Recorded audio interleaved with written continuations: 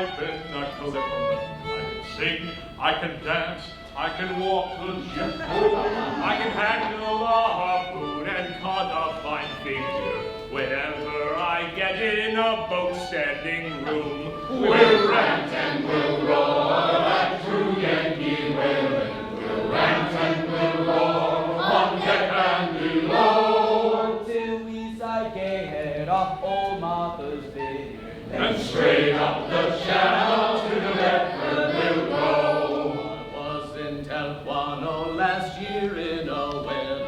I bought some gold brooches for the girls in the bay. I bought me a pipe there, they called it a meerschaum. But it landed like butter on one shiny day. We'll rant and we'll roar like true Yankee women. We'll rant and we'll roar on deck and below, Until we sight gay head off old Martha's Vineyard, and straight up the channel to the Bedford we'll go. I went to a dance one night in Old Boomers, a plenty fine girl, as fine as you'd wish. I saw a young girl, she was chewing tobacco.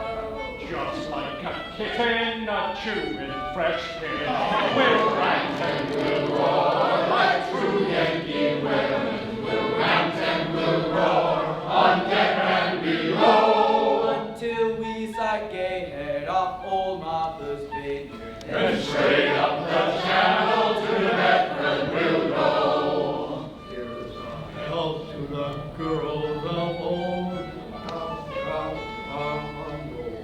a health to the maidens of far off now we, and let us be merry, don't be melancholy. I can't marries use all or in chokey I leave. We'll rant and we'll roar like true Yankee women. We'll rant and we'll roar on deck and below, Until we sight gay head off old Martha's Vineyard, and straight up the channel to the Bedford we'll go. Let every man here drink up his full bumper. Let every man here drink up his full bowl. Let us be jolly and drown melancholy. We can help to reach jovial and true-hearted soul. We'll rant and we'll roar like true Yankee women. We'll rant and we'll roar on deck and below, until we sight gay head off old Martha's Vineyard, and straight up the channel to the Bedford we'll go.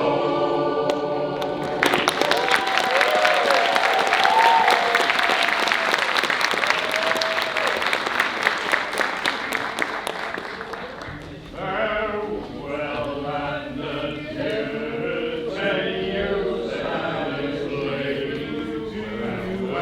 and adieu, young ladies of Hey! Don't be sentimental. It's bad for the digestion. Take a tonic and follow me. Captain stood upon the deck. with spyglass in his hand, out viewing all those gallant whales that blew at every strand. Oh, your tops in your boats, my boys, and by your braces stand, and we'll have one of those fine whales and boys overhand. So be cheery, my lads, may your hearts never fail, while the blow of our boom is riding away.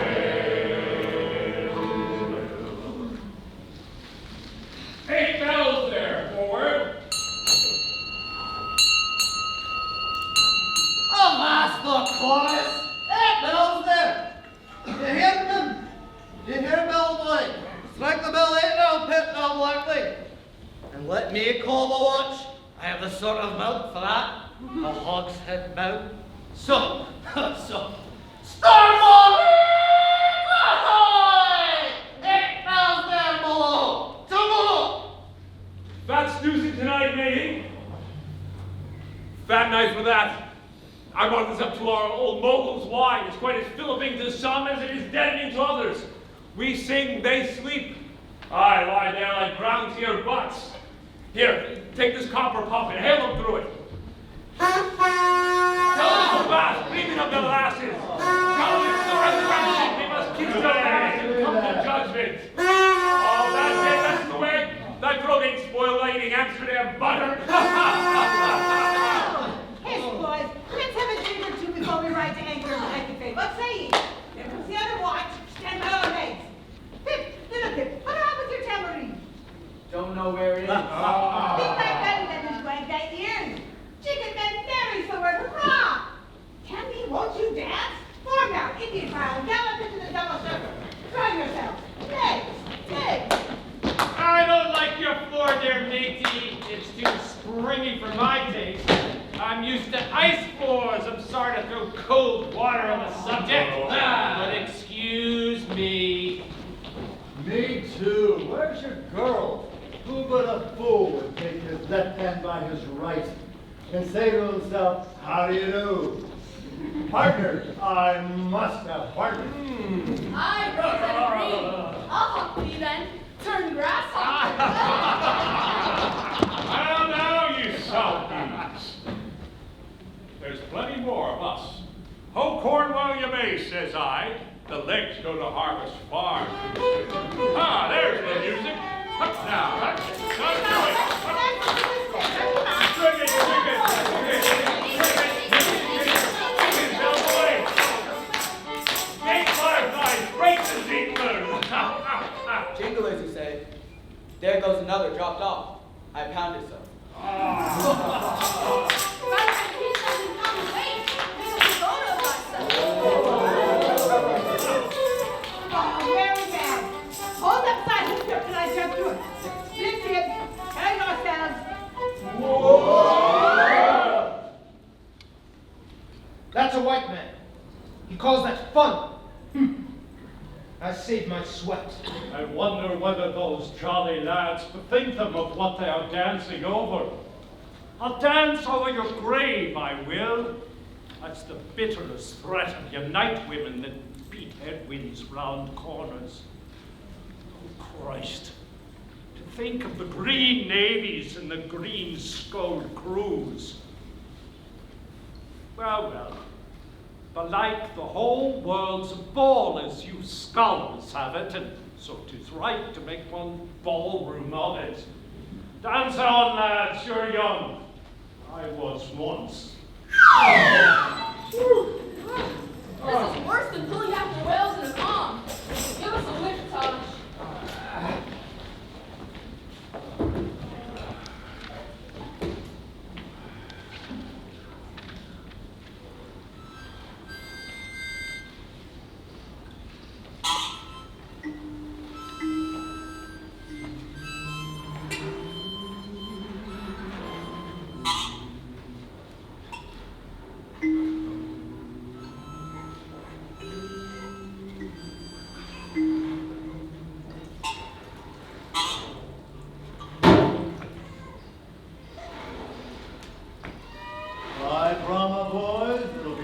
Still soon, the sky-born high-tide Ganges turn to wind. Oh, show us thy black brows, Siva. It's the waves. The stove's caps turn to dig it down. They'll shake their tassels soon. Now, when all the waves are women, then I'll go drown and chassis with them evermore. There's nothing so sweet on earth, heaven may not match it, as those swift glances of warm wild bosoms in the dance, those overarming arms hiding such bright bursting grapes. Tell me not of it. Hark ye, lads, fleet interlacings of thy limbs, glide swayings, buoyings, flutterings, lip, heart, hip, all graze, unceasing touch and go. Not taste. Observe ye, else come satiety. Pagan? Hail, holy nakedness of dancing girls. The Hiva. Ah, low bed, high pant, Tahiti. I sprint rest on thy mat, but the soft soil has laid. I saw thee going in the wood, my man. Green the first day.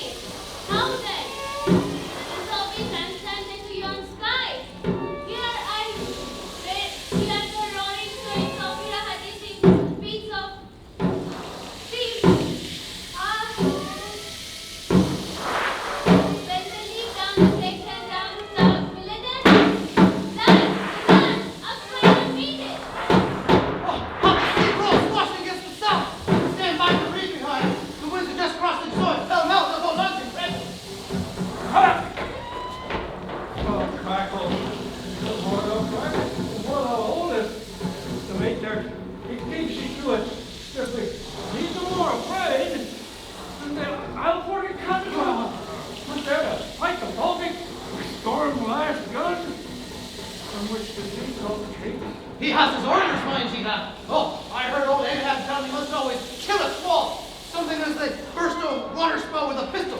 You find your ship right on. Blood! That old man! He's a grand old cove! We are the last to hunt him off his whale! Aye! Aye! How the 3 pines shake! Pines are the hardest sort of tree to live when shifted to any other soil, and here there's none. But the crew's cursed clay. Steady, helmsman, steady. This is the sort of weather when brave hearts snap ashore and keen hulls split at sea. Our captain has his birthmark. Look yonder, boys, there's another in the sky. Lurid like, you see.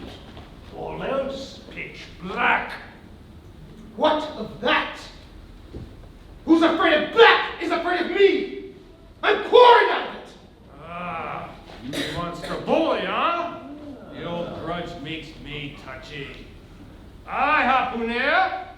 The race is the undeniable dark side of mankind. Devilish dark at that! No offense. None. That Spaniard's mad or drunk, but that can be, or else, in his one case, our novel's firewaters is somewhat long in bouquet. What's that I see? Lightning! Yes! No, Daggoo showing his teeth. The American! What skill, what liver! And that's me, heartily, big frame, small spirit! Row! A row! A row! A row low and a row aloft. Gods and men, both crawlers. A row, a rock, a row! Converted me think, a row! Plunge in with ye. Fair play, grab the Spaniard's knife. A ring! A ring! Ready formed. The ringed horizon. In that ring, God struck Abel. Cain spread Abel. Sweet work. Right work, no? Why then God made stout the ring. Hands by the halyards, into gallant sails, stand by to reef topsail. Jollies.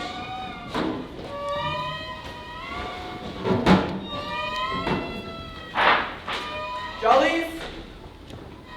Lord help such jollies. There goes the jib, say. Blank, wang, God, just lower it. Here comes the royal yard. It's worse than being in the world was the last day of the year. Who'd go climbing after chestnuts now? But there they go, all cursing, and here I don't. Fine prospects to them, they're on the road to heaven. Hold on hard, Jiminy. What a squall! But those chaps there are worse yet. They're your white squalls, they. White squalls? White whale? You have heard all their chat just now. In the white whale. Was spoken of once. And only to this evening it makes me jingle all over like my tambourine. That anaconda of an old man swore him into hunting. O thou big white God aloft there somewhere in yon darkness, have mercy on this small black boy down here. Preserve him from all men who have no bowels to feel.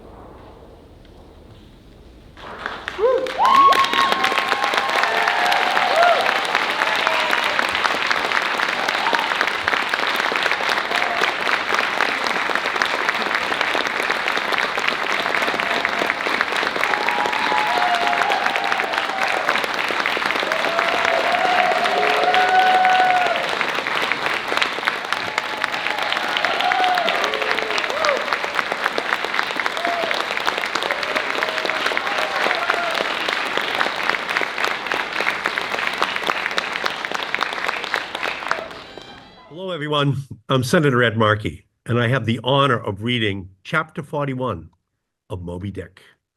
I, Ishmael, was one of that crew My shouts had gone up with the rest. My oath had been welded with theirs, and stronger I shouted, and more did I hammer and clinch my oath because of the dread in my soul. A wild, mystical, sympathetical feeling was in me. Ahab's quenchless feud seemed mine.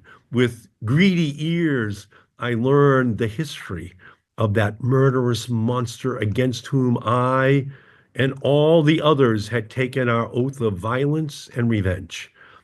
For some time past, though at intervals only, the unaccompanied, secluded white whale had haunted those uncivilized seas mostly frequented by the sperm whale fishermen.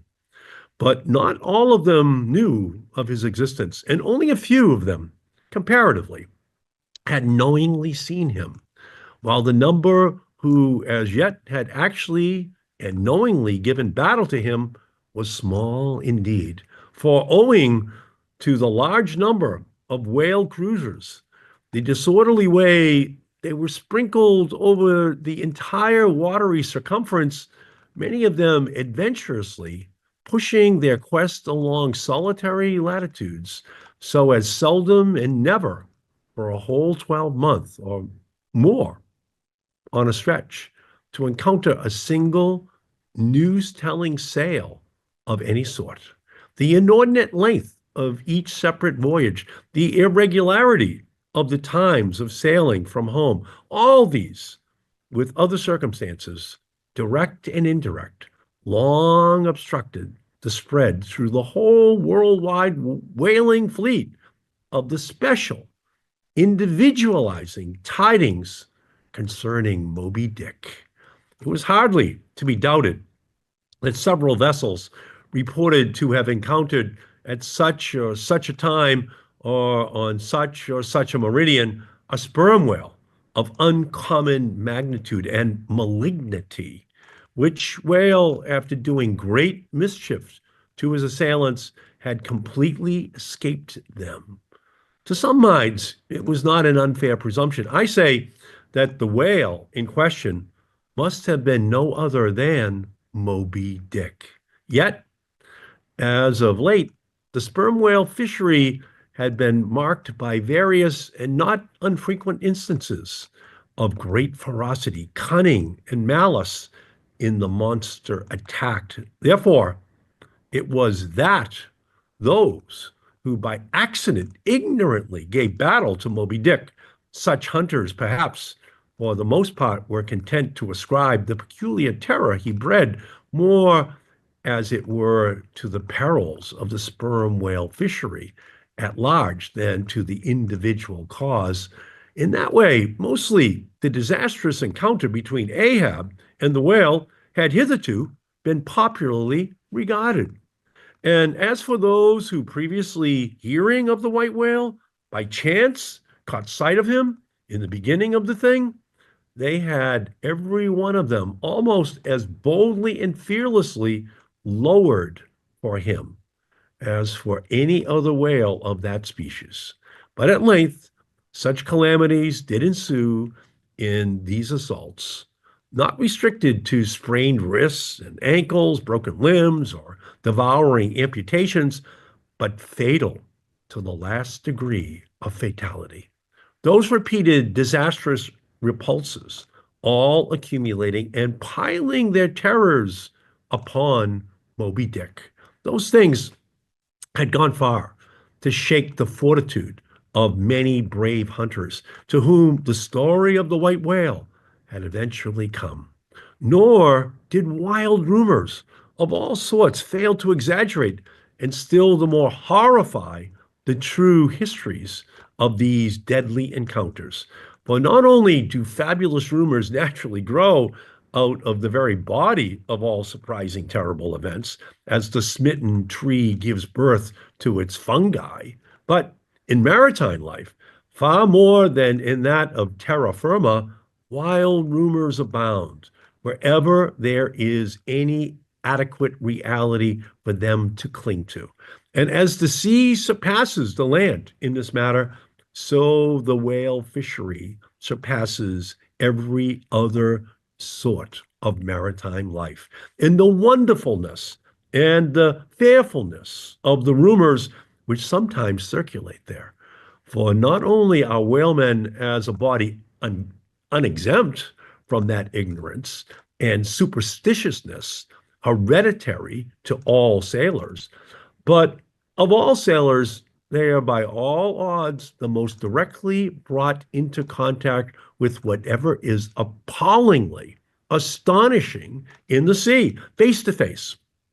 They not only eye its greatest marvels, but hand to jaw give battle to them, alone in such remotest waters that though you sailed 1,000 miles and passed 1,000 shores, you would not come to any chiseled hearthstone, for aught hospitable beneath that part of the sun in such latitudes and longitudes, pursuing to such a calling as he does the whaleman, is wrapped by influences all tending to make his fancy pregnant with many a mighty birth.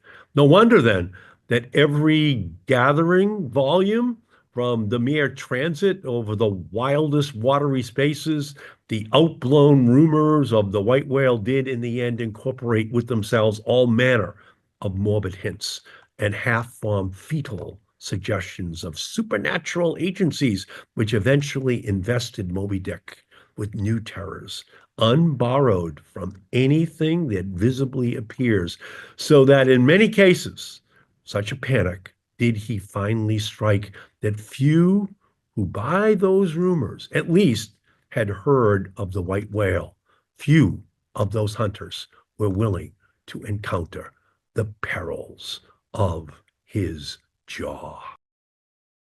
Okay.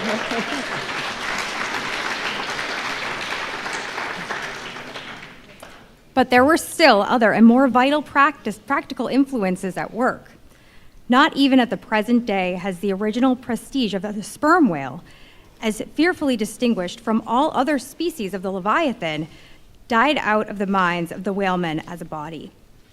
There are those this day among them who, though intelligent and courageous enough in offering battle to the Greenland or right whale, would perhaps, either from professional inexperience or incompetency or timidity, decline a contest with the sperm whale. At any rate, there are plenty of whalemen, especially among those whaling nations not sailing under the American flag, who have never hostilely encountered the sperm whale, but whose sole knowledge of the Leviathan is restricted to the ignoble monster primitively pursued in the north. Seated on their hatches, these men will hearken with a childish, fireside interest and awe to the wild, strange tale of southern whaling.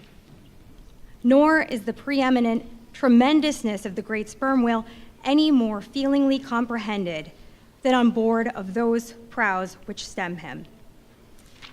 And as if the now tested reality of his might had in former legendary times thrown its shadow before it, we find some book naturalists, Olson and Povelson, declaring the sperm whale not only to be a consternation to every other creature in the sea, but also to be so incredibly ferocious as continually to be athirst for human blood. Nor even down to so late a time as Cuvier's were these or almost similar impressions effaced. For in his natural history, the Baron himself affirms that at sight of the sperm whale, all fish, sharks included, are struck with the most lively terrors, and often in the precipitancy of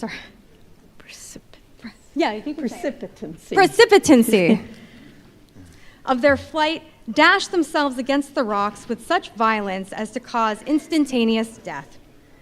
And however the general experiences in the fishery may append such reports as these, yet in their full terribleness, even to the bloodthirsty item of Povelson, the superstitious belief in them is in some going on to that one too? Vicissitudes. Vicissitudes.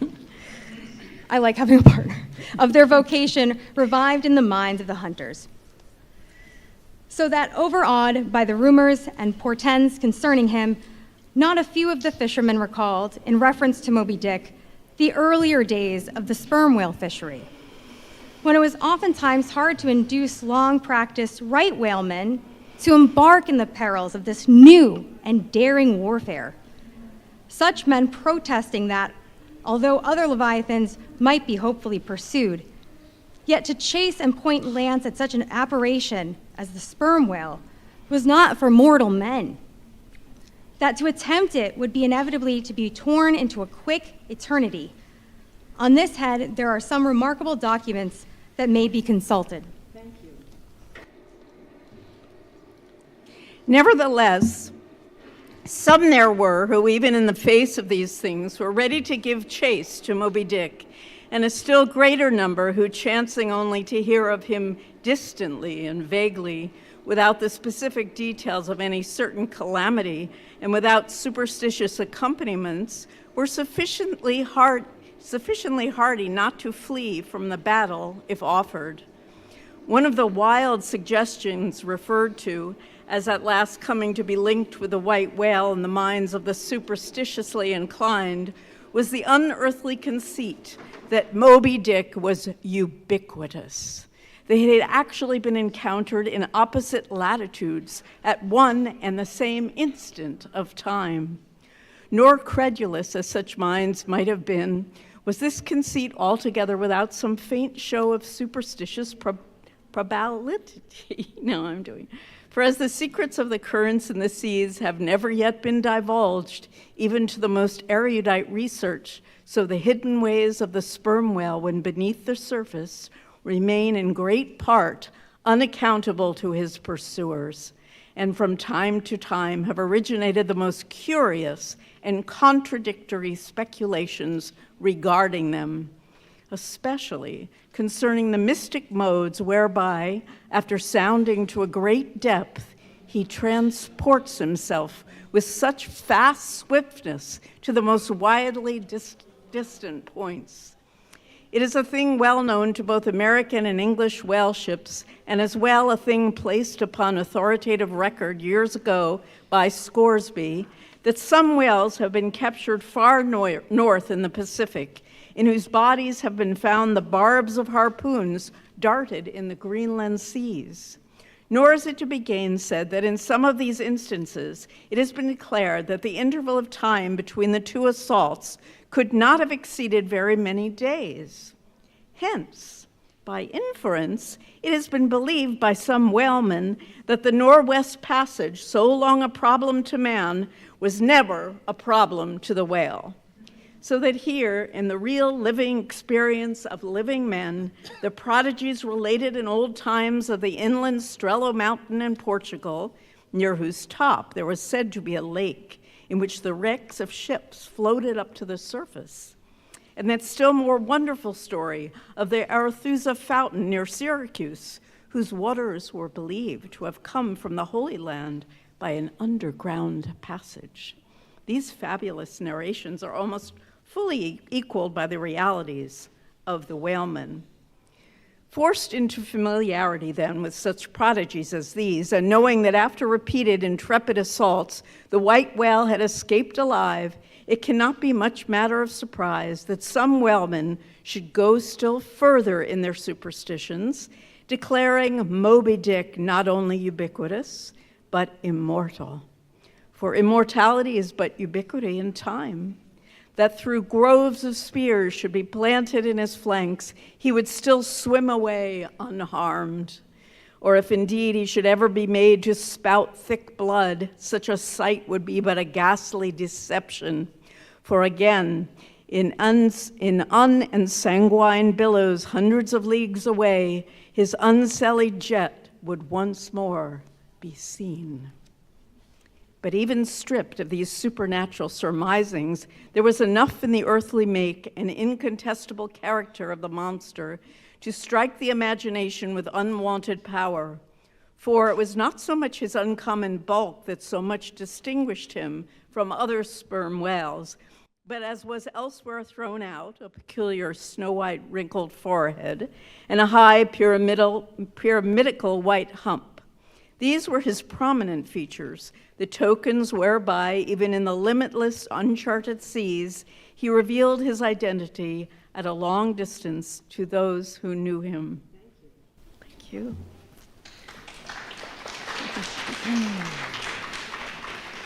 The rest of his body was so streaked and spotted and marbled with the same shrouded hue that in the end he had gained his distinctive appellation of the white whale, a name indeed literally justified by his vivid aspect when seen gliding at high noon through a dark blue sea, leaving a Milky Way wake of creamy foam, all spangled with golden gleamings. Nor was it his unwanted magnitude, nor his remarkable hue, nor yet his deformed lower jaw, that so much invested the whale with natural terror as that unexampled, intelligent malignity, which according to specific accounts, he had over and over again evinced in his assaults. More than all, his treacherous retreats struck more of dismay than perhaps aught else. For when swimming before his exulting pursuers, with every apparent symptom of alarm, he had several times been known to turn round suddenly and bearing down upon them, either stave their boats to splinters or drive them back in consternation to their ship. Already several fatalities had attended his chase, but those similar disasters, however little bruited ashore, were by no means unusual in the fishery. Yet in most instances, such seemed the white whale's infernal forethought of ferocity, that every dismembering or death that he caused was not wholly regarded as having been inflicted by an unintelligent agent. Judge then to what pitches of inflamed, distracted fury the minds of his more desperate hunters were impelled, when amid the chips of chewed boats and the sinking limbs of torn comrades, they swam out of the white curds of the whale's direful wrath into the serene, exasperating sunlight that smiled on as if at birth or a bridal. His 3 boats stove around him, and oars and men both whirling in the eddies. One captain, seizing the line knife from his broken prow, had dashed at the whale, as an Arkansas duelist at his foe, blindly seeking with a 6-inch blade to reach the fathom-deep life of the whale. The captain was Ahab, and then it was that suddenly sweeping his sickle-shaped lower jaw beneath him, Moby-Dick had reaped away Ahab's leg. As a mower of blade of grass in the field, no turbaned Turk, no hired Venetian or Malay could have smote him with more seeming malice. Small reasons was there to doubt than that ever since that almost fatal encounter, Ahab had cherished a wild vindictiveness against the whale. All the more fell for that in the frantic morbidness he at last came to identify with him, not only all his bodily woes, but all his intellectual and spiritual exasperations. The white whale swam before him as the monomaniac incarnation of all those malicious agencies which some deep men feel eating in them, till they are left living on with half of heart and half of lung. That intangible malignity which has been from the beginning to those dominion even the modern Christians ascribe one half of the worlds which the ancient Orphites of the East reverenced in their statue devil. Ahab did not fall down and worship it like them, but deliriously transferring its idea to the abhorred white whale, he pitted himself, all mutilated against it. All that most maddens and torments, all that stirs up the lees of things, all truth was malice in it, all that cracks the sinews and cakes the brain, all the subtle demonisms, of life and thought. All evil to crazy Ahab were visibly personified and made practically assailable in Moby-Dick. He piled upon the whale's white hump the sum of all the general rage and hate felt by his whole race, from Adam down, and then, as if his chest had been a mortar, he burst his hot heart's shell upon it. It is not probable that his monomania in him took its instant rise at the precise time of his bodily dismemberment. Then, in darting at the monster, knife in hand, he had but given loose to a sudden, passionate corporal animosity, and when he received the stroke that tore him, he probably but felt the agonizing bodily laceration, nothing more. Yet when, by this collision, forced to turn towards home, and for long months of days and weeks, Ahab and anguish lay stretched together in one hammock, rounding in midwinter that dreary, howling Patagonian cape, then it was that his torn body and gashed soul bled into one another, and so interfusing made him mad. That it was only then, on the homeward voyage after the encounter, that the final monomania seized him seems all but certain from the fact that at intervals during the passage he was a raving lunatic, and though unlimbed of a leg, yet such vital strength yet lurked in his Egyptian chest, and was moreover intensified by his delirium, that his mates were forced to lace him fast, even there, as he sailed raving in his hammock. In a straitjacket he swung to the mad rockings of the gales, and when running into more sufferable latitudes, the ship with mild stunsails spread floated across the tranquil tropics, and to all appearances the old man's delirium seemed to left behind him with the Cape Horn swells, and he came forth from his dark den into the blessed light and air. Even then, when he bore that firm, collected front, however pale, and issued his calm orders once again, and his mates thanked God the direful madness was now gone, even then Ahab in his hidden self raved on. Human madness is oftentimes a cunning and most feline thing. When you think it fled, it may have but become transfigured into still subtler form. Ahab's full lunacy subsided not, but deepeningly contracted, like the unabated Hudson when that noble Northman flows narrowly but unfathomably through the Highland Gorge. But as in his narrow-flowing monomania, not one jot of Ahab's broad madness had been left behind. So in that broad madness, not one jot of his great natural intellect had perished. That before living agent now became the living instrument. If such a furious trope may stand, his special lunacy stormed his general sanity and carried it, and turned all its concentrated cannon upon its own mad mark, so that far from having lost his strength, Ahab to that one end did now possess 1,000-fold more potency than ever he had sanely brought to bear upon any one reasonable object.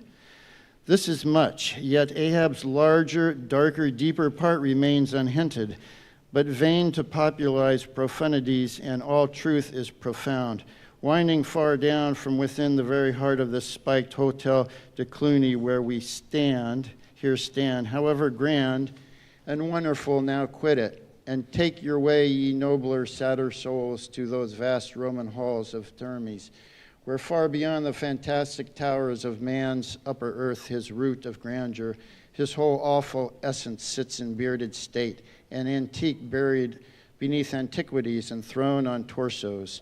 So with a broken throne, the great gods mock that captive king, so like caryatid, he patient sits, upholding on his frozen brow the piled entablatures of ages. Whine ye down there, ye prouder, sadder souls. Question that proud, sad king. A family likeness, aye, he did beget ye young exiled royalties. And from your grim sire only will the old state secret come. Now in his heart Ahab had some glimpse of this, namely, all my means are sane, my motive and my object mad, yet without power to kill or change or shun the fact. He likewise knew that to mankind he did long dissemble, in some sort did still.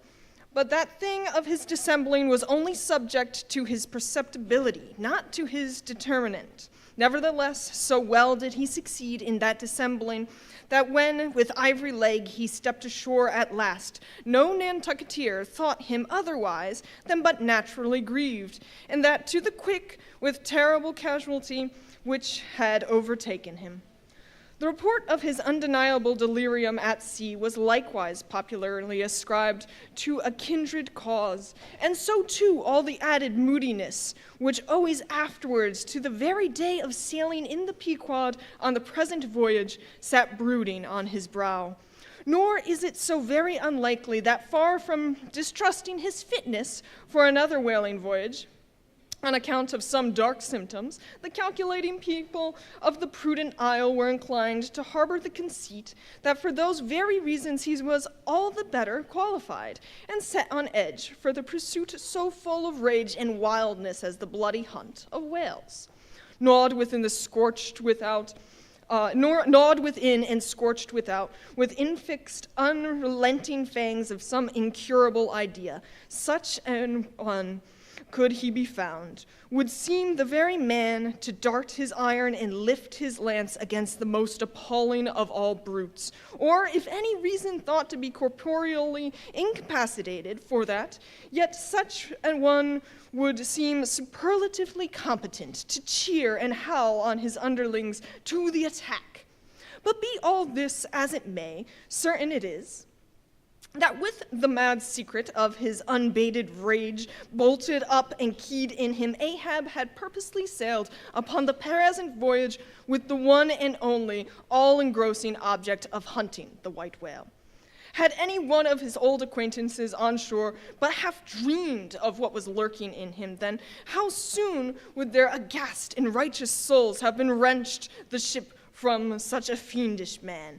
They were bent on profitable cruises, the profit to be counted down in dollars from the mint. He was intent on an audacious, immitigable, and supernatural revenge. Here, then, was this gray-headed, ungodly old man chasing with curses a Job's whale round the world, at the head of a crew, too, chiefly made up of mongrel renegades and castaways and cannibals, morally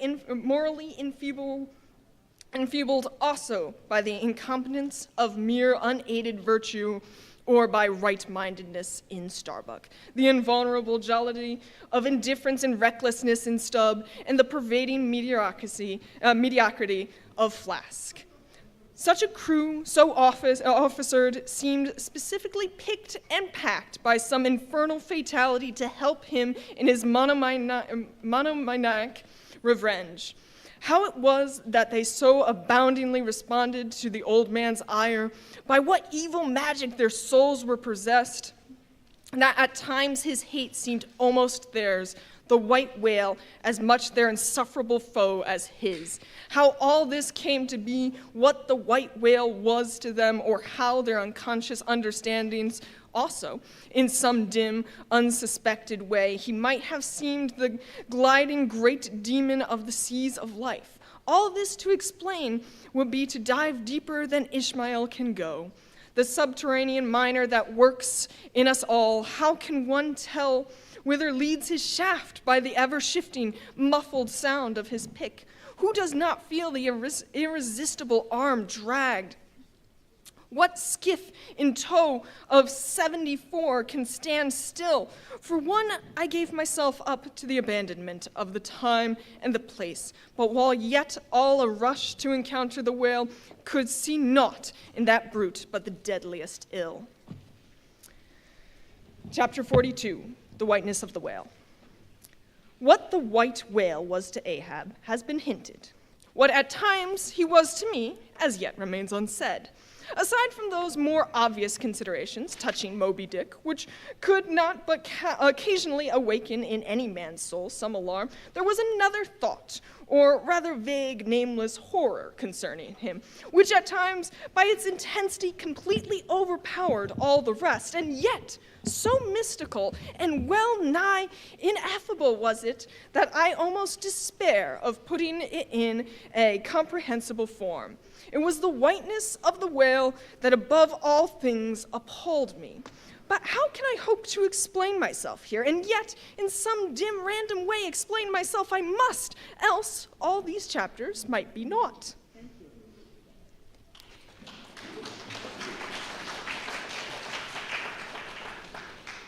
Though in many natural objects, whiteness refiningly enhances beauty, as if imparting some special virtue of its own, as in marbles, japonicas, and pearls.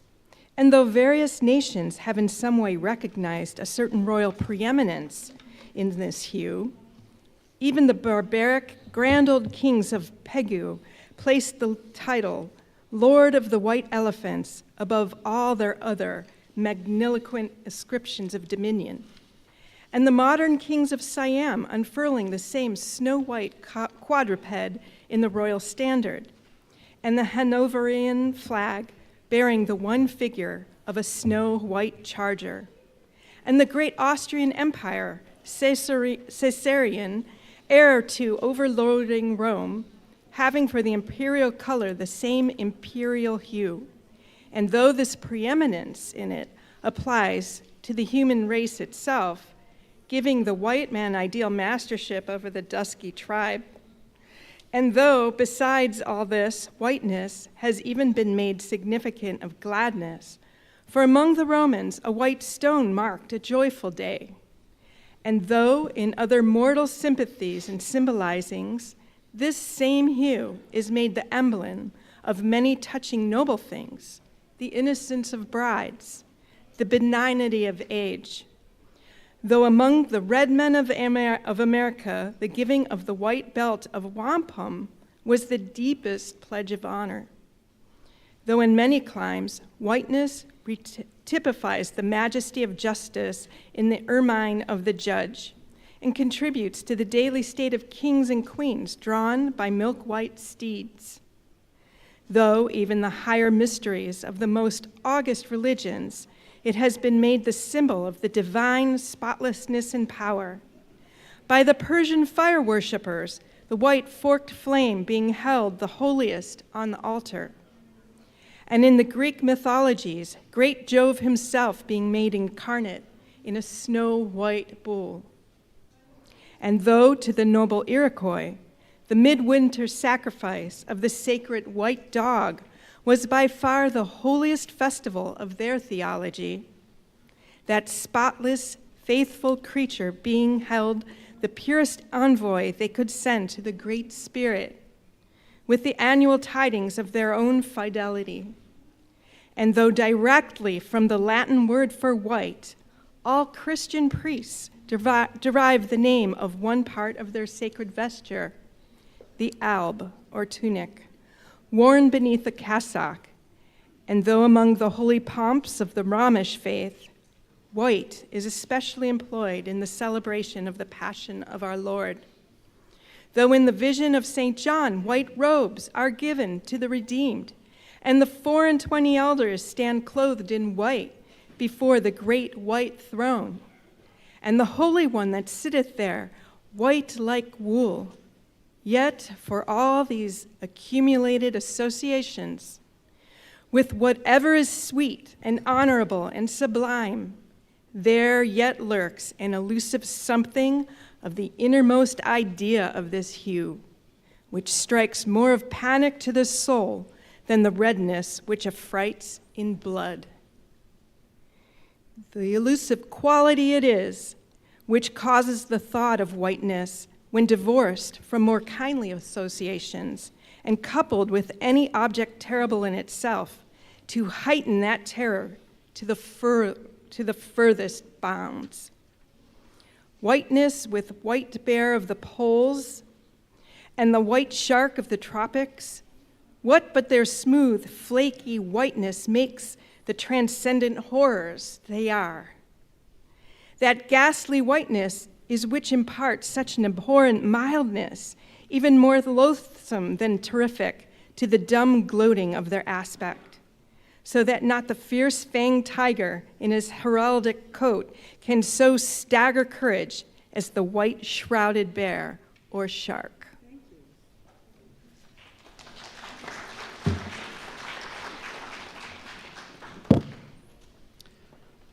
With reference to the polar bear, it may possibly be urged by him who would fain go still deeper into this matter that it is not the whiteness separately regarded which heightened the intolerable hideousness of that brute.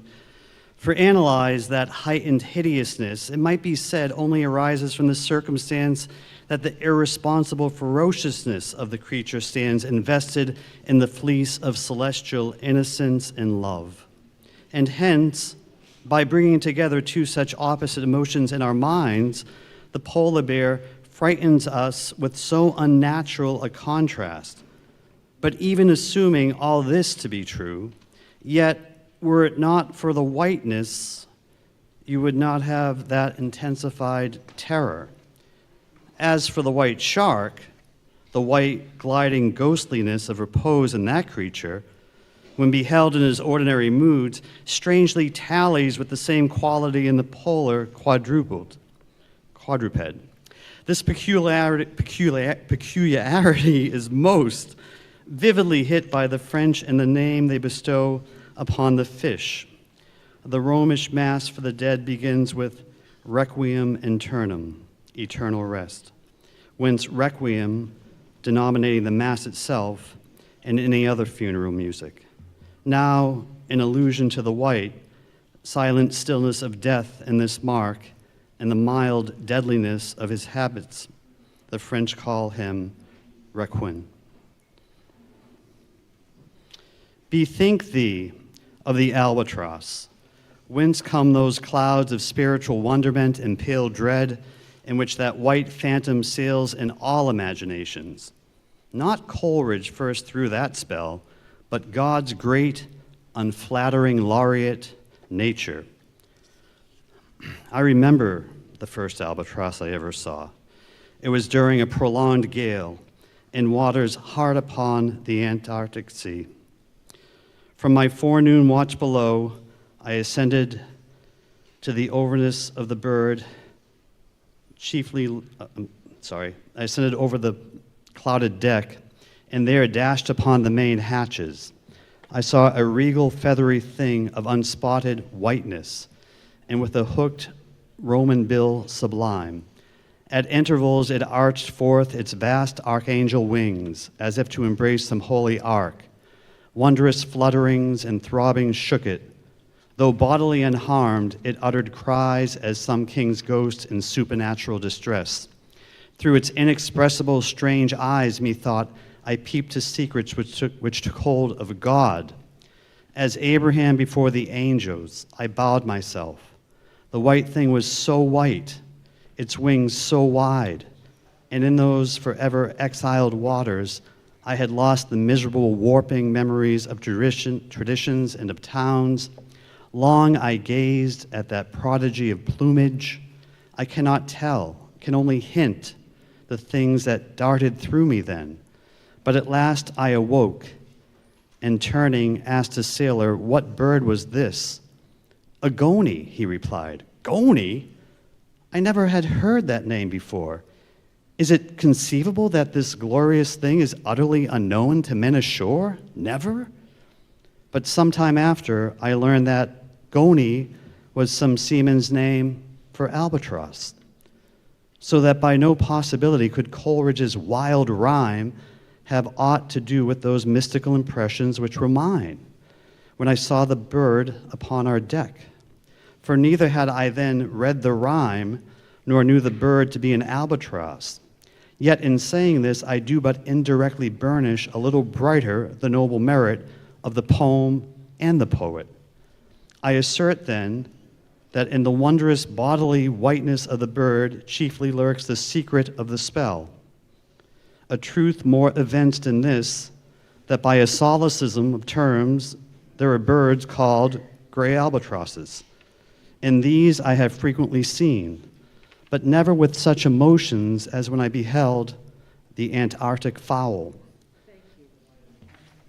But now,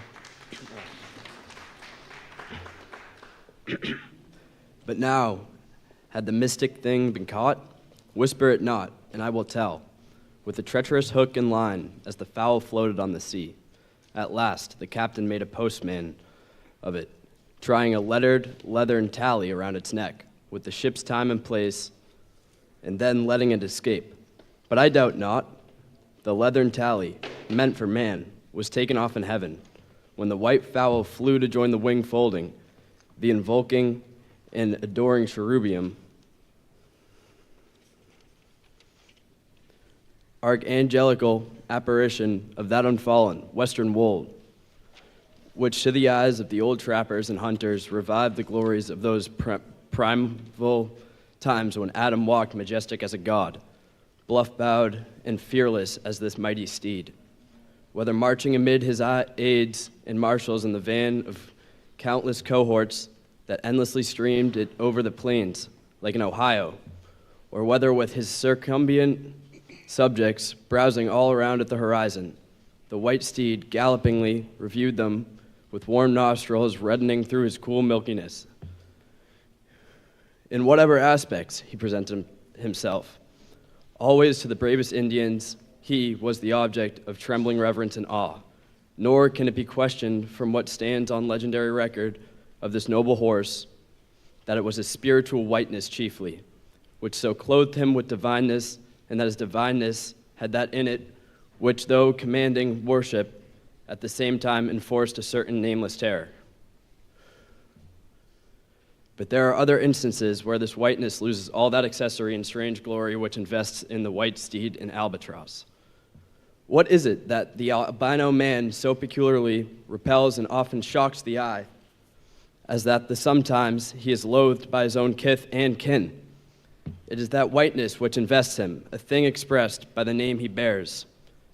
The albino is as well made as other men, has no substantive deformity, and yet this mere aspect of all-pervading whiteness makes him more strangely hideous than the ugliest abortion.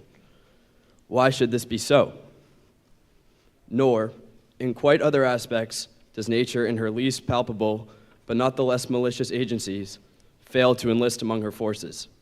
This crowning attribute of the terrible, from its snowy aspect, the gauntleted ghost of the southern seas has been denominated, the white squall.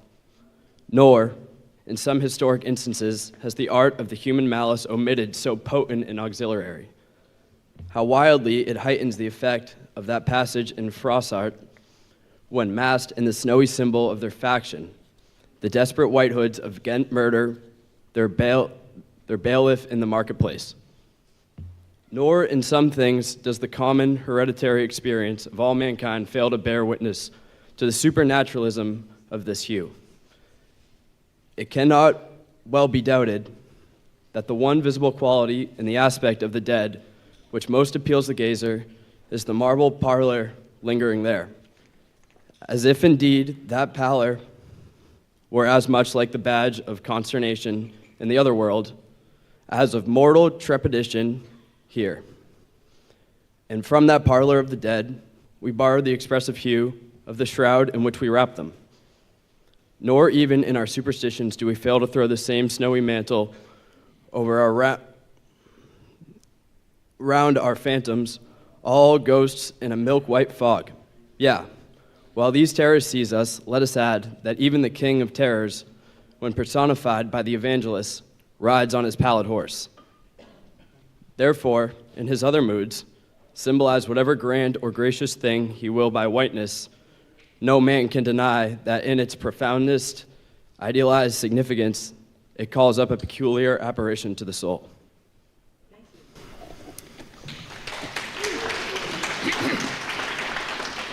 But what though without dissent this point be fixed? How is mortal man to account for it?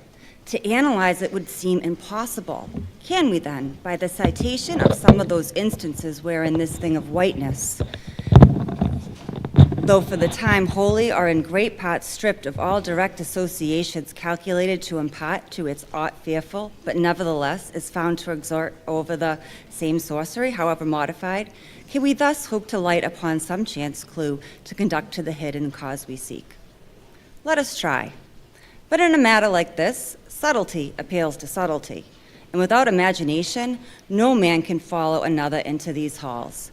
And though doubtless some at least of the imaginative impressions about to be presented may have been shared by most men, yet few perhaps were entirely conscious of them at the time and therefore may not be able to recall them now. Why to the man of untutored ideality, who happens to be loosely acquainted with the peculiar character of the day, does the bare mention of Whitsuntide marshal the fancy, such long, dreary, speechless processions of the slow-pacing pilgrims, downcast and hooded with new-fallen snow? Or to the unread, unsophisticated Protestant of middle American state, why does the passing mention of a white friar or a white nun evoke such an eyeless statue in the soul? Or what in there, apart from the traditions of dungeon warriors and kings, who will not wholly account for it, that makes the White Tower of London tell so much more strongly on the imagination of the untraveled American than those other storied structures, its neighbors, the Byward Tower, or even the Bloody? And those sublimer towers, the white mountains of New Hampshire, whence, in peculiar moods, comes that gigantic ghostliness over the soul at the bare mention of that name, while the thought of Virginia's Blue Ridge is full of soft, dewy, distant dreaminess. Or why, irrespective of all latitudes and longitudes, does the name of the White Sea exert such a spectralness over the fancy, while that of the Yellow Sea lulls us with mortal thoughts of long, lacquered, mild afternoons on the waves, followed by the gaudiest and yet sleepiest of sunsets? Or, to choose a wholly unsubstantial instance, purely addressed to the fancy, why, in reading the old fairy tales of Central Europe, does the tall, pale man of the Harz forest, whose changeless pallor unrustlingly glides through the green of the groves, why is this phantom more terrible than all the whooping imps of the Blocksberg? Nor is it altogether the remembrance of her cathedral-topped earthquakes, nor the stampedos of her frantic seas, nor the tearlessness of her arid skies that never rained, nor the sight of her wide field of leaning spires, wrenched copstones, and crosses all adrooped like canted yards of anchored fleets, and her suburban avenues of house walls lying over upon each other as a tossed pack of cards. It is not these things alone which make tearless Lima the strangest, saddest city thou canst see. For Lima has taken the white veil, and there is a higher horror in this whiteness of her woe. Old as Pizarro, this whiteness keeps her ruins forever new, admits not the cheerful greenness of complete decay, spreads over her broken ramparts the rigid pallor of an apoplexy that fixes its own distortions. I know that, common to apprehension, this phenomenon of whiteness is not confessed to be the prime agent in exaggerating the terror of objects otherwise terrible, nor to the unimaginative mind is there aught to terror in those appearances whose awfulness to another mind almost solely consists in this one phenomenon, especially when exhibited under any form at all approaching to muteness or universality. For what I mean by these two statements may perhaps be respectively elucidated by the following examples. First, the mariner, when drawing nigh the coasts of foreign lands, as if by night he hears the roar of breakers, starts to vigilance and feels just enough of trepidation to sharpen his faculties. But under precisely similar circumstances, let him be called from his hammock to view his ship sailing through a midnight sea of milky whiteness, as if from encircling headlands shoals of combed white bears were swimming around him. Then he feels a silent, superstitious dread. The shrouded phantom of the whitened waters is horrible to him as a real ghost. In vain the lead assures him he is still off soundings. The hat and helm, they both go down. He never rests till blue water is under him again. Yet where is the mariner who will tell thee, "Sir, it was not so much the fear of striking hidden rocks as the fear of the hideous whiteness that so stirred me"? Second, to the native Indian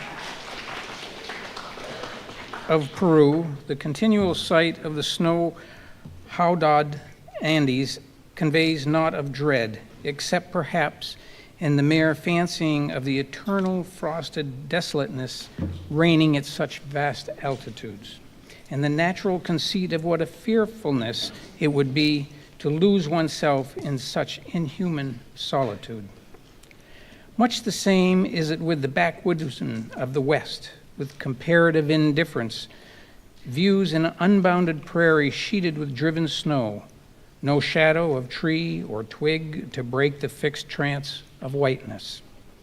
Not so the sailor, beholding the scenery of the Antarctic seas, where at times, by some infernal trick of legerdemain and the powers of frost and air, he, shivering and half shipwrecked, instead of rainbows speaking hope and solace to his misery, views what seems a boundless churchyard grinning upon him with its lean ice monuments and splintered crosses. But thou sayest, methinks this white-clad chapter about whiteness is but a white flag, hung from a craven soul. Thou surrenderest to a hypo, Ishmael. Tell me, why this strong young colt, foaled in some peaceful valley of Vermont, far removed from all beasts of prey, why is it that upon a sunniest day, if you but shake a fresh buffalo robe behind him, so that he cannot even see it, but only smells its wild animal muskiness, why will he start, snort, and with bursting eyes paw the ground in frenzies of affright? There is no remembrance in him of any gorings of wild creatures in his green northern home, so that the strange muskiness he smells cannot recall to him anything associated with the experience of former perils. For what knows he, this New England colt, of the black bisons of the distant Oregon?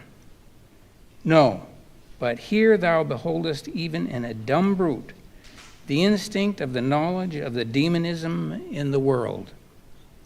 Though thousands of miles from Oregon, still when he smells that savage musk, the rending, goring bison herds are as present as to the deserted wild foal of the prairies, which this instant they may be trampling into dust.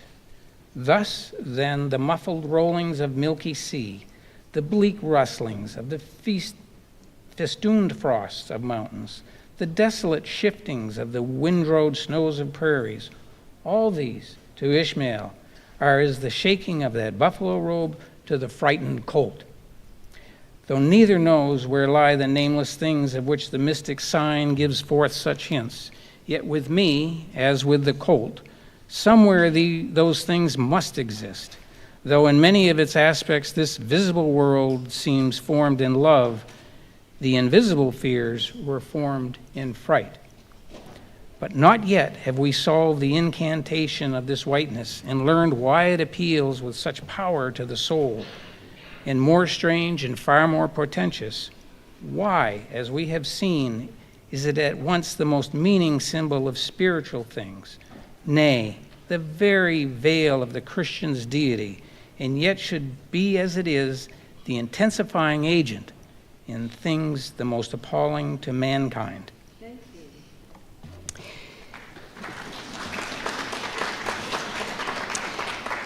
Is it that by its indefiniteness it shadows forth the heartless voids and immensities of the universe, and thus stabs us from behind with the thought of annihilation when beholding the white depths of the Milky Way? Or is it that, as in essence, whiteness is not so much a color as the visible absence of color, and that at the same time the concrete of all colors? Is it for these reasons that there is such a dumb blankness, full of meaning in a wide landscape of snows, a colorless all color of atheism from which we shrink? And when we consider that the other theory of the natural philosophers, that all other earthly hues, every stately or lovely emblazoning, the sweet tinges of sunset skies and woods, yea, and the gilded velvets of butterflies, and the butterfly cheeks of young girls, all these are but subtle deceits, not actually inherent in substances, but only laid on from without, so that all deified nature absolutely paints like the harlot, whose allurements cover nothing but the charnel house within. And when we proceed further and consider that the mystical cosmetic which produces every one of her hues, the great principle of light, forever remains white or colorless in itself, as if operating without medium upon matter, which would touch all subjects, even tulips and roses, with its own blank tinge.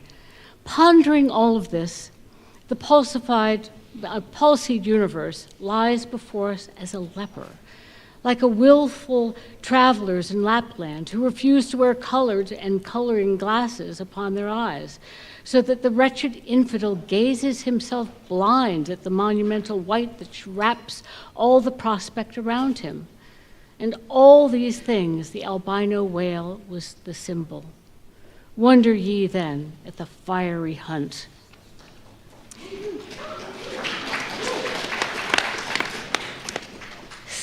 Did you hear that noise, Cabaco? It was in the middle watch. A fair moonlight, the seamen were standing in a cordon extending from one of the fresh water butts in the waist to the scuttlebutt near the taffrail. In this manner, they passed the buckets to fill the scuttlebutt. Standing for the most part on the hollow precincts of the quarterdeck, they were careful not to speak or rustle their feet. From hand to hand, the buckets went in the deepest silence, only broken by the occasional flap of a sail and the steady hum of the unceasingly advancing keel. It was in the midst of this repose that Archie, one of the cordon, whose post was near the after hatches, whispered to his neighbor, a cholo, the words above. "Hist! Did you hear that noise, Cabaco? Take the bucket, will you, Archie? What noise do you mean? There it is again, under the hatches. Don't you hear it? A cough. It sounded like a cough. Cough be damned. Pass along that return bucket. There again, there it is. It sounds like 2 or 3 sleepers turning over now. Caramba. Have done, shipmate, will ya? It's the 3 soaked biscuits you ate for supper, turning over inside of you. Nothing else. Look to the bucket. Say what you will, shipmate. I've sharp ears. Aye. You're the chap, ain't you, that heard the hum of the old Quakeress's knitting needles 50 miles at sea from Nantucket. You're the chap. Grin away. We'll see what turns up. Harkye, Cabaco, there is someone down in the afterhold that has not yet been seen on deck. And I suspect our old mogul knows something of it too. I heard Stubb tell Flask one morning that there was something of that sort in the wind. Shh, the bucket.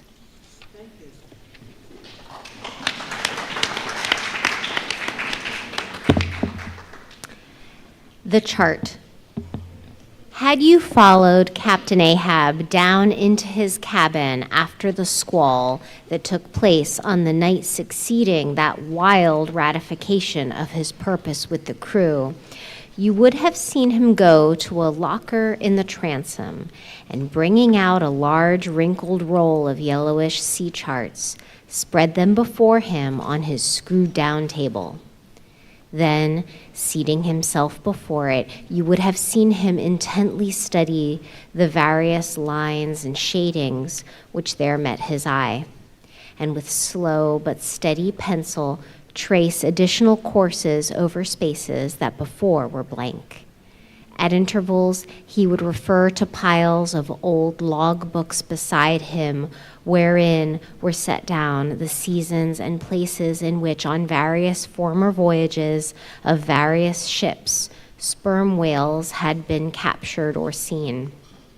While thus employed, the heavy pewter lamp suspended in chains over his head continually rocked with the motion of the ship, and forever threw shifting gleams and shadows of lines upon his wrinkled brow, till it almost seemed that while he himself was marking out lines and courses on the wrinkled charts, some invisible pencil was also tracing lines and courses upon the deeply marked chart of his forehead.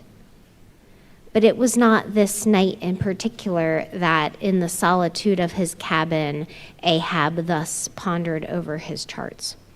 Almost every night they were brought out. Almost every night some pencil marks were effaced and others were substituted. For with the charts of all 4 oceans before him, Ahab was threading a maze of currents and eddies with a view to the more certain accomplishment of that monomaniac thought of his soul.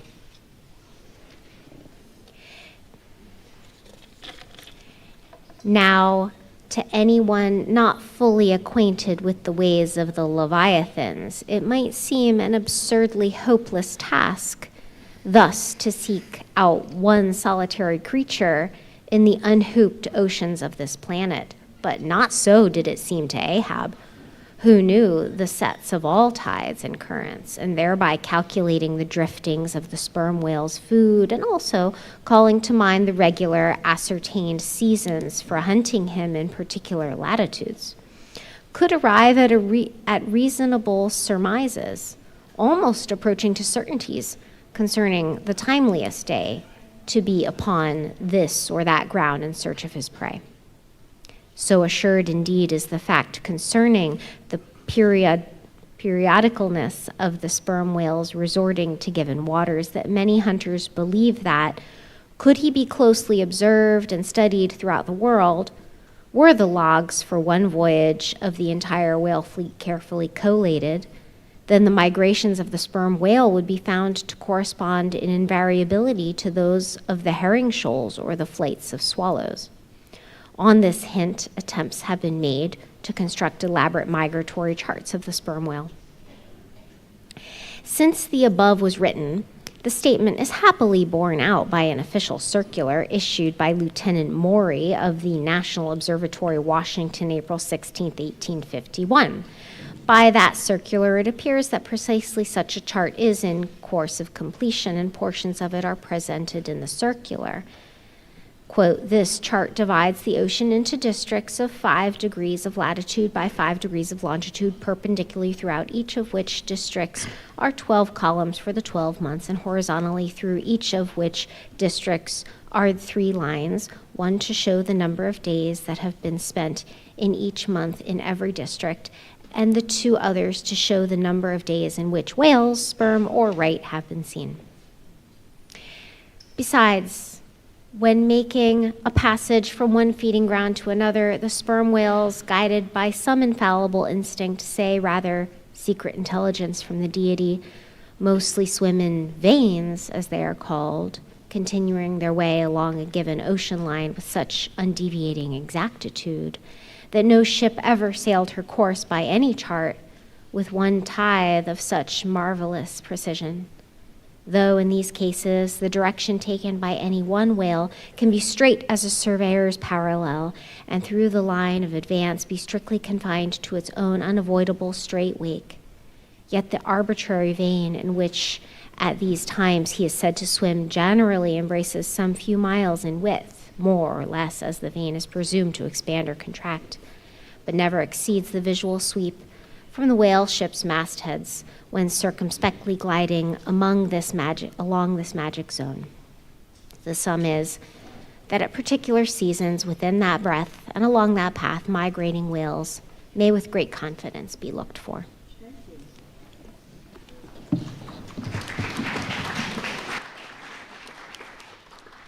And hence, not only at substantiated times upon well-known separate feeding grounds could Ahab hope to encounter his prey, but in crossing the widest expanses of water between those grounds, he could, by his art, so place and time himself on his way as even then not to be wholly without prospect of a meeting.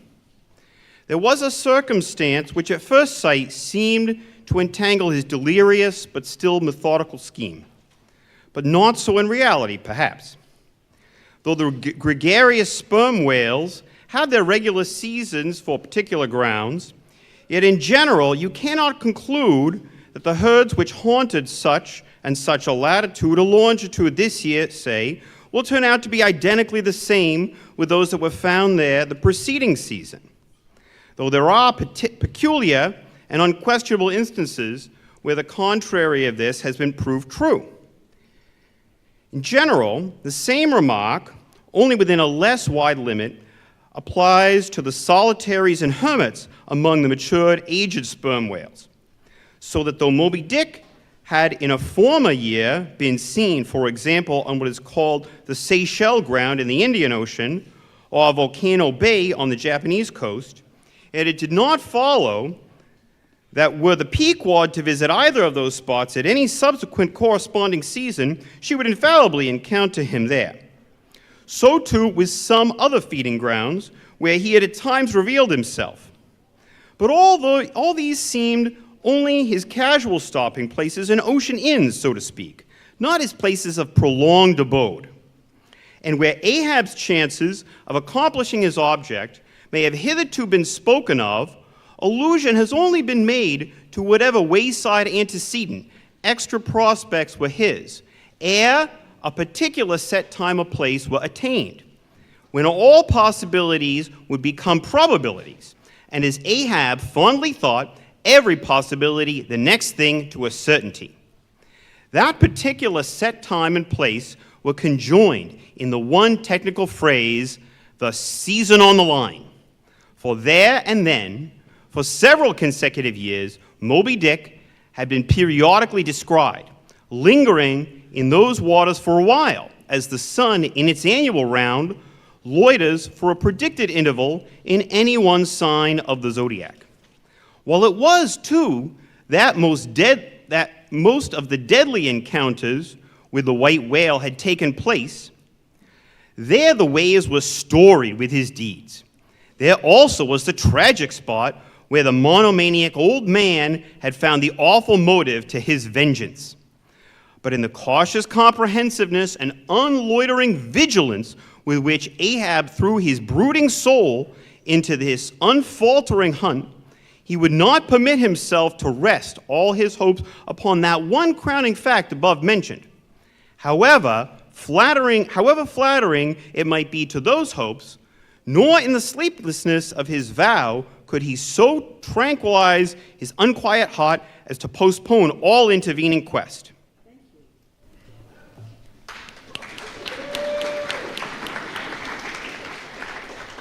Now the Pequod had sailed from Nantucket at the very beginning of the season on the line. No possible endeavor, then, could enable her commander to make the great passage southwards, double Cape Horn, and then, running down 60 degrees of latitude, arrive in the equatorial Pacific in time to cruise there. Therefore, he must wait for the next ensuing season. Yet the premature hour of the Pequod's sailing had, perhaps, been covertly selected by Ahab, with a view to this very complexion of things. Because an interval of 365 days and nights was before him, an interval which, instead of impatiently enduring ashore, he would spend in a miscellaneous hunt. If by chance the white whale, spending his vacation in seas far remote from his periodical feeding grounds, should turn up his wrinkled brow off the Persian Gulf, or in the Bengal Bay, or China Seas, or in any other waters haunted by his race, so that monsoons, pampas, nor'westerners, harmatins, trades, any wind but the Levanter and Simoom might blow Moby-Dick into the devious zigzag world circle of the Pequod's circumnavigating wake. But granting all this, yet regarded discreetly and coolly, seems it not but a mad idea, this? That in the broad, boundless ocean, one solitary whale, even if encountered, should be thought capable of individual recognition from his hunter, even as a white-bearded mufti in the thronged thoroughfares of Constantinople? No. For the peculiar snow-white brow of Moby-Dick and his snow-white hump could not but be unmistakable.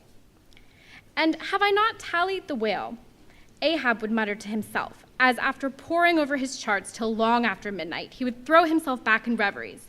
Tallied him? And shall he escape? His broad fins are bored and scalloped out like a lost sheep's ear. And here his mad mind would run on in a breathless race, till a weariness and faintness of pondering came over him. And in the open air of the deck he would seek to recover his strength. Ah, God! What trances of torments does that man endure who is consumed with one unachieved revengeful desire? He sleeps with clenched hands and wakes with his own bloody nails in his palms.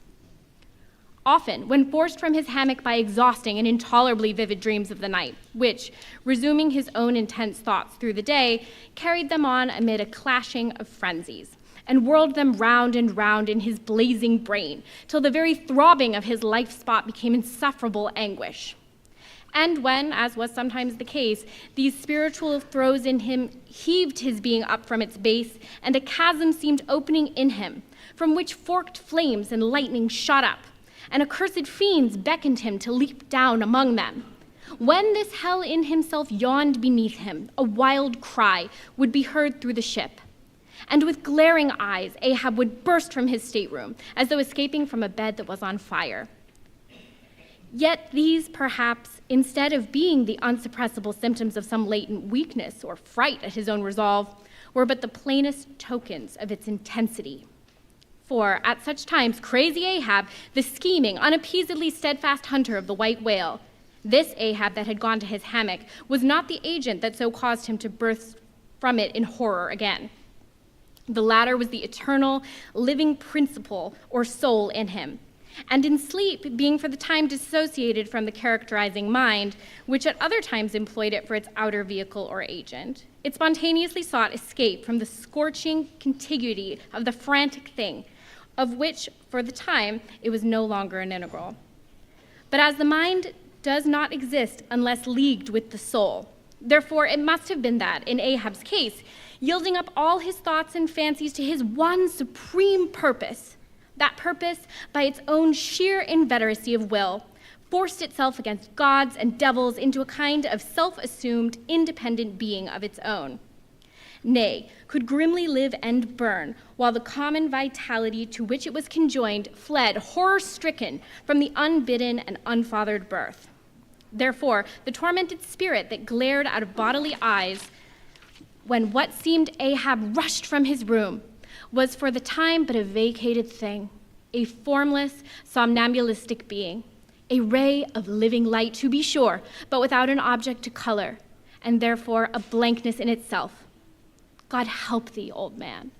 Thy thoughts have created a creature in thee, and he whose intense thinking thus makes him a Prometheus. A vulture feeds upon that heart forever. That vulture, the very creature he creates.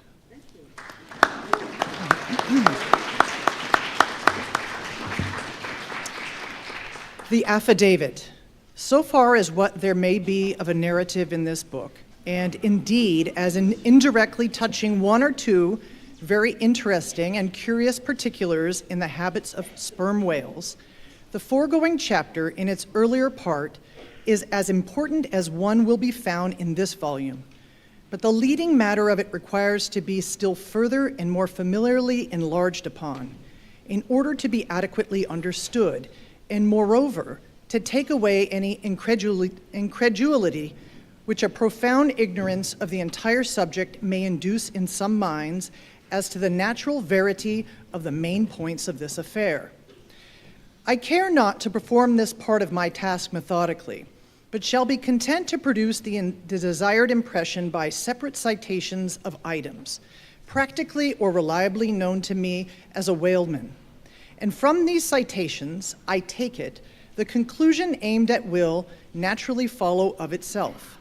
First, I have personally known 3 instances where a whale, after receiving a harpoon, has effected a complete escape, and after an interval, in one instance of 3 years, has been again struck by the same hand and slain, when the 2 irons, both marked by the same private cipher, have been taken from the body. In the instance where 3 years intervene between the flinging of these 2 harpoons, and think it may have been something more than that, the man who darted them happening, in the interval, to go in a trading ship on a voyage to Africa, went ashore there, joined a discovery party, and penetrated far into the interior, where he traveled for a period of nearly 2 years, often endangered by serpents, savages, tigers, poisonous miasmas, and with all the other common perils incident to wandering in the heart of unknown regions. Meanwhile, the whale he had struck must have also been on its travels. No doubt it had thrice circumnavigated the globe, brushing with its flanks all the coasts of Africa, but to no purpose. This man and this whale again came together, and the one vanquished the other. I say I, myself, have known 3 instances similar to this. That is, in 2 of them, I saw the whale struck, and that is in 2 of them, I saw the whale struck, and upon the second attack, saw the 2 irons with the respective marks cut in them, afterwards taken from the dead fish. In the 3 years instant, it so fell out that I was in the boat both times, first and last, and the last time distinctly recognized a peculiar sort of huge mole under the whale's eye, which I had observed there 3 years previous.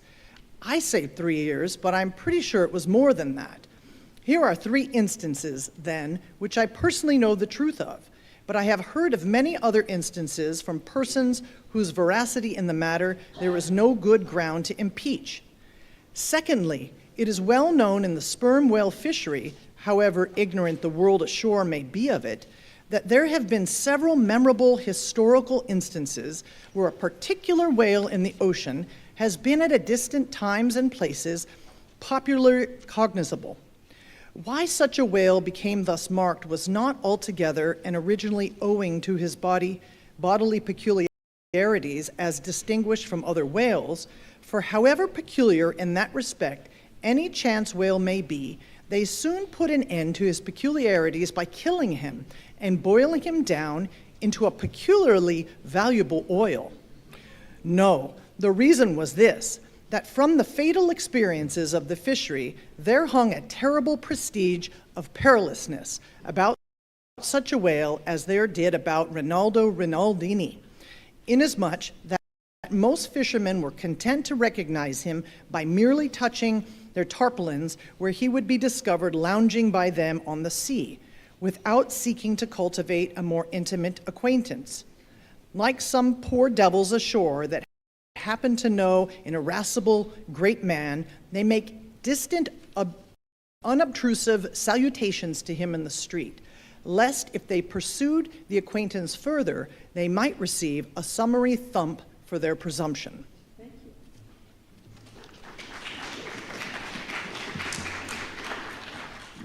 But not only did each of these famous whales enjoy great individual celebrity, nay, you may call it an ocean-wide renown. Not only was he famous in life and now is immortal in forecastle stories after death, but he was admitted into the rights, privileges, and distinctions of a name. Had as much a name, indeed, as Cambyses or Caesar. Was it not so, O Timor, Tom, thou famed Leviathan, scarred like an iceberg, who so long didst lurk in the oriental straits of that name, whose bout was oft seen from the palmy beach of Umbay? Was it not so, O New Zealand Jack, thou terror of all cruisers that crossed their wakes in the vicinity of the Tattoo Land? Was it not so, O Morquan, king of Japan, whose lofty jet, they say, at times assumed the semblance of a snow-white cross against the sky? Was it not so, O Don Miguel, thou Chilean whale, marked like an old tortoise with mystic hieroglyphics upon the back? In plain prose, here are 4 whales as well known to the students of cetacean history as Marius or Scylla to the classic scholar. But this is not all. New Zealand Tom and Don Miguel, after at various times creating great havoc among the boats of different vessels, were finally gone in quest of, systematically hunted out, chased, and killed by valiant whaling captains who heaved up their anchors with that express object as much in view as in setting out through the Narragansett woods. Captain Butler of old had it in his mind to capture that notorious murderous savage Amnawan, the headmost warrior of the Indian King Philip. I do not know where I can find a better place than just here to make mention of 1 or 2 other things, which to me seem important as in printed form establishing in all respects the reasonableness of the whole story of the white whale, more especially the catastrophe. For this is one of those disheartening instances where truth requires full as much bolstering as error.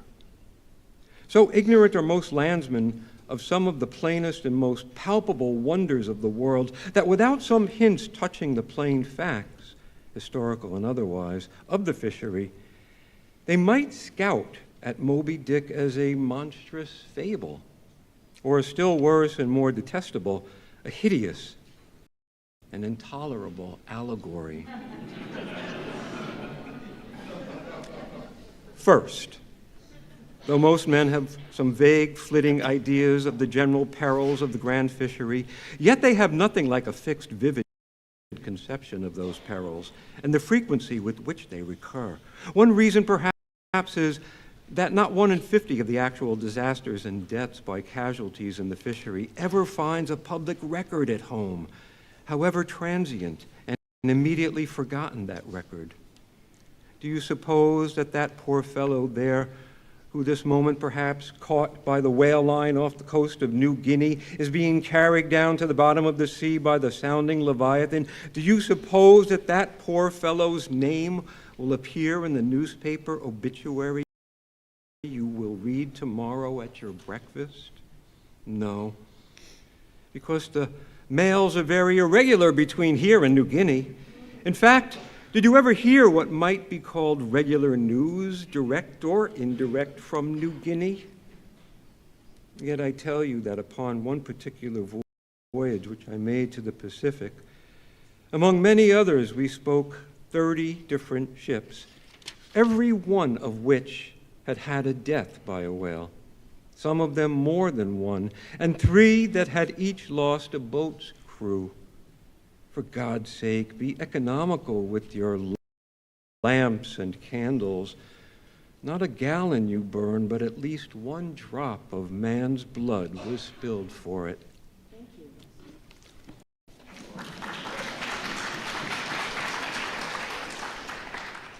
Secondly, people ashore have indeed some indefinite idea that a whale is an enormous creature of enormous power. But I have ever found that when narrating to them some specific example of this twofold enormousness, they have significantly complimented me upon my facetiousness, when I declare upon my soul I had no more idea of being facetious than Moses when he wrote the history of the plagues of Egypt. But fortunately, the special point I here seek can be established upon testimony entirely independent of my own. That point is this: the sperm whale is, in some cases, sufficiently powerful, knowing, and judiciously malicious, as with direct aforethought to stave in, utterly destroy, and sink a large ship. And what is more, the sperm whale has done it. First, in the year 1820, the ship Essex, Captain Pollard of Nantucket, was cruising in the Pacific Ocean. One day she saw spouts, lowered her boats, and gave chase to a shoal of sperm whales. Ere long, several of the whales were wounded, when suddenly a very large whale, escaping from the boats, issued from the shoal and bore directly down upon the ship.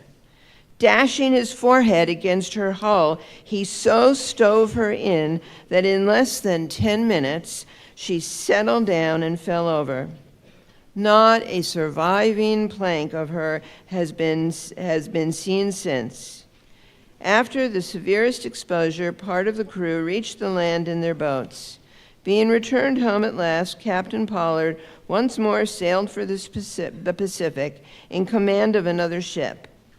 But the gods shipwrecked him again upon unknown rocks and breakers. For the second time his ship was utterly lost, and forthwith, forswearing the sea, he was never tempted to it since. At this day, Captain Pollard, a resident of Nantucket, I have seen Owen Chase, who was chief mate of the Essex in the time of the tragedy. I have read his plain and faithful narrative. I have conversed with his son, and all this within a few miles of the scene of the catastrophe. The following are extracts from Chase's narrative. Every fact seems to warrant me in concluding that it was anything but chance which directed his operations. He made 2 several attacks upon the ship at a short interval between them, both of which, according to their direction, were calculated to do us the most injury. By being made ahead and thereby combining the speed of the 2 objects for the shock, to effect which the exact maneuvers which he made were necessary.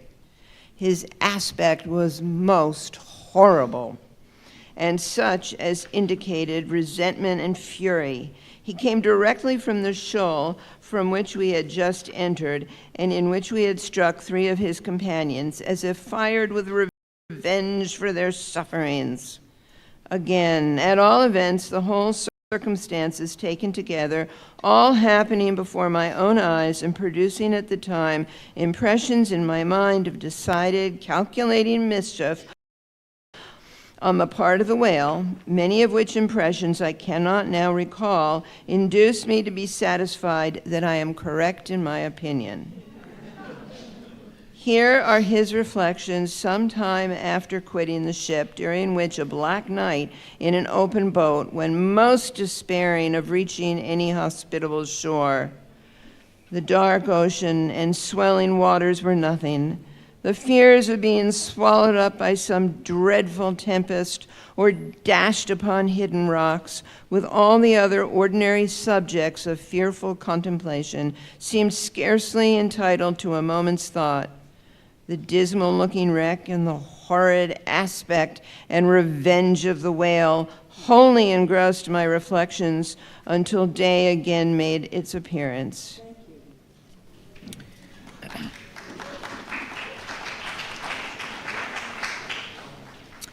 Secondly, the ship Union, also of Nantucket, was in the year 1807 totally lost off the Azores by a similar onset. But the authentic particulars of this catastrophe I have never chanced to encounter, though from the whale hunters I have now and then heard casual allusions to it. Thirdly, some 18 or 20 years ago, Commodore J, then commanding an American sloop of war of the first class, happened to be dining with a party of whaling captains on board a Nantucket ship in the harbor of Oahu, Sandwich Islands. Conversation turning upon whales, the Commodore was pleased to be skeptical, touching the amazing strength ascribed to them by the professional gentlemen present. He peremptorily denied, for example, that any whale could so smite his stout sloop of war as to cause her to leak so much as a thimbleful. Very good, but there is more coming. Some weeks after, the Commodore set sail in this impregnable craft for Valparaiso, but he was stopped on the way by a portly sperm whale that begged a few moments' confidential business with him. That business consisted in fetching the Commodore's craft such a thwack that with all his pumps going, he made straight for the nearest port to heave down and repair. I am not superstitious, but I consider the Commodore's interview with that whale as providential. Was not Saul of Tarsus converted from unbelief by a similar fright? I tell you, the sperm whale will stand no nonsense. I will now refer you to Langdorf's voyages for a little circumstance and point, peculiarly interesting to the writer hereof. Langsdorff, you must know by the way, was attached to the Russian Admiral Krusenstern's famous discovery expedition in the beginning of the present century. Captain Langsdorff thus begins his 17th chapter. By the 13th of May, our ship was ready to sail, and the next day we were out in the open sea, on our way to Oshkosh. The weather was very clear and fine, but so intolerably cold that we were obliged to keep on our fur clothing. For some days we had very little wind. It was not until the 19th that a brisk gale from the northwest sprang up. An uncommon large whale, the body of which was larger than the ship itself, lay almost at the surface of the water, but was not perceived by anyone on board till the moment when the ship, which was in full sail, was almost upon him, so that it was impossible to prevent its striking against him. We were thus placed in the most imminent danger, as this gigantic creature, setting up its back, raised the ship 3 feet at least out of the water. The masts reeled and the sails fell altogether, while we who were below all sprang instantly upon the deck, concluding that we had struck upon some rock. Instead of this, we saw the monster sailing off with the utmost gravity and solemnity. Captain DeWolf immediately applied to the pumps to examine whether or not this vessel had received any damage from the shock, but we found that very happily it had escaped entirely uninjured. Now, the Captain DeWolf here alluded to as commanding the ship in question is a New Englander, who, after a long life of unusual adventures as a sea captain, this day resides in the village of Dorchester near Boston. I have the honor of being a nephew of his. I have particularly questioned him concerning this passage in Langsdorff. He substantiates every word. The ship, however, was by no means a large one, a Russian craft built on the Siberian coast and purchased by my uncle after bartering away the vessel in which he had sailed from home. In that up-and-down manly book of old-fashioned adventure, so full, too, of honest wonders, The Voyage of Lionel Wafer, one of ancient Dampier's old chums, I found a little matter set down so like that just quoted from Langsdorff that I cannot forbear inserting it here for a corroborative example, if such be needed. Thank you.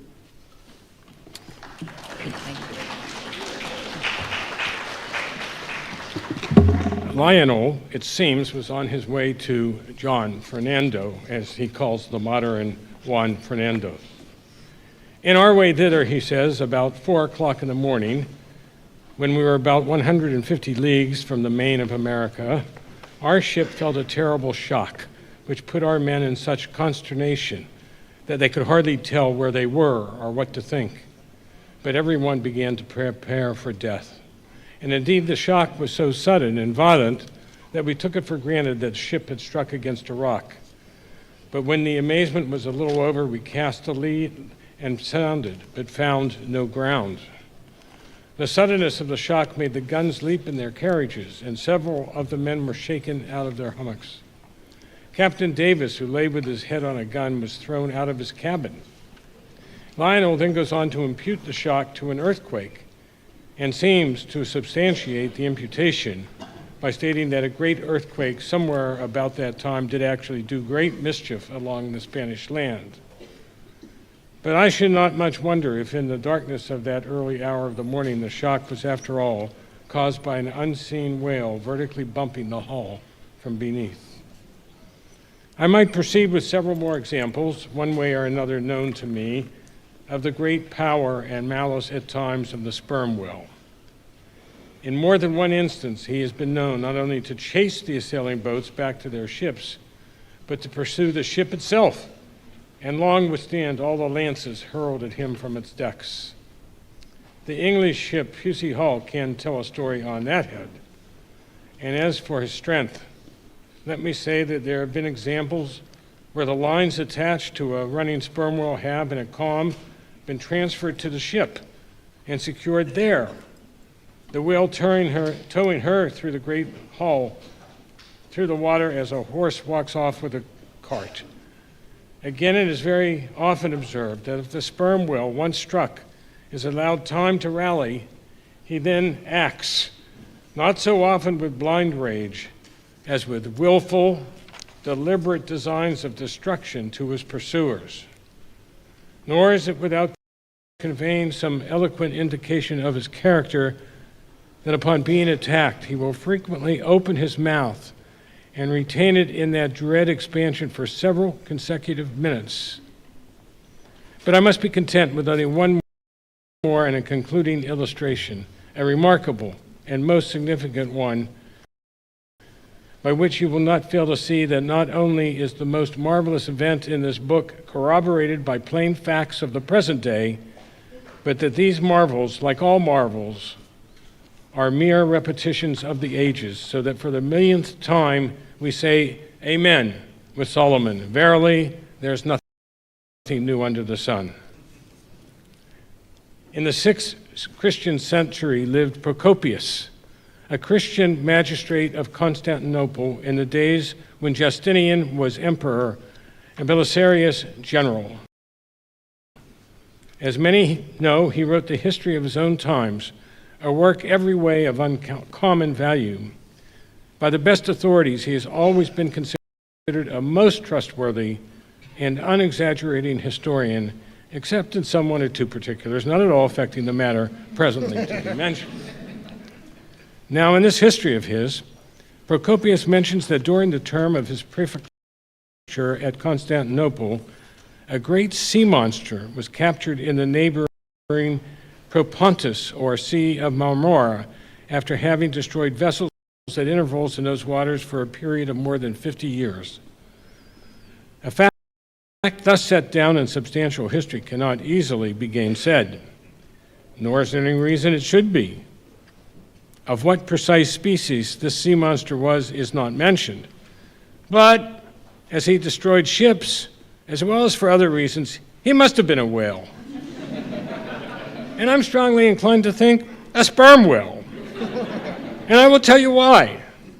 For a long time, I fancied that the sperm whale had been always unknown in the Mediterranean and the deep waters connecting with it. Even now, I'm certain that those seas are not, and perhaps never can be, in the present constitution of things, a place for his habitual gregarious resort. But further investigations have recently proved to me that in modern times there have been isolated instances of the presence of the sperm whale in the Mediterranean. I am told, on good authority, that on the Barbary coast, a Commander Davis of the British Navy found the skeleton of a sperm whale. Now, as a vessel of war readily passes through the Dardanelles, hence a sperm whale could, by the same route, pass out of the Mediterranean into the Propontis. In the Propontis, as far as I can learn, none of that peculiar substance called brit is to be found, the element of the right whale. But I have every reason to believe that the food of the sperm whale, squid or cuttlefish, lurks at the bottom of that sea, because large creatures, but by no means the largest of that sort, have been found at its surface. If then you properly put these statements together and reason upon them a bit, you will clearly perceive that according to all human reasoning, Procopius's sea monster that for a half-century stove the ships of a Roman emperor must, in all probability, have been a sperm whale.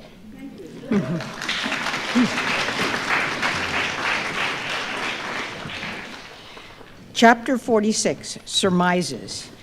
Though consumed with the hot fire of his purpose, Ahab, in all his thoughts and actions, ever had in view the ultimate capture of Moby-Dick, though he seemed ready to sacrifice all mortal interests to that one passion.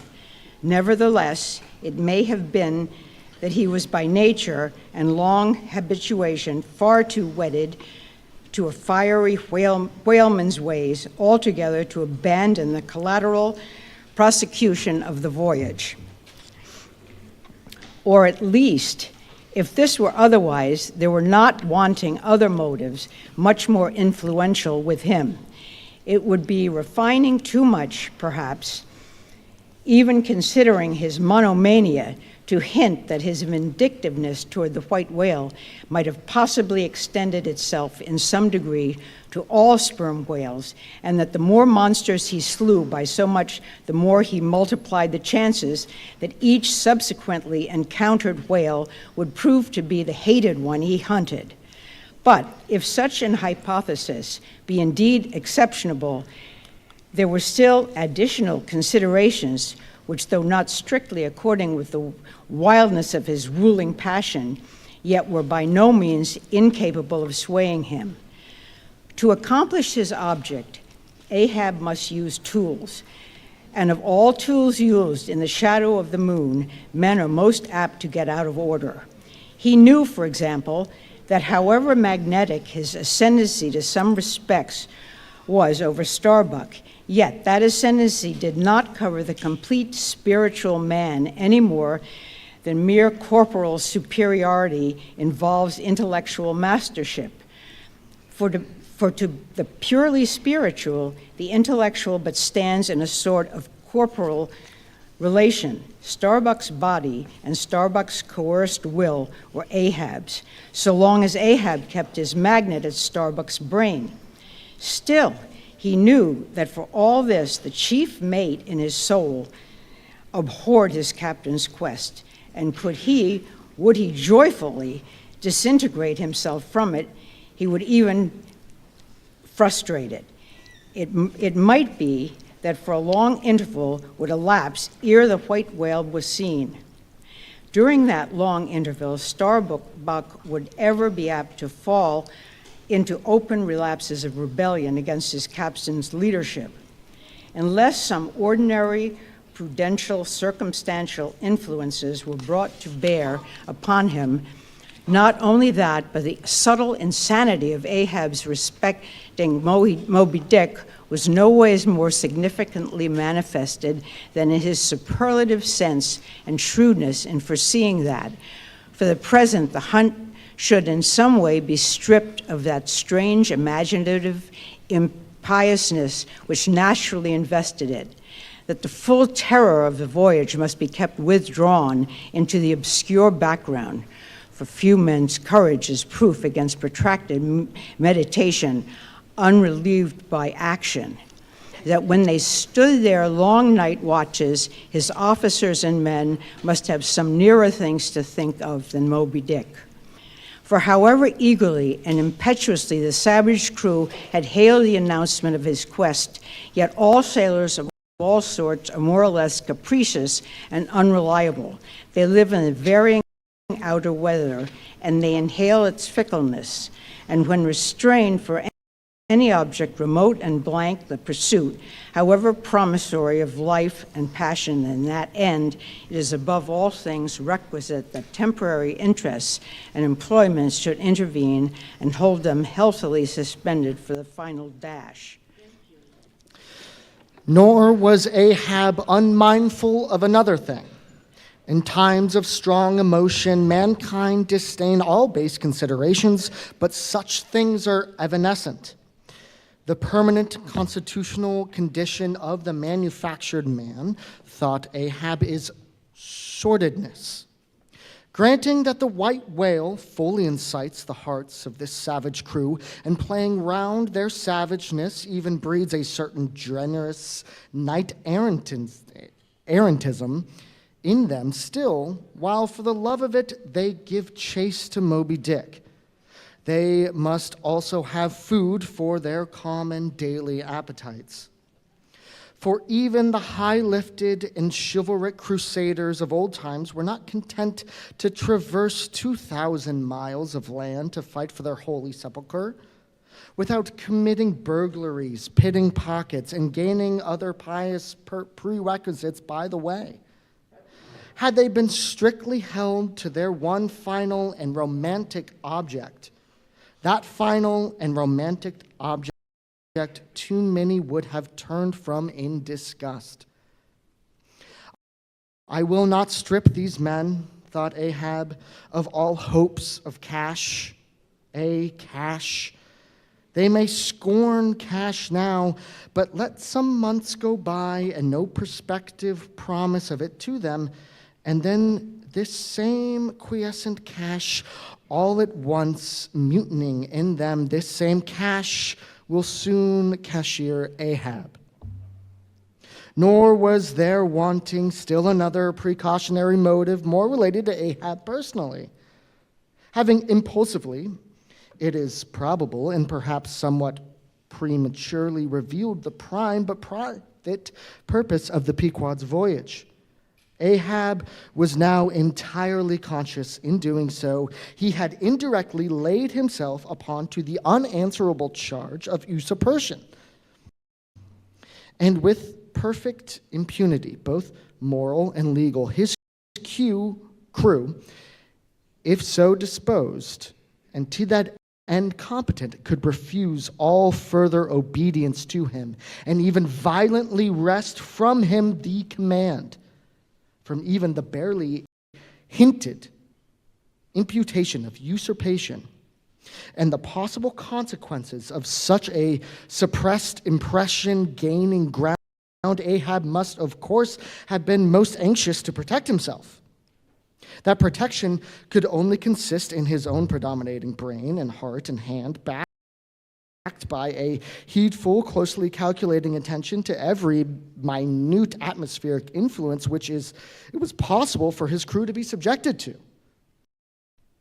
For all these reasons, then, and others perhaps too analytic to be verbally developed here, Ahab plainly saw that he must still, in a good degree, continue true to the natural, nominal purpose of the Pequod's voyage.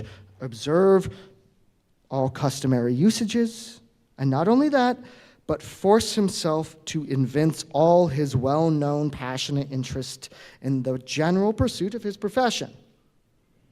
But all this as it may, his voice was now often heard, hailing the three mastheads and admonishing them to keep a bright lookout and not omit reporting even a porpoise.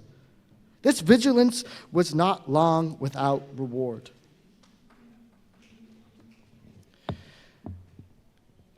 Chapter 52. 47. Roman numerals, everyone. The map maker. It was a cloudy, sultry afternoon. The seamen were lazily lounging about the decks or vacantly gazing over into the lead-colored waters. Queequeg and I were mildly employed weaving what is called a sword mat for an additional lashing to our boat. So still and subdued and yet somehow preluding was all the scene, and such an incantation of reverie lurked in the air that each silent sailor seemed resolved into his own invisible self.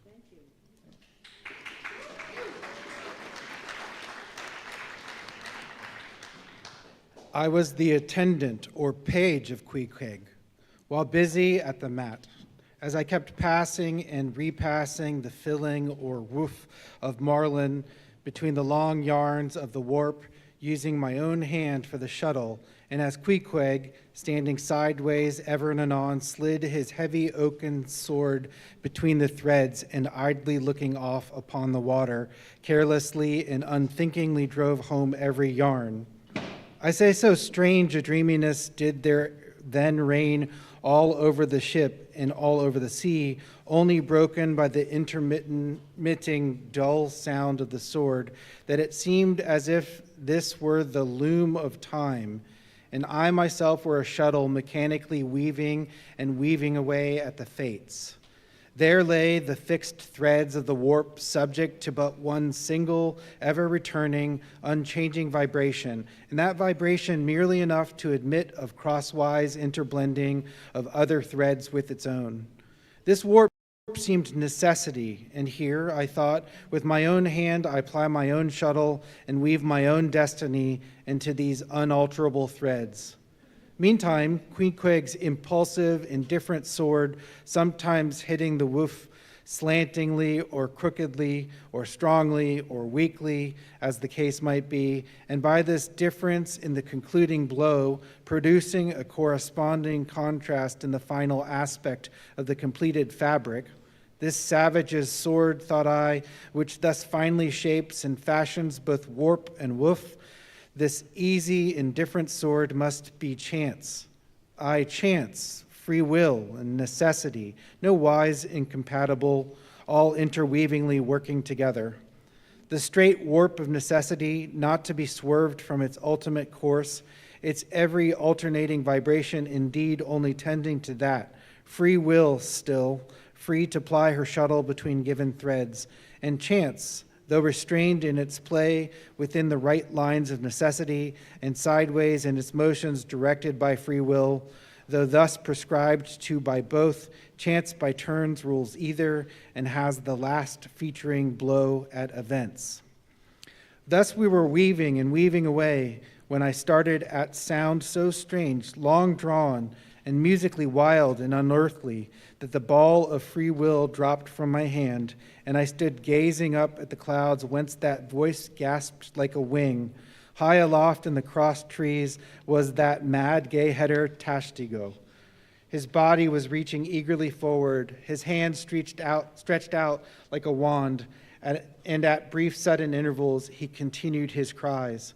To be sure that the same sound was that very moment perhaps being heard all over the seas, from hundreds of whalemen's lookouts perched as high in the air, but from few of those lungs could that accustomed cry have derived such a marvelous cadence as from Tashtigo the Indians.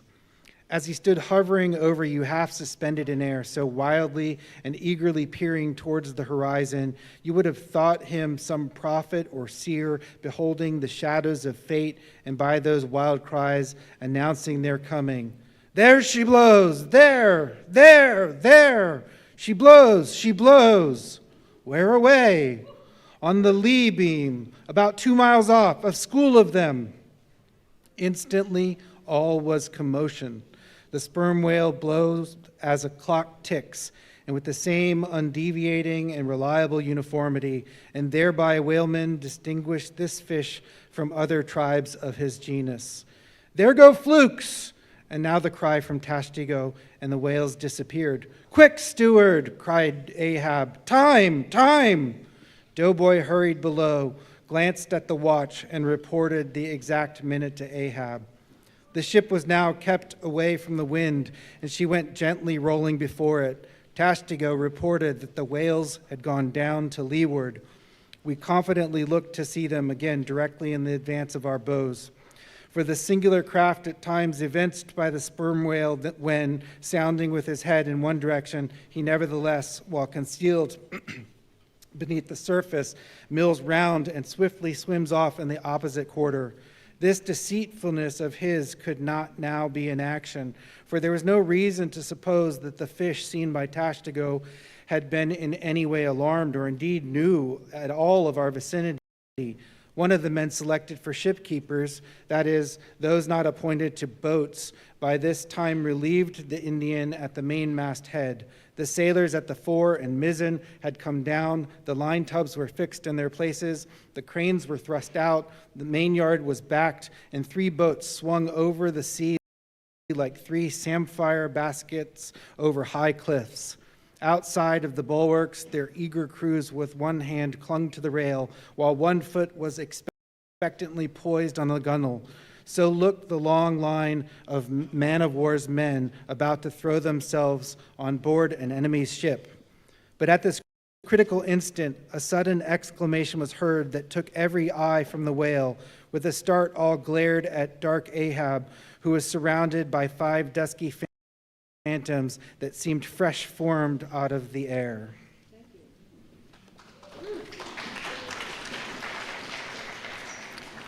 Chapter 48, the first lowering. The phantoms, for so they seemed, were flitting on the other side of the deck, and with a noiseless celerity were casting loose the tackles and bands of the boat which swung there. This boat had always been deemed one of the spare boats, though technically called the captain's, on account of its hanging from the starboard quarter. The figure that now stood by its bow was tall and swart, with one white tooth evilly protruding from its steel-like lips. A rumpled Chinese jacket of black cotton funereally invested him, with wide black trousers of the same dark stuff. But strangely crowning this ebonness was a glistening white-plated turban, the living hair braided and coiled round and round upon his head. Less swart in aspect, the companions of this figure were of that vivid tiger-yellow complexion peculiar to some of the aboriginal natives of the Manilas, a race notorious for a certain diabolism of subtlety, and by some honest white mariners supposed to be the paid spies and secret confidential agents on the water of the devil, their lord, whose counting room they suppose to be elsewhere. While yet the wondering ship's company were gazing upon these strangers, Ahab cried out to the white-turbaned old man at their head, "All ready there, Fedallah?" "Ready," was the half-hissed reply. "Lower away then, do you hear?" shouting across the deck. "Lower away there, I say." Such was the thunder of his voice that, spite of their amazement, the men sprang over the rail. The sheaves whirled round in the blocks with a wallow. The 3 boats dropped into the sea, while, with a dexterous, offhanded daring unknown in any other vocation, the sailors, goat-like, leaped down the rolling ship's side into the tossed boats below. Hardly had they pulled out from under the ship's lee when a 4th keel, coming from the windward side, pulled round under the stern and showed the 5 strangers rowing Ahab, who, standing erect in the stern, loudly hailed Starbuck, Stubb, and Flask to spread themselves widely so as to cover a large expanse of water. But with all their eyes again riveted on the swart Fedallah and his crew, the inmates of the other boats obeyed not the command. "Captain Ahab," said Starbuck. "Spread yourselves," cried Ahab. "Give way, all 4 boats. Thou, Flask, pull out more to leeward." "Aye, aye, sir," cheerily cried little King Post, sweeping round his great steering oar. "Lay back," addressing his crew. There again. "There she blows, right ahead, boys. Lay back, never heed yonder yellow boys. Archie." "Oh, I don't mind 'em, sir," said Archie. "I knew it all before now. Didn't I hear 'em in the hold, and didn't I tell Cabaco here of it? What do you say, Cabaco? They are stowaways, Mr. Flask. Pull, pull, my fine hearts alive. Pull, my children. Pull, my little ones," drawlingly and soothingly sighed Stubb to his crew, some of whom still showed signs of uneasiness. "Why don't you break your backbones, my boys? What is it you stare at? Those chaps in yonder boat? Tut! There are only 5 more hands come to help us. Never mind from where, the more the merrier." "Pull, then, do pull. Never mind the brimstone. Devils are good fellows enough. So, there you are now. That's the stroke for £1,000. That's the stroke to sweep the stakes. Hurrah for the gold cup of sperm oil, my heroes. 3 cheers, men, all hearts alive. Easy, easy, don't be in a hurry, don't be in a hurry. Why don't you snap your oars, you rascals? Bite something, you dogs. So then, softly, softly, that's it, long and strong. Give way there, give way. The devil fetch ye, ye ragamuffin rapscallions, you're all asleep. Stop snoring, you sleepers, and pull, will ya? Pull, can't ya? Pull, won't ya? Why, in the name of gudgeons and ginger cakes, don't you pull? Pull and break something. Pull and start your eyes out there. Here, whipping out the sharp knife from his girdle. Every mother's son of you draw his knife and pull with the blade between his teeth. That's it. Now you do something. That looks like it, my steel bits. Starter, my silver spoons. Starter, marling spikes.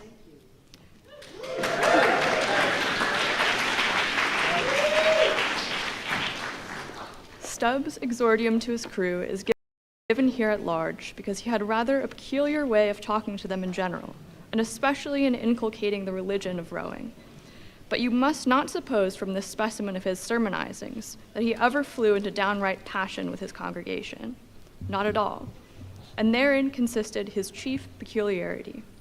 He would say the most terrific things to his crew in a tone so strangely compounded of fun and fury, and the fury seemed so calculated merely as a spice to the fun, that no oarsman could hear such a queer invocations without pulling for dear life, and yet pulling for the mere joke of the thing. Besides, he all the time looked so easy and indolent himself, so loungingly managed his steering oar, and so broadly gaped, open-mouthed at times, that the mere sight of such a yawning commander, by sheer force of contrast, acted like a charm upon the crew. Then again, Stubb was one of those odd sort of humorists whose jollity is sometimes so curiously ambiguous as to put all inferiors on their guard in the matter of obeying them. In obedience to a sign from Ahab, Starbuck was now pulling obliquely across Stubb's bow. And when for a minute or so the two boats were pretty near to each other, Stubb hailed the mate. "Mr. Starbuck, larboard boat there, ahoy. A word with you, sir, if you please." "Hello," returned Starbuck, turning round not a single inch as he spoke, still earnestly but whisperingly urging his crew. His face set like a flint from Stubb's. "What think ye of these yellow boys, sir? Smuggled on board somehow, before the ship sailed. Strong, strong boys," in a whisper to his crew, and then speaking out loud again. "A sad business, Mr. Stubb. Seethe her, my lads. But never mind, Mr. Stubb, all for the best. Let all your crew pull strong, come what will. Spring, my men, spring. There's hogsheads of sperm ahead, Mr. Stubb, and that's what you came for. Pull, my boys. Sperm's the play. This at least is duty and profit hand in hand." Aye, I thought as much," soliloquized Stubb, when the boats diverged. "As soon as I clapped eye on him, I thought so. Aye, and that's what he went into the afterhold for. So often, as Doughboy long suspected, they were hidden down there. The white whale's at the bottom of it. Well, so be it. Can't be helped. All right, give way, men. It ain't the white whale today. Give way."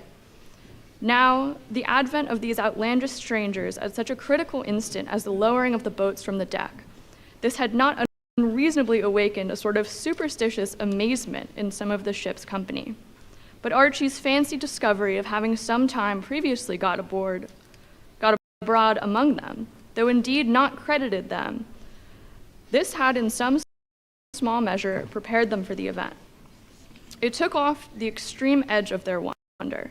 And so what with all this and Stubb's confident way of accounting for their appearance, they were for the time freed from superstitious surmisings, though the affair still left abundant room for all manner of wild conjectures as to dark Ahab's precise agency in the matter from the beginning.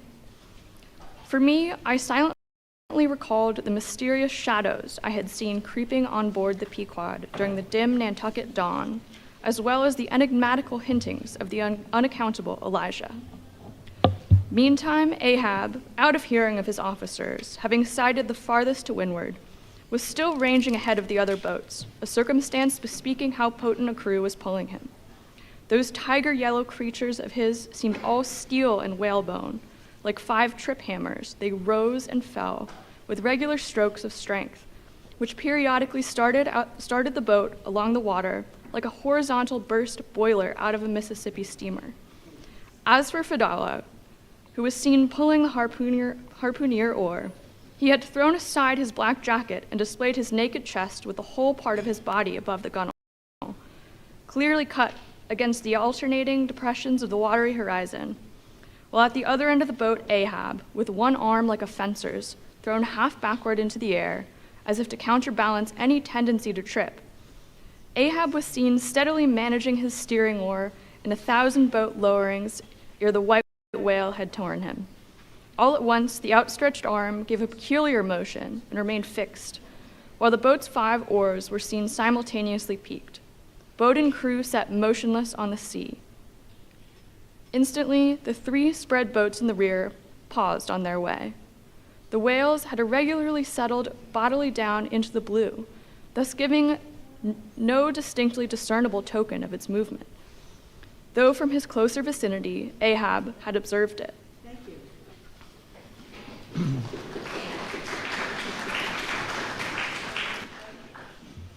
"Every man look out along his oars," cried Starbuck. "Thou, Queequeg, stand up." Nimbly springing up on the triangular raised box in the bow, the savage stood erect there, and with intensely eager eyes gazed off towards the spot where the chase had last been descried. Likewise, upon the extreme stern of the boat, where it was also triangularly platformed, level with the gunwale, Starbuck himself was seen coolly and adroitly balancing himself to the jerky tossings of his chip of a craft, and silently eyeing the vast blue eye of the sea. Not very far distant, Flask's boat was also lying breathlessly still, its commander recklessly standing upon the top of the loggerhead, a stout sort of post rooted in the keel and rising some 2 feet above the level of the stern platform. It is used for catching turns with the whale line. Its top is not more spacious than the palm of a man's hand, and standing upon such a base as that, Flask seemed perched at the masthead of some ship which had sunk to all but her trucks. But Little King Post was small and short, and at the same time Little King Post was full of a large and tall ambition, so that this loggerhead standpoint of his did by no means satisfy King Post. "I can't see 3 seas off. Tip us up an oar there, and let me do on to that." Upon this, Daggoo, with either hand upon the gunwale to steady his way, swiftly slid aft, and then erecting himself, volunteered his lofty shoulders for a pedestal. "Good a masthead as any, sir. Will you mount?" "That I will, and thank you very much, my fine fellow, only I wish you 50 feet taller." Whereupon, planting his feet firmly against 2 opposite planks of the boat, the gigantic Negro, stooping a little, presented his flat palm to Flask's foot, and then putting Flask's hand on his hearse-plumed head, and bidding him spring as he himself should toss, with one dexterous fling landed the little man high and dry on his shoulders. And here was Flask now standing, Daggoo with one lifted arm furnishing him with a breastband to lean against and steady himself by.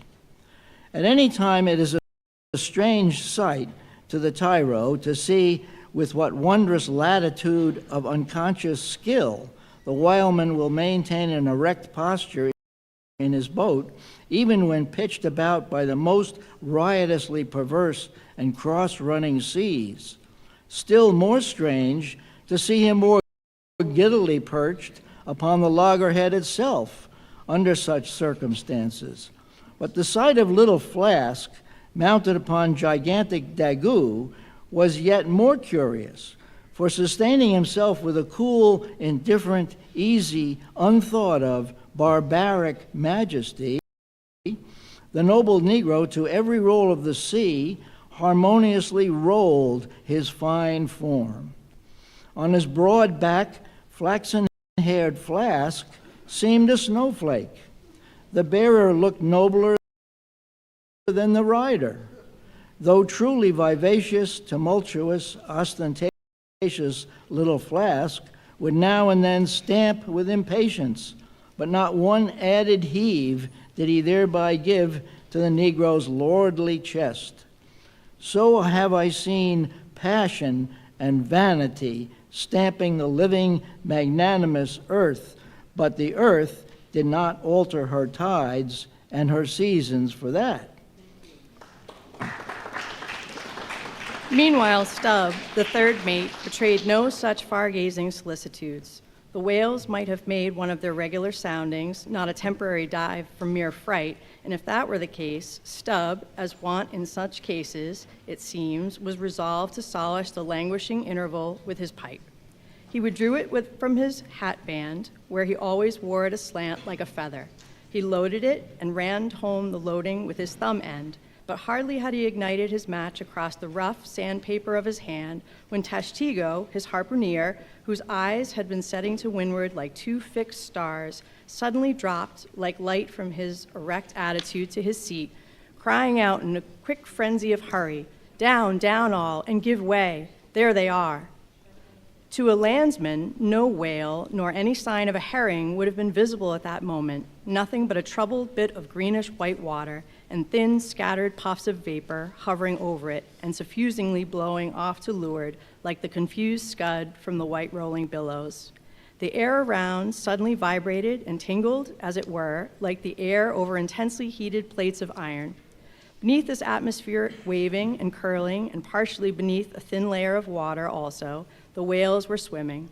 Seen in advance of all other indications, the puffs of vapor they spouted seemed their forerunning couriers and detached flying outriders. All 4 boats were now in keen pursuit of that one spot of troubled water and air, but it bade fair to outstrip them. It flew on as a mass of interblending bubbles borne down a rapid stream from the hills. "Pull, pull, my good boys," said Starbuck in the lowest possible but intensest concentrated whisper to his men, while the sharp fixed glance from his eyes darted straight ahead of the bow, almost seemed as 2 visible needles in 2 unerring binnacle compasses. He did not say much to his crew, though, nor did his crew say anything to him. Only the silence of the boat was at intervals startlingly pierced by one of his peculiar whispers, now harsh with command, now soft with entreaty. How different the loud little king post. "Sing out and say something, my hearties. Roar and pull, my thunderboats. Beach me on their black backs, boys. Only do that for me, and I'll sign over to you my Martha's Vineyard plantation boys, including wife and children, boys.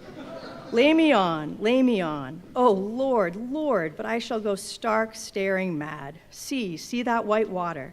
And so shouting, he pulled his hat from his head and stamped up and down on it, then picking it up, flirted it far upon the sea, and finally fell to rearing and plunging into the boat's stern like a crazed colt from the prairie. "Look at that chap now," philosophically drawled Stubb, who with his unlighted short pipe mechanically retained between his teeth at short distance followed after. "He's got fits, that Flask has. Fits. Yes, give him fits. That's the very word. Pitch fits into them. Merrily, merrily, hearts alive. Pudding for supper, you know. Merry's the word. Pull, babes, pull, sucklings, pull all. But what the devil are you hurrying about? Softly, softly, and steady, my men. Only pull and keep pulling, nothing more. Crack all your backbones and bite your knives in 2, that's all. Take it easy. Why don't you take it easy, I say, and burst all your livers and lungs." But what it was that inscrutable Ahab said to that tiger yellow crew of his, these were words best omitted here, for you live under the blessed light of the evangelical land. Only the infidel sharks in the audacious seas may give ears to such words when, with tornado brow and eyes of red murder and foam-glued lips, Ahab left after his prey. Meanwhile, all the boats tore on. The repeated specific allusions of Flask to that whale, as he called the fictitious monster, which he declared to be incessantly tantalizing his boat's bow with its tail, these allusions of his were at times so vivid and lifelike that they would cause some 1 or 2 of his men to snatch a fearful look over the shoulder. But this was against all rule, for the oarsmen must put out their eyes and ram a skewer through their necks, usage pronouncing that they must have no organs but ears and no limbs but arms in these critical moments. It was a sight full of quick wonder and awe, the vast swells of the omnipotent sea, the surging hollow roar they made as they rolled along the 8 gunnels like gigantic bowls in a boundless bowling green, the brief suspended agony of the boat as it would tip for an instant on the knife-like edge of the sharper waves that almost seemed threatening to cut it into 2, the sudden profound dip into the watery glens and hollows, the keen spurrings and goadings to gain the top of the opposite hill, the headlong sled-like slide down its other side. All these, with the cries of the headsmen and harpooneers and the shuddering gasps of the oarsmen, were the wondrous sight of the ivory Pequod bearing down upon her boats with outstretched sails, like a wild hen after her screaming brood. All this was thrilling. Not the raw recruit marching from the bosom of his wife into the fever of heat of his first battle, not the dead man's ghost encountering the first unknown phantom in the other world. Neither of these can feel stranger and stronger emotions than that man does who, for the first time, finds himself pulling into the charmed, churned circle of the hunted sperm whale. Thank you. The dancing white water made by the chase was now becoming more and more visible, owing to the increasing darkness of the dun cloud shadows flung upon the sea. The jets of vapor no longer blended, but tilted everywhere to right and left. The whales seemed separating their wakes. The boats were pulled more apart, Starbuck giving chase to 3 whales running dead to leeward. Our sail was now set, and with the still rising wind, we rushed along, the boat going with such madness through the water that the lee oars could scarcely be worked rapidly enough to escape being torn from the rowlocks. Soon we were running through a suffusing wide veil of mist, neither ship nor boat to be seen. "Give way, men," whispered Starbuck, drawing still further aft the sheet of his sail. "There is time to kill a fish yet before the squall comes. There's white water again. Close to. Spring!" Soon after, the 2 cries in quick succession on each side of us denoted that the other boats had got fast, but hardly were they overheard when, with a lightning-like hurtling whisper, Starbuck said, "Stand up," and Queequeg, harpoon in hand, sprang to his feet. Though not one of the oarsmen was then facing the life and death peril so close to them ahead, yet with their eyes on the intense countenance of the mate in the stern of the boat, they knew that the imminent instant had come. They heard, too, an enormous wallowing sound, as of 50 elephants stirring in their litter.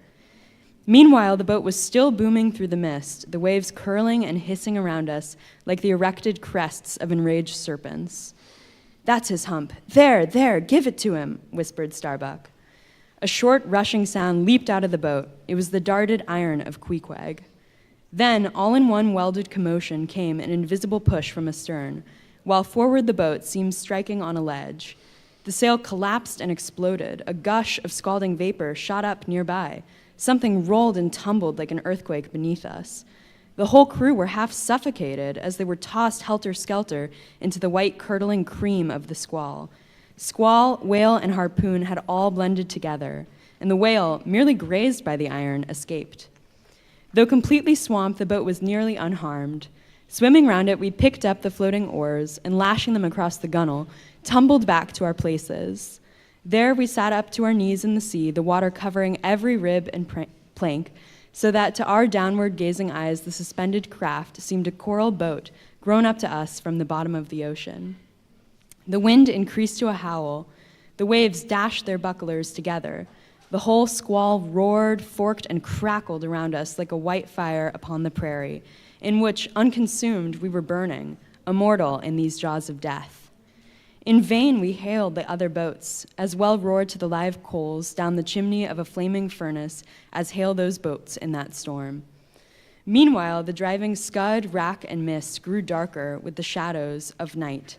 No sign of the ship could be seen. The rising sea forbade all attempts to bail out the boat. The oars were useless as propellers, performing now the office of life preservers. So, cutting the lashing of the waterproof match keg, after many failures, Starbuck contrived to ignite the lamp in the lantern. Then, stretching it on a wave pole, handed it to Queequeg as the standard bearer of this forlorn hope. There then he sat, holding up that imbecile candle in the heart of that almighty forlornness. There then he sat, the sign and symbol of a man without faith, hopelessly holding up hope in the midst of despair. Wet, drenched through, and shivering cold, despairing of ship or boat, we lifted up our eyes as the dawn came on. The mist still spread over the sea. The empty lantern lay crushed in the bottom of the boat. Suddenly, Queequeg started to his feet, hollowing his hand to his ear. We all heard a faint creaking, as of ropes and yards hitherto muffled by the storm. The sound came nearer and nearer. The thick mists were dimly parted by a huge, vague form. Affrighted, we all sprang into the sea as the ship at last loomed into view, bearing right down upon us within a distance of not much more than its length.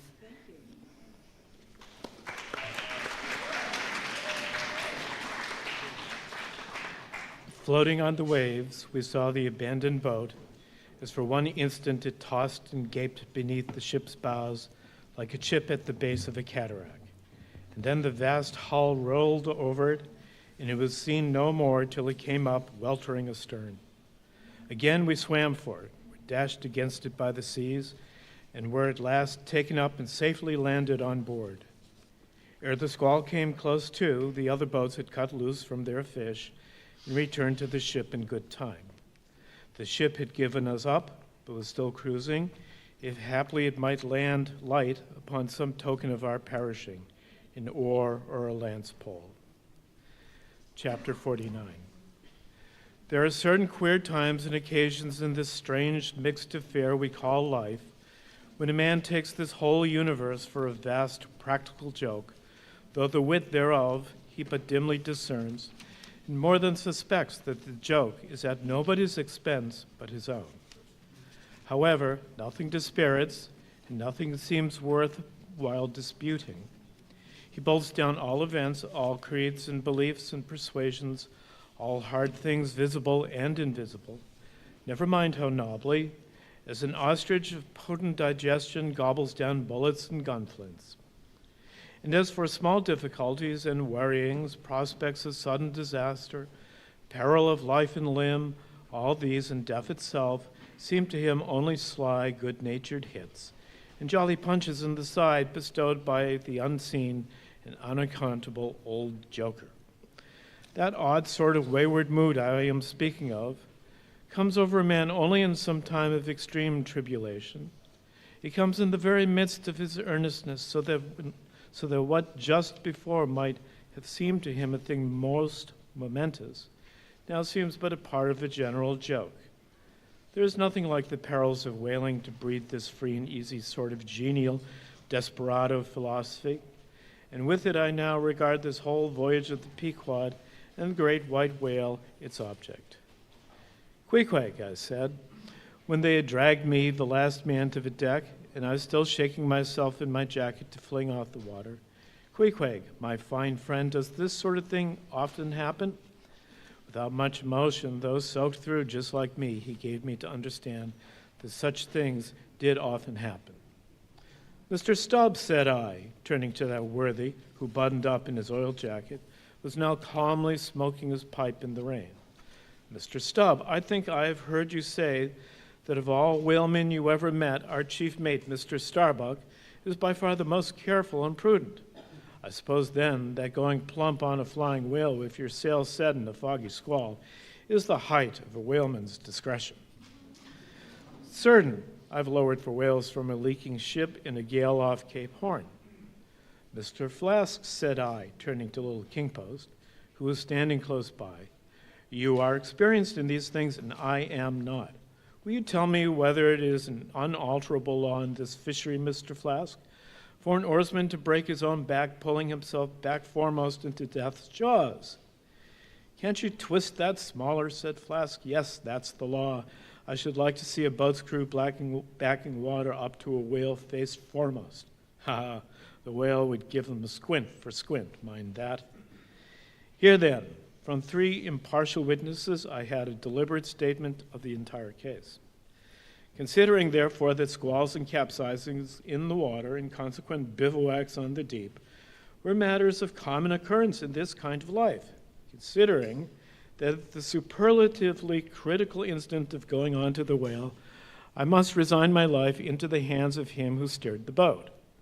Oftentimes, the fellow who at that very moment is in his impetuousness upon the point of scuttling the craft with his own frantic stampings, considering that the particular disaster to our own particular boat was chiefly to be imputed to Starbuck's driving on to his whale almost in the teeth of a squall, and considering that Starbuck, notwithstanding, was famous for his great heedfulness in the fishery, considering that I belonged to this uncommonly prudent Starbuck's boat, and finally considering in what a devil's chase I was implicated, touching the white whale, taking all things together, I'd say, I thought I might as well go below and make a rough draft of my will.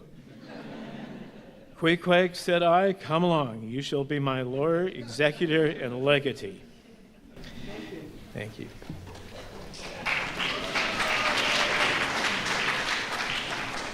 It may seem strange that of all men sailors should be tinkering at their last wills and testaments, but there are no people in the world more fond of that diversion. This was my 4th time in my nautical life that I'd done the same thing. After the ceremony was concluded upon the present occasion, I felt all the easier. A stone was rolled away from my heart, Besides, all the days I should live now would be as good as the days that Lazarus lived after his resurrection. A supplementary clean gain of so many months or weeks, as the case might be. I survived myself. My death and burial were locked up in my chest. I looked round me tranquilly and contentedly, like a quiet ghost with a clean conscience sitting inside the bar of a snug family vault.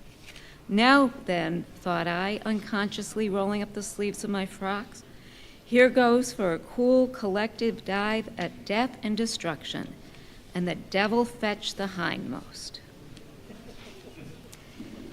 Chapter 50, Ahab's Boat and Crew, Fedallah. Who would have thought it, Flask, cried Stubb. If I had but one leg, you would not catch me in a boat, unless, maybe, to stop the plug hole with my timber toe. Oh, he's a wonderful old man. I don't think it so strange after all on that account, said Flask. If his leg were off at the hip now, it would be a different thing. That would disable him. But he has one knee and a good part of the other, you know. I don't know that, my little man. I never yet saw him kneel.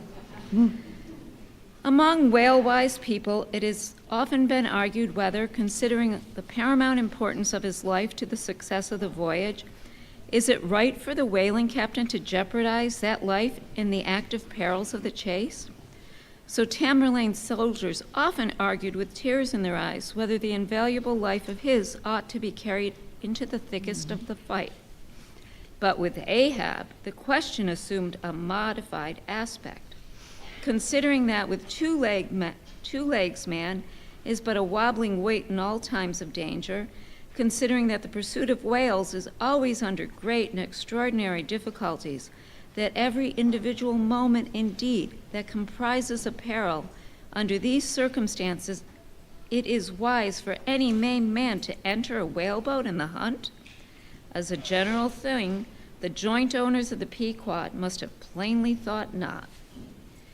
Ahab well knew that although his friends at home would think little of his entering a boat in certain comparatively harmless vicissitudes of the chase, for the sake of being near the scene of action and giving his orders in person, yet for Captain Ahab to have a boat actually apportioned to him as a regular headsman in the hunt, above all for Captain Ahab to be supplied with 5 extra men at the same boat's crew, he knew well that such generous conceits never entered the heads of the owners of the Pequod. Therefore, he had not solicited a boat's crew for them, nor had he in any way hinted his desires on that head. Nevertheless, he had taken private measures of his own touching all that matter. Until Archie's public discovery, the sailors had little foreseen it, though to be sure when, after being a little while out of port, all hands had concluded the customary business of fitting the whaleboats for service, when some time after this Ahab was now and then found bestirring himself in the matter of making thole pins with his own hands for what was thought to be one of the spare boats, and even solicitously cutting the small wooden skewers, which when the line is running out are pinned over the groove to the bow. When all this was observed in him, in particular his solicitude in having an extra coat of sheathing in the bottom of the boat, as if to make better withstand the pointed pressure of his ivory limb, and also the anxiety he evinced in the same shaping the thigh-board or clumsy cleat, as it sometimes called, the horizontal piece in the boat's bow for bracing the knee against in darting or stabbing at the whale. When it was observed how often he stood up in that boat with his solitary knee fixed in the semicircular depression in the cleat, and with a carpenter's chisel gouged out a little here and straightened it a little there, all these things, I say, had awakened much interest and curiosity at the time. But almost everybody supposed that this particular preparative heedfulness in Ahab must only be with a view to the ultimate chase of Moby-Dick, for he had already reveled his attention to hunt the mortal monster in person. But such a supposition did by no means involve the remotest suspicion as to any boat's crew being assigned to that boat. Now with the subordinate phantoms, what wonder remained soon waned away. For in a whaler, wonders soon wane. Besides, now and then, such unaccountable odds and ends of strange nations come up from the unknown nooks and ash holes of the earth to man these floating outlaws of whalers, and the ships themselves often pick up such queer castaway creatures found tossing about the open sea on planks, bits of wreck, oars, whaleboats, canoes, blown off Japanese junks, and whatnot, that Beelzebub himself might climb up the side and step down into the cabin to chat with the captain, and it would not create any unsubduable excitement in the forecastle. But be all this as it might, certain it is that while the subordinate phantoms soon found their place among the crew, though still, as it were, somehow distinct from them, yet that hair-turbaned Fedallah remained a muffled mystery to the last. Whence he came in a mannerly world like this, by what sort of unaccountable tie he soon evinced himself to be linked with Ahab's peculiar fortunes, nay, so far as to have some sort of a half-hinted influence, heaven knows, but might have been even authority over him. All this none knew, but one cannot sustain an indifferent air concerning Fedallah.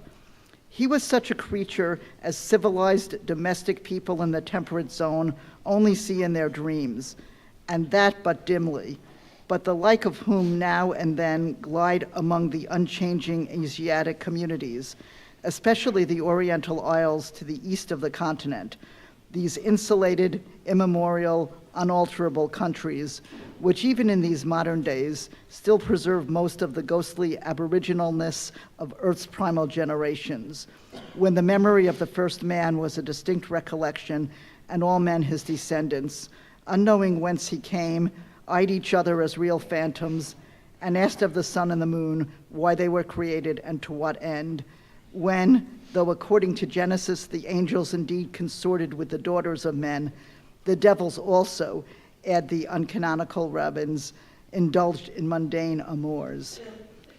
Chapter 51, The Spirit Spout.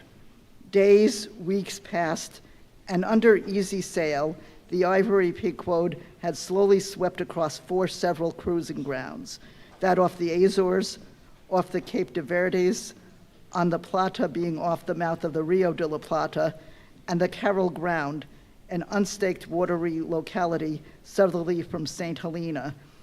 It was while gliding through these latter waters that one serene and moonlit night, when all the waves rolled by like scrolls of silver, and by their soft suffusing seethings made what seemed a silvery silence, not a solitude, on such a silent night, a silvery jet was seen far in advance of the white bubbles at the bow.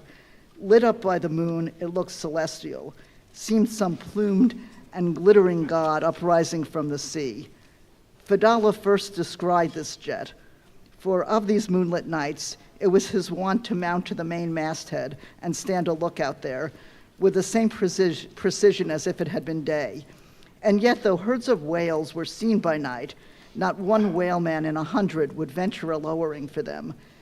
You may think with what emotions then the seamen beheld this old Oriental perched aloft at such unusual hours, his turban and the moon companions in the sky.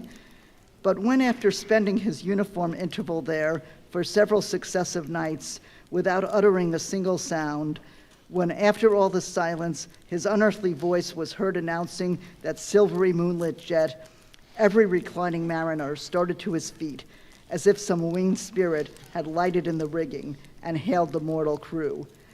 There she blows! Had the trump of judgment blown, they could not have quivered more, yet still they felt no terror, rather pleasure.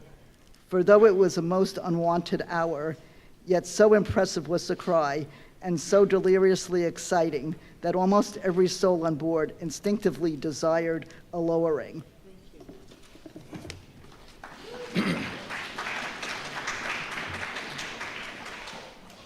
Walking the deck with quick, side-lunging strides, Ahab commanded the topgallant sails and royals to be set, and every stunsail spread.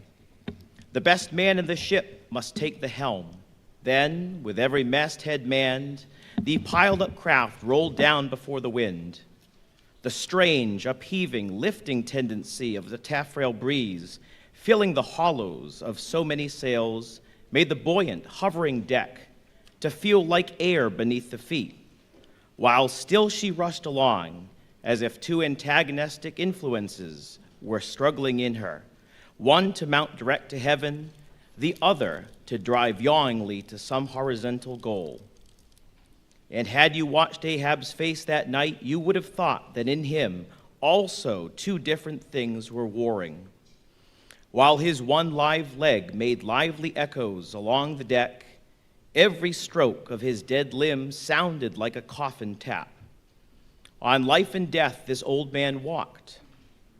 But though the ship so swiftly sped, and though from every eye, like arrows, the eager glances shot, yet the silvery jet was no more seen that night. Every sailor swore he saw it once, but not a second time. This midnight spout had almost grown a forgotten thing when, some days after, lo, at the same silent hour, it was again announced. Again it was descried by all, but upon making sail to overtake it, once more it disappeared as if it had never been. And so it served us night after night, till no one heeded it but to wonder at it. Mysteriously jetted into the clear moonlight or starlight, as the case might be, disappearing again for one whole day, or 2 days, or 3, and somehow seeming at every distinct repetition to be advancing still further and further in our van, this solitary jet seemed forever alluring us on. Nor with the immemorial superstition of their race, in accordance with the preternatural, as it seemed, which in many things invested the Pequod, were there wanting some of the seamen who swore that whenever and wherever descried, at however remote times or in however far apart latitudes and longitudes, that unnearable spout was cast by one self-same whale, and that whale Moby-Dick. For a time there reigned, too, a sense of peculiar dread at this fitting apparition, as if it were treacherously beckoning us on, and in order that the monster might turn round upon us and rend us last in the remotest and most savage seas. These temporary apprehensions, so vague but so awful, derived a wondrous potency from the contrasting serenity of the weather, in which, beneath all its blue blandness, some thought there lurked a devilish charm, as for days and days we voyaged along, through seas so wearily, lonesomely mild, and that all space, in repugnance to our vengeful errand, seemed vacating itself of life before our urn-like prow. But at last, when turning to the eastward, the Cape winds began howling around us, and we rose and fell upon the long, troubled seas that are there, when the ivory-tusked Pequod sharply bowed to the blast and gored the dark waves in her madness till, like showers of silver chips, the foam flakes flew over her bulwarks. Then all this desolate vacuity of life went away, but gave place to the sights more dismal than before. Close to our bows, strange forms in the water darted hither and thither before us, while thick in our rear flew the inscrutable sea ravens. And every morning, perched on our stays, rows of these birds were seen, and spite of our hootings, for a long time obstinately clung to the hemp, as though they deemed our ship some drifting, uninhabited craft, a thing appointed to desolation, and therefore fit roosting place for their homeless selves. And heaved, still unrestingly heaved the black sea, as if its vast tides were a conch. Cape of Good Hope, do they call you?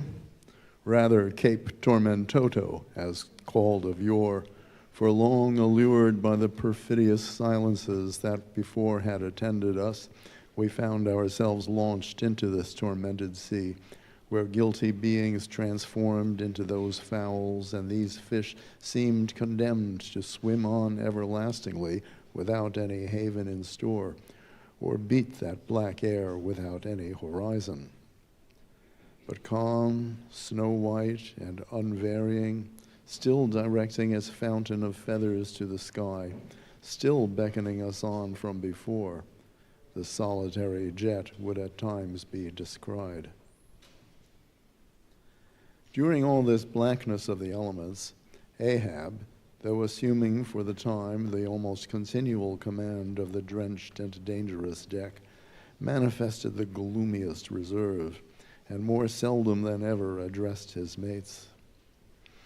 In tempestuous times like these, after everything above and aloft has been secured, nothing more can be done but passively to await the issue of the gale. Then captain and crew become practical fatalists.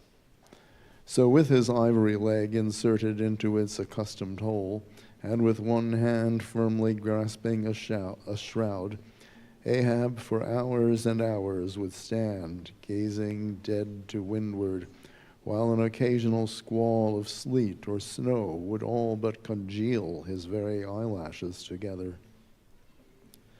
Meantime, the crew, driven from the forward part of the ship by the perilous seas that burstingly broke over its bows, stood in a line along the bulwarks and the waist, and the better to guard against the leaping waves, each man had slipped himself into a sort of bowline secured to the rail, in which he swung as in a loosened belt. Few or no words were spoken, and the silent ship, as if manned by painted sailors in wax, day after day tore on through all the swift madness and gladness of the demoniac waves. By night, the same muteness of humanity before the shrieks of the ocean prevailed. Still in silence the men swung in the bowlines. Still wordless Ahab stood up to the blast. Even when wearied nature seemed demanding he repose, he would not seek that repose in his hammock. Never could Starbuck forget the old man's aspect when, one night going down into the cabin to mark how the barometer stood, he saw him with closed eyes, sitting straight in his floor-screwed chair, the rain and half-melted sleet of the storm from which he had some time before emerged, still slowly dripping from the unremoved hat and coat.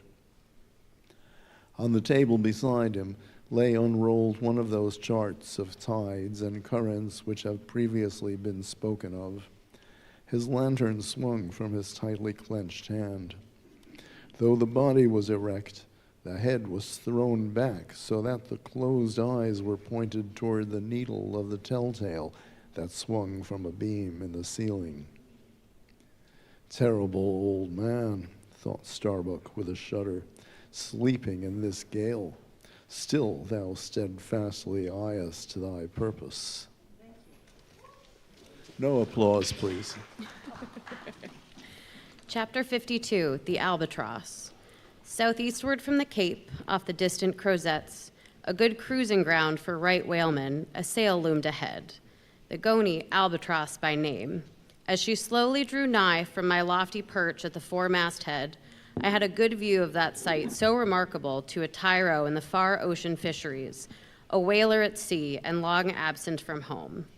As if the waves had been fullers, this craft was bleached like the skeleton of a stranded walrus. All down her sides, this spectral appearance was traced with long channels of reddened rust, while all her spars and her rigging were like the thick branches of trees furred over with hoarfrost. Only her lower sails were set. A wild sight it was to see her long-bearded lookouts at those three mastheads.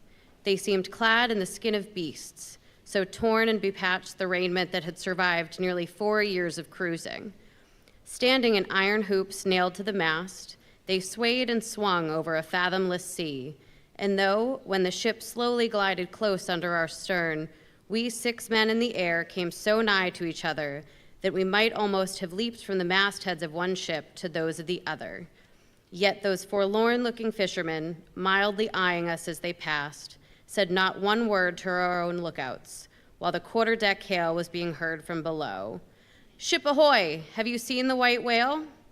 But as the strange captain, leaning over the pallid bulwarks, was in the act of putting his trumpet to his mouth, it somehow fell from his hand into the sea, and the now rising amain, he in vain strove to make himself heard without it.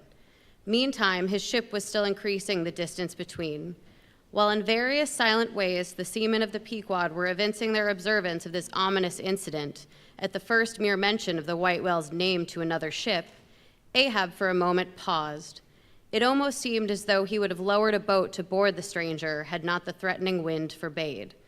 But taking advantage of his windward position, he again seized his trumpet, and knowing by her aspect that the stranger vessel was a Nantucketer and shortly bound home, he loudly hailed, "Ahoy there! This is the Pequod, bound round the world. Tell them to address all future letters to the Pacific Ocean, and this time 3 years, if I am not at home, tell them to address them too." At that moment, the two wakes were fairly crossed, and instantly then, in accordance with their singular ways, shoals of small harmless fish that for some days had been placidly swimming by our side darted away with what seemed shuddering fins and ranged themselves fore and aft with the stranger's flanks. Though in the course of his continual voyagings, Ahab must often before have noticed a similar sight, yet to any monomaniac man, the various trifles capriciously carry meanings. "Swim away from me, do ye?" muttered Ahab, gazing over into the water. There seemed but little in the words, but the tone conveyed more of the deep, helpless sadness than the insane old man had ever before evinced.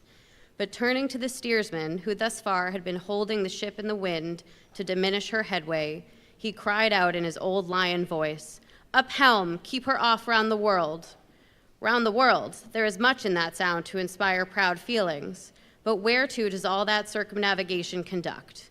Only through numberless perils to the very point whence we started, where those that we left behind secure were all the time before us. Were this world an endless pain, and by sailing eastward we could forever reach new distances and discover sights more sweet and strange than any Cyclades or islands of King Solomon, than there were promised in the voyage.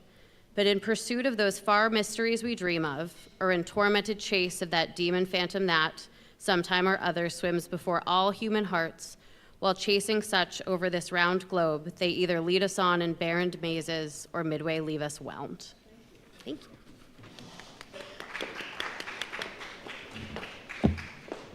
Chapter 53, The Gam. The ostensible reason why Ahab did not go on board of the whaler we had spoken was this: the wind and sea betokened storms. But even had this not been the case, he would not, after all, perhaps have boarded her, judging by his subsequent conduct on similar occasions, if so it had been that, by the process of hailing, he had obtained a negative answer to the question he put. For, as it eventually turned out, he cared not to consort even for 5 minutes with any stranger captain, except he could contribute some of that information he so absorbingly sought. But all this might remain inadequately estimated were not something he said here of the peculiar usages of whaling vessels when meeting each other in foreign seas, and especially on a common cruising ground. If two strangers crossing the Pine Barrens in New York State or the equally desolate Salisbury Plain in England, if casually encountering each other in such inhospitable wilds, these twain, for the life of them, cannot well avoid a mutual salutation, and stopping for a moment to interchange the news, and perhaps sitting down for a while and resting in concert, then how much more natural that upon the illimitable Pine Barrens and Salisbury Plains of the sea, two whaling vessels descrying each other at the ends of the earth, off Lone, Fanning's Island, or faraway King's Mills, how much more natural, I say, that under such circumstances, those ships should not only interchange hails, but come into still closer, more friendly and sociable contact. And especially would this seem to be a matter of course in the case of vessels owned in one seaport, and whose captains, officers, and not a few of the men are personally well known to each other, and consequently have all sorts of dear domestic things to talk about. For the long absent ship, the outward boarder perhaps has letters on board. At any rate, she would be sure to let her have some papers of a date a year or two later than the last one on her blurred and thumb-worn files. And in return for that courtesy, the outward bound ship would receive the latest whaling intelligence from the cruising ground to which she may be destined, a thing of the utmost importance to her.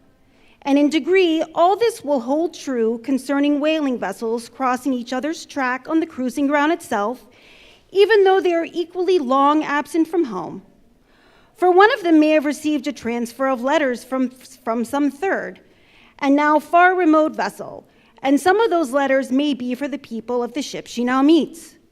Besides, they would exchange the whaling news and have an agreeable chat. For not only would they meet with all the sympathies of sailors, but likewise with all the peculiar congenialities arising from a common pursuit and mutually shared privations and perils.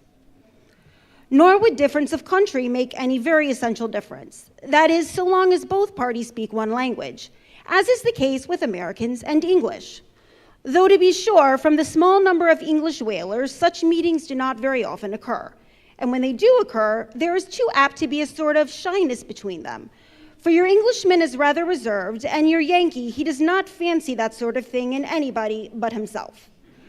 Besides, the English whalers sometimes affect a kind of metropolitan superiority over the American whalers, regarding the long, lean Nantucketer with his nondescript provincialisms as a sort of sea peasant.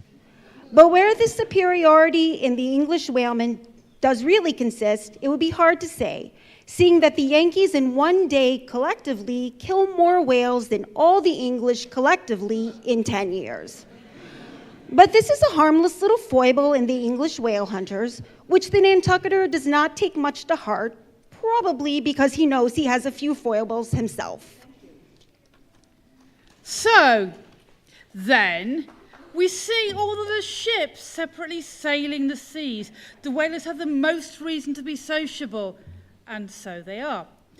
Whereas some merchant ships crossing each other's wake in the mid-Atlantic will oftentimes pass without so much as a single word of recognition, mutually cutting each other on the high seas, like a brace of dandies on Broadway, and the Times indulging perhaps a financial criticism upon each other's rigs.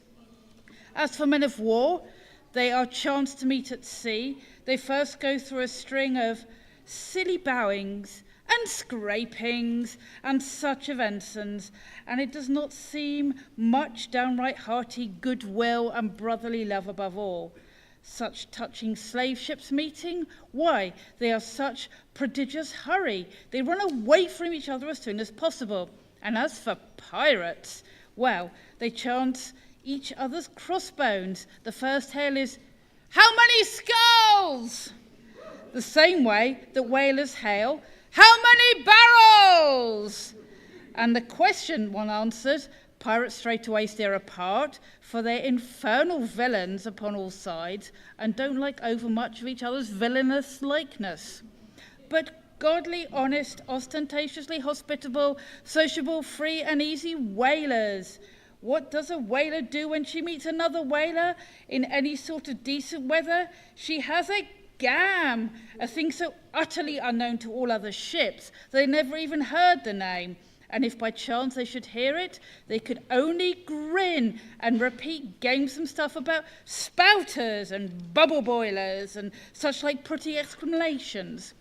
Why is it that all merchant seamen and also all pirates and man of war and slave ship sailors cherish such scornful feelings towards whaling ships? Is a question that will be hard to answer, because in case of pirates, say, I would like to know whether that profession has any peculiar glory about it.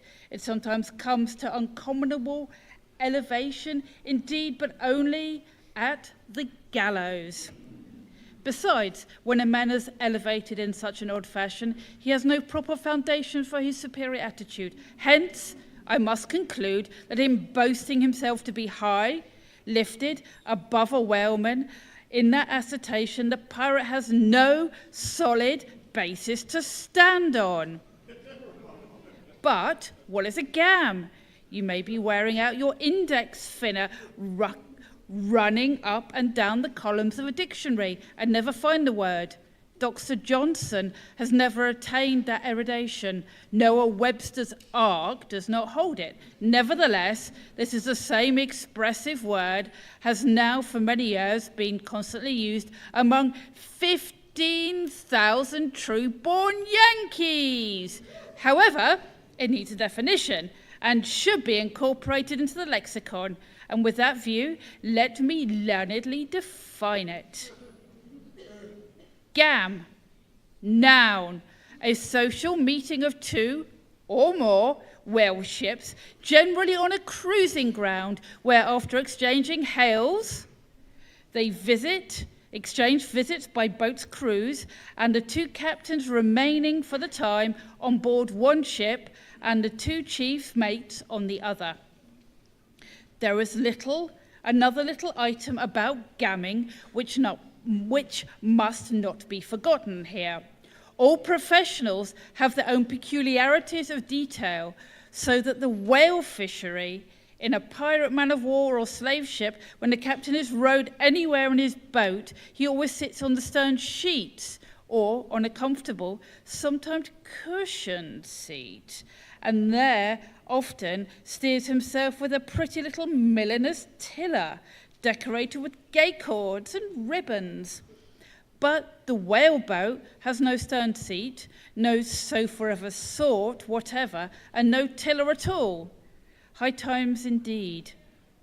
If whaling captains were wheeled about the water on casters like gouty old aldermen in patent chairs, and as for a tiller, the whaleboat never admits any such effeminacy, and therefore in gamming a complete boat's crew must leave the ship, and hence the boat steerer or harpooner of that number, and the subordinate that is the steerman on the occasion, and the captain, having no place at all to sit, is put off to his visit, all standing like a pine tree. And often you will notice that, being conscious of the eyes of the whole visible world resting on him from the sides of the two ships, the standing captain is all alive to the importance of sustaining his dignity by maintaining his legs. Nor is this any easy matter, for his rear is the immense projecting steering oar, hitting him now and then in the small of his back, and the after all reciprocating by wrapping his knees in the front.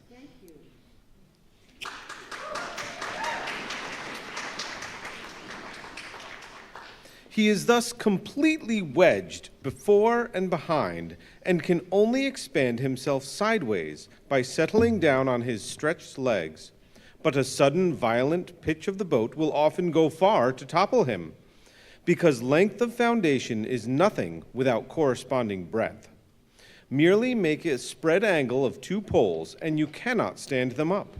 Then again, it would never do in plain sight of the world's riveted eyes. It would never do, I say, for this straddling captain to be seen steadying himself the slightest particle by catching hold of anything with his hands. Indeed, as token of his entire buoyant self-command, he generally carries his hands in his trousers pockets. But perhaps, being generally very large, heavy hands, he carries them there for ballast. Nevertheless, there have occurred instances, well authenticated ones too, where the captain has been known for an uncommonly critical moment or two, in a sudden squall, say, to seize hold of the nearest oarsman's hair and hold on there like grim death. Chapter 55, The Town Ho's Story. The Cape of Good Hope and all the watery region round about there is much like some noted four corners of a great highway where you meet more travelers than in any other part. It was not very long after speaking the Goney that another homeward-bound whaleman, the Town Ho, was encountered. Author's note: the ancient whale cry upon first sighting a whale from the masthead, still used by whalemen in hunting the famous Galapagos terrapin. She was manned almost wholly by Polynesians. In the short gam that ensued, she gave us strong news of Moby-Dick. To some, the general interest in the white whale was now wildly heightened by a circumstance of the Town Ho's story. which seemed obscurely to involve with the whale a certain wondrous, inverted visitation of one of those so-called judgments of God, which at times are said to overtake some men. This latter circumstance, with its own particular accompaniments, forming what may be called the secret part of the tragedy about to be narrated, never reached the ears of Captain Ahab or his mates. For that secret part of the story was unknown to the captain of the town-ho himself.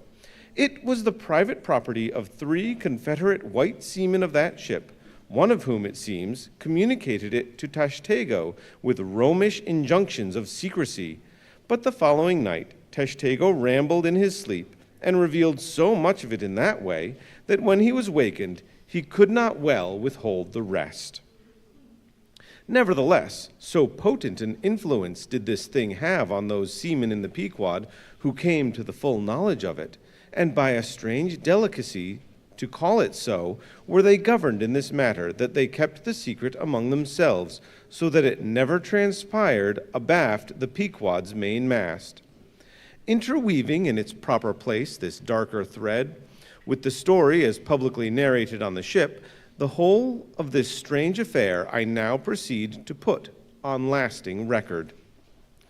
For my humor's sake, I shall preserve the style in which I once narrated it at Lima to a lounging circle of my Spanish friends one Saint's Eve, smoking upon the thick gilt-tiled piazza of the Golden Inn. Of those fine cavaliers, the young Dons, Pedro and Sebastian, were on the closer terms with me, and hence the interluding questions they occasionally put, and which are duly answered at the time.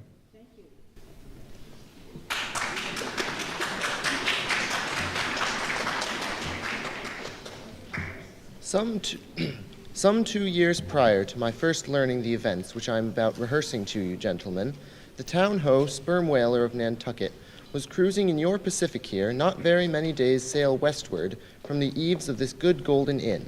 She was somewhere to the northward of the line.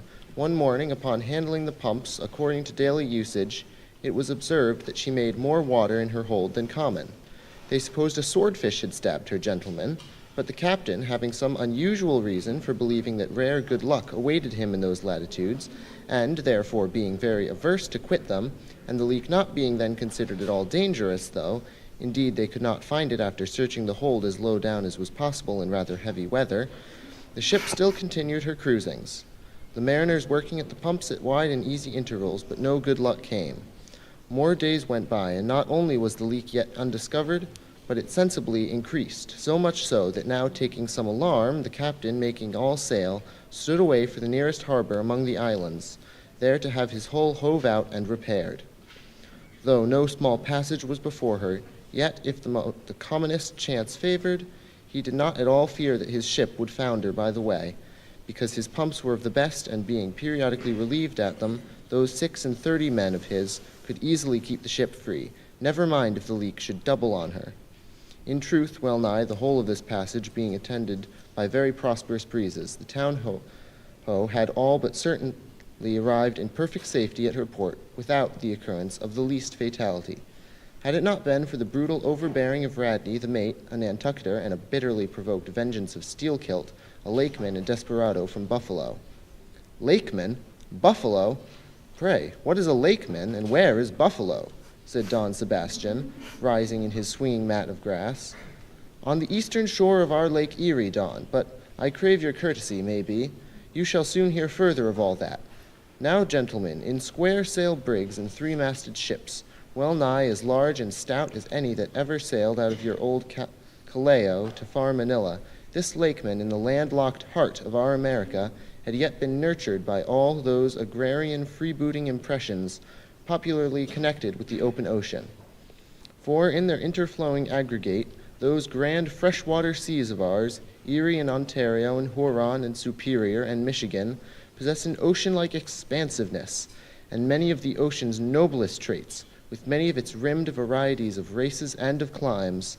They contain round archipelagos of romantic isles, even as the Polynesian waters do, in large part, are shored by 2 great contrasting nations. As the Atlantic is, they furnish long maritime approaches to our numerous territorial colonies from the east. dotted all round their banks here and there, are frowned upon by batteries, and by the goat-like craggy guns of lofty Mackinaw. They have heard the fleet thunderings of naval victories at intervals. They yield their beaches to wild barbarians, whose red-painted faces flash from out their peltry wigwams. For leagues and leagues are flanked by ancient and unentered forests, where the gaunt pines stand like serried lines of kings in Gothic genealogies.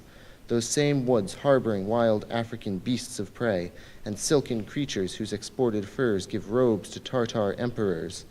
They mirror the paved capitals of Buffalo and Cleveland, as well as Winnebago villages. They float alike the full-rigged merchant ship, the armed cruiser of the state, the steamer and the birch canoe. They are swept by borean and dismasting blasts as direful as any that lash the salted wave. They know that shipwrecks are, for out of sight of land, however inland, they have drowned full many a midnight ship with all its shrieking crew. Thus, gentlemen, though an inlander, Steelkilt was wild ocean born and wild ocean nurtured, as much as an audacious mariner as any. And for Radney, though his infancy he may have laid him down on the lone Nantucket beach to nurse at his maternal sea, though in afterlife he had long followed your austere Atlantic and your contemplative Pacific, yet was he quite as vengeful and full of social quarrel as the backwoods seaman, fresh from the latitudes of buckhorn-handled bowie knives. Yet was this Nantucketer a man with some good-hearted traits, and this Lakeman a mariner who thought a sort of devil indeed, might yet by inflexible firmness, only tempered by that common decency of human recognition, which is the meanest slave's right. Thus treated, this Steelkilt had long been retained harmless and docile. At all events, he had proved so thus far, but Radney was doomed and made mad, and Steelkilt, but gentlemen, you shall hear.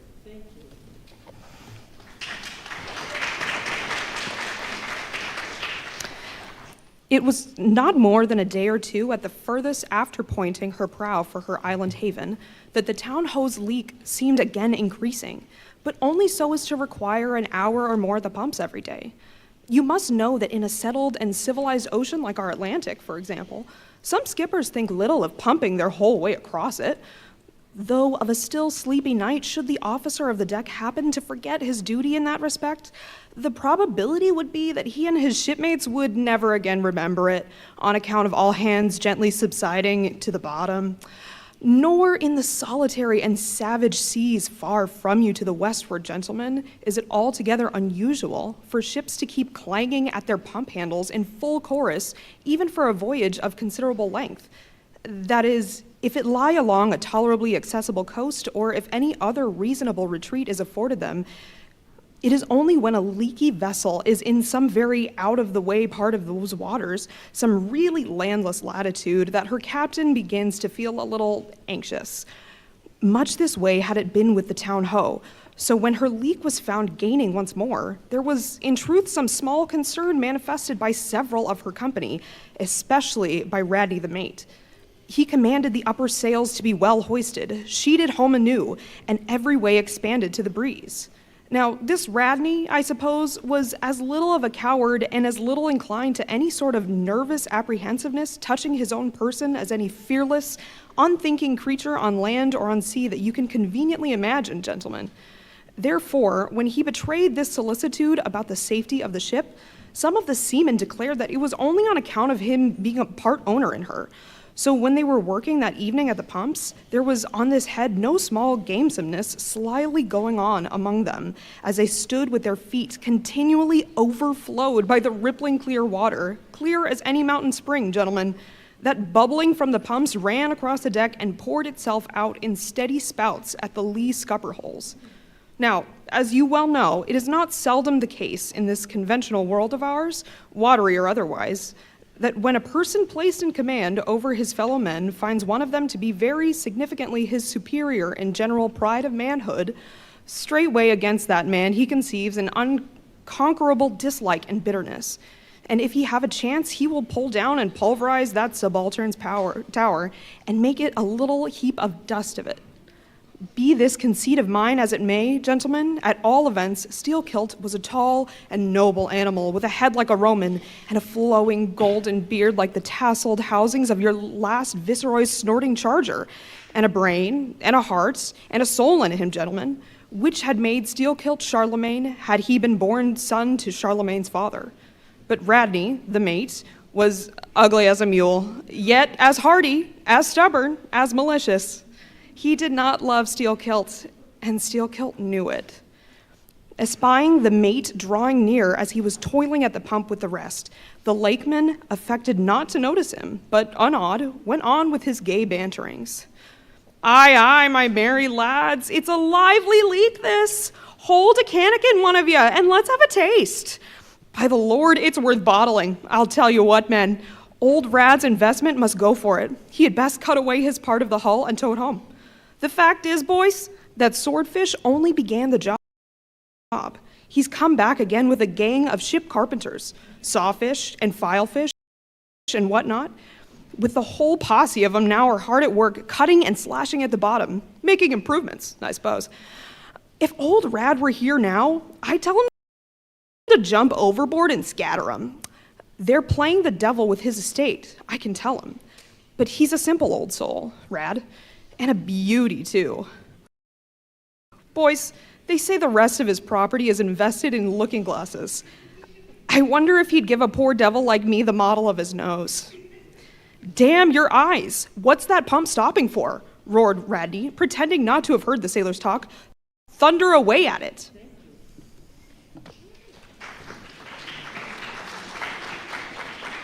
Aye, aye, sir, said Steelkit, merry as a cricket. Lively, boys, lively now. And with that, the pump clanged like 50 fire engines. The men tossed their hats off to it. And ere long, that peculiar gasping of the lungs was heard, which denotes the fullest tension of life's utmost energies. Quitting the pump at last, with the rest of his band, the lakeman went forward all panting and sat himself down on the windlass, his face fiery red, his eyes bloodshot, and wiping the profuse sweat from his brow. Now what cozening fiend it was, gentlemen, that possessed Radney to meddle with such a man in that corporeally exasperated state, I know not. But so it happened. Intolerably striding along the deck, the mate commanded him to get a broom and sweep down the planks, and also a shovel, and remove some offensive matters consequent upon allowing a pig to run at large. Now, gentlemen, sweeping a ship's deck at sea is a piece of household work which in all times but raging gales is regularly attended to every evening, and it has been known to be done in the case of ships actually foundering at the time. Such, gentlemen, is the inflexibility of sea usages and the instinctive love of neatness in seamen, some of whom would not willingly drown without first washing their faces. But in all vessels, this broom business is the prescriptive province of the boys, if boys there be aboard. Besides, it was the stronger men in the town-ho that had been divided into gangs, taking turns at the pumps, and being the most athletic seaman of them all, Steelkit had been regularly assigned captain of one of the gangs. Consequently, he should have been freed from any trivial business, not connected with truly nautical duties, such being the case with his comrades. I mention all these particulars so that you may understand exactly how this affair stood between the two men. But there was more than this. The order about the shovel was almost as plainly meant to sting and insult Steelkit as though Radney had spat in his face. Any man who was gone sailor in a whale ship will understand this, and all this and doubtless much more the lakeman fully comprehended when the mate uttered his command. But as he sat still for a moment, and as he steadfastly looked into the mate's malignant eye and perceived the stacks of powder casks heaped up in him, and the slow match silently burning along towards them, as he instinctively saw all this, that strange forbearance and unwillingness to stir up the deeper passionateness of any already ireful being, a repugnance most felt, when felt at all, by really valiant men, even when aggrieved. This nameless phantom feeling, gentlemen, stole over Steelkit. Therefore, in his ordinary tone, only a little broken by the bodily exhaustion he was temporarily in, he answered him, saying that sweeping the deck was not his business, and he would not do it. And then, without at all alluding to the shovel, he pointed to 3 lads as the customary sweepers, who, not being billeted at the pumps, had done little or nothing all day. To this, Radney replied with an oath, in a most domineering and outrageous manner, unconditionally reiterating his command, meanwhile advancing upon the still seated Lakeman with an uplifted Cooper's Club hammer, which he had snatched from a cask nearby. Heated and irritated as he was by his spasmodic toil at the pumps, for all his first nameless feeling of forbearance, the sweating Steelkilt could not but ill brook this bearing in the mate, but somehow still smothering the conflagration within him. Without speaking, he remained doggedly rooted in his seat, till at last the incensed Radney shook the hammer within a few inches of his face, furiously commanding him to do his bidding. Steelkilt rose, and slowly retreating round the windlass, steadily followed by the mate with his menacing hammer, deliberately repeated his intention not to obey. Seeing, however, that his forbearance had not the slightest effect, by an awful and unspeakable intimation with his twisted hand, he warned off the foolish and infatuated man. But it was to no purpose. And in this way, the two went once slowly round the windlass, when resolved at last no longer to retreat, bethinking him that he had now forborne as much as comported with his humor, the Lakeman paused on the hatches and thus spoke to the officer. Mr. Radney, I will not obey you. Take the hammer away or look to yourself. But the predestined mate, coming still closer to him, where the Lakeman stood fixed, now shook the heavy hammer within an inch of his teeth, meanwhile repeating a string of insufferable maledictions. Retreating not the 1,000th part of an inch, stabbing him in the eye with the unflinching poniard of his glance, Steelkirk, clutching his right hand behind him and creepingly drawing it back, told his persecutor that if the hammer but grazed his cheek, he, Steelkilt, would murder him. But gentlemen, the fool had been branded for the slaughter by the gods. Immediately the hammer touched the cheek. The next instant the lower jaw of the mate was stove in his head. He fell on the hatch, spouting blood like a whale. Ere the cry could go aft, Steelkirk was shaking one of his back stays, leading far aloft to where 2 of his comrades were standing their mastheads. They were both canalers. Canalers, cried Don Pedro. We have seen many whale ships in our harbors, but never heard of your canalers. Pardon, who and what are they? Canalers, Don, are the boatmen belonging to our Grand Erie Canal. You must have heard of it. Nay, senor, hereabouts in this dull, warm, most lazy, and hereditary land, we know but little of your vigorous north. Aye? Well then, Don, refill my cup. Your cheek is very fine, and ere proceeding further, I will tell you what our canalers are, for such information may throw sidelight upon my story.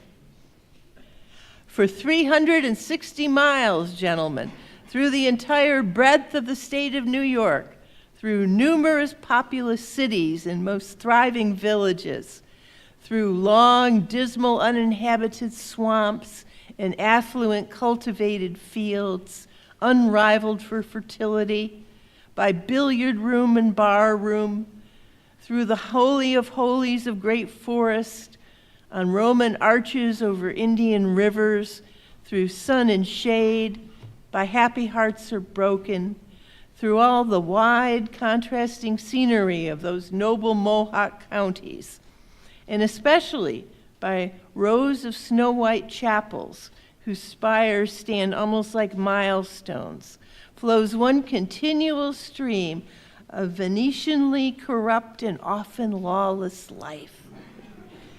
There's your true Ashanti, gentlemen. There howl your pagans, wherever you ever find them, next door to you or under the long flung shadow, and the smug patronizing lee of churches.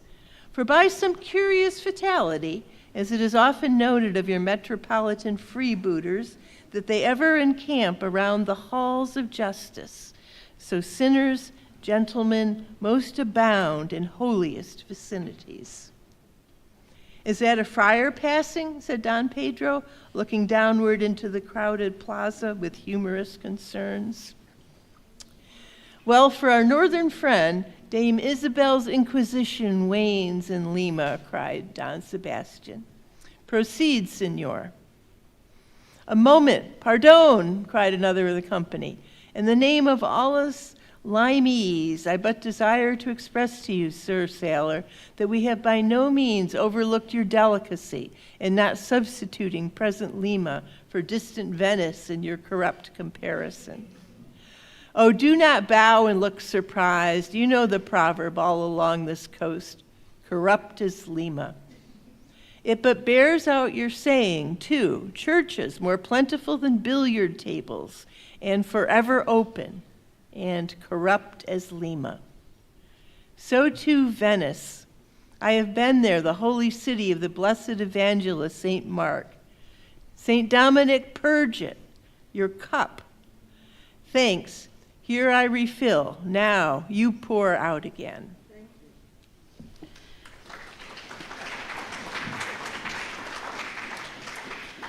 Freely depicted in his own vocation, gentlemen, the canaler would make a fine dramatic hero.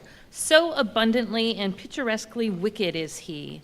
Like Mark Antony, for days and days along his green-turfed, flowery Nile, he indolently floats openly, toying with his red-cheeked Cleopatra, ripening his apricot thigh upon the sunny deck. But ashore, all of this effeminacy is dashed. The brigandish guise with which the canaler so proudly sports, his slouched and gaily ribboned hat, bestoken with grand features, a terror to the smiling innocence of the villages through which he floats. His swart visage and bold swagger are not unshunned in cities. Once a vagabond on his own canal, I have received good turns from one of these canalers. I thank him heartily, would fain be not grateful, but is often one of the prime redeeming qualities of your man of violence, that at times he has a stiffened arm to back a poor stranger in a street as to plunder a wealthy one. In some, gentlemen, that wildness of this canal life is emphatically evinced by this, that our wild whale fishery contains so many of the most finished graduates that scarce any race of mankind, except Sydney men, are so much distrusted by our whaling captains. Nor does it at all diminish the curiousness of this matter that so many thousands of our rural boys and young men born along this line, the probationary life of the Grand Canal furnishes the sole transition between quietly reaping in a Christian cornfield and recklessly plowing the waters of the most barbaric seas. I see, impetuously exclaimed Don Pedro, spilling his chichka upon his silvery ruffles. No need to travel, the world's one Lima. I had thought now that our temperate north, the generations were cold and jolly as the hills, but the story. I left off, gentlemen, where the lakeman shook the backstay. Hardly had he done so when he was surrounded by 3 junior mates and the 4 harpooners, who all crowded him to the deck. But siding down the ropes like baleful comets, the 2 canalers rushed in uproar and sought to drag their man out of it towards the forecastle. Others of the sailors joined them in the attempt, and a twisted turmoil ensued. While standing out of harm's way, the valiant captain danced up and down like a whale pike, calling upon his officers to manhandle the atrocious scoundrel and smoke him along to the quarterdeck. At intervals, he rose up to the revolving border of the confusion, prying into the heart of it with his pike, sought to prick out the object of his resentment. But Steelkilt and his desperadoes were too much for them all. They succeeded in gaining the forecastle deck, where hastily slewing about 3 or 4 large casks in a line with the windlass, these sea Parisians entrenched themselves behind the barricade. "Come out of that, ye pirates!" roared the captain, now menacing them with a pistol in each hand, just brought to him by the steward. "Come out of that, ye cutthroats!" Steelkilt leapt at the barricade and, striding up and down there, defied the worst the pistols could do, but gave the captain to understand distinctly that his, Steelkilt's, death would be the signal for a murderous mutiny on the part of all hands.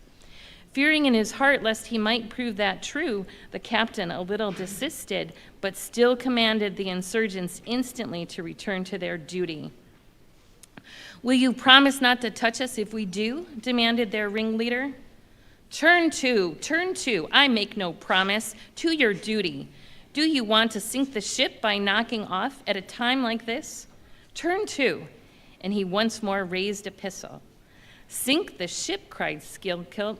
"Aye, let her sink. Not a man of us turns to, unless you swear not to raise a rope yarn against us. What says ye, men?" turning to his comrades. A fierce cheer was their response. The lakeman now patrolled the barricade, all the while keeping his eye on the captain, jerking out such sentences as these. "It's not our fault. We didn't want him. I told him to take his hammer away. It was boy's business.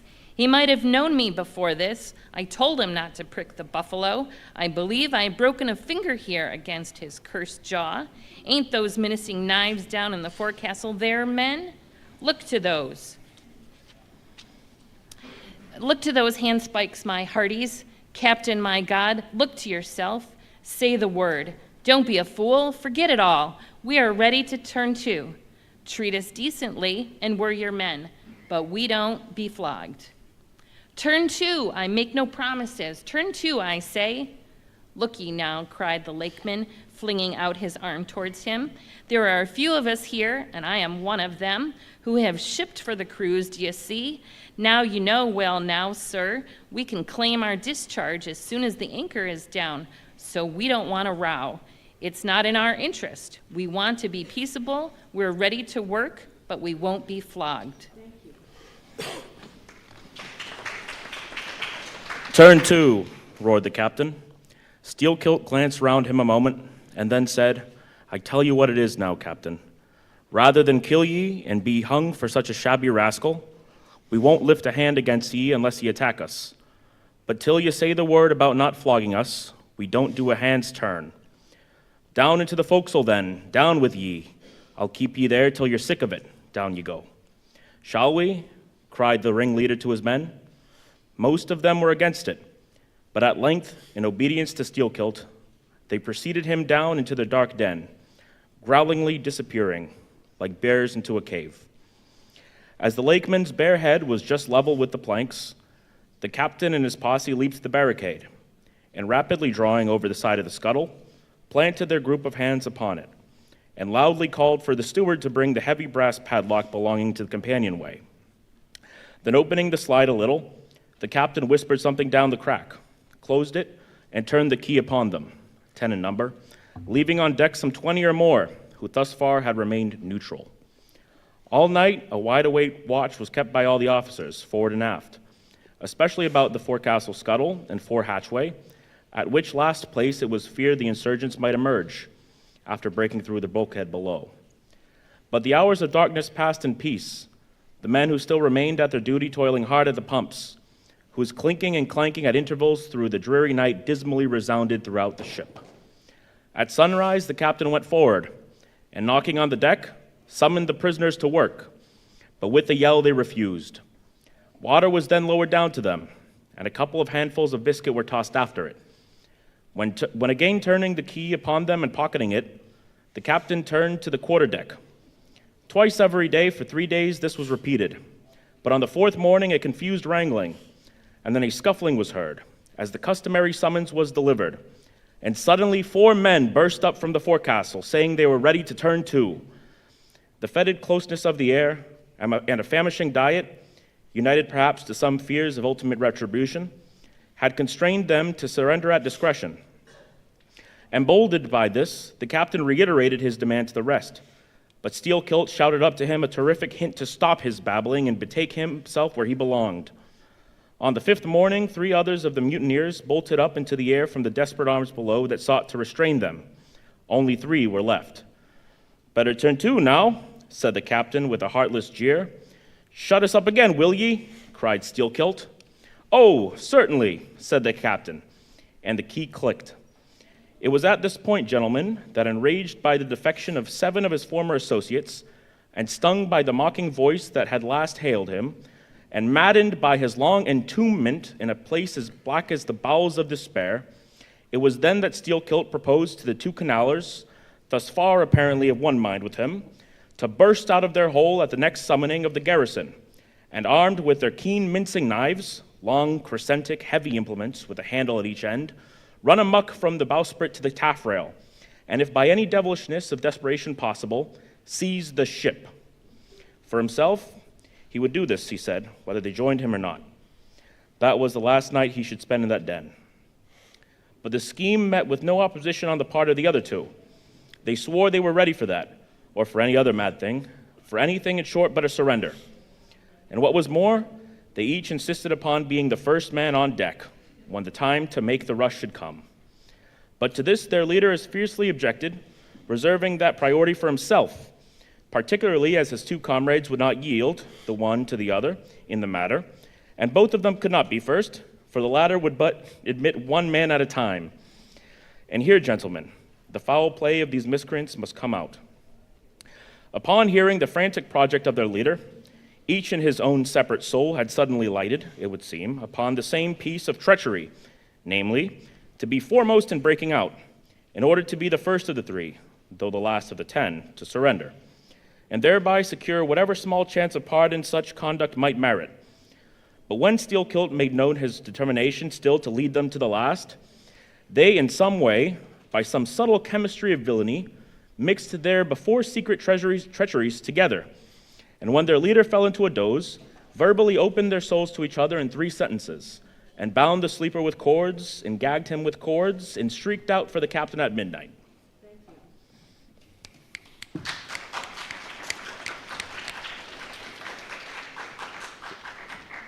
Thinking murder at hand, and smelling in the dark for the blood, he and all his armed mates and harpooneers rushed for the forecastle. In a few minutes, the scuttle was opened, and bound, hand and foot, the still struggling ringleader was shoved up into the air by his perfidious allies, who at once claimed the honor of securing a man who had been fully ripe for murder. But all these were collared and dragged along the deck like dead cattle, and, side by side, were seized up into the mizzen rigging like 3 quarters of meat, and there they hung till morning. "Damn ye," cried the captain, pacing to and fro before them. "The vultures would not touch ye, ye villains." At sunrise, he summoned all hands, and separating those who had rebelled from those who had taken no part in the mutiny, he told the former that he had a good mind to flog them all round. Thought, upon the whole, he would do so. He ought to. Justice demanded it. But for the present, considering their timely surrender, he would let them go with a reprimand, which he accordingly administered in the vernacular. "But as for you, ye carrion rogues," turning to the 3 men in the rigging, "for you, I mean to mince ye up for the trypots," and seizing a rope, he applied it with all his might to the backs of the 2 traitors, till they yelled no more, but lifelessly hung their heads sideways, as the 2 crucified thieves are drawn. "My wrist is sprained with ye," he cried, at last, "but there is still rope enough left for you, my fine bantam, that wouldn't give up. Take that gag from his mouth and let us hear what he can say for himself." For a moment, the exhausted mutineer made a tremulous motion of his cramped jaws, and then, painfully twisting round his head, said in a sort of hiss, "What I say is this, and mind it well, if you flog me, I murder you." "Say ye so? Then see how ye frighten me," and the captain drew off with the rope to strike. "Best not," hissed the lake man, "but I must," and the rope once more drawn back for the stroke. Steel Kit here hissed out something, inaudible to all but the captain, who, to the amazement of all hands, stared back, paced the deck rapidly 2 or 3 times, and then suddenly, throwing down his rope, said, "I won't do it. Let him go. Cut him down. Die here." But as the junior mates were hurrying to execute the order, a pale man with a bandaged head arrested them. Radney, the chief mate. Ever since the blow, he had lain in his berth, but that morning, hearing the tumult on the deck, he had crept out, and thus far had watched the whole scene. Such was the state of his mouth that he could hardly speak, but mumbling something about his being willing and able to do what the captain dared not attempt, he snatched the rope and advanced to his pinioned foe. "You are a coward," hissed the lakeman. "So I am, but take that." The mate was in the very act of striking when another hiss stayed his uplifted arm. He paused, and then, pausing no more, made good his word, spite of Steelkilt's threat, whatever that might have been. The 3 men were then cut down, all hands were turned to, and sullenly worked by the moody seamen. The iron pumps clanged as before. Just after dark that day, when one watch had retired below, a clamor was heard in the forecastle, and the 2 trembling traders, running up, besieged the cabin door, saying they durst not consort with the crew. Entreaties, cuffs, and kicks could not drive them back, so at their own instance they were put down in the ship's run for salvation. Still, no sign of mutiny reappeared among the rest. On the contrary, it seemed that mainly at Steelkilt's instigation, they had resolved to maintain the strictest peacefulness, obey all orders to the last, and, when the ship reached port, desert her in a body. But in order to ensure the speediest end to the voyage, they all agreed to another thing, namely, not to sing out for whales, in case any should be discovered. For, in spite of her leak, in spite of all her other perils, the town host still maintained her mastheads, and her captain was just as willing to lower for a fish that moment as on the day his craft first struck the cruising ground. And Radney the mate was quite as ready to change his berth for a boat, and with his bandaged mouth seek to gag in death the vital jaw of the whale. But though the lakeman had induced the seamen to adopt this sort of passiveness in their conduct, he kept his own counsel, at least till all was over, concerning his own proper and private revenge upon the man who had stung him in the ventricles of his heart. He was in Radney the chief's mate's watch, and as if the infatuated man sought to run more than halfway to meet his doom after the scene of the rigging, he insisted against the express counsel of the captain upon resuming the head of his watch at night. Upon this, and 1 or 2 other circumstances, Steelkilt systematically built the plan of his revenge. Thank you.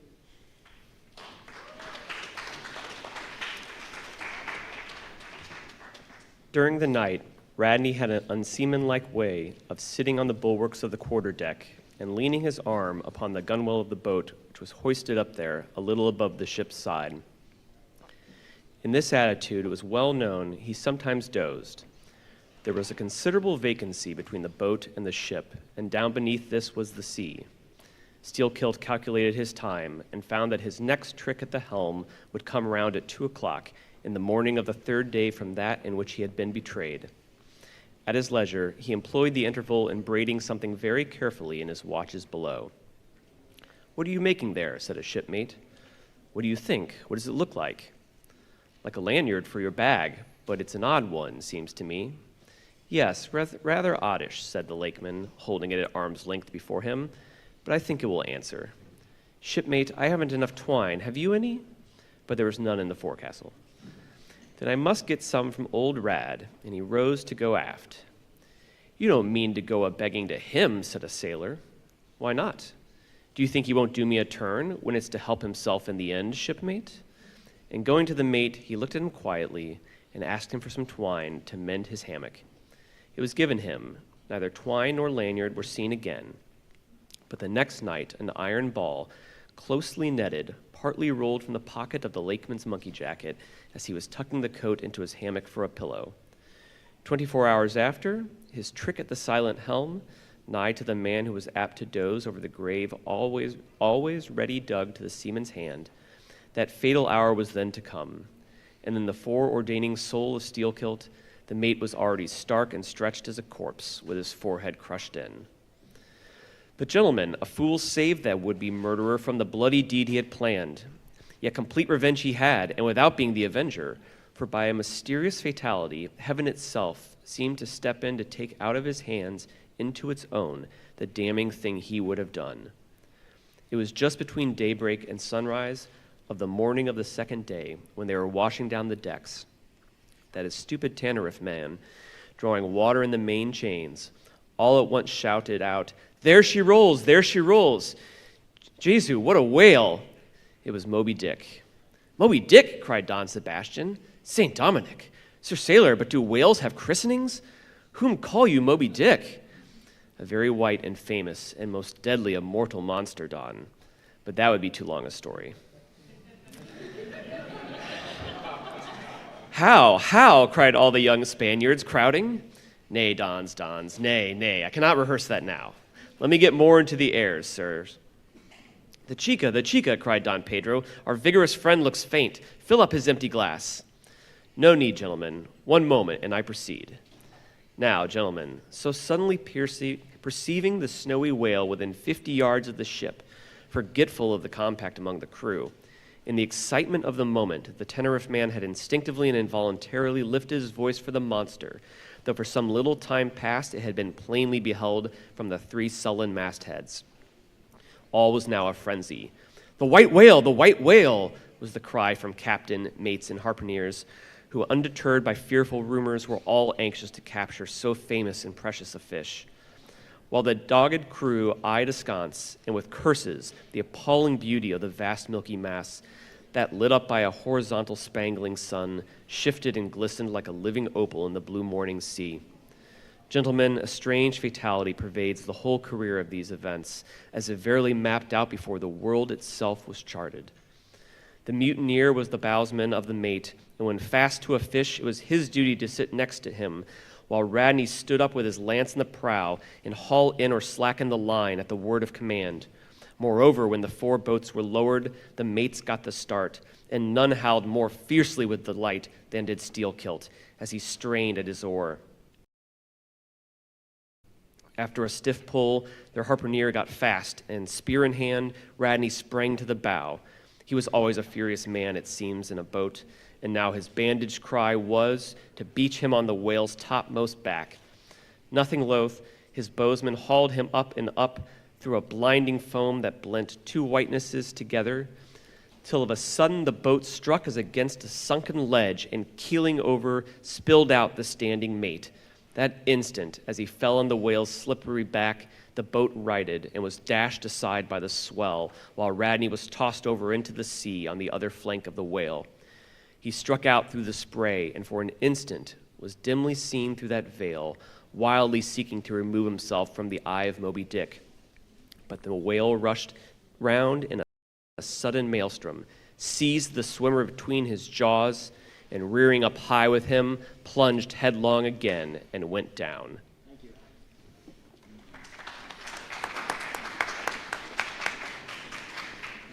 Meantime, at the first tap of the boat's bottom, the lakeman had slackened the line so as to drop astern from the whirlpool, calmly looking so. He thought his own thoughts, but a sudden terrific downward jerking of the boat quickly brought his knife to the line. He cut it, and the whale was free. But at some distance, Moby-Dick rose again, with some tatters of Radney's red woolen shirt caught in the teeth that had destroyed him.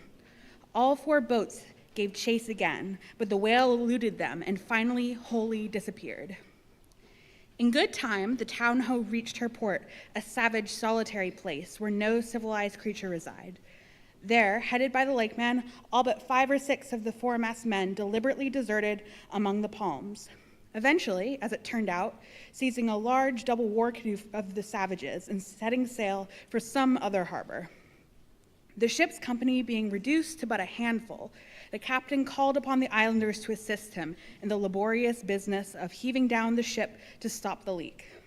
But to such unresting vigilance over their dangerous allies was a small band of whites necessitated, both by night and by day, and so extreme was the hard work that they underwrought, that upon the vessel being ready again for sea, they were in such a weakening condition that the captain durst not put off with them in so heavy a vessel.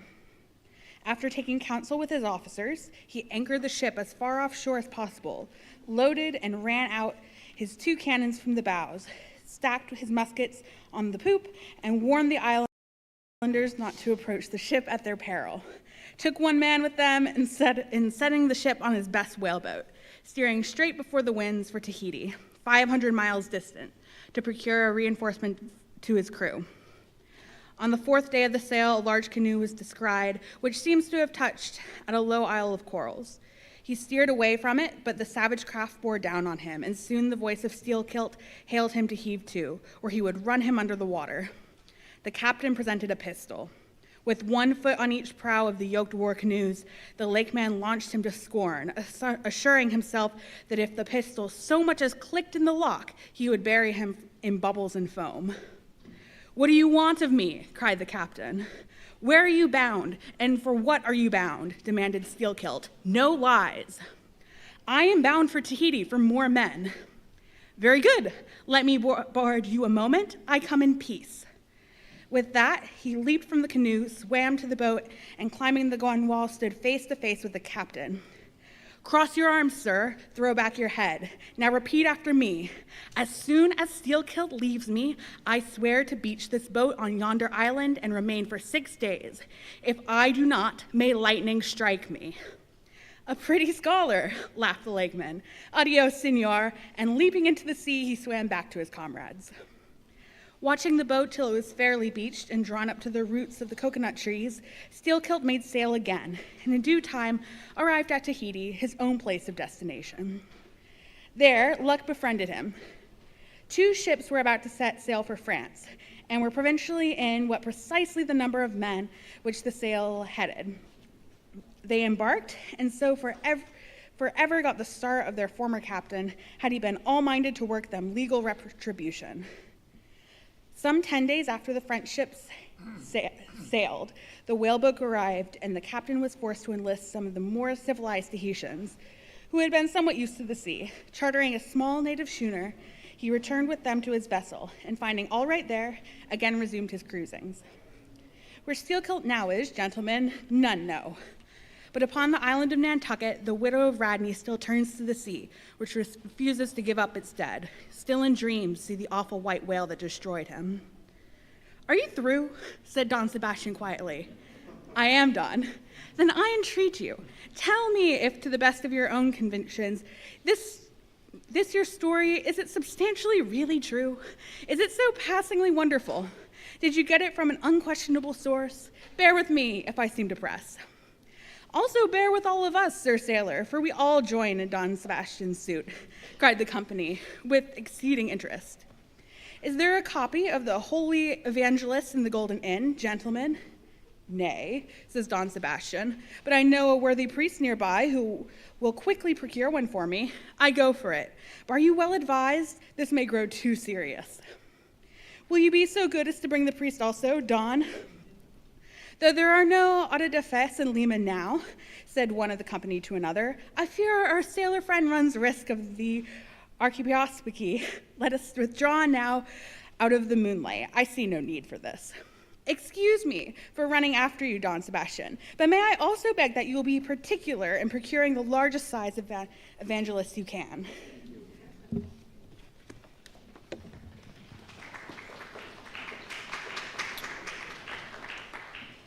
"This is the priest. He brings you the evangelists," said Don Sebastian, gravely, returning with a tall and solemn figure.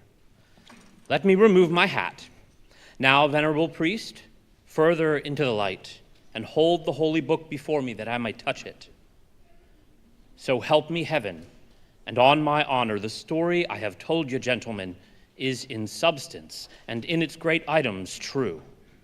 I know it to be true. It happened on this ball. I trod the ship. I knew the crew.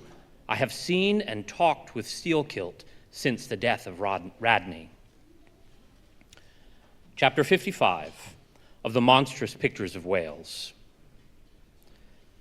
"I shall ere long paint to you, as well as one can without canvas, something like the true form of the whale as he actually appears to the eye of the whaleman, when in his own absolute body the whale is moored alongside the whaleship, so that he can be fairly stepped upon there. It may be worthwhile, therefore, previously to advert to those curious imaginary portraits of him, which even down to the present day confidently challenge the faith of the landsman. It is time to set the world right in this matter by proving such pictures of the whale all wrong. It may be that the primal source of all those pictorial delusions will be found among the oldest Hindu, Egyptian, and Grecian sculptures. For ever since those inventive but unscrupulous times when on the marble panelings of temples, the pedestals of statues, and on shields, medallions, cups, and coins, the dolphin was drawn in scales of chain armor like Saladin's, and a helmeted head like St. George's.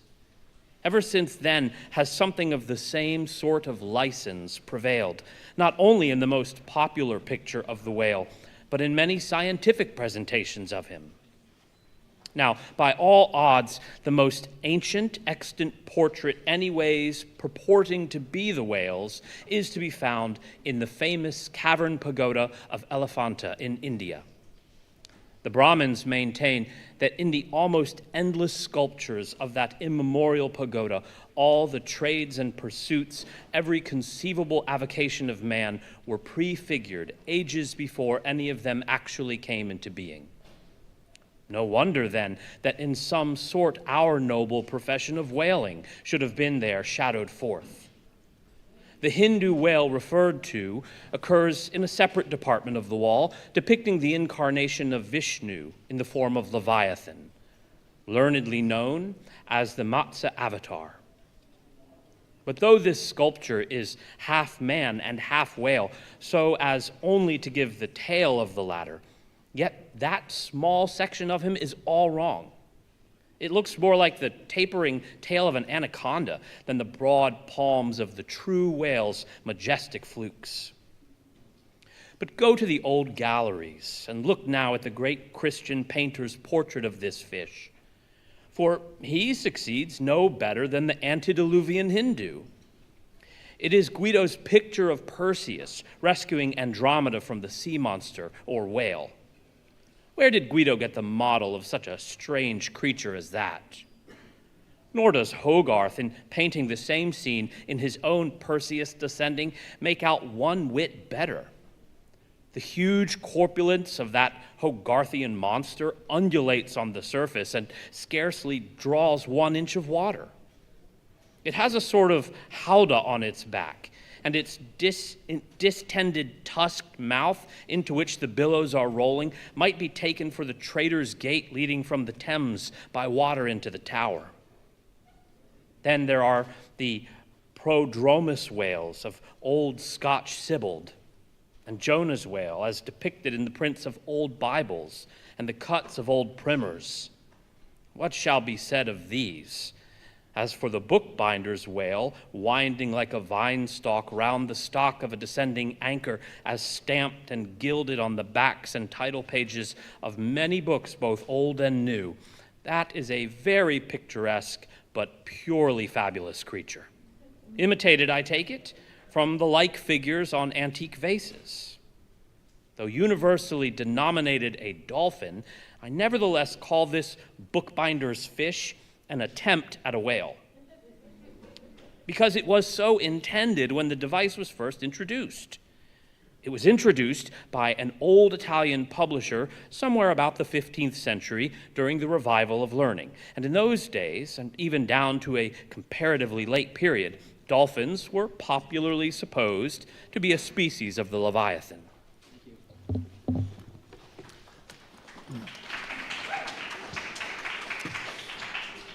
In the vignettes and other embellishments of some ancient books, you will at times meet with very curious touches at the whale, where all manner of spouts, jets d'eau, hot springs and cold, Saratoga and Baden-Baden come bubbling up from his unexhausted brain. In the title page of the original edition of The Advancement of Learning, you will find some curious whales.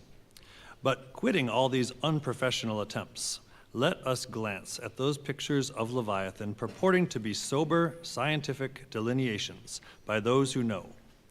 In old Harris's collection of voyages, there are some plates of whales extracted from a Dutch book of voyages AD 1671 entitled A Whaling Voyage to Spitzbergen in the ship Jonas in the Whale, Peter Peterson of Friesland, master. In one of those plates, the whales, like great rafts of logs, are represented lying among ice isles, with white bears running over their living backs. In another plate, the prodigious blunder is made of representing the whale with perpendicular flukes. Then again, there is an imposing quarto written by one Captain Colnett, a post captain in the English Navy, entitled A Voyage Round Cape Horn into the South Seas for the purpose of extending the spermaceti whale fisheries. In this book is an outline purporting to be a picture of a physeter or spermaceti whale, drawn by scale from one killed on the coast of Mexico, August 1793, and hoisted on deck. I doubt not the captain had this veracious picture taken for the benefit of his marines. To mention but one thing about it, let me say that it has an eye which, applied according to the accompanying scale to a full-grown sperm whale, would make the eye of that whale a bow window some 5 feet long. Ah, my gallant captain, why did you not give us Jonah looking out of that eye? Nor are the most conscientious compilations of natural history for the benefit of the young and tender free from the same heinousness of mistake. Look at that popular work, Goldsmith's Animated Nature. In the abridged London edition of 1807, there are plates of an alleged whale and a narwhal. I do not wish to seem inelegant, but this unsightly whale looks much like an amputated sow. And as for the narwhal, one glimpse at it enough to amaze one that in this 19th century such a hippogriff could be palmed for genuine upon any intelligent public of schoolboys. Then again, in 1825, Bernard Germain, Count de Lacépède, a great naturalist, published a scientific, systematized whale book, wherein are several pictures of the different species of the Leviathan. All these are not only incorrect, but the picture of the Mysticetus, or Greenland whale, that is to say the right whale, even Scoresby, a long experienced man as touching that species, declares not to have its counterpart in nature. But the placing of the capsheaf to all this blundering business was reserved for the scientific Frederick Cuvier, brother to the famous Baron. In 1836, he published A Natural History of Whales, in which he gives what he calls a picture of the sperm whale. Before showing that picture to any Nantucketer, you had best provide for your summary retreat from Nantucket. In a word, Frederick Cuvier's sperm whale is not a sperm whale, but a squash. Of course, he never had the benefit of a whaling voyage, such men seldom have, but whence he derived that picture, who can tell? Perhaps he got it as his scientific predecessor in the same field, Desmarais, got one of his authentic abortions, that is, from a Chinese drawing. And what sort of lively lads with the pencil those Chinese are, many queer cups and saucers inform us. As for the sign painter's whales seen in the streets hanging over the shops of oil dealers, what shall be said of them? They are generally Richard III whales with dromedary humps, and very savage, breakfasting on 3 or 4 sailor tarts. That is whaleboats full of mariners, their deformities floundering in seas of blood and blue paint. But these manifold mistakes in depicting the whale are not so very surprising after all. Consider, most of the scientific drawings have been taken from the standard fish, and these are about as correct as a drawing of a wrecked ship with broken back would correctly represent the noble animal itself in all its undashed pride and hull and spars. Though elephants have stood for their full lengths, the living Leviathan has never yet fairly floated himself for his portrait.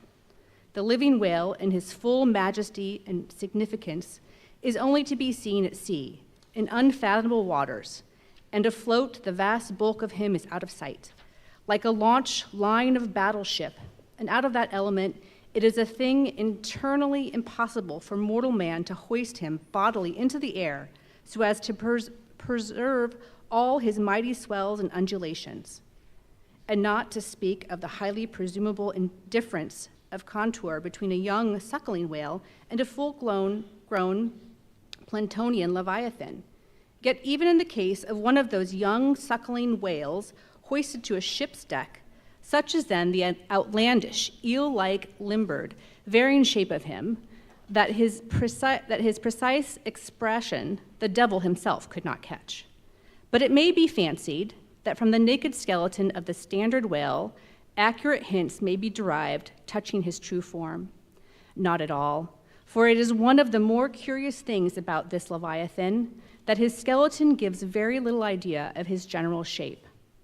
Though Jeremy Bentham's skeleton, which hangs for candelabra in the library of one of his executors, correctly conveys the idea of a burly-browed, utilitarian old gentleman, with all Jeremy's other leading personal characteristics. Yet nothing of this kind could be inferred from any Leviathan's articulated bones. In fact, as the great Hunter says, the mere skeleton of the whale bears the same relation to the fully invested and padded animal as the insect does to the chrysalis that so roundingly envelops it. This peculiarity is strikingly evinced in the head, as in some part of this book will incidentally shown.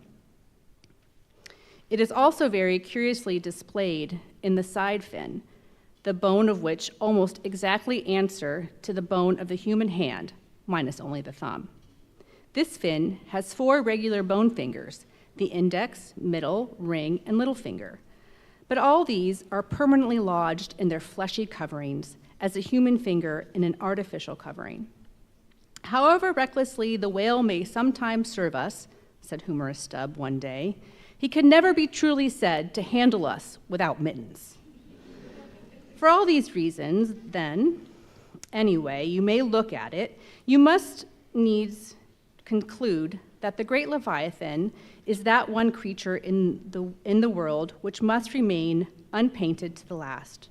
True, one portrait may hint the mark much greater nearer than another, but none can hit it with any very considerable degree of exactness.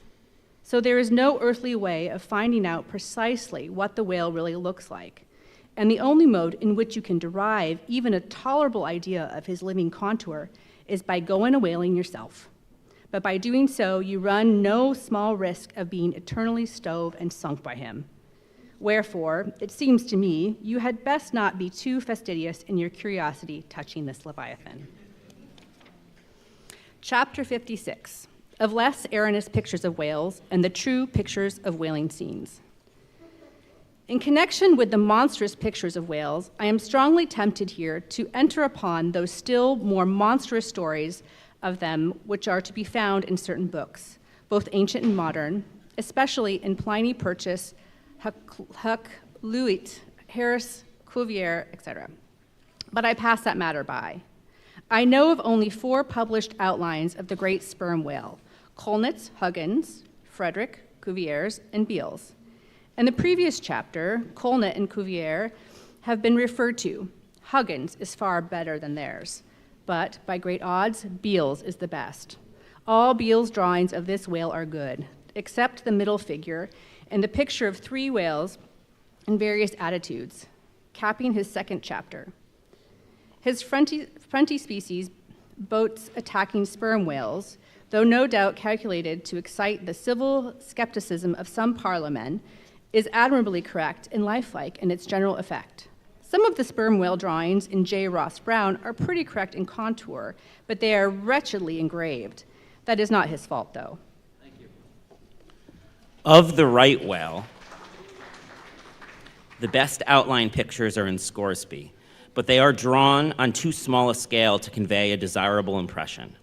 He has but one picture of whaling scenes, and this is a sad deficiency, because it is by some such pictures only, when it all well done, that you can derive anything like a truthful idea of the living whale as seen by his living hunters. But, taken for all in all, by far the finest, though in some details not the most correct, presentations of whales and whaling scenes to be found anywhere are the 2 large French engravings, well executed and taken from paintings by one Garnery. Respectfully, they represent attacks on the sperm and right whale, In the first engraving, a noble sperm whale is depicted in full majesty of might, just risen beneath the boat from the profundities of the ocean and bearing high in the air upon his back the terrific wreck of the stoven planks. The prow of the boat is partially unbroken and is drawn, just balancing upon the monster's spine. And standing in that prow, for that one single, incomputable flash of time, you behold an oarsman, half shrouded by the incensed boiling spout of the whale, and in the act of leaping, as if from a precipice. The action of the whole thing is wonderfully good and true. The half-emptied line tub floats on the whitened sea, and wooden poles of the spilled harpoons obliquely bob in it. The heads of the swimming crew are scattered about the whale in contrasting expressions of affright, while in the black, stormy distance, the ship is bearing down upon the scene. Serious fault might be found with the anatomical details of this whale, but let that pass, since for the life of me I could not draw so good a one. In the second engraving, the boat is in the act of drawing alongside the barnacled flank of a large, running white whale that rolls his black, weedy bulk in the sea like some mossy rock slide from the Patagonian cliffs. His jets are erect, full, and black like soot, so that from so abounding a smoke in the chimney, you would think there must be a brave supper cooking in the great bowels below.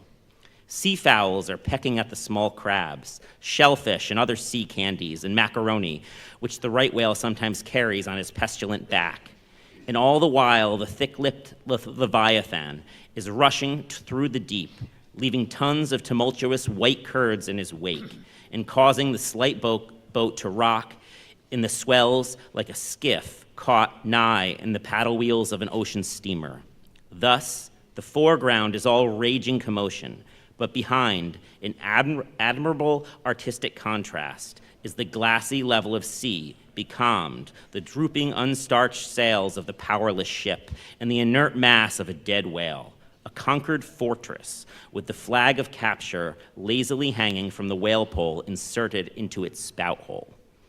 Who Garney the painter is, or was, I know not, but my life, for he was either practically conversant with his subject or else marvelously tutored by some experienced whaleman. The French are the lads for painting action. Go and gaze upon all the paintings of Europe, and where will you find such a gallery of living and breathing commotion on canvas, as in that triumphal hall at Versailles, where the beholder fights his way, pell-mell, through the consecutive great battles of France, where every sword seems a flash of the northern lights, and the successive armed kings and emperors dash by like a charge of crowned centaurs. Not wholly unworthy of a place in a gallery are these sea battle pieces of Garnery. The natural aptitude of the French for seizing the picturesqueness of the things seems to be peculiarly evinced in what paintings and engravings they have of their whaling scenes. With not 1/10 of England's experience in the fishery, and not the 1,000th part of that of the Americans, they have nevertheless furnished both nations with the only finished sketches at all capable of conveying the real spirit of the whale hunt. For the most part, the English and American whale draftsmen seem entirely content with presenting the mechanical outline of things, such as the vacant profile of the whale, which, so far as picturesque of effort is concerned, is about tantamount to sketching the profile of a pyramid. Even Scoresby, the justly renowned right whaleman, after giving us stiff full length of the Greenland whale and 3 or 4 delicate miniatures of narwhals and porpoises, treats us to a series of classical engravings of boat hooks, chopping knives, and grapnels, and with all the microscopic diligence of a Leeuwenhoek submits to the inspection of a shivering world of 96 facsimiles of magnified Arctic snow crystals. I mean no disparagement to the excellent voyager. I honor him for a veteran. But in so important a matter, it was certainly an oversight not to have procured every crystal a sworn affidavit taken before a Greenland justice of the peace. In addition to those fine engravings from Garnery, there are 2 other French engravings worthy of note. By someone who subscribes himself H. Durand. One of them, though not precisely adapted to our present purpose, nevertheless deserves mention on other accounts. It is a quiet noon scene among the isles of the Pacific. A French whaler anchored inshore in a calm and lazily taking water on board, the loosened sails of the ship, and the long leaves of the palms in the background, both drooping together in the breezeless air. The effect is very fine when considered with reference to its presenting the hardy fishermen under one of their few aspects of oriental repose. The other engraving is a quite different affair. The ship hove to upon the open sea, and in the very heart of the leviathanic life, with a right whale alongside, the vessel, in the act of cutting in, hove over to the monster, as if to a quay, and a boat hurriedly pushing off from this scene of activity is about giving chase to whales in the distance. The harpoons and lances lie leveled for use. 3 oarsmen are just setting the mast in its hole, while from a sudden roll of the sea, a little craft stands half erect out of the water, like a rearing horse. From the ship, the smoke of the torments of the boiling whale is going up like the smoke over a village of smithies, and to windward, a black cloud rising up with earnest of squalls and rains seems to quicken the activity of the excited seamen.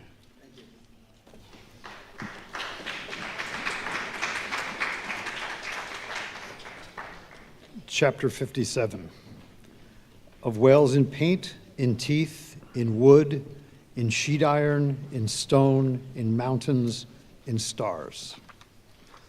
On Tower Hill, as you go down to the London docks, you may have seen a crippled beggar, or kedger, as the sailors say, holding a painted board before him, representing the tragic scene in which he lost his leg. There are 3 whales and 3 boats, and one of the boats, presumed to contain the missing leg in all its original integrity, is being crunched by the jaws of that foremost whale. Any time these 10 years, they tell me, has that man held up that picture and exhibited that stump to an incredulous world. But the time of his justification has now come.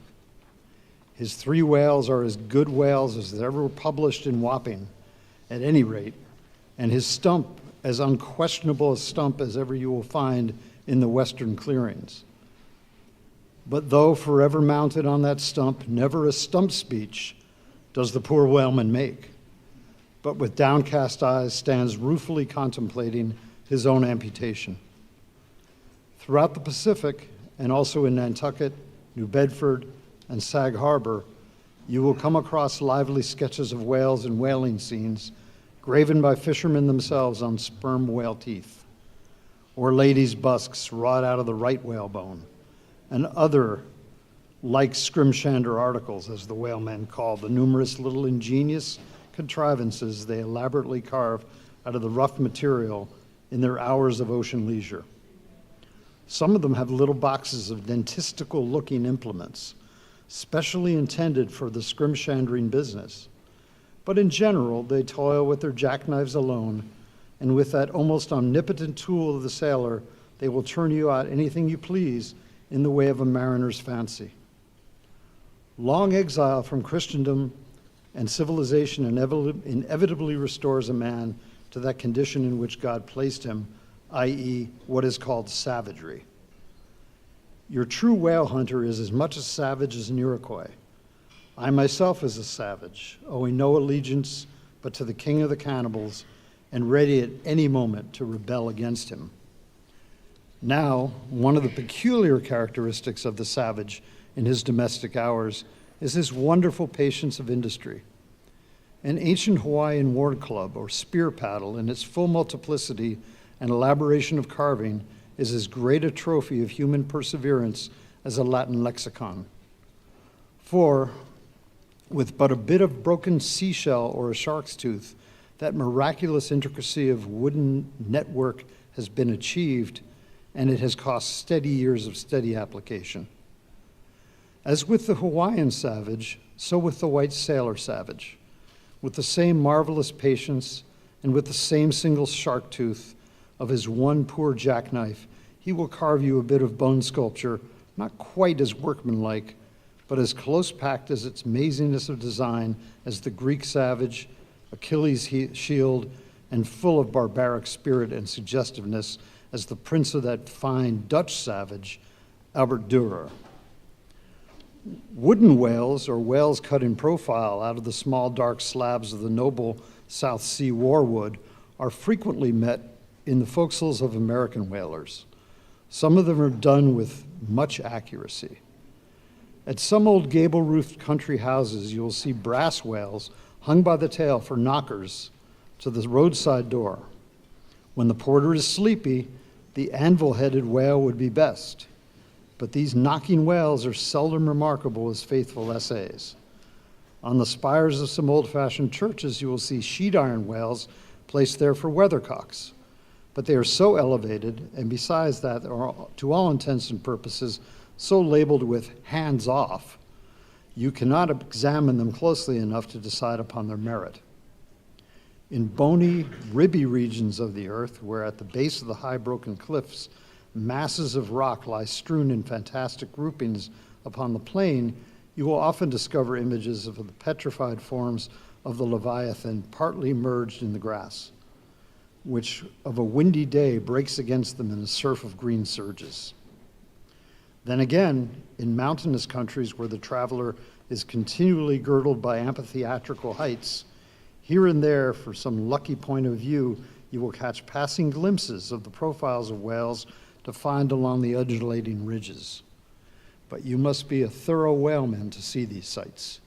And not only that, but if you wish to return to such a site again, you must be sure and take the exact intersecting latitude and longitude of your first standpoint, else so chance-like are such observations of the hills that your precise previous standpoint would require a laborious rediscovery, like the Solomon Islands, which still remain incognita, though once high-ruffled Mendana trod them and old Figuera chronicled them.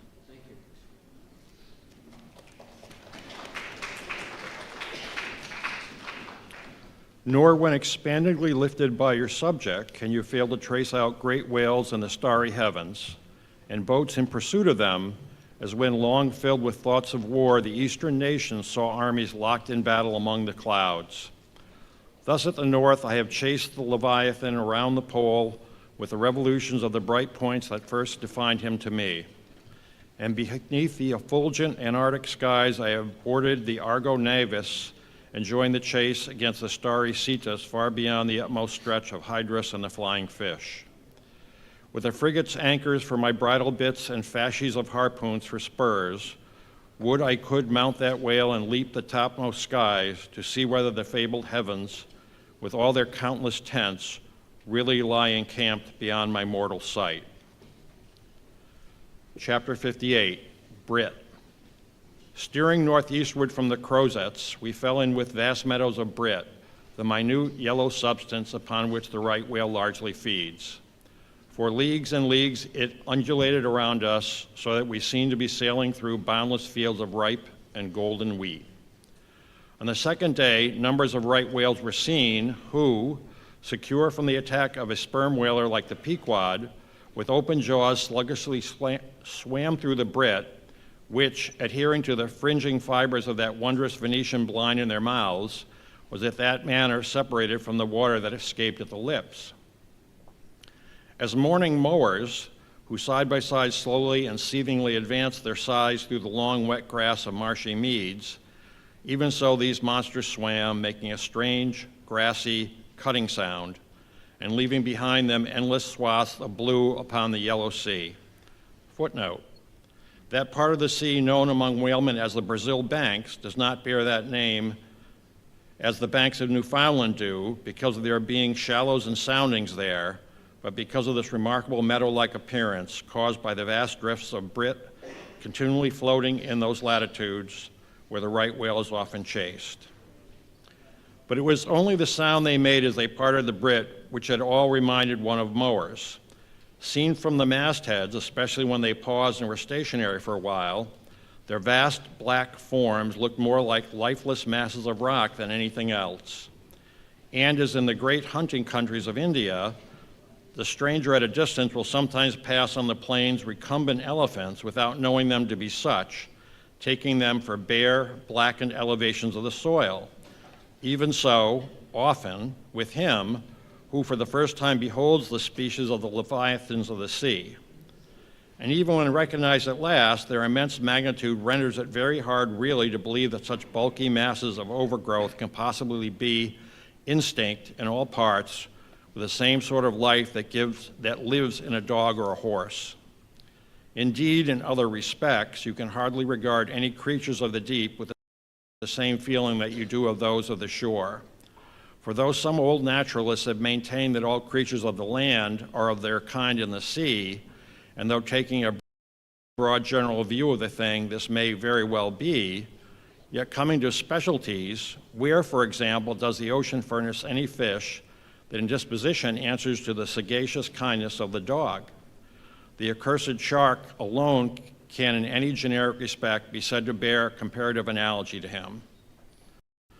But though to landsmen in general, the native inhabitants of the seas have ever regarded with emotions unspeakably unsocial and repelling, though we know the sea to be an everlasting terra incognita, so that Columbus sailed over numberless unknown worlds to discover his one superficial western one, though, by vast odds, the most terrific of all mortal disasters have immemorially and indiscriminately befallen tens and hundreds of thousands of those who have gone upon the waters, though but a moment's consideration will teach that, however baby man may brag of his science and skill, and however much in a flattering future that science and skill may augment, yet forever and ever, to the crack of doom, the sea will insult and murder him and pulverize the stateliest, stiffest frigate he can make. Nevertheless, by the continual repetition of these very impressions, man has lost that sense of the full awfulness of the sea, which aboriginally belongs to it.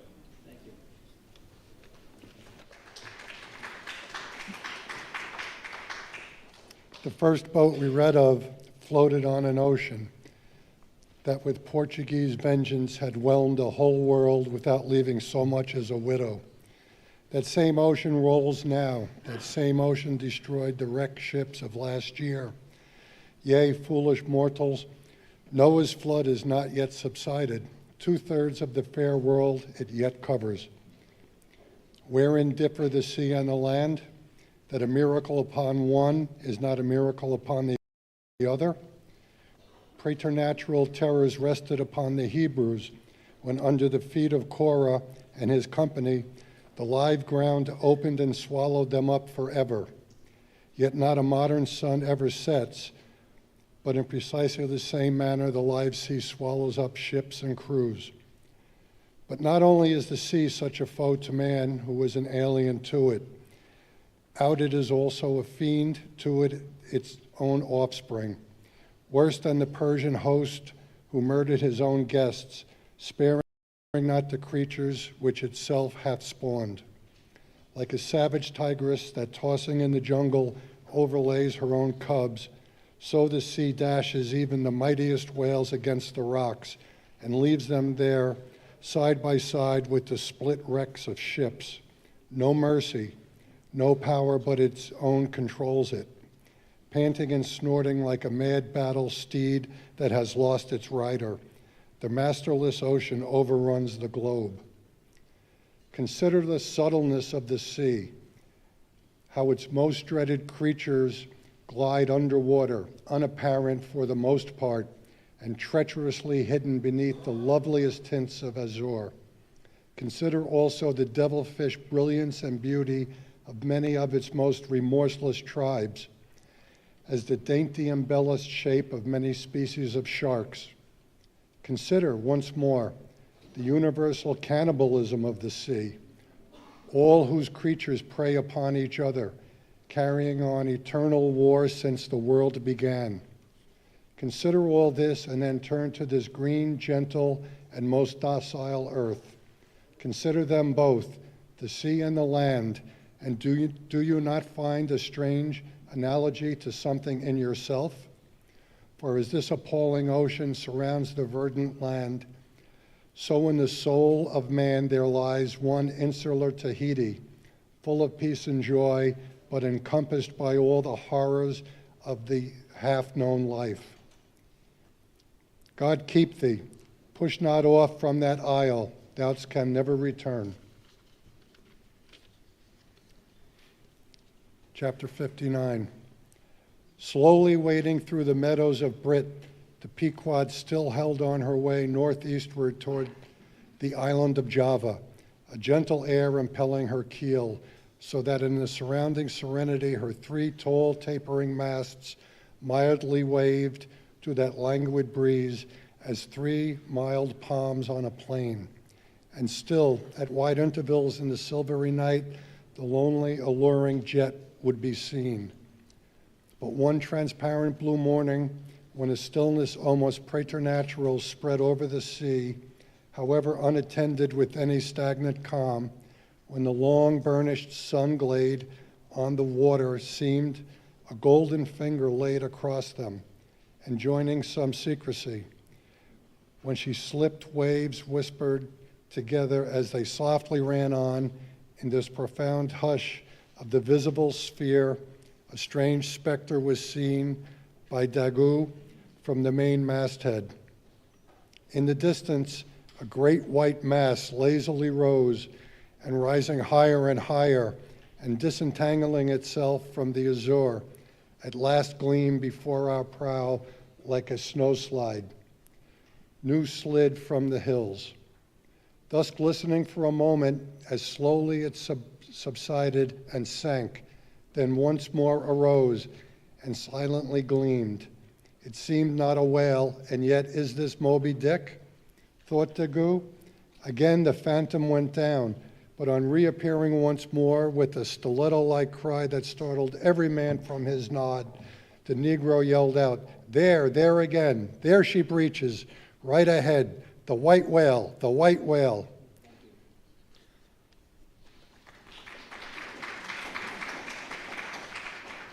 Upon this, the seamen rushed to the yardarms, as in swarm time the bees rushed to the bows. Bareheaded in the sultry sun, Ahab stood on the bowsprit, and with one hand pushed far behind in readiness to wave his orders to the helmsman, cast his eager glance in the direction indicated aloft by the outstretched, motionless arm of Daggoo. Whether the flitting attendants of the one still and solitary jet had gradually worked upon Ahab, so that he was now prepared to connect the ideas of mildness and repose with the first sight of the particular whale he pursued. However this was, or whether his eagerness betrayed him, whichever way it might have been, no sooner did he distinctly perceive the white mass than with a quick intensity he instantly gave orders for lowering.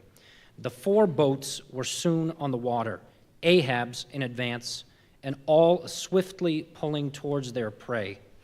Soon it went down, and a while, with oars suspended, we were awaiting its reappearance. Lo, in the same spot where it sank, once more it slowly rose. Almost forgetting for the moment all thoughts of Moby Dick, we now gazed at the most wondrous phenomena which the secret seas has hitherto revealed to mankind. A vast pulpy mass, furlongs in length and breadth, of a glancing cream color, lay floating on the water, innumerable long arms radiating from its center and curling and twisting like a nest of anacondas, as if blindly to clutch at any hapless object within reach. No perceptible face or front did it have, no conceivable token of either sensation or instinct, but undulated there on the billows, an unearthly, formless, chance-like apparition of life. As with this low, sucking sound, it slowly disappeared again, Starbuck still gazing at the agitated waters where it had sunk. With a wild voice exclaimed, "Almost rather had I seen Moby Dick and fought him, than to have seen thee, thou white ghost." "What was it, sir?" said Flask. "The great live squid, which they say few whale ships ever beheld, and returned to their ports to tell of it." But Ahab said nothing. Turning to his boat, he sailed back to the vessel, the rest as silently following. Whatever superstitions the sperm whalemen in general have connected with the sight of this object, certain it is that a glimpse of it being so very unusual that circumstance has gone far to invest it with portentousness. So rarely as it beheld, that though one and all of them declare it to be the largest animated thing in the ocean, yet very few of them have any but the most vague ideas concerning its true nature and form. Notwithstanding, they believe it to furnish to the sperm whale his only food. For though other species of whales find their food above water and may have been seen by man in the act of feeding, the spermaceti whale obtains his whole food in unknown zones below the surface, and only by inference is it that anyone can tell what, precisely, that food consists. At times, when closely pursued, he'll disgorge what are supposed to be the detached arms of the squid, some of them thus exhibited exceeding 20 and 30 feet in length. They fancy that the monster to which these arms belonged ordinarily clings by them to the bed of the ocean, and that the sperm whale, unlike other species, is supplied with teeth in order to attack and tear it. There seems some ground to imagine that the great kraken of Bishop Pontoppidan may ultimately resolve itself into squid. The manner in which the bishop describes it, as alternately rising and sinking, with some other particulars he narrates, in all this the two correspond. But much abatement is necessary with respect to the incredible bulk he assigns it. But some naturalists who have vaguely heard rumors of the mysterious creature here spoken of, it is included among the class of cuttlefish, to which indeed, in certain external respects, it would seem to belong, but only as the anak of the tribe.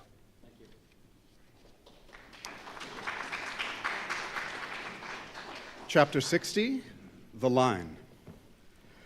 With reference to the whaling scene shortly to be described, as well as for the better understanding of all similar scenes elsewhere presented, I have here to speak of the magical, sometimes horrible, whale line. The line originally used in the fishery was of the best hemp, slightly vapored with tar, not impregnated with it, as in the case of ordinary ropes. For while tar, as ordinarily used, makes the hemp more pliable to the rope maker, and also renders the rope itself more convenient to the sailor for common ship use, yet not only would the ordinary quantity too much stiffen the whale line for the close coiling to which it must be subjected, but as most seamen are beginning to learn, tar in general by no means adds to the rope's durability or strength, however much it may give it compactness and gloss. Of late years, the manila rope has, in the American fishery, almost entirely superseded hemp as a material for whale lines, for though not so durable as hemp, it is stronger and far more soft and elastic. And I will add, since there is an aesthetics in all things, is much more handsome and becoming to the boat than hemp. Hemp is a dusky, dark fellow, a sort of Indian, but manila is as a golden-haired Circassian to behold. The whale line is only 2/3 of an inch in thickness. At first sight, you would not think it so strong as it really is. By experiment, its 1 and 50 yarns will each suspend a weight of 120 pounds, so that the whole rope will bear a strain nearly equal to 3 tons. In length, the common sperm whale line measures something over 200 fathoms. Towards the stern of the boat, it is spirally coiled away in the tub, not like the worm pipe of a still, though, but so as to form one round cheese-shaped mass of densely bedded sheaves, or layers of concentric spiralizations without any hollow but the heart, or a minute vertical tube formed at the axis of the cheese. As the least angular kink in the coiling would, in running out, infallibly take somebody's arm, leg, or entire body off, the utmost precaution is used in stowing the line in its tub. Some harpooneers will consume almost an entire morning in this business, carrying the line high aloft and then reeving it downwards through a block towards the tub, so as in the act of coiling to free it from all possible wrinkles and twists. In the English boats, 2 tubs are used instead of 1, the same line being continuously coiled in both tubs. There is some advantage in this, because these twin tubs, being so small, they fit more readily into the boat and do not strain it so much, whereas the American tub, nearly 3 feet in diameter and of proportionate depth, makes a rather bulky freight for a craft whose planks are but 1/2 inch in thickness. For the bottom of the whaleboat is like critical ice, which will bear up considerable distributed weight, but not very much of a concentrated one. When the painted canvas cover is clapped on the American tub line, the boat looks as if it were pulling off with a prodigious great wedding cake to present to the whales. Both ends of the line are exposed, the lower end terminating in an eye splice or loop coming up from the bottom against the side of the tub, and hanging over its edge completely disengaged from everything. This arrangement of the lower end is necessary on two accounts. First, in order to facilitate the fastening of it to an additional line from a neighboring boat, in case the stricken whale should sound so deep as to threaten to carry off the entire line originally attached to the harpoon. In these instances, the whale, of course, is shifted like a mug of ale, as it were, from the one boat to the other. Though the first boat always hovers at hand to assist its consort. Second, this arrangement is indispensable for common safety's sake, for were the lower end of the line in any way attached to the boat, and were the whale then to run the line out to the end, almost in a single smoking minute, as he sometimes does, he would not stop there, for the doomed boat would infallibly be dragged down after him into the profundity of the sea, and in that case, no town crier would ever find her again.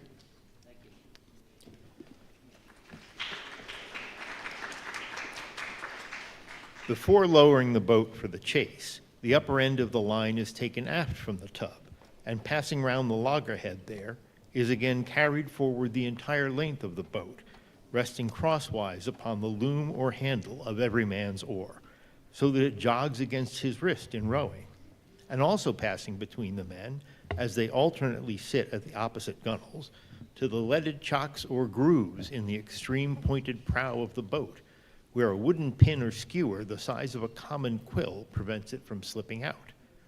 From the chocks, it hangs in a slight festoon over the bows, and is then passed inside the boat again, and some 10 or 20 fathoms, called box line, being coiled upon the box in the bows, it continues its way to the gunwale, still a little further aft, and then is attached to the short warp, the rope which is immediately connected with the harpoon, but previous to that connection, the short warp goes through sundry mystifications too tedious to detail. Thus the whale line folds the whole boat in its complicated coils, twisting and writhing around it in almost every direction. All the oarsmen are involved in its perilous contortions, so that to the timid eye of the landsman, they seem as Indian jugglers, with the deadliest snakes sportively festooning their limbs. Nor can any son of mortal woman, for the first time, seat himself amid those hempen intricacies, and while straining his utmost at the oar, bethink him that at any unknown instant the harpoon may be darted, and all these horrible contortions be put in play like ringed lightnings. He cannot be thus circumstanced without a shudder that makes the very marrow in his bones to quiver in him like shaken jelly. Yet habit, strange thing, what cannot habit accomplish? Gayer sallies, more merry mirth, better jokes, and brighter repartees you never heard over your mahogany than you will hear over the half-inch white cedar of the whaleboat, when thus hung in hangman's nooses. And, like the 6 burghers of Calais before King Edward, the 6 men composing the crew pull into the jaws of death with a halter around every neck, as you may say. Perhaps a very little thought will now enable you to account for those repeated whaling disasters, some few of which are casually chronicled, of this man or that man being taken out of the boat by the line and lost. For when the line is darting out, to be seated then in the boat is like being seated in the midst of the manifold whizzings of a steam engine in full play, when every flying beam and shaft and wheel is grazing you. It is worse, for you cannot sit motionless in the heart of these perils, because the boat is rocking like a cradle, and you are pitched one way and the other without the slightest warning. And only by a certain self-adjusting buoyancy and simultaneousness of volition and action can you escape being made a Mazeppa of and run away with where the all-seeing sun himself could never pierce you out. Again, as the profound calm, which only apparently precedes and prophesies of the storm, is perhaps more awful than the storm itself. For, indeed, the calm is but the wrapper and envelope of the storm, and contains it in itself, as a seemingly harmless rifle holds the fatal powder and the ball and the explosion, so the graceful repose of the line as it silently serpentines around the oarsman before being brought into actual play, this is a thing which carries more of true terror than any other aspect of this dangerous affair. But why say more? All men live enveloped in whale lines. All are born with halters round their necks. But it is only when caught in the swift, sudden turn of death that mortals realize the silent, subtle, ever-present perils of life. And if you be a philosopher, though seated in the whaleboat, you would not at heart feel one whit more terror than though seated before your evening fire with a poker and not a harpoon by your side.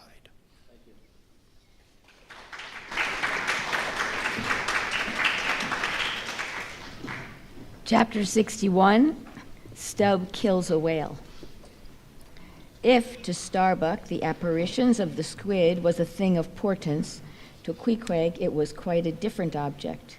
When you see him, Quid, says the savage, honing his harpoon in the bow of his hoisted boat, then you quick see him sparm whale. The next day was exceedingly still and sultry, and with nothing special to engage them, the Pequod's crew could hardly resist the spell of sleep induced by such a vacant sea. For this part of the Indian Ocean, through which we then were voyaging, is not what whalemen call a lively ground. That is, it affords fewer glimpses of porpoises, dolphins, flying fish, and other vicarious denizens of more stirring waters than those off the Rio de la Plata or the inshore ground off Peru. It was my turn to stand at the foremost head, and with my shoulders leaning against the slackened royal shrouds, to and fro I idly swayed in what seemed an enchanted air. No resolution could withstand it. In that dreamy mood, losing all consciousness, at last my soul went out of my body, though my body still continued to sway as a pendulum will, long after the power which first moved it is withdrawn. Ere forgetfulness altogether came over me, I had noticed that the seamen at the main and mizzen mastheads were already drowsy, so that at last all three of us lifelessly swung from the spars, and for every swing that we made, there was a nod from below from the slumbering helmsman. The waves, too, nodded their indolent crests, and across the wide trance of the sea, east nodded to west, and the sun over all. Suddenly, bubbles seemed bursting beneath my closed eyes. Like vices, my hands grasped the shrouds. Some invisible, gracious agency preserved me. With a shock, I came back to life. And lo, close under our lee, not 40 fathoms off, a gigantic sperm whale lay rolling in the water like the capsized hull of a frigate. His broad, glossy back of an Ethiopian hue glistening in the sun's rays like a mirror, but lazily undulating in the trough of the sea and ever and anon tranquilly spouting his vapory jet, the whale looked like a pretty portly burgher smoking his pipe of a warm afternoon. But that pipe, poor whale, was thy last. As if struck by some enchanter's wand, the sleepy ship and every sleeper in it all at once started into wakefulness, and more than a score of voices from all parts of the vessel, simultaneously with the 3 notes from aloft, shouted forth the accustomed cry as the great fish slowly and regularly spouted the sparkling brine into the air. "Clear away the boats, luff!" cried Ahab, and obeying his own order, he dashed the helm down before the helmsman could handle the spokes. The sudden exclamations of the crew must have alarmed the whale, and ere the boats were down, majestically turning, he swam away to the leeward. but with such a steady tranquility and making so few ripples as he swam, that thinking, after all, he might not as yet be alarmed, Ahab gave orders that not an oar should be used, and no man must speak but in whispers. So, seated like Ontario Indians on the gunwales of the boats, we swiftly but silently paddled along, the calm not admitting of the noiseless sails being set. Presently, as we thus glided in chase, the monster perpendicularly flitted his tail 40 feet into the air, and then sank out of sight like a tower swallowed up. "There go flukes," was the cry, an announcement immediately followed by Stubbs producing his match and igniting his pipe, for now a respite was granted. After the full interval of his sounding had elapsed, the whale rose again, and being now in advance of the smoker's boat and much nearer to it than any of the others, Stubb counted upon the honor of the capture. It was obvious now that the whale had at length become aware of his pursuers. All silence of cautiousness was therefore no longer of use. Paddles were dropped and oars came loudly into play, and still, puffing at his pipe, Stubb cheered on his crew to the assault. Yes, a mighty charge had come over the fish, all alive to his jeopardy. He was going head out, that part obliquely projecting from the mad yeast which he brewed.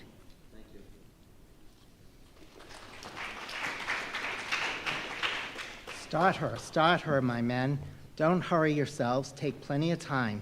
But start her, thunderclaps, that's all, cried Stubb, spluttering out the smoke as he spoke. Start her now. Give 'em the long and strong stroke, Testago. Start her, Tash, my boy. Start her, all. But keep cool, keep cool. Cucumbers is the word. Easy, easy. Only start her like grim death and grinning devils, and raise the buried dead perpendicular out of their graves, boys. That's all. Start her. Woo-hoo! Yeehaw! Screamed the gay-header in reply, raising some old war whoop to the skies as every oarsman in the strained boat involuntarily bounced forward with one tremendous leading stroke, which the eager Indian gave. But his wild screams were answered by others quite as wild. "Ki-hee, ki-hee," yelled Dagu, straining forward and backwards as his seat like a pacing tiger in his cage. "Kala, kulu," howled Queequeg, as if smacking his lips over a mouthful of grenadier steak, and thus with oars and yells the keels cut the sea. Meanwhile, Stubb, retaining his place in the van, still encouraged his men to the onset, all the while puffing the smoke from his mouth. Like desperados, they tugged and they strained till the welcome cry was heard. "Stand up, Tashtego, give it to him." The harpoon was hurled. Stir and all, the oarsmen backed water. The same moment something went hot and hissing along every one of their wrists. It was the magical line. An instant before, Stubb had swiftly caught 2 additional turns with it round the loggerhead, whence, by reason of its increased rapid circlings, a hempen blue smoke now jetted up and mingled with the steady fumes from his pipe. As the line passed round and round the loggerhead, so, also, just before reaching that point, it blisteringly passed through both of Stubb's hands, from which the handcloths, or squares of quilted canvas, sometimes worn at these times, had accidentally dropped. It was like holding an enemy's sharp, two-edged sword by the blade, and that enemy all the time striving to wrest it out of your clutch. Wet the line, cried Stubb to the tub oarsman, him seated by the tub, who, snatching off his hat, dashed the seawater into it. More turns were taken so that the line began holding its place. The boat now flew through the boiling water like a shark all fins. Stubb and Tashtego here changed places, stem for stern, a staggering business truly in that rocking commotion. From the vibrating line extending the entire length of the upper part of the boat, and from its now being more tight than a harp string, you would have thought the craft had 2 keels, one cleaving the water, the other the air, as the boat turned on through both opposing elements at once. A continual cascade played at the bows, a ceaseless whirling eddy in her wake, at the slightest motion from within. Even but of a little finger, the vibrating, cracking craft canted over her spasmodic gunwale into the sea. Thus they rushed, each man with might and main clinging to his seat to prevent being tossed to the foam, and the tall form of Tashtego as the steering oar, crouching almost double, in order to bring down his center of gravity. Whole Atlantics and Pacifics seemed passed as they shot on their way, till at length the whale somewhat slackened his flight. Haul in, cried Stubb to the bowsman, and facing round towards the whale, all hands began pulling the boat up to him, while yet the boat was being towed on. Soon, ranging up by his flank, Stubb, firmly planting his knee in the clumsy cleat, darted dart after dart into the flying fish. At the word of command, the boat alternately sterning out of the way of the whale's horrible wallow and then raging up for another fling. The red tide now poured from all sides of the monster like brooks down a hill. His tormented body rolled not in brine but in blood, which bubbled and seethed for furlongs behind in their wake. The slanting sun, playing upon this crimson pond in the sea, sent back its reflection into every face, so that they all glowed to each other like red men. And all the while, jet after jet of white smoke was agonizingly shot from the spiracle of the whale, and vehement puff after puff from the mouth, and the excited headsman, as at every dart, hauling up in upon his crooked lance, by the line attached to it, Stubb straightened it again and again, by a few rapid blows against the gunwale, then again and again sent into the whale. Pull up, he now cried to the bowsman as the wandering whale relaxed in his wrath. Pull up, close to, and the boat ranged along the fish's flank. When reaching far over the bow, Stubb slowly turned his long, sharp lance into the fish and kept it there, carefully churning and churning, as if cautiously seeking to feel after some gold watch that the whale might have swallowed, in which he was fearful of breaking ere he could hook it out. But that gold watch was sought with the innermost life of the fish, and now it is struck, for starting from his trance into that unspeakable thing called his flurry, the monster horribly wallowed in his blood, overwrapped himself in impenetrable mad boiling spray, so that the imperiled craft, instantly dropping astern, had much ado blindly to struggle out from that frenzied twilight into the clear air of the day. And now, abating in his flurry, the wheel once more rolled out into view, surging from side to side, spasmodically dilating and contracting his spout hole with sharp cracking, agonized respirations. At last, gush after gush of clotted red gore, as if he had been the purple lees of red wine, shot into the frightened air, and falling back again, ran dripping down his motionless flanks into the sea. His heart had burst. He's dead, Mr. Stubb, said Daggoo. Yes, both pipes smoked out, and withdrawing from his mouth, Stubb scattered the dead ashes over the water, and for a moment stood thoughtfully eyeing the vast course he had made.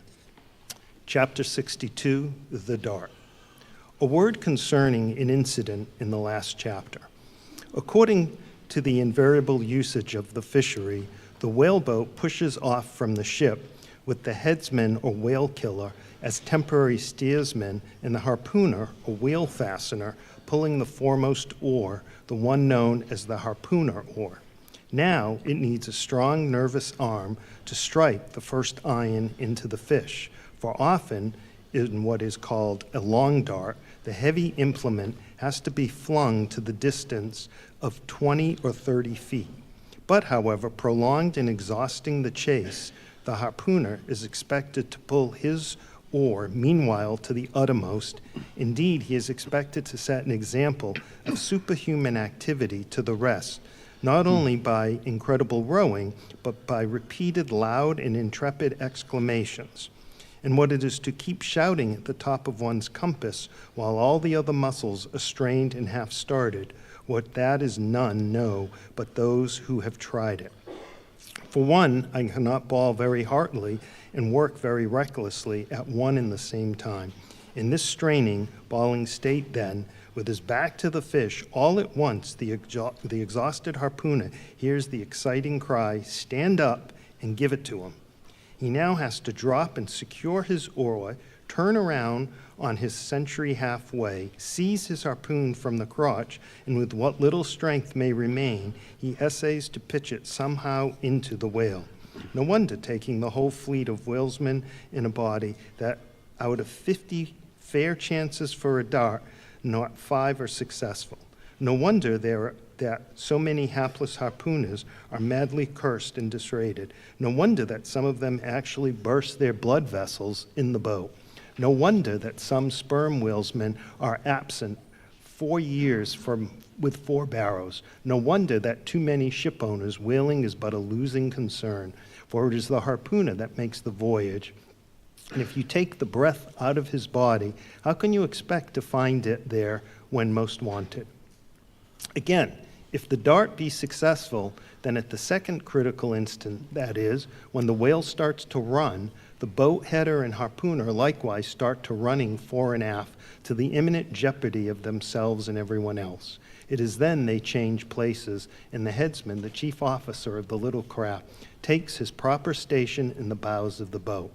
Now I care not who maintains the contrary, but all this is but foolish and unnecessary. The headsman should stay in the bows from first to last. He should both dart the harpoon and the lance, and no rowing whatever should be expected of him, except under circumstances obvious to any fisherman.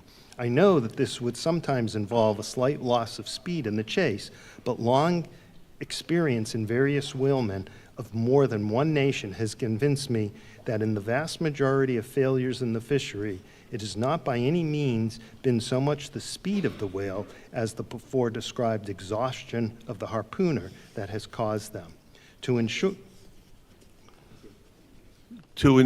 the efficiency of the dart, the harpooneers of this world must start to their feet out of leisure and not out of toil. Chapter 63, the crotch. Out of the trunk the branches grow, out of them the twigs. So, in productive subjects, grow the chapters. Right? The crotch alluded to on a previous page deserves independent mention. It is a notched stick of peculiar form, some 2 feet in length, which is perpendicularly inserted into the starboard gunwale near the bow for the purpose of furnishing a rest for the wooden extremity of the harpoon, whose other naked, barbed end slopingly projects from the prow. Thereby the weapon is instantly at hand to its hurler, who snatches it up as readily from its rest as a backwoodsman swings his rifle from the wall. It is customary to have 2 harpoons reposing in the crotch, respectively called the first and second irons. But these 2 harpoons, each by its own cord, are both connected with the line, the object being this: to dart them both, if possible, one instantly after the other into the same whale, so that if, in the coming drag, one should draw out, the other may still retain a hold. It is a doubling of the chances, but it very often happens that owing to the instantaneous, violent, convulsive running of the whale upon receiving the first iron, it becomes impossible for the harpooner, however lightning-like in his movements, to pitch the second iron into him. Nevertheless, as the second iron is already connected with the line, and the line is running, hence that weapon must, at all events, be anticipatingly tossed out of the boat. Somehow and somewhere else, the most terrible jeopardy would involve all hands. Tumbled into the water, It accordingly is, in such cases, the spare coils of the box line, mentioned in a preceding chapter, making this feat, in most instances, prudently practicable. But this critical act is not always unattended with the saddest and most fatal casualties.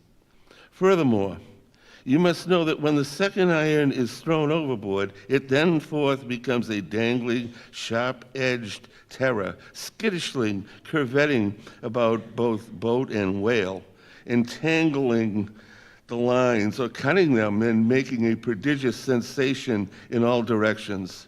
Nor, in general, is it possible to secure it again until the whale is fairly captured and a corpse. Consider now how it must be in the case of 4 boats, all engaging one unusually strong, active, and knowing whale, when owing to these qualities in him, as well as to the 1,000 occurring accidents of such an audacious enterprise, 8 or 10 loose second irons may be simultaneously dangling about him. For, of course, each boat is supplied with several harpoons to bend onto the line should the first one be ineffectually darted without recovery. All these particulars are faithfully narrated here, as they will not fail to elucidate several most important, however intricate, passages in the scenes hereafter to be painted. Chapter 64, Stubb's Supper. Stubb's whale had been killed some distance from the ship. It was a calm, so forming a tandem of 3 boats, we commenced the slow business of towing the trophy to the Pequod.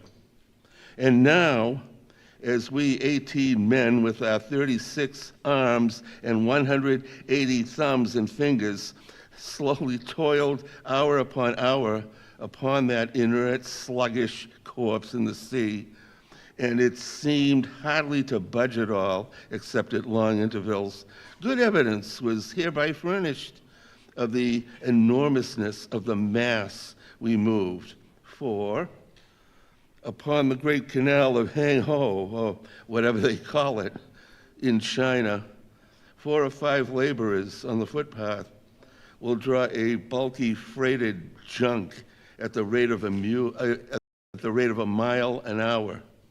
But this grand argosy we towed heavily forged along, as if laden with pig lead in bulk.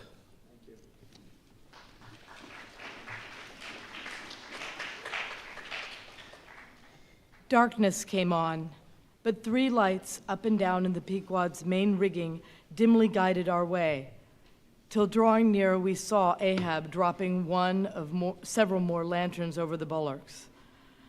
Vacantly eyeing the heaving whale for a moment, he issued the usual orders for securing it for the night, then handing his lantern to a seaman, went his way into the cabin and did not come forward again until morning. Though in overseeing the pursuit of this whale, Captain Ahab had evinced his customary activity, to call it so, yet now that the creature was dead, some vague dissatisfaction or impatience or despair seemed to be working in him, as if the sight of that dead body reminded him that Moby-Dick was yet to be slain, and though 1,000 other whales were brought to his ship, all that would not be one jot advance his grand monomaniacal object. Very soon you would have thought, from the sound on the Pequod's decks, that all hands were preparing to cast anchor for the deep, for heavy chains were being dragged along the deck and thrusts rattling out of the portals. But by those clanking links, the vast corpse itself, not the ship, is to be moored. Tied by the head to the stern and by the tail to the bows, the whale now lies in its black hull close to the vessels, and seen through the darkness of the night, which obscured the spars and rigging aloft, the 2, ship and whale, seemed yoked together like colossal bullocks, whereof one reclines while the other remains standing. Author's note: A little item may be related here. The strongest and most reliable hold in which the ship has upon the whale when moored alongside is by the flukes or the tail. And as for from its greater density, that part which is heavier than any other, except the side fins, its flexibility even in death causes it to sink low beneath the surface, so that with the hand you cannot get at it from the boat in order to put a chain around it. But this difficulty is ingeniously overcome. A small, strong line is prepared with a wooden float at the outer end and the weight in the middle, while the other end is secured to the ship. By adroit management, the wooden float is made to rise on the other side of the mass, and so now, having girdled the whale, the chain is readily made to follow suit, and having slipped along the body, is at long last locked fast round the smallest part of the tail, at the point of junction with its broad flukes or lobes. If moody Ahab was now all quiescence, at least so far as one could be known on deck, Stubb, his second mate, flushed with conquest, betrayed an unusual but still good-natured excitement. Such an unwanted bustle was he in that the staid Starbuck, his official superior, quietly resigned to him for a time the sole management of affairs. One small helping cause of all this liveliness in Stubb was soon made strangely manifest. Stubb was in a high liver. He was somewhat intemperately fond of the whale as a flavorish thing to his palate. A steak ere I sleep. You, Degoo, overboard you go, and cut me one from his small. Here be it known that though these wild fishermen do not, as a general thing, and according to the great military maxim, make the enemy defray the current expenses of the war, at least before realizing the proceeds of the voyage, yet now and then you find some of these Nantucketers who have a genuine relish for that particular part of the sperm whale designated by Stubb, that comprising the tapering extremity of the body. About midnight, that steak was cut and cooked and lighted by the 2 lanterns of sperm oil. Stubb stoutly stood up to his spermaceti supper at the capstan head, as if that capstan were a sideboard. Nor was Stubb the only banqueteer on the whale's flesh that night. Mingling their mumblings with his own mastications, thousands upon thousands of sharks swimming around the dead Leviathan smackingly feasted on its fatness. The few sleepers below in their bunks were often startled by the sharp slapping of their tails against the hull, within a few inches of the sleepers' hearts. Peering over the side, you could just see them, as before you heard them, wallowing in the sullen black waters and turning over on their backs as they scooped out huge globular pieces of the whale of the bigness of a human head. This particular feat of the shark seems all but miraculous. How, at such an apparently unassailable surface, they contrive to gouge out such symmetrical mouthfuls remains a part of that universal problem of all things. The mark they thus leave on the whale may be best likened to a hollow made by a carpenter in the countersinking for a screw.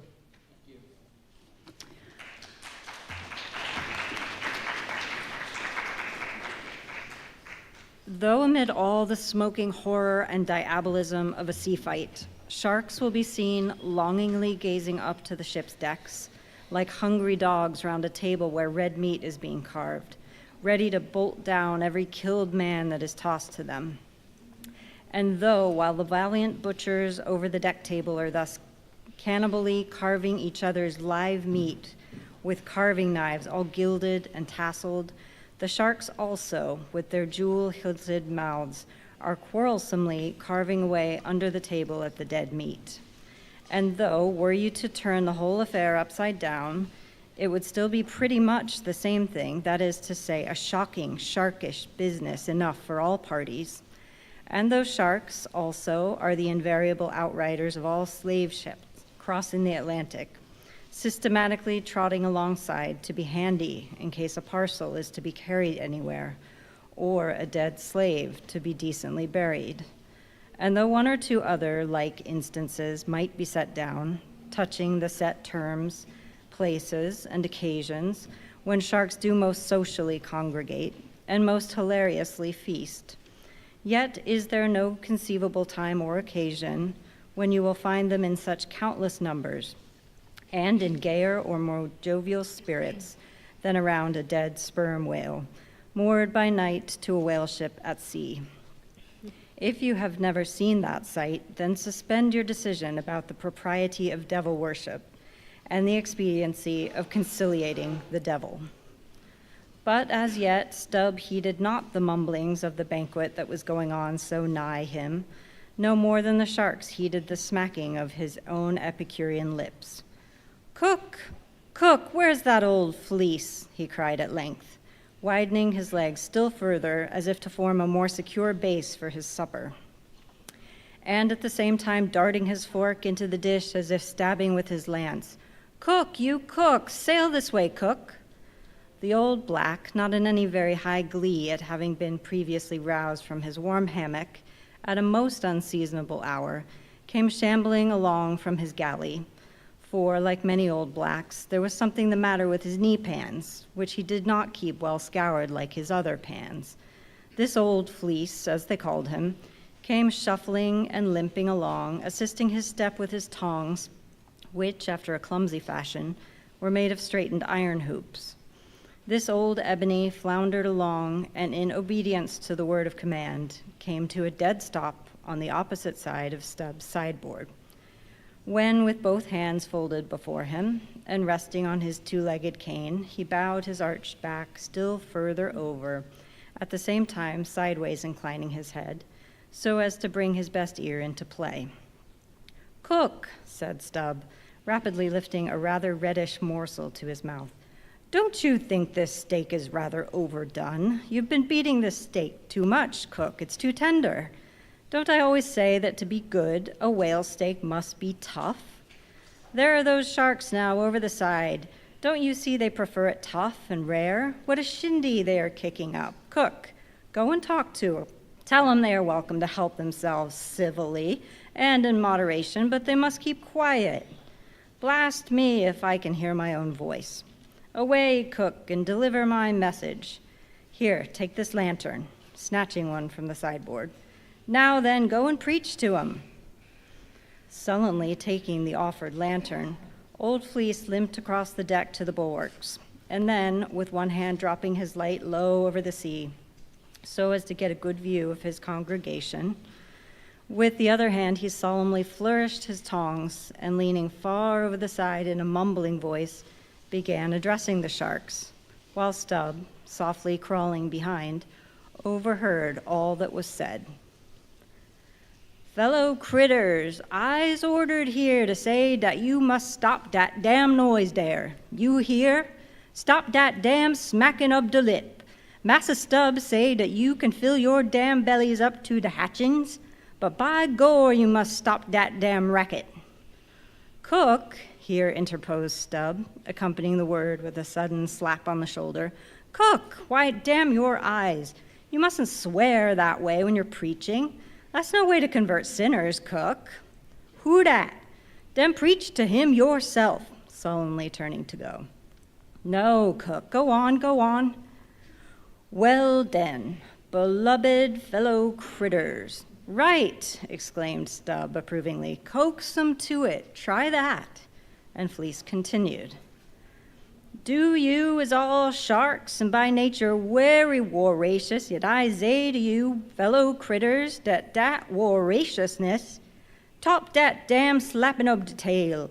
How you tink to hear? S'pose you keep up such a damn slapping and biting dare?" "Cook," cried Stubb, collaring him, "I won't have that swearing. Talk to 'em gentlemanly." Once more the sermon proceeded. "Your voraciousness, fellow critters, I don't blame ye so much, for dat is nature and can't be helped. But to govern dat wicked nature, dat is de pint. You is sharks, sartin, but if you govern de shark in you, why den you be angel, for all angel is nothing more dan de shark well governed. Now look here, brethren, just try once to be civil, a-helping yourselves from dat whale. Don't be tearing de blubber out your neighbor's mouth, I say. Is not one shark dude right as toter to dat whale? And by gore, none on you has de right to dat whale. Dat whale belong to someone else. I know some o' you has berry brig mouth, brigger dan oders, but den de brig mouth sometimes has de small bellies. So dat de brigness o' de mouth is not to swaller wide, but to bite off de blubber for de small fry ob sharks dat can't get into de scrounge to help themselves. Well done, old fleece, cried Stubb. That's Christianity. Go on. No use going on. De damn villains will keep a scrounging and slapping each other, Massa Stubb. They don't hear one word. No use a preaching to them, to such damn guttons as you call 'em, till their bellies is full, and their bellies is bottomless. And when they do get 'em full, they won't hear you den, for den they sink into sea, go fast asleep on de coral, and can't hear nothing at all, no more for eber and eber. Upon my soul, I am about of the same opinion. So give the benediction, Fleece, and I'll away to my supper.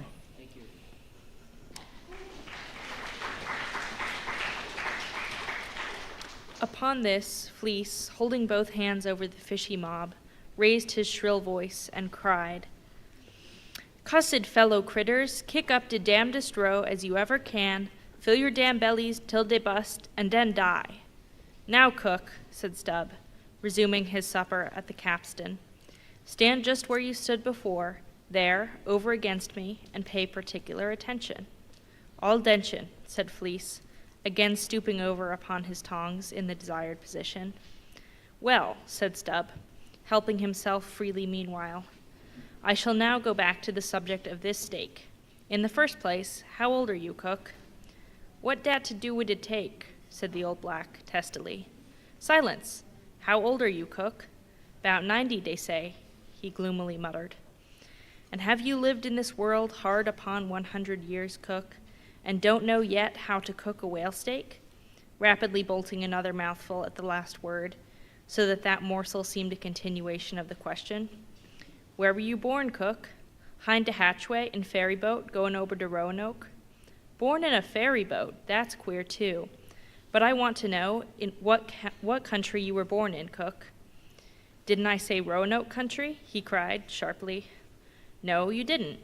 But I'll tell you what I'm coming to, cook. You must go home and be born over again. You don't know how to cook a whale steak yet." "Bless my soul, if I cook nudder one," he growled, angrily, turning round to depart. "Come back, cook. Here, hand me those tongs. Now take that bit of steak there, and tell me if you think that steak cooked as it should be.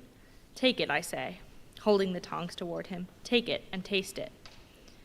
Faintly smacking his withered lips over it for a moment, the old Negro muttered, "Best cooked steak I ever taste. Juicy, very juicy." "Cook," said Stubb, squaring himself once more, "do you belong to the church?" "Passed one once in Cape Town," said the old man sullenly. "And you have once in your life passed a holy church in Cape Town, where you doubtless overheard a holy parson addressing his hearers as his beloved fellow creatures, have you, cook? And yet you come here and tell me such a dreadful lie as you just did now, eh?" said Stubb. "Where do you expect to go to, cook?" "Go to bed very soon," he mumbled, half turning as he spoke. "Avast, heave to. I mean when you die, cook. It's an awful question. Now what's your answer?" "When dis old black man dies," said the Negro slowly, changing his whole air and demeanor, "he hisself won't go nowhere, but some blessed angel will come and fetch him." "Fetch him? How? In a coach and four, as they fetched Elijah? And fetch him where?" "Up there," said Fleece, holding his tongs straight over his head and keeping it there very solemnly. "So then, you expect to go up to our main top, do you, cook, when you are dead? But don't you know the higher you climb, the colder it gets? Main top, eh?" "Didn't say dat tall," said Fleece, again in the sulks. "You said up there, didn't you? Now look yourself and see where your tongs are pointing. But perhaps you expect to get into heaven by crawling through the lubber's hole, cook. But no, no. Cook, you don't get there, except you go the regular way, round by the rigging. It's a ticklish business, but must be done, or else it's no go. But none of us are in heaven yet. Drop your tongs, Cook, and hear my orders. Do ye hear? Hold your hat in one hand, and clap t'other atop your heart when I'm giving my orders, Cook. What? Is that your heart there? That's your gizzard? Aloft, aloft. That's it. Now you have it. Hold it there now, and pay attention. All dention, said the old black, with both hands placed as desired, vainly wriggling his grizzled head, as if to get both ears in front at one and the same time. Well then, Cook, you see this whale steak of yours was so very bad that I have to put it out of sight as soon as possible. You see that, don't you?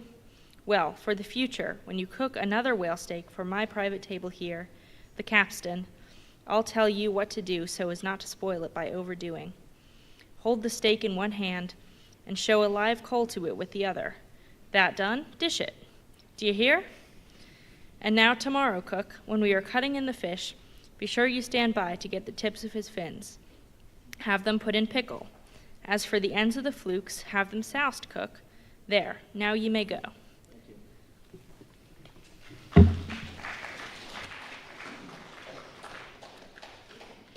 But Fleece had hardly got 3 paces off when he was recalled. Cook, give me cutlets for supper tomorrow night in the mid-watch, do you hear? Away you sail then. Halloa, stop. Make a bow before you go. Avast, heaving again. Whale balls for breakfast, don't forget. Wish by gore, whale eat 'em, instead of him eat whale. I'm breast if he ain't more of shark than Massa Shark himself, muttered the old man, limping away, with which sage ejaculation he went to his hammock. Chapter 65, The Whale as a Dish. That mortal man should feed upon the creature that feeds his lamp and, like Stubb, eat him by his own light, as you may say, this seems so outlandish a thing that one must needs go a little into the history and philosophy of it. It is upon record that 3 centuries ago the tongue of the right whale was esteemed a great delicacy in France and commanded large prices there. Also that in Henry VIII's time, a certain cook of the court obtained a handsome reward for inventing an admirable sauce to be eaten with barbecued porpoises, which, you remember, are a species of whale. Porpoises, indeed, are to this day considered fine eating. The meat is made into balls about the size of billiard balls, and being well seasoned and spiced might be taken for turtle balls or veal balls. The old monks of Dunfermline were fond of them. They had a great porpoise grant for the crown. The fact is that among his hunters, at least, the whale would by all hands be considered a noble dish, were there not so much of him. But when you come to sit down before a meat pie nearly 100 feet long, it takes away your appetite. Only the most unprejudiced of men like Stubb nowadays partake of cooked whales, but the Esquimaux are not so fastidious. We all know how they live upon whales and have rare old vintages of prime old train oil. Zagranda, one of their most famous doctors, recommends strips of blubber for infants as being exceedingly juicy and nourishing. And this reminds me that certain Englishmen who long ago were accidentally left in Greenland by a whaling vessel, that these men actually lived for several months on the moldy scraps of whales which had been left ashore after trying out the blubber. Among the Dutch whalemen, these scraps are called fritters, which indeed they greatly resemble, being brown and crisp and smelling something like old Amsterdam housewives' donuts or oily cooks when fresh. They have such an eatable look that most self-denying stranger can hardly keep his hands off. But what further depreciates the whale as a civilized dish is his exceeding richness. He is the great prize ox of the sea, too fat to be delicately good. Look at his hump, which would be as fine eating as the buffalo's, which is esteemed a rare dish, were it not such a solid pyramid of fat. But the spermaceti itself, how bland and creamy that is, like the transparent, half-jellied white meat of a coconut in the 3rd month of its growth, yet far too rich to supply a substitute for butter. Nevertheless, many whalemen have a method of absorbing it into some other substance and then partaking of it. In the long, try watches of the night, it is a common thing for the seamen to dip their ship biscuit into the huge oil pots and let them fry there for a while. Many a good supper have I made thus. In the case of a small sperm whale, the brains are accounted a fine dish. The casket of the skull is broken into with an axe, and the two plump whitish lobes being withdrawn, precisely resembling two large puddings, they are then mixed with flour and cooked into a most delectable mess, in flavor somewhat resembling calf's head, which is quite a dish among some epicures. And everyone knows that some young bucks among the epicures, by continually dining upon calf's brains by and by, get to have a little brains of their own, so as to be able to tell a calf's head from their own heads, which indeed requires uncommon discrimination. And that is the reason why a young buck with an intelligent-looking calf's head before him is somehow one of the saddest sights you can see. The head looks a sort of reproachfully at him with an et tu, Brute expression. It is not, perhaps, entirely because the whale is so excessively unctuous that landsmen seem to regard the eating of him with abhorrence that appears to result in some way from the considerations before mentioned, i.e., that a man should eat a newly murdered thing of the sea, and eat it too by its own light. But no doubt the first man that ever murdered an ox was regarded as a murderer. Perhaps he was hung, and if he had been put on his trial by oxen, he certainly would have been. And he certainly deserved it, if any murderer does. Go to the meat market of a Saturday night and see the crowds of live bipeds staring up the long rows of dead quadrupeds. Does not that sight take a tooth of the cannibal's jaw? Cannibals? Who is not a cannibal?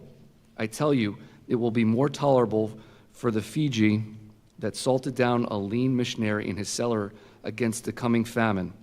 It will be more tolerable for that provident Fiji, I say, in the day of judgment than for thee, civilized and enlightened gourmand, who nailest geese to the ground and feastest on their bloated livers in thy pâté de foie gras.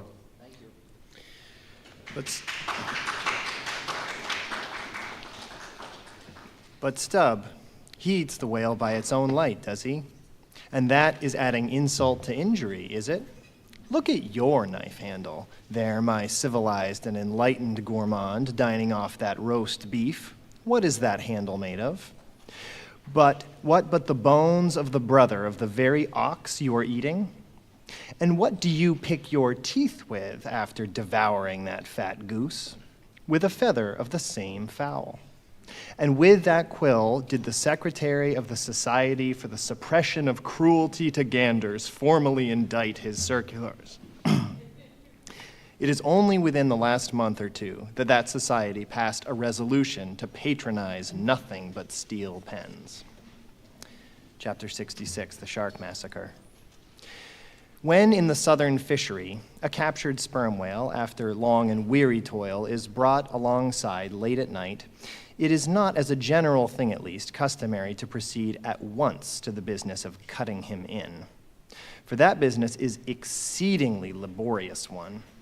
It is not very soon completed and requires all hands to set about it. Therefore, the common usage is to take in all sail, lash the helm a-lee, and then send everyone below to his hammock till daylight, with the reservation that, until that time, anchor watches shall be kept. That is, 2 and 2 for an hour each couple. The crew in rotation shall mount the deck to see that all goes well. But sometimes, especially upon the line in the Pacific, this plan will not answer at all, because such incalculable hosts of sharks gather round the moored carcass that were he left so for 6 hours, say, on a stretch, little more than the skeleton would be visible by morning. It is most other parts of the ocean, however, where these fish do not so largely abound, their wondrous voracity can be at times considerably diminished by vigorously stirring them up with sharp whaling spades, a procedure notwithstanding, which in some instances only seems to tickle them into their still greater activity. But it was not thus in the present case with the Pequod's sharks, though, to be sure, any man unaccustomed to such sights to have looked over her side that night would have almost thought the whole round sea was one huge cheese, and those sharks the maggots in it. Nevertheless, upon Stubb setting the anchor watch after his supper was concluded, and when, accordingly, Queequeg and a forecastle seaman came on deck, no small excitement was created among the sharks. For immediately suspending the cutting stages over the side and lowering 3 lanterns so that they cast long gleams of light over the turbid sea, these 2 mariners, darting their long whaling spades, kept up an incessant murdering of the sharks by striking the keen steel deep into their skulls, seemingly their only vital part. But in the foamy confusion of their mixed and struggling hosts, the marksmen could not always hit their mark. And this brought about new revelations of the incredible ferocity of the foe. They viciously snapped not only at each other's disembowelments, but like flexible bows bent round and bit their own, till those entrails seemed swallowed over and over again by the same mouth, to be oppositely voided by the gaping wound. Nor was this all. It was unsafe to meddle with the corpses and ghosts of these creatures, a sort of generic or pantheistic vitality seemed to lurk in their very joints and bones after what might be called the individual life had departed. Killed and hoisted on deck for the sake of his skin, one of these sharks almost took poor Queequeg's hand off when he tried to shut down the dead lid of his murderous jaws. "Queequeg no care what God made him shark," said the savage, agonizingly lifting his hand up and down. "Whether Fiji God or Nantucket God. But the God what made shark must be one damn Injun." Thank you.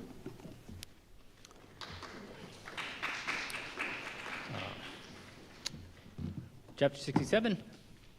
It was a Saturday night, and such a Sabbath as followed. Ex officio professors of Sabbath breaking are all whalemen. The average Pequod was turned into what seemed a shamble, every sailor a butcher. You would have thought we were offering up 10,000 red oxen to the sea gods. In the first place, the enormous cutting tackles, among other ponderous things comprising a cluster of blocks generally painted green, in which no single man can possibly lift, this vast bunch of grapes was swayed up to the maintop and firmly lashed to the lower masthead, the strongest point anywhere above a ship's deck. The end of the hawser-like rope winding through these intricacies was then conducted to the windlass, and the huge lower block of the tackles was swung over the whale. To this block, the great blubber hook, weighing some 100 pounds, was attached. And now suspended in stages over the side, Starbuck and Stubb, the mates, armed with their long spades, began cutting a hole in the body for the insertion of the hook just above the nearest of the 2 side fins. This done, a broad, semicircular line is cut round the hole. The hook is inserted, and the main body of the crew, striking up a wild chorus, now commence heaving in one dense crowd at the windlass. When instantly the entire ship careens over on her side, every bolt in her starts like the nail-heads of an old house in frosty weather. She trembles, quivers, and nods her frightened mastheads to the sky. More and more she leans over to the whale, while every gasping heave of the windlass is answered by a helping heave from the billows, till at last a swift, startling snap is heard. With a great swash, the ship rolls upwards and backwards from the whale, and the triumphant tackle rises into sight, dragging after it the disengaged semicircular end of the first strip of blubber. Now, as the blubber envelops the whale precisely as the rind does an orange, so it is. It stripped off from the body precisely as an orange is sometimes stripped by spiralizing it. For the strain constantly kept up by the windlass continually keeps the whale rolling over and over in the water.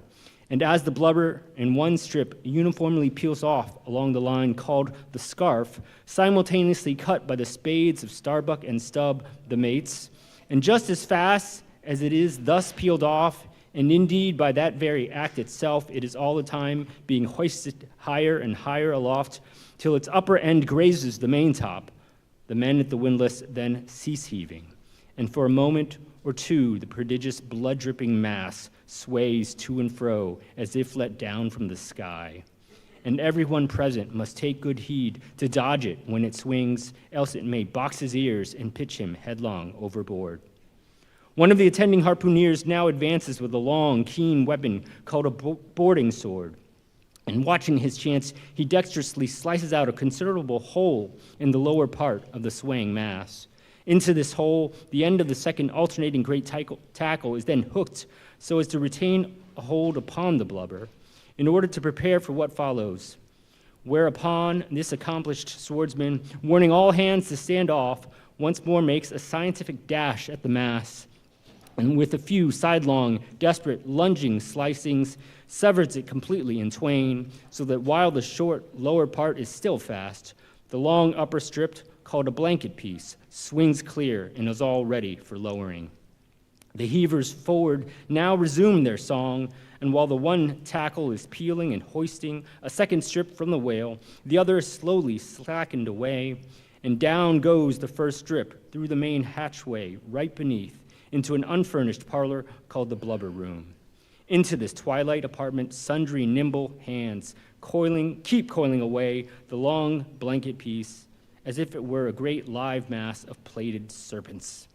And thus the work proceeds, the two tackles hoisting and lowering simultaneously, both whale and windlass heaving, the heavers singing, the blubber room gentlemen coiling, the mates scarfing, the ship straining, and all hands swearing occasionally by way of assuaging the general friction. Thank you. Chapter 68, The Blanket. I have given no small attention to that not unvexed subject, the skin of the whale. I have had controversies about it with experienced whalemen afloat and learned naturalists ashore. My original opinion remains unchanged, but it is only an opinion.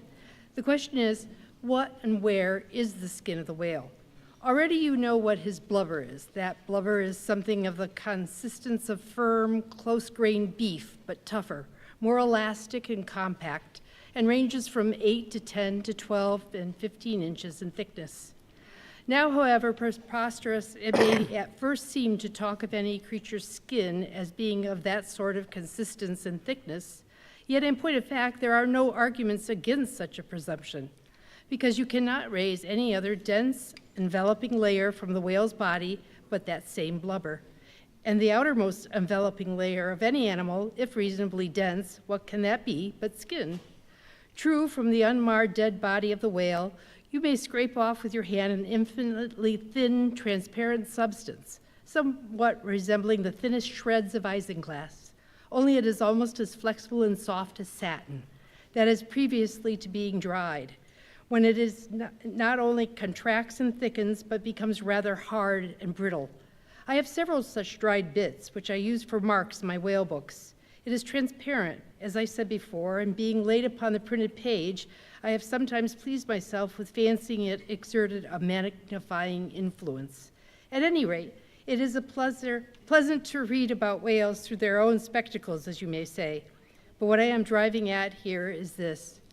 That same infinitely thin isinglass substance, which I admit invests the entire body of the whale, is not so much to be regarded as the skin of the creature as the skin of the skin, so to speak.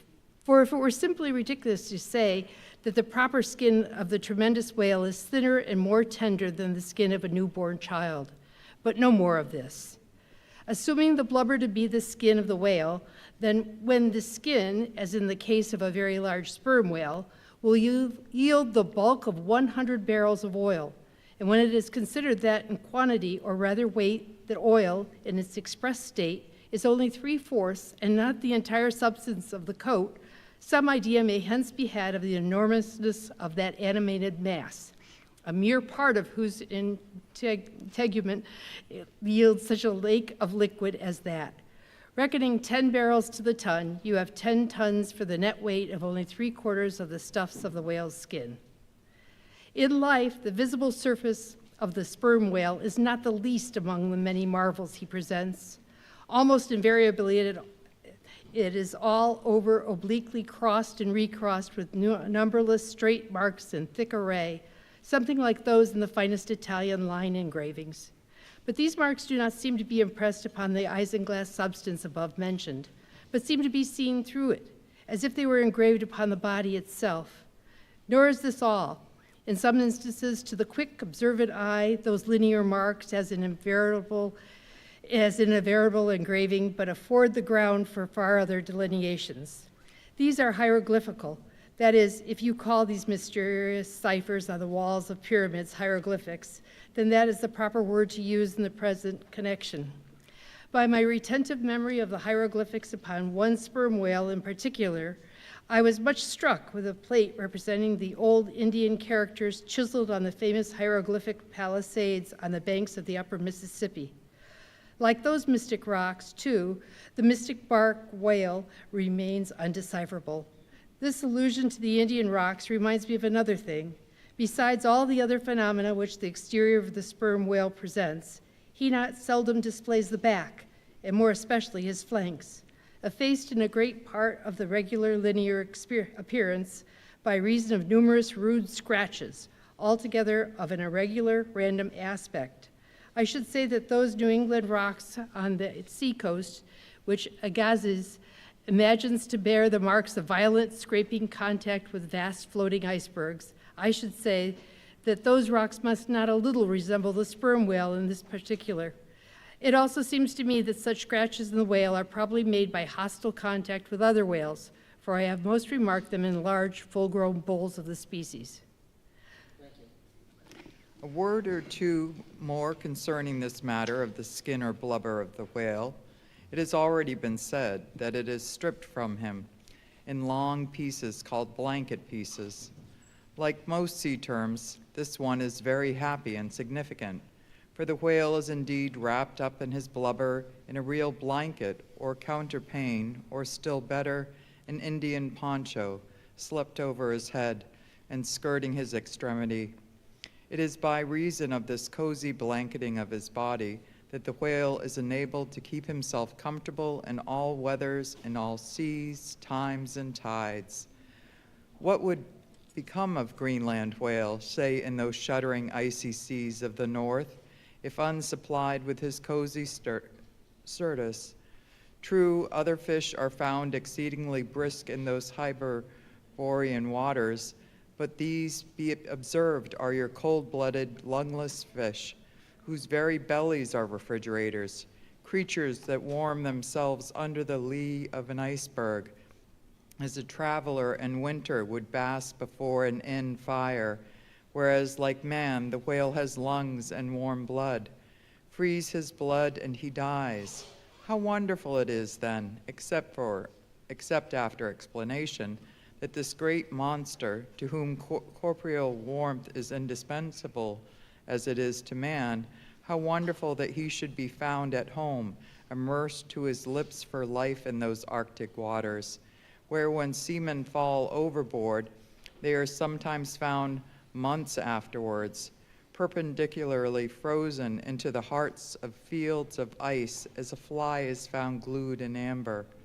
But more surprising it is to know, as has been proved by experiment, that the blood of a polar whale is warmer than that of a Borino Negro in summer. It does seem to me that herein we see the rare virtue of a strong individual vitality, and the rare virtue of thick walls, and the rare virtue of interior spaciousness. O man, admire and model thyself after the whale. Do thou too remain warm among ice. Do thou too live in the world without being of it. Be cool at the equator, keep thy blood fluid at the pole, like the great dome St. Peter's, and like the great whale retain, O man, in all seasons of temperatures of thine own. But how easy and how hopeless to teach these fine things. Of erections, how few are dome like St. Peter's, of creatures, how few vast as a whale. Haul in the chains, let the carcass go astern. The vast tackles have now done their duty. The peeled white body of the beheaded whale flashes like the marble spectre. Though changed in hue, it has not precipitably lost anything in bulk. It is still colossal. Slowly it floats more and more away, the water round it torn and splashed by the initiate sharks and in the air above vexed into the rapturous flights of screaming fowls whose beaks are like so many insulting poignards in the whale. The vast white headless phantom floats further and further from the ship, and every rod that it so floats, what seem square rods of sharks and cubic rods of fowls, argument the murderous din. For hours and hours from almost stationary ship, that hideous sight is seen beneath the unclouded and mild azure sky, upon the fair face of the pleasant sea, wafted by the joyous breezes, the great mass of death floats on, till lost in an infinite perspectives. There is a most doleful and most mocking funeral. The sea vultures are in pious mourning, the air sharks are punctuously black or speckled. In life but few of them would have helped the whale. I ween if peradventure he had needed it, but upon the banquet of his funeral they most piously do pounce, O horrible vultures of earth, from which not the mightiest whale is free. Nor is this the end. Desecrated as the body is, a vengeful ghost survives and hovers over it to scare. Epsied by some timid man of war, a blundering discovery vessel from afar, when the distance obscuring the swarming fowls, nevertheless still shows the white mass floating in the sun and the white spray heaving high against it, straightway the whale's unharming corpse, with trembling fingers, is set down in the log. Shoals, rocks, and breakers, hereabouts beware. And for years afterwards, perhaps ships shun the place, leaping over it as silly sheep leap over a vacuum, because their leader originally leapt there when the stick was held. There's your law of precedents. There's your utility of traditions. There's the story of your obstinate survival of old beliefs, never bottomed on the earth, and now not even hovering in the air. That's orthodoxy. Thus, while in life the great whale's body may have been a real terror to his foes, in his death his ghost becomes a powerless panic to a world. Are you a believer in ghosts, my friend?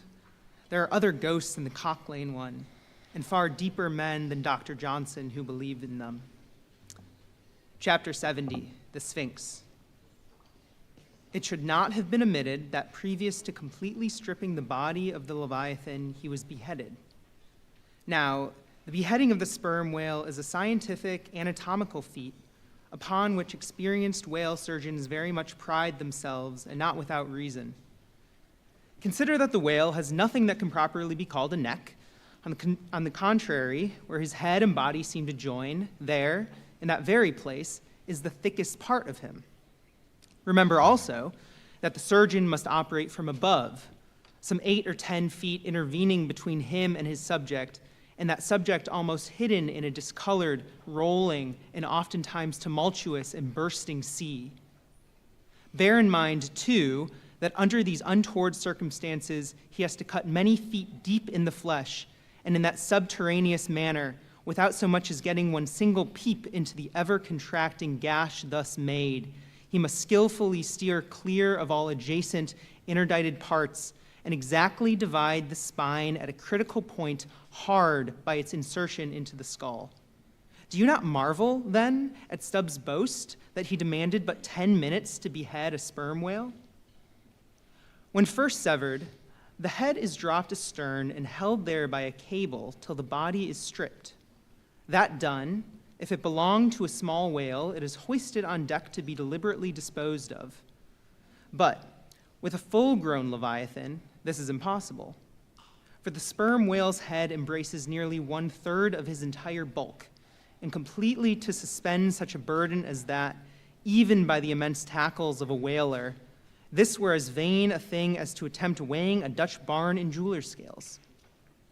The Pequod's whale being decapitated and the body stripped, the head was hoisted against the ship's side, about halfway out of the sea, so that it might yet in great part be buoyed up by its native element.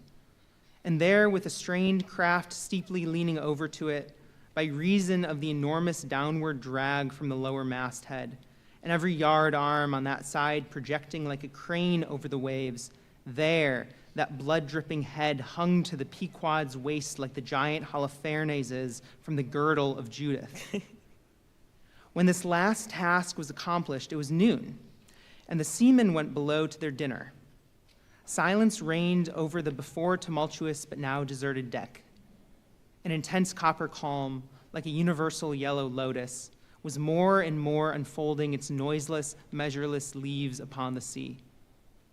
A short space elapsed, and up into the noiselessness came Ahab alone from his cabin. Taking a few turns on the quarterdeck, he paused to gaze over the side. Then slowly getting into the main chains, he took Stubb's long spade, still remaining there after the whale's decapitation, and striking it into the lower part of the half-suspended mass, placed its other end crutchwise under one arm, and so stood leaning over with eyes attentively fixed on this head. It was a black and hooded head, and hanging there in the midst of so intense a calm, it seemed the sphinxes in the desert. "Speak, thou vast and venerable head," muttered Ahab, "which though ungarnished with a beard, yet here and there lookest hoary with mosses. Speak, mighty head, and tell us the secret thing that is in thee.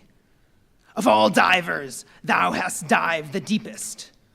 That head upon which the upper sun now gleams has moved amid this world's foundations, where unrecorded names and navies rust, and untold hopes and anchors rot, where in her murderous hold this frigate earth is ballasted with bones of millions of the drowned.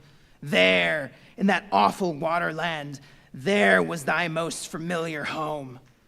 Thou hast been where belle or diver never went, hast slept by many a sailor's side, where sleepless mothers would give their lives to lay them down. Thou saw'st the locked lovers when leaping from their flaming ship, heart to heart they sank beneath the exulting wave, true to each other when heaven seemed false to them. Thou saw'st the murderous mate when tossed by pirates from the midnight deck. For hours he fell into the deeper midnight of the insatiate maw, and his murderers still sailed on unharmed, while swift lightning shivered the neighboring ship that would have borne a righteous husband to outstretched longing arms. O head, thou hast seen enough to split the planets and make an infidel of Abraham, and not one syllable is thine. "Sail ho!" called a triumphant voice from the main masthead. "Aye, well now, that's cheering," cried Ahab, suddenly erecting himself, while whole thunderclouds swept aside from his brow. That lively cry upon this deadly calm might almost convert a better man. Wear away. 3 points on the starboard bow, sir, and bringing down her breeze to us. Better and better, man. Would now St. Paul would come along that way, and to my breezelessness bring his breeze. O nature, and O soul of man, how far beyond all utterance are your linked analogies. Not the smallest atom stir or lives on matter, but has its cunning duplicate in mind.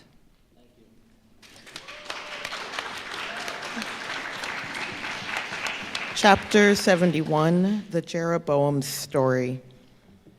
Hand in hand, ship and breeze blew on, but the breeze came faster than the ship, and soon the Pequod began to rock.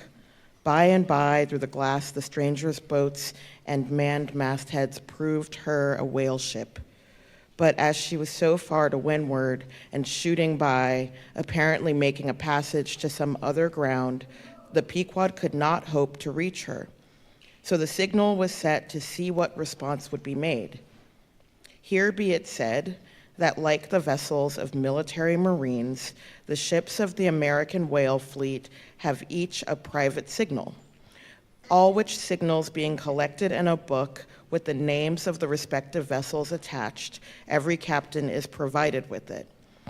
Thereby, the whale commanders are enabled to recognize each other upon the ocean, even at considerable distances with no small facility. The Pequod's signal was at last responded to by the stranger setting her own, which proved the ship to be the Jeroboam of Nantucket. Squaring her yards, she bore down, ranged a beam under the Pequod's lee, and lowered a boat. It soon drew nigh, but as the side ladder was being rigged by Starbuck's order to accommodate the visiting captain, the stranger in question waved his hand from his boat's stern in a token of that proceeding being entirely unnecessary.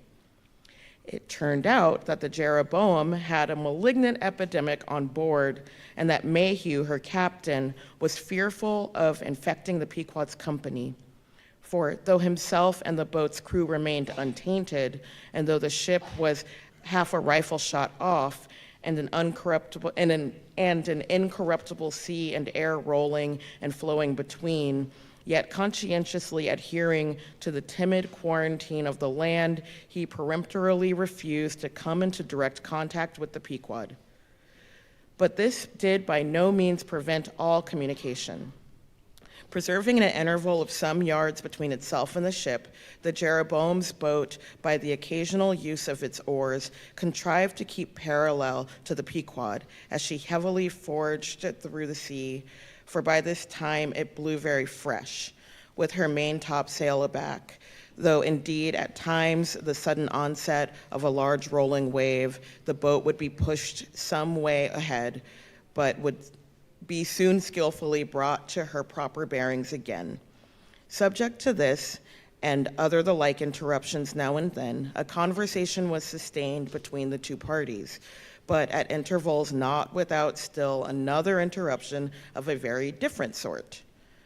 Pulling an oar in the Jeroboam's boat was a man of a singular appearance, even in that wild whaling life where individual notabilities make up all totalities. He was a small, short, youngish man, sprinkled all over his face with freckles, and wearing redundant yellow hair, a long-skirted, cabalistically cut coat of a faded walnut tinge enveloped him, the overlapping sleeves of which were rolled up on his wrists. A deep-settled, fanatic delirium was in his eyes. So soon as this figure had been first described, Stubb had exclaimed, that's he, the long-togged scaramouche the town hose company told us of."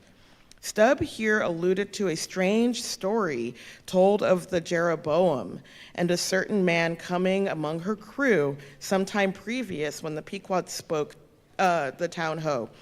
According to this account and what was subsequently learned, it seemed that the Scaramouche in question had gained a wonderful ascendancy over almost everybody in the Jeroboam.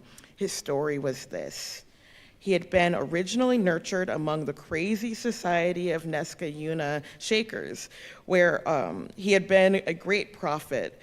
In their cracked secret meetings, having several times descended from heaven by the way of a trapdoor, announcing the speedy opening of the 7th vial, which he carried in his vest pocket, but which instead of containing gunpowder was supposed to be charged with laudanum. A strange apostolic whim having seized him, he had left the Neskayuna for Nantucket, where, with that cunning, peculiar craziness, he assumed a steady, common-sense exterior and offered himself as a green-hand candidate for the Jeroboam's whaling voyage. They engaged him, but straightway upon the ship's getting out of sight of land, his insanity broke out in a freshet. He announced himself as the Archangel Gabriel and commanded the captain to jump overboard. He published his manifesto, whereby he set himself forth as the deliverer of the isles of the sea and vicar general of all Oceanica. The unflinching earnestness with which he declared these things, the dark, daring play of his sleepless, excited imagination, and all the preternatural terrors of real delirium united to invest this Gabriel in the minds of the majority of the ignorant crew with an atmosphere of sacredness. Moreover, they were afraid of him.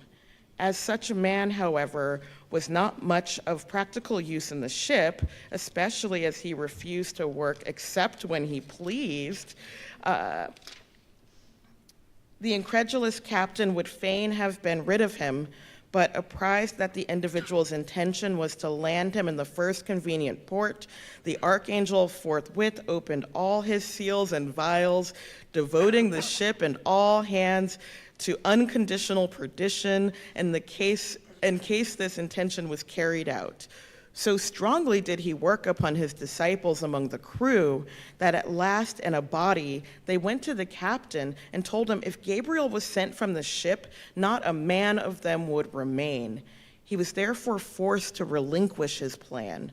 Nor would they permit Gabriel to be any way maltreated, say or do what he would, so that it came to pass that Gabriel had the complete freedom of the ship. The consequence of all this was that the archangel cared little or nothing for the captain and mates, and since the epidemic had broken out, he carried a higher hand than ever, declaring that the plague, as he called it, was at his sole command, nor should it be stayed but according to his good pleasure. The sailors, mostly poor devils, cringed, and some of them fawned before him in obedience to his instructions, sometimes rendering him personal homage as to a god. Such things may seem incredible, but however wondrous, they are true. Nor is the history of fanatics so half-striking in respect to the measureless self-deception of the fanatic himself as his measureless power of deceiving and bedeviling so many others. But it is time to return to the Pequod.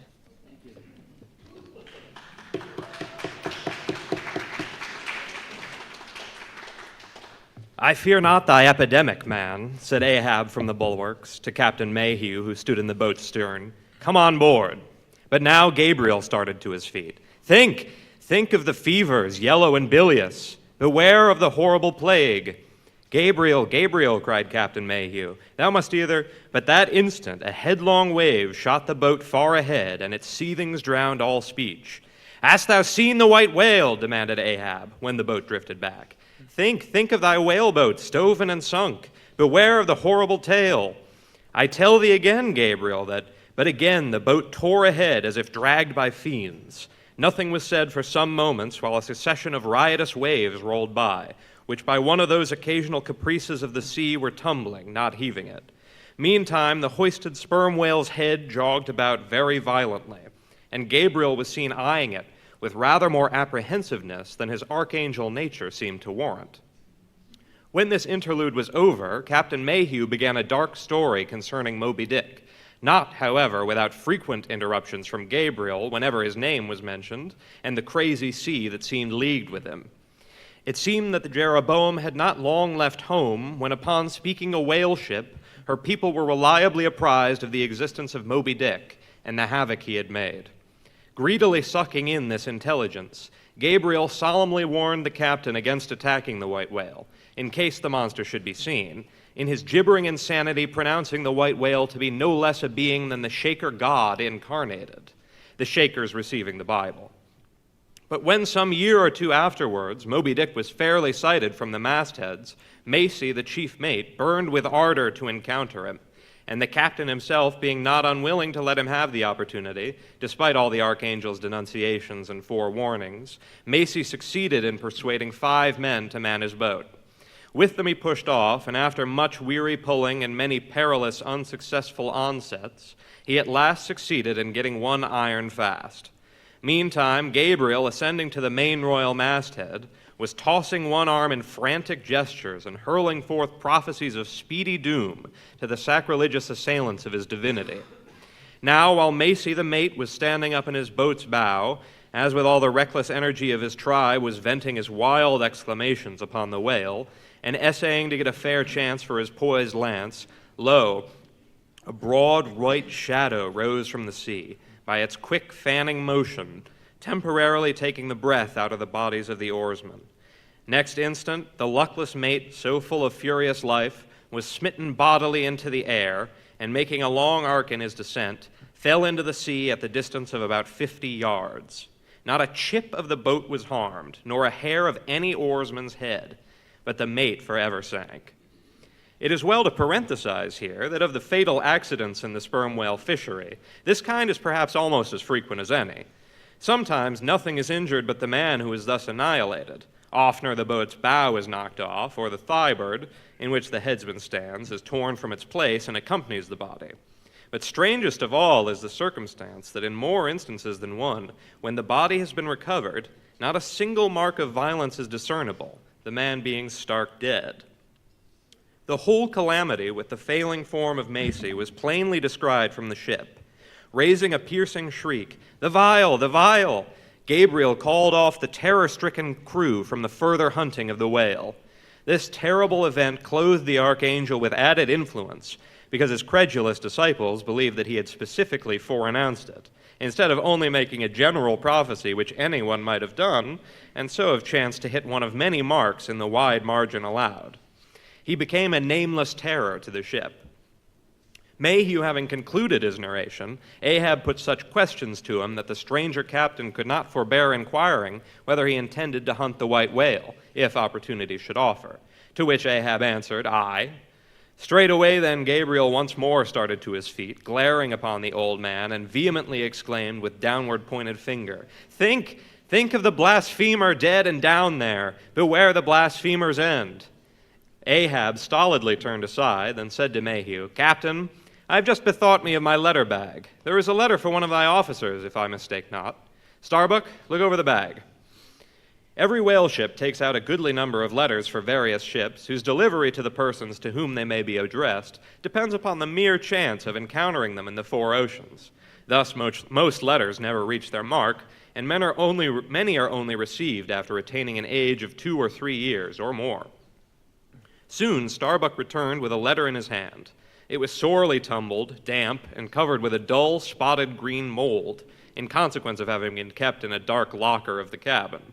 Of such a letter, Death himself might well have been the postboy. "Canst not read it?" cried Ahab. "Give it me, man." Aye, it's but a dim scrawl. What's this?" As he was studying it out, Starbuck took a long cutting spade pole, and with his knife slightly split the end to insert the letter there, and in that way hand it to the boat without coming any closer to the ship. Meantime, Ahab, holding the letter, muttered, "Mr. Harry, a woman's pinny hand, the man's wife, I'll wager. Aye, Mr. Harry Macy, ship Jeroboam. Why, it's Macy, and he's dead." Poor fellow, and from his wife," sighed Mayhew. "But let me have it." "Nay, keep it thyself," cried Gabriel to Ahab. "Thou art soon going that way." "Curses throttle ye," yelled Ahab. "Captain Mayhew, stand by now to receive it." And taking the fatal missive from Starbuck's hands, he caught it in the slit of the pole and reached it over toward the boat. But as he did so, the oarsman expectantly desisted from rowing. The boat drifted a little toward the ship's stern, so that, as if by magic, the letter suddenly ranged along with Gabriel's eager hand. He clutched it in an instant, seized the boat knife, and impaling the letter on it, sent it thus loaded back into the ship. It fell at Ahab's feet. Then Gabriel shrieked out to his comrades to give way with their oars, and in that manner the mutinous boat rapidly shot away from the Pequod. As after this interlude the seamen resumed their work upon the jacket of the whale, many strange things were hinted in reference to this wild affair.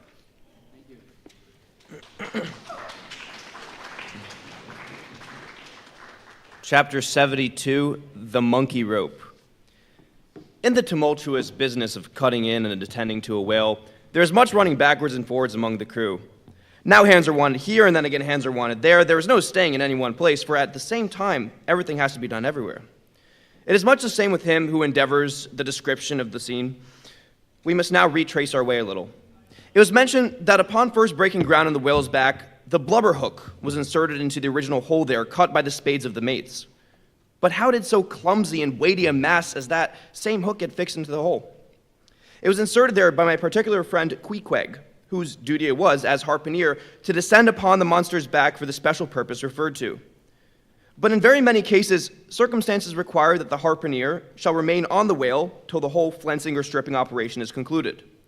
The whale, be it observed, lies almost entirely submerged, excepting the immediate parts operated upon. So, down there, some 10 feet below the level of the deck, the poor harpooner flounders about, half on the whale and half in the water, as the vast mass revolves like a treadmill beneath him.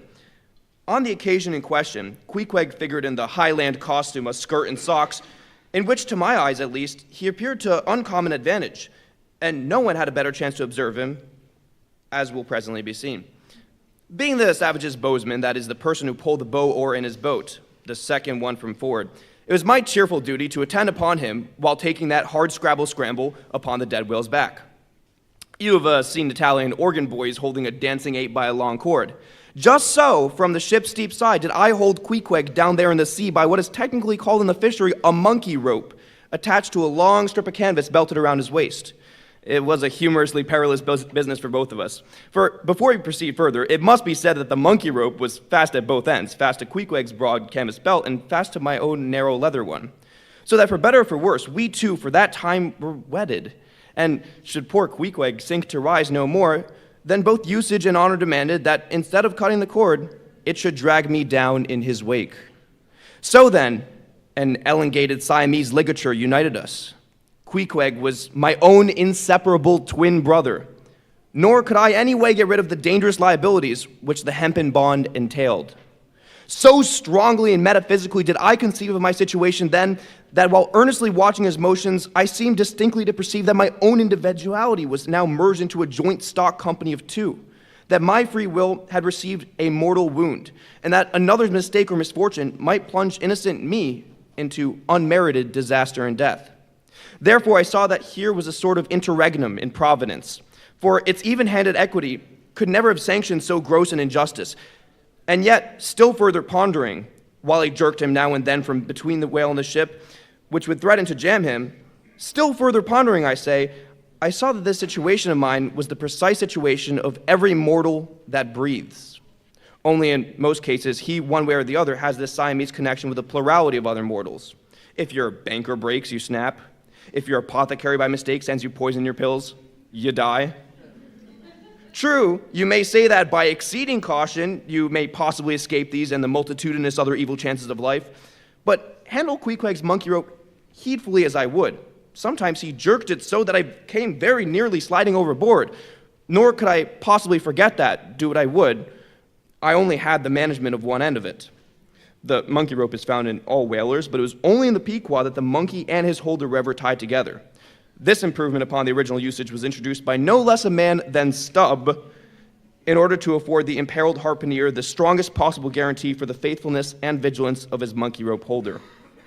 I've hinted that I would often jerk poor Queequeg from between the whale and the ship, where he would occasionally fall from the incessant rolling and swaying of both, but this was not the only jamming jeopardy he was exposed to. Unappalled by the massacre made upon them during the night, the sharks, now freshly and more keenly allured by the before-pent blood which began to flow from the carcass, the rabid creatures swarmed round it like bees in a beehive. And right in among those sharks was Queequeg, who often pushed them aside with his floundering feet. A thing altogether incredible, were it not that attracted by such prey as a dead whale, the otherwise miscellaneously carnivorous shark will seldom touch a man. Nevertheless, it may be well believed that since they have such a ravenous finger in the pie, it is deemed but wise to look sharp to them. Accordingly, besides the monkey rope, with which I now and then jerked the poor fellow from too close a vicinity to the maw of what seemed a peculiarly ferocious shark, he was provided with still another protection. Suspended over the side in one of the stages, Tashtigo and Dagu continuously flourished over his head a couple of keen whale spades, wherewith they slaughtered as many sharks as they could reach. This procedure of theirs, to be sure, was very disinterested and benevolent of them. That they meant Queequeg's best happiness, I admit, but in their haste they yielded to befriend him, and from the circumstances that both he and the sharks were at times half hidden by the blood-muddled water, those indiscreet spades of theirs would come nearer amputating a leg than a tail. But poor Queequeg, I suppose, straining and gasping with that great iron hook, poor Queequeg, I suppose, only prayed to his yojo and gave up his life into the hands of his gods.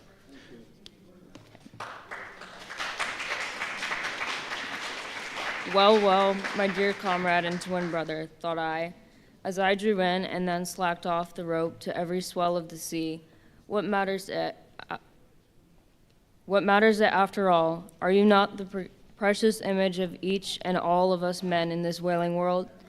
That unsounded ocean you gasp in is life, those sharks your foes, those spades your friends, and what between sharks and spades you are in a sad pickle and peril, poor lad. But courage, there is good cheer in store for you, Queequeg, For now, as with blue lips and bloodshot eyes, the exhausted savage at last climbs up the chains and stands all dripping and involuntarily trembling over the side.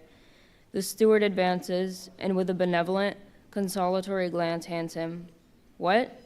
Some hot cognac?" "No," hands him, ye gods, hands him a cup of tepid ginger and water. "Ginger? Do I smell ginger?" suspiciously asked Stubb, coming near.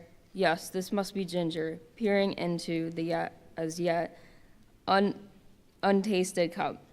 Then, standing as if incredulous for a while, he calmly walked towards the astonished steward, slowly saying, "Ginger, ginger, and will you have the goodness to tell me, Mr. Doughboy, where lies the virtue of ginger?"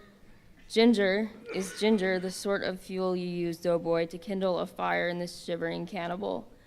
"Ginger? What the devil is ginger? Sea coal, firewood, lucifer matches, tinder, gunpowder? What the devil is ginger, I say, that you offer this cup to our poor Queequeg here?" "There is some sneaking temperance society movement about this business," he suddenly added, now approaching Starbuck, who had just come from forward. "Will you look at that cannikin, sir? Smell of it, if you please." Then, watching the mate's countenance, he added, "The steward, Mr. Starbuck, had the face to offer that calomel and jalap to Queequeg there, this instant off the whale. Is the steward an apothecary, sir? And may I ask whether this is the sort of bellows by which he blows back the breath into a half-drowned man?" "I trust not," said Starbuck. "It is poor stuff enough." Aye, steward," cried Stubb. "We'll teach you to drug a harpooner. None of your apothecary's medicines here. You want to poison us, do you? You have got out insurances on our lives and want to murder us all and pocket the proceeds, do you?" "It was not me," cried Doughboy. "It was Aunt Charity that brought the ginger on board and bade me never give the harpooneers any spirits, but only this ginger jub, so she called it. Ginger jub, you gingerly rascal, take that and run along with you to the lockers and get something better. I hope I do no wrong, Mr. Starbuck. It is the captain's orders. Grog for the harpooner on a whale." "Enough," replied Starbuck. "Only don't hit him again, but, oh, I never hurt when I hit, except when I hit a whale or something of that sort. And this fellow's a weasel. What were you about saying, sir?" "Only this, go down with him, and get what thou wantest thyself." When Stubb reappeared, he came with a dark flask in one hand and a sort of tea caddy in the other. The first contained strong spirits and was handed to Queequeg. The second was Aunt Charity's gift, and that was freely given to the waves. Chapter 73, Stubb and Flask kill a right whale and then have a talk over him.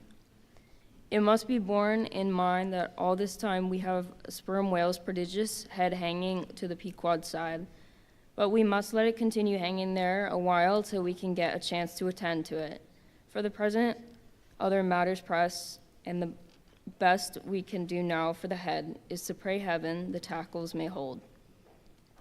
Now, during the past night and forenoon, the Pequod has gradually drifted into a sea, which, by its occasional patches of yellow brit, gave unusual tokens of the vicinity of right whales, a species of the leviathan that but few supposed to be at this particular time lurking anywhere near.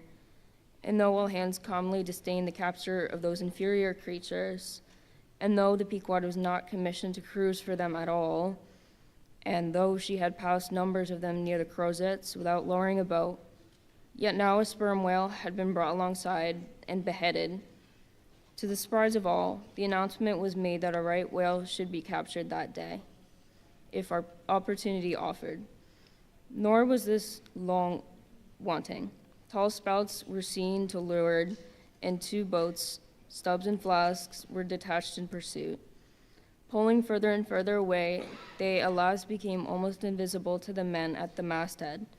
But suddenly in the distance they saw a great heap of tumultuous white water, and soon after news came from aloft that one or both the boats must be fast. An interval passed, and the boats were in plain sight, in the act of being dragged right towards the ship by the towing whale. So close did the monster come to the hull that at first it seemed as if he meant it malice, but suddenly going down in a maelstrom within 3 rods of the planks, he wholly disappeared from view as if diving under the keel. Cut, cut was the cry from the ship to the boats, which for one instant seemed on the point of being brought with a deadly dash against the vessel's side. But having plenty of line yet in the tubs, and the whale not sounding very rapidly, they paid out abundance of rope, and at the same time pulled with all their might so as to get ahead of the ship. For a few minutes the struggle was intensely critical. For a while they still slacked out the tightened line in one direction and still plied their oars in another. The contending strain threatened to take them under, but it was only a few feet advance they sought to gain. And they struck to it till they did gain it, when instantly a swift tremor was felt running like lightning along the keel, as the strained line scraping beneath the ship suddenly rose to view under her bows, snapping and quivering, and so flinging off its drippings that the drops fell like bits of broken glass on the water, while the whale beyond also rose to sight, and once more the boats were free to fly. But the fagged whale abated his speed, and blindly altering his course, went round the stern of the ship, towing the 2 boats after him, so that they performed a complete circuit. Meantime,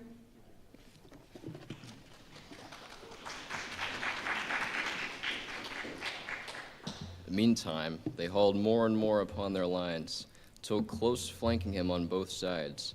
Stubb answered Flask with lance for lance, and thus round and round the Pequod the battle went, while the multitudes of sharks that had before swum round the sperm whale's body rushed to the fresh blood that was spilled, thirstily drinking at every new gash, as the eager Israelites did at the new bursting fountains that poured from the smitten rock. At last his spout grew thick, and with a frightful roll and vomit, he turned upon his back a corpse. While the 2 headsmen were engaged in making fast cords to his flukes, and in other ways getting the mast in readiness for towing, some conversation ensued between them. "I wonder what the old man wants with this lump of old foul lard," said Stubb, not without some disgust at the thought of having to do with so ignoble a leviathan. "Wants with it?" said Flask, coiling some spare line in the boat's bow. "Did you ever hear that the ship, which but once had a sperm whale's head hoisted on her starboard side, and at the same time a right whale's on the larboard, did you ever hear, Stubb, that ship can never afterwards capsize?" "Why not?" "I don't know, but I heard that Gamboge ghost of Fedallah saying so, and he seems to know about all ship's charms. But I sometimes think he'll charm the ship to no good at last. I don't half like that chap, Stubb. Did you ever notice how that tusk of his is sort of carved into a snake's head, Stubb? Sink him! I never look at him at all. But if I ever get a chance of a dark night and he standing hard by the bulwarks and no one by, look down there, Flask, pointing into the sea with a peculiar motion of both hands. I will, Flask, I take that Fedallah to be the devil in disguise. Do you believe that cock and bull story about his having been stowed away on board ship? He's the devil, I say. The reason why you don't see his tail is because he tucks it up out of sight. He carries it coiled away in his pocket, I guess. Blast him, now that I think of it. He's always wanting oakum to stuff into the toes of his boots. He sleeps in his boots, don't he? He hasn't got any hammock, but I've seen him lay of nights in a coil of rigging. No doubt. And it's because of his cursed tail. He coils it down, do you see, in the eye of the rigging. What's the old man have so much to do with him for? Striking up a swap or bargain, I suppose. Bargain? About what? Why, do you see, the old man is hard bent after that white whale, and the devil there is trying to come round him and get him to swap away his silver watch, or his soul, or something of that sort, and then he'll surrender Moby-Dick. Pooh! Stubb, you are skylarking. How can Fedallah do that? I don't know, Flask, but the devil is a curious chap, and a wicked one, I tell you. Why, they say as how he went a-sauntering into the old flagship once, switching his tail about devilish easy and gentlemanlike, and inquiring if the old governor was at home. Well, he was at home, and he asked the devil what he wanted. The devil, switching his hoofs up, and says, I want John. What for, says the old governor. What business is that of yours, says the devil, getting mad. I want to use him. Take him, says the governor. And by the Lord, Flask, if the devil didn't give John the Asiatic cholera before he got through with him, I'll eat this whale in one mouthful. But look sharp. Ain't you already there? Well, then pull ahead, and let's get the whale alongside. I think I remember some such story as you were telling, said Flask, when at last the two boats were slowly advancing with their burden towards the ship, but I can't remember where. 3 Spaniards, adventures of those bloody-minded soldados? Did you read it there, Flask? I guess you did. No, never saw such a book. Heard of it, though. But now tell me, Stubb, do you suppose that the devil was speaking of just now, was that the same you say is now on board the Pequod? Am I the same man that helped kill this whale? Doesn't the devil live forever? Whoever heard that the devil was dead? Did you ever see any person wearing mourning for the devil? And if the devil has a latchkey to get in the admiral's cabin, don't you suppose he can crawl into a porthole? Tell me that, Mr. Flask. How old do you suppose Fedallah is, Stubb? Do you see that main mast there, pointing to the ship? Well, that's the figure one. Now take all the hoops in the Pequod's hold, string them along in a row with the mast for aughts. Do you see? Well, that wouldn't begin to be Fedallah's age, nor all the coopers in creation couldn't show hoops enough to make aughts enough. But see here, Stubb, I thought you a little boasted just now that you meant to give Fedallah a sea toss if you got a good chance. Now, if he's so old as all these hoops of yours come to, and if he's going to live forever, what good will it do to pitch him overboard? Tell me that.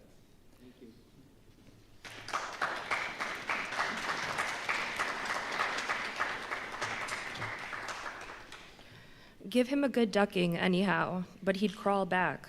Duck him again, and keep ducking him. Suppose he should take it into his head to duck you, though. Yes, and drown you. What then? I should like to see him try it. I'd give him such a pair of black eyes that he wouldn't dare to show his face in the admiral's cabin again for a long while, let alone down in the orlop there, where he lives, and hereabouts on the upper decks where he sneaks so much. Damn the devil, Flask. Do you suppose I'm afraid of the devil? Who's afraid of him, except the old governor who daren't catch him and put him in double darbies, as he deserves, but lets him go about kidnapping people? Aye, and signed a bond with him. That's all the people the devil kidnapped. He'd roast for him. There's a governor. Do you suppose Fedallah wants to kidnap Captain Ahab? Do I suppose it? You'll know it before long, Flask. But I'm going now to keep a sharp lookout on him, and if I see anything very suspicious going on, I'll just take him by the nape of his neck and say, look here, Beelzebub, you don't do it. And if he makes any fuss, by the Lord, I'll make a grab into his pocket for his tail, take it to the capstan, and give him such a wrenching and heaving that his tail will come short off at the stump. Do you see? And then, I rather guess, when he finds himself docked in that queer fashion, he'll sneak off without the poor satisfaction of feeling his tail between his legs. And what will you do with the tail, Stubb? Do with it? Sell it for an ox whip when we get home. What else? Now, do you mean what you say and have been saying all along, Stubb? Mean or not mean, here we are at the ship. The boats were here hailed to tow the whale on the larboard side, where fluke chains and other necessaries were already prepared for securing him. Didn't I tell you so, said Flask. Yes, you'll soon see this right whale's head hoisted up opposite that Parmacetti's. In good time, Flask's saying proved true. As before, the Pequod steeply leaned over towards the sperm whale's head. Now, by the counterpoise of both heads, she regained her even keel, though sorely strained, you may well believe. So, when on one side you hoist in Locke's head, you go over that way. But now on the other side, hoist in Cant's, and you come back again, but in very poor plight. Thus, some minds forever keep trimming boat. O ye foolish, throw all these thunderheads overboard, and then you will float light and right. In disposing of the body of a right whale, when brought alongside the ship, the same preliminary proceedings commonly take place as in the case of a sperm whale. Only, in the latter instance, the head is cut off whole, but in the former, the lips and tongue are separately removed and hoisted on deck, with all the well-known black bone attached to what is called the crown piece. But nothing like this in the present case had been done. The carcasses of both whales had dropped astern, and the head-laden ship not a little resembled a mule carrying a pair of overburdening panniers. Meanwhile, Fedallah was calmly eyeing the right whale's head, and ever and anon glancing from the deep wrinkles there to the lines in his own hand. And Ahab chanced so to stand that the Parsee occupied his shadow, while if the Parsee's shadow was there at all, it seemed only to blend with and lengthen Ahab's. As the crew toiled on, Laplandish speculations were bandied among them concerning all those passing things. Chapter 74, The Sperm Whale's Head, Contrasted View. Here now are two great whales, laying their heads together. Let us join them and lay together our own. Of the grand order of folio leviathans, the sperm whale and the right whale are by far the most noteworthy. They are the only whales regularly hunted by man. To the Nantucketer, they present the two extremes of all the known varieties of the whale, as the external difference between them is mainly observable in their heads, and as ahead of each is this moment hanging from the Pequod side. And as we may freely go from one to the other by merely stepping across the deck, where, I should like to know, will you obtain a better chance to study practical cetology than here? In the first place, you are struck by the general contrast between these heads. Both are massive enough in all conscience, but there is a certain mathematical symmetry in the sperm whales which the right whale sadly lacks. There's more character in the sperm whale's head. As you behold it, you involuntarily yield the immense superiority to him in point of pervading dignity. In the present instance, too, this dignity is heightened by the pepper and salt color of his head at the summit, giving token of advanced age and large experience. In short, he is what the fishermen technically call a gray-headed whale.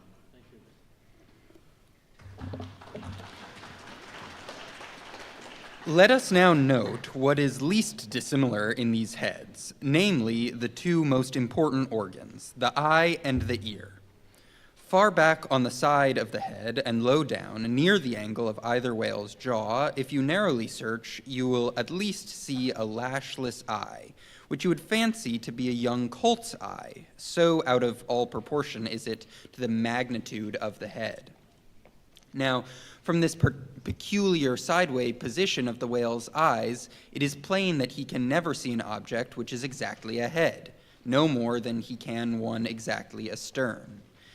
In a word, the position of the whale's eyes corresponds to that of a man's ears, and you may fancy for yourself how it would fare with you did you sideways survey objects through your ears. You would find that you could only command some 30 degrees of vision in advance of the straight sideline of sight, and about 30 more behind it. If your bitterest foe were walking straight towards you with dagger uplifted in broad day, you would not be able to see him, any more than if he were stealing upon you from behind. In a word, you would have two backs, so to speak, but at the same time also two fronts, side fronts. For what is it that makes the front of a man? What indeed but his eyes? Moreover, while in most other animals that I can now think of, the eyes are so planted as imperceptibly to blend their visual power, so as to produce one picture and not two to the brain. The peculiar position of the whale's eyes, effectually divided as they are by many cubic feet of solid head, which towers between them like a great mountain separating two lakes in valleys, this, of course, must wholly separate the impressions which each independent organ imparts. The whale, therefore, must see one distinct picture on this side and another distinct picture on that side, while all between must be profound darkness and nothingness to him. Man may, in effect, be said to look out on the world from a sentry box with two joined sashes for his window. But with the whale, these two sashes are separately inserted, making two distinct windows, but sadly impairing the view. This peculiarity of the whale's eyes is a thing always to be borne in mind in the fishery, and to be remembered by the reader in some subsequent scenes. A curious and most puzzling question might be started concerning this visual matter as touching the Leviathan.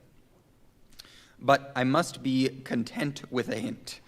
So long as a man's eyes are open in the light, the act of seeing is involuntary. That is, he cannot help mechanically seeing whatever objects are before him. Nevertheless, anyone's experience will teach him that though he can take in an indiscriminating sweep of things at one glance, it is quite impossible for him attentively and completely to examine any two things, however large or however small, at one and the same instant of time. Never mind if they lie side by side and touch each other. But if you now come to separate these two objects and surround them each by a circle of profound darkness, then, in order to see one of them in such a manner as to bring your mind to bear on it, the other will be utterly excluded from your contemporary consciousness. How is it, then, with the whale?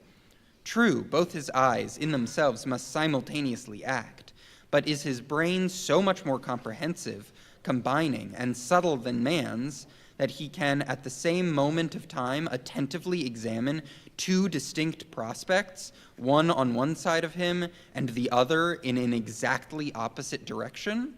If he can, then it is as marvelous a thing in him as if a man were able simultaneously to go through the demonstrations of two distinct problems in Euclid. Nor, strictly investigated, is there any incongruity in this comparison.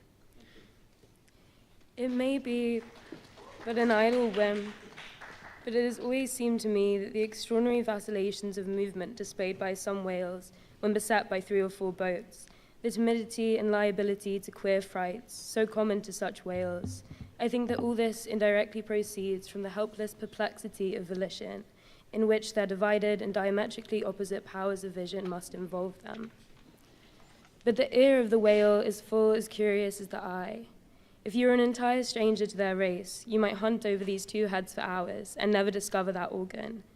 The ear has no external leaf whatever, and into the hole itself you can hardly insert a quill, so wondrously minute is it. It is lodged a little behind the eye. With respect to their ears, this important difference is to be observed between the sperm whale and the right. While the ear of the former has an external opening, that of the latter is entirely and evenly covered over with a membrane, so as to be quite imperceptible from without. Is it not curious that so vast a being as the whale should see the world through so small an eye, and hear the thunder through an ear which is smaller than a hare's? But if his eyes were broad as the lens of Herschel's great telescope, and his ears capacious as the porches of cathedrals, would that make him any longer of sight, or sharper of hearing? Not at all. Why then do you try to enlarge your mind, subtilize it? Let us now, with whatever levers and steam engines we have at hand, cant over the sperm whale's head, that it may lie bottom up. Then, ascending by a ladder to the summit, have a peep down the mouth. And were it not that the body is now completely separated from it, with a lantern we might descend into the great Kentucky mammoth cave of his stomach. But let us hold on here by this tooth, and look at about us where we are. What a really beautiful and chaste-looking mouth, from floor to ceiling lined, or rather papered, with a glistening white membrane, glossy as bridal satins. But come out now and look at this portentous lower jaw, which seems like the long, narrow lid of an immense snuff box, with a hinge at one end instead of one side. If you pry it up so as to get it overhead and expose its rows of teeth, it seems a terrific portcullis, and such, alas, it proves to many a poor wight in the fishery, upon whom these spikes fall with impaling force. But far more terrible is it to behold, when fathoms down in the sea you see some sulky whale floating there suspended, with his prodigious jaw, some 15 feet long, hanging straight down at right angles with his body, for all the world like a ship's jib boom. This whale is not dead. He is only dispirited, out of sorts perhaps, hypochondriac, and so supine that the hinges of his jaws have relaxed, leaving him in that ungainly sort of plight, a reproach to all his tribe, who must, no doubt, imprecate locked jaws upon him. In most cases, this lower jaw, being easily unhinged by a practiced artist, is disengaged and hoisted on deck for the purpose of extracting the ivory teeth, and furnishing a supply of that hard white whalebone with which the fishermen fashion all sorts of curious articles, including canes, umbrella stocks, and handles to riding whips. With a long, weary hoist, the jaw is dragged on board as if it were an anchor, and when the proper time comes, some few days after the other work, the Queequeg, Dagu, and Tashtego, being all accomplished dentists, are set to drawing teeth. With a keen cutting spade, Queequeg lances the gums, Then the drawers lash down to ring bolts, and a tackle being rigged from aloft, they drag out these teeth, as Michigan oxen drag stumps of old oaks out of wild woodlands. There are generally 42 teeth in all, and old whales, much worn down but undecayed, nor filled after our artificial fashion. The draw is afterwards sawn into slabs and piled away like joists for building houses. Chapter 75, The Right Whale's Head, Contrasted View. Crossing the deck, let us now have a good long look at the right whale's head. As in general shape, the noble sperm whale's head may be compared to a Roman war chariot, especially in front where it is so broadly rounded. So, at a broad view, the right whale's head bears a rather inelegant resemblance to a gigantic galliot-toed shoe. 200 years ago, an old Dutch voyager likened its shape to that of a shoemaker's last. And in the same last, or shoe, that old woman of the nursery tale, with a swarming brood, might very comfortably be lodged, she and all her progeny.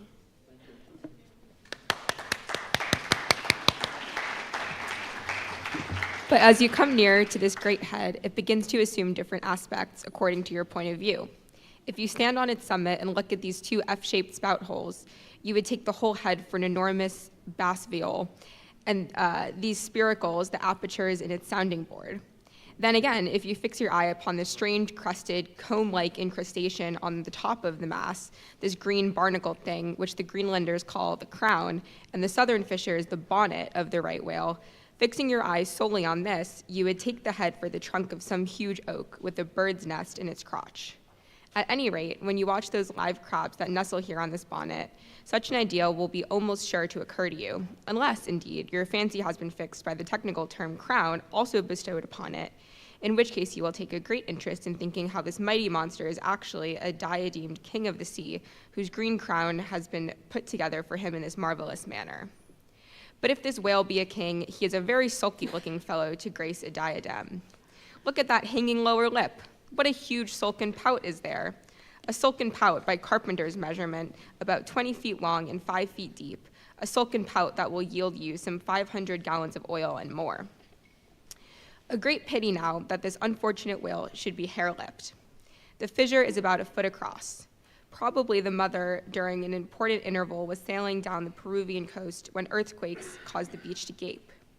Over this lip, as over a slippery threshold, we now slide into the mouth.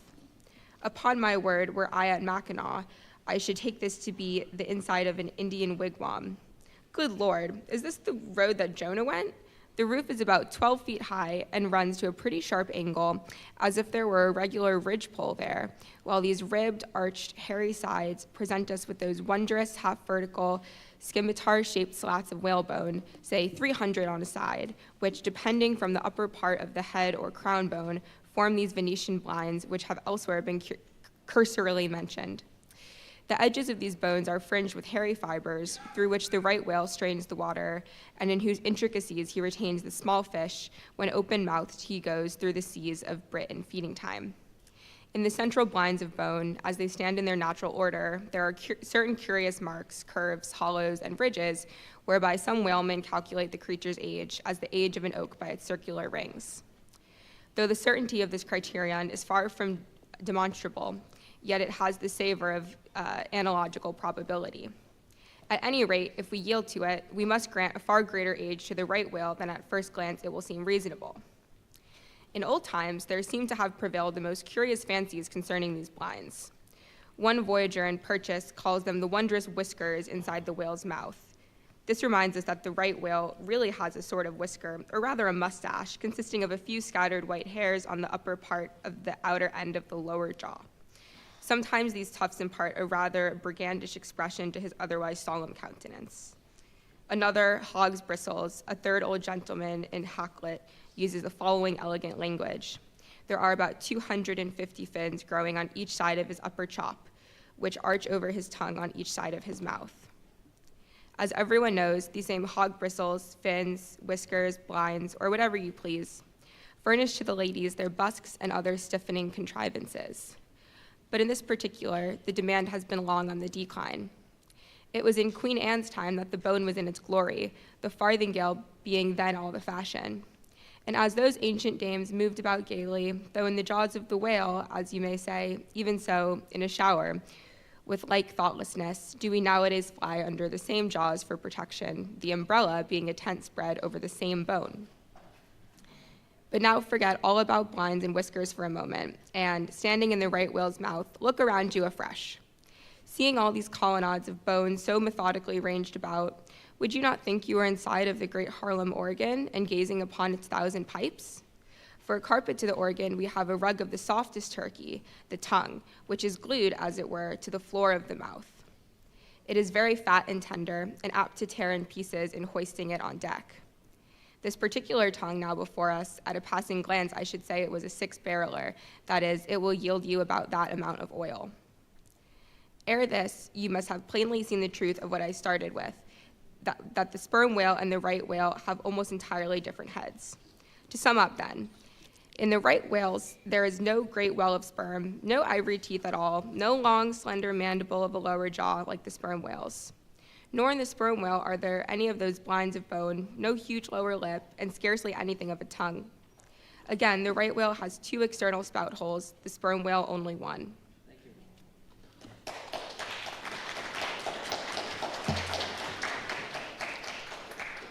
Look your last now on these venerable hooded heads while they yet lie together, for one will soon sink, unrecorded in the sea. The other will not be very long in following. Can you catch the expression of the sperm whale there? It is the same he died with, only some of the longer wrinkles in the forehead seem now faded away. I think his broad brow to be full of a prairie-like placidity, born of a speculative indifference as to death. But mark the other head's expression. See that amazing lower lip pressed by accident against the vessel's side so as firmly to embrace the jaw. Does not this whole head seem to speak of an enormous practical resolution in facing death? This right whale I take to have been a Stoic, the sperm whale a Platonian, who might have taken up Spinoza in his later years. Chapter 76, A Battering Ram. Ere quitting for the nonce, the sperm whale's head I would have you, as a sensible physiologist, simply, particularly remark its front aspect and all its compacted collectedness. I would have you investigate it now with the sole view of forming to yourself some unexaggerated, intelligent estimate of whatever battering ram power may be lodged there. Here is a vital point, for you must either satisfactorily settle this matter with yourself or forever remain an infidel as to one of the most appalling, but not the less true events, perhaps, anywhere to be found in all recorded history. You observe that in the ordinary swimming position of the sperm whale, the front of his head presents an almost wholly vertical plane to the water. You observe that the lower part of that front slopes considerably backwards so as to furnish more of a retreat for the long socket which receives the boom-like lower jaw. You observe that the mouth is entirely under the head, much in the same way indeed as though your own mouth were entirely under your chin. Moreover, you observe that the whale has no external nose, and that what nose he has, his spout hole, is on the top of his head. You observe that his eyes and ears are at the side of his head, nearly 1/3 of his entire length from the front. Wherefore, you must now have perceived that the front of the sperm whale's head is a dead, blind wall, without a single organ or tender prominence of any sort whatsoever. Furthermore, you are now to consider that only in the extreme lower backward sloping part of the front of the head is there the slightest vestige of bone, and not until you get near 20 feet from the forehead do you come to the full cranial development, so that this whole enormous boneless mass is as one wad. Finally, though, as will be revealed, its contents partly comprise the most delicate oil. Yet you are now to be apprised of the nature of the substance which so impregnably invests all that apparent effeminacy. In some previous place, I have described to you how the blubber wraps the body of the whale as the rind wraps an orange. Just so with the head, but with this difference. About the head, this envelope, though not as thick, is of a boneless toughness, inestimable by any man who has not handled it. The severest pointed harpoon, the sharpest lance darted by the strongest human arm, impotently rebounds from it. It is as though the forehead of the sperm whale were paved with horses' hoofs. I do not think there is any sensation lurks in it.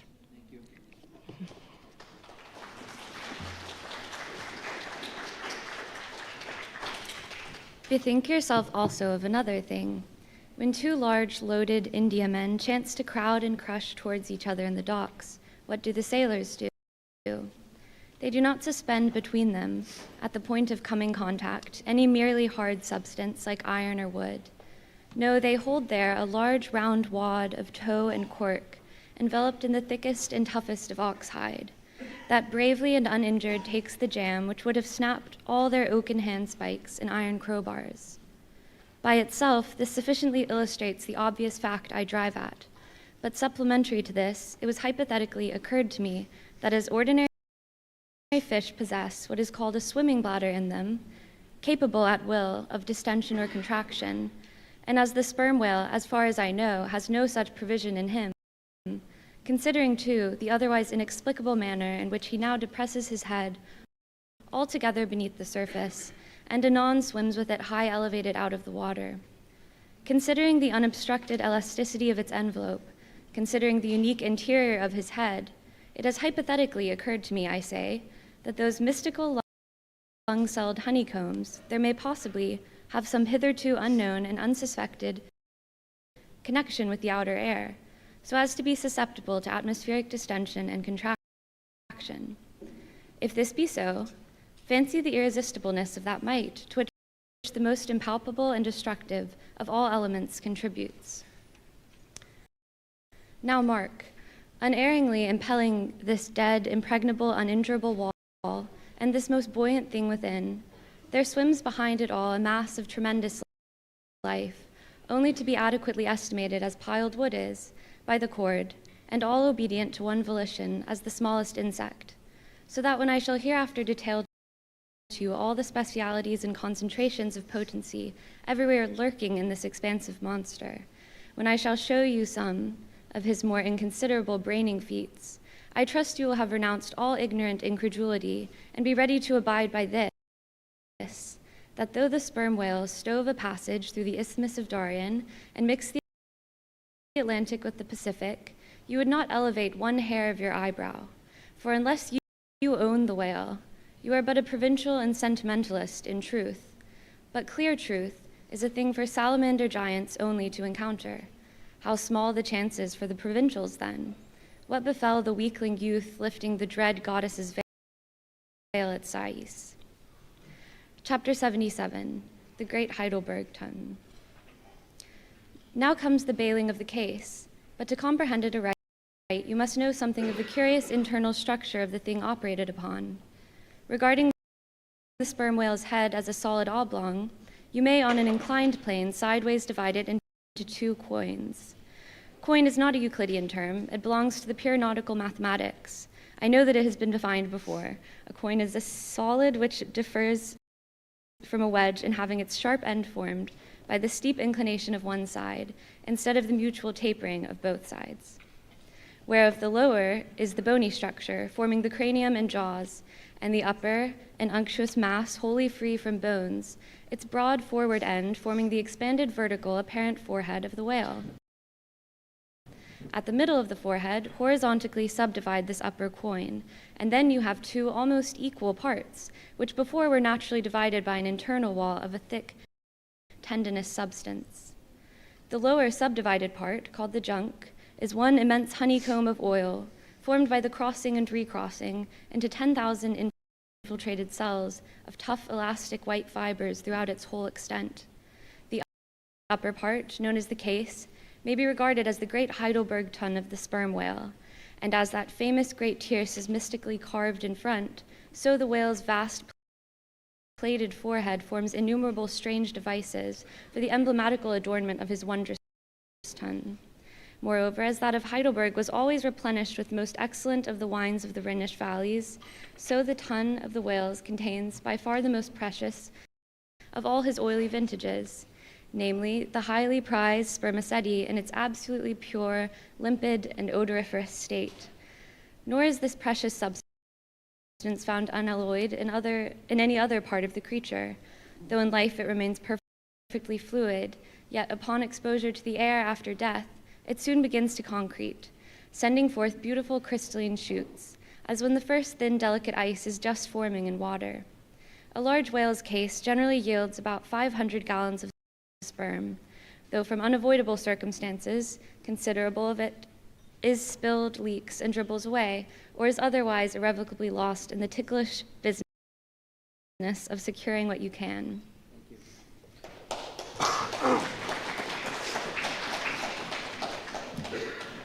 I know not what fine and costly material the Heidelberg ton was coated within, but in superlative richness that coating could not possibly have been compared with the silken pearl-colored membrane, like the lining of a fine pellis forming the inner surface of the sperm whale's case.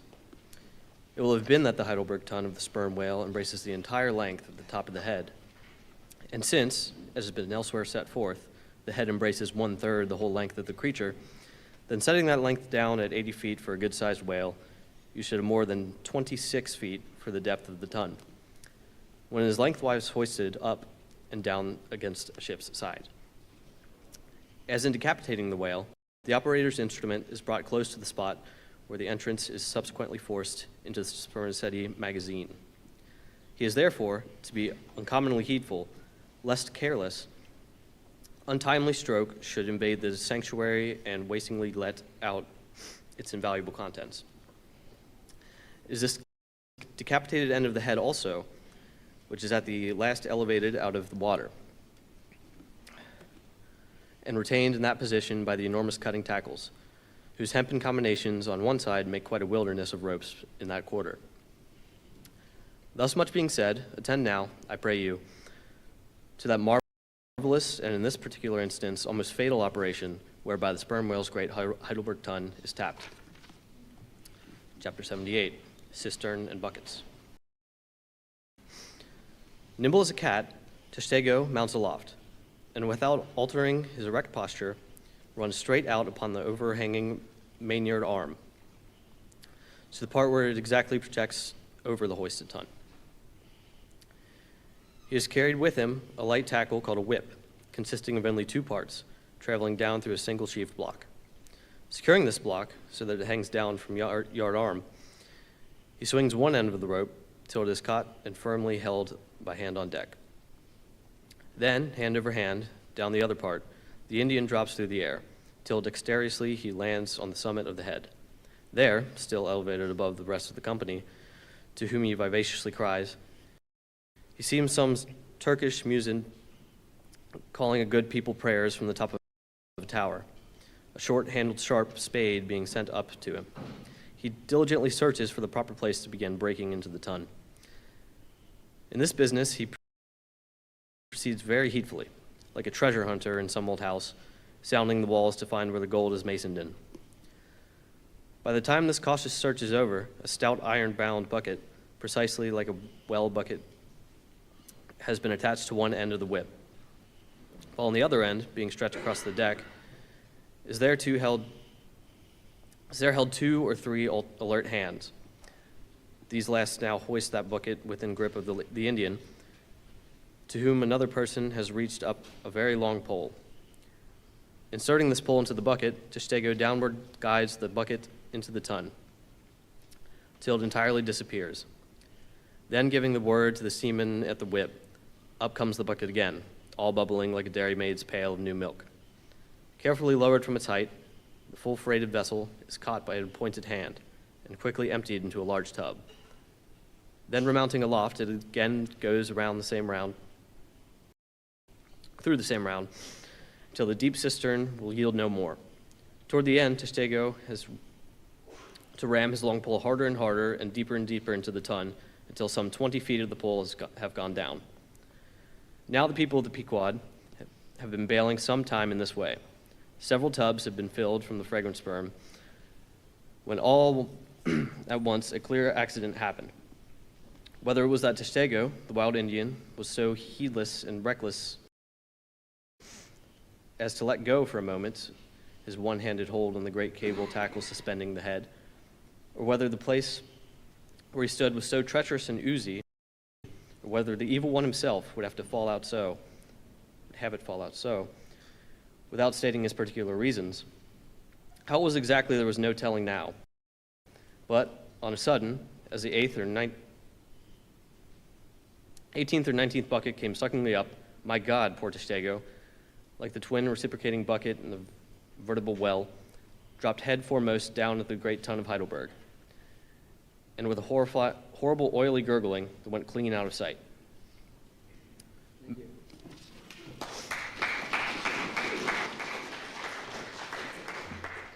Man overboard, cried Diego, who amid the general concentration first came to his senses. Swing the bucket this way, and putting one foot into it so as to be better to secure his slippery handhold on the whip itself.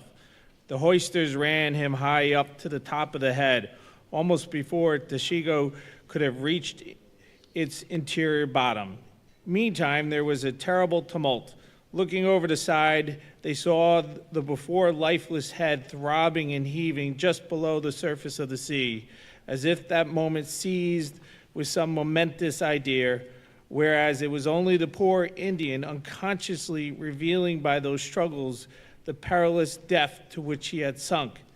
At this instant, while Diego was on the summit of the head, was clearly the whip, which had somehow got fouled of the great cutting tackles. A sharp crackling noise was heard, and to the unspeakable horror of all, one of the two enormous hooks suspending the head tore out, and with a vast vibration, the enormous mass sideways swung, till the drunk ship reeled and shook it as if smitten by an iceberg. The one remaining hook, upon which the entire strain now depended, seemed every instant to be on the point of giving way, an event still more likely from the violent motions of the head. Come down, yelled the seaman to Diego, but with one hand holding on to the heavy tackles, so that if the head should drop, he would still remain suspended. The Negro, having cleared the foul line, rammed down the bucket into the now collapsed well, meaning that the buried harpooner would grasp it so to be hoisted out. In heaven's name, man, cried Stubb, are you ramming home a cartridge there? Avast! How will that help him, jamming that iron-bound bucket on top of his head? Avast, will ye? Stand clear of the tackle, cried a voice like the bursting of a rocket. Almost in the same instant, with a thunder boom, the enormous mass dropped into the sea like Niagara's Table Rock into the whirlpool. Then suddenly, relieved hull rolled away from it, too far down her glittering copper, and all caught their breath as aft swinging. Now over the sailors' heads, and now over the water, Diego, through a thick mist of spray, was dimly held clinging to a pendulous tackles, while poor buried alive Testego was sinking utterly down to the bottom of the sea. But hardly had the blinding vapor cleared away when a naked figure with a boarding sword in his hand was for one swift moment seen hovering over the bulwarks. The next, a loud splash announced that my brave Creekog had died to the rescue. One packed rush was made to the side, and every eye counted every ripple, as moments followed moment, and no sign of either the sinker or the diver would be seen. Some hands now jumped into a boat alongside and pushed a little off from the ship, Ha ha, cried Diego all at once, and from his now quiet, swinging perch overhead, looking further off from the side, we saw an arm thrust upright from the blue waves, a sight strange to see, as an arm thrust forth from the grass over a grave. Both, it's both, cried Diego, again with a joyful shout, and soon after, Queequeg was seen boldly striking out with one hand, and with the other clutching the long hair of the Indian, drawn into the waiting boat, and there quickly brought to the deck. But Tashaga was long in coming to, and Queequeg did not look very brisk. Now, had this noble rescue been accomplished? Why, diving after the slowly descending head, Queequeg with his keen sword had made his side lungs near its bottom so as to scuttle a large hole there. Then dropping his sword, had thrust his long arm far inwards and upwards, and so hauled out the poor Tash by the head. He averted that upon first thrusting in for him, a leg was presented, but well knowing that this was not as it ought to be, he might occasion great trouble. He had thrust back the leg, and by dexterous heave and toss, had wrought a somerset upon the Indian, so that with the next trial he came forth in the good old way, head foremost. As for the great head itself, that was doing as well as could be expected.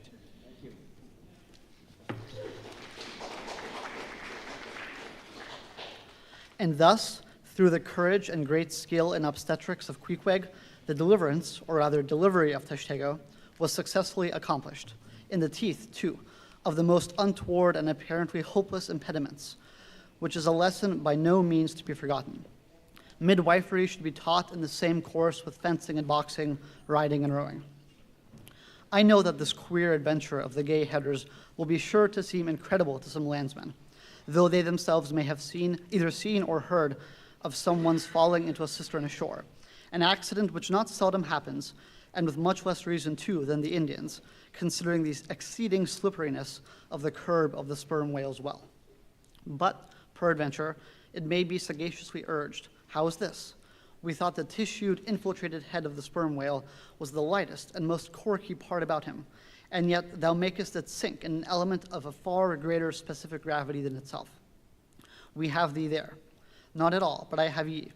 For at the time poor Tash fell in, the case had been nearly emptied of its lighter contents, leaving little but the dense, tendinous wall of the well, a double-welded, hammered substance, as I have said before, much heavier than the seawater, and a lump of which sinks in it like a lead almost.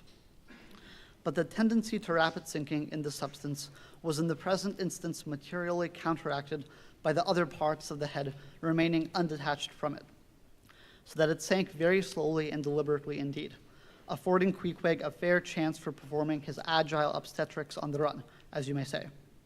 Yes, it was a very running delivery, so it was. Now, had Tashtego perished in that head, it had been a very precious perishing, smothered in the very whitest and daintiest of fragrant spermaceti, coffined, hearsed, and tombed in the secret inner chamber and sanctum sanctorum of the whale. Only one sweeter end can readily be recalled, the delicious death of an Ohio honey hunter, who, seeking honey in the crotch of a hollow tree, found such exceeding store of it, that leaning too far over, it sucked him in, so that he died embalmed. How many, think ye, have likewise fallen into Plato's honeyed head, and sweetly perished there? Chapter 79, The Prairie. To scan the lines of his face, or feel the bumps on the head of this Leviathan, this is a thing which no physiognomist or phrenologist has yet undertaken. Such an enterprise would seem almost as hopeful as for Lavater to have scrutinized the wrinkles on the rock of Gibraltar, or for Gall to have mounted a ladder and manipulated the dome of the Pantheon. Still, in that famous work of his, Lavater not only treats of the various faces of men, but also attentively studies the faces of horses, birds, serpents, and fish, and dwells in detail upon the modifications of expression discernible therein. Nor have Gall and his disciple Spurzheim failed to throw out some hints touching the phrenological characteristics of other beings than man. Therefore, though I am but ill qualified for a pioneer, In the application of these two semi-sciences to the whale, I will do my endeavor. I try all things, I achieve what I can. Physiognomically regarded, the sperm whale is an anomalous creature. He has no proper nose. And since the nose is the central and most conspicuous of the features, and since it perhaps most modifies and finally controls their combined expression, hence it would seem that its entire absence as an external appendage must very largely affect the countenance of the whale. For, as in landscape gardening, a spire, cupola, monument, or tower of some sort is deemed almost indispensable to the completion of the scene, so no face can be physiognomically in keeping without the elevated open-work belfry of the nose. Dash the nose from Phidias's marble Jove, and what a sorry remainder!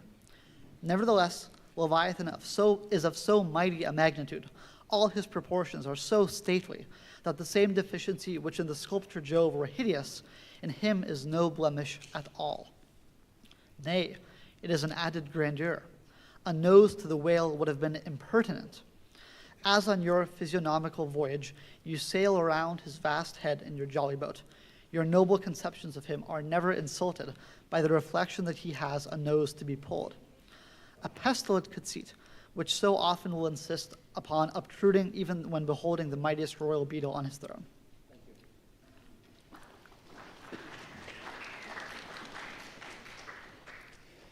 In some particulars, perhaps the most imposing physiognomical view to be had of the sperm whale is that of the full front of his head. This aspect is sublime. In thought, a fine human brow is like the east when troubled with the morning. In the repose of the pasture, the curled brow of the bull has a touch of the grand in it. Pushing heavy cannon up mountain defiles, the elephant's brow is majestic. Human or animal, the mystical brow is as that great golden seal affixed by the German emperors to their decrees. It signifies, God done this day by my hand. But in most creatures, nay, in man himself, very often the brow is but a mere strip of alpine land lying along the snow line. Few are the foreheads which, like Shakespeare's or Melanchthon's, rise so high and descend so low that the eyes themselves seem clear, eternal, tideless mountain lakes. And all above them in the forehead's wrinkles, you seem to track the antlered thoughts descending there to drink, as the highland hunters track the snow prints of the deer. But in the great sperm whale, this high and mighty godlike dignity inherent in the brow is so immensely amplified that gazing on it in the full front view, you feel the deity and the dread powers more forcibly than in beholding any other object in living nature. For you see no one point precisely, not one distinct feature is revealed, no nose, eyes, ears, or mouth, no face, he has none proper, nothing but that one broad firmament of a forehead, pleated with riddles, dumbly lowering with the doom of boats and ships and men. Nor in profile does this wondrous brow diminish, though that way viewed, its grandeur does not domineer upon you so. In profile, you plainly perceive that horizontal semi-crescentic depression in the forehead's middle, which in man is Lavater's mark of genius. But how? Genius in the sperm whale? Has the sperm whale ever written a book, spoken a speech? No. His great genius is declared in his doing nothing particular to prove it. It is moreover declared in his pyramidical silence. And this reminds me that had the great sperm whale been known to the young Orient world, he would have been deified by their child Magian thoughts. They deified the crocodile of the Nile because the crocodile is tongueless, and the sperm whale has no tongue, or at least it is so exceedingly small as to be incapable of protrusion. If hereafter any highly cultured, poetical nation shall lure back to their birthright the merry May Day gods of old, and livingly enthrone them again in the now egotistical sky, in the now unhaunted hill, then be sure, exalted at Jove's high seat, the great sperm whale shall lord it. Champollion deciphered the wrinkled granite hieroglyphics, but there is no Champollion to decipher the Egypt of every man's and every being's face. Physiognomy, like every other human science, is but a passing fable. If then Sir William Jones, who read in 30 languages, could not read the simplest peasant's face in its profounder and more subtle meanings, how may unlettered Ishmael hope to read the awful Chaldee of the sperm whale's brow? I but put that brow before you. Read it if you can. Chapter 80, the nut. If the sperm whale be physiognomically a sphinx, to the phrenologist his brain seems that of geometrical circle which it is impossible to square. In the full-grown creature, the skull will measure at least 20 feet in length. Unhinged lower jaw, and the side view of this skull is as the side view of a moderately inclined plane resting throughout on a level base. But in life, as we have elsewhere seen, this inclined plane is angularly filled up and almost squared by the enormous superincumbent mass of the junk and sperm. At the high end of the skull forms a crater to bed that part of the mass, while under that long floor of this crater, in another cavity seldom exceeding 10 inches in length and as many in depth, reposes the mere handful of this monster's brain. The brain is at least 20 feet from his apparent forehead in life. It is hidden away behind its vast outworks, like the innermost citadel within the amplified fortifications of Quebec. So like a choice casket, it is secreted in him that I have known some whalemen who peremptorily deny that the sperm whale has any other brain than that palpable semblance of one formed by the cubic yards of his sperm magazine. Lying in strange folds, courses, and convolutions to their apprehensions, it seems more in keeping with the idea of his general might to regard that mystic part of him as the seat of his intelligence. It is plain, then, that phrenologically, the head of this Leviathan in the creature's living intact state is an entire delusion. As for his true brain, you can then see no indications of it, nor feel any. The whale, like all things that are mighty, wears a false bow to the common world.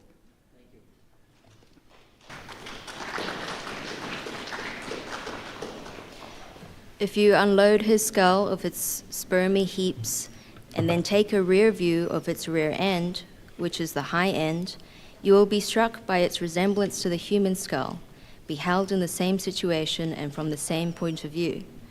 Indeed, place this reverse skull, scaled down to the human magnitude, among a plate of men's skulls, and you would involuntarily confound it with them, and remarking the depressions on one part of its summit, in phrenological phrase, you would say, this man had no self-esteem and no veneration. And by those negations, considered along with the affirmative fact of his prodigious bulk and power, you can best form to yourself the truest, though not the most exhilarating conception of what the most exalted potency is. But if from the comparative dimensions of the whale's proper brain you deem it incapable of being adequately charted, then I have another idea for you. If you attentively regard almost any quadruped's spine, you will be struck with the resemblance of its vertebrae to a strung necklace of dwarfed skulls, all bearing rudimental resemblance to the skull proper.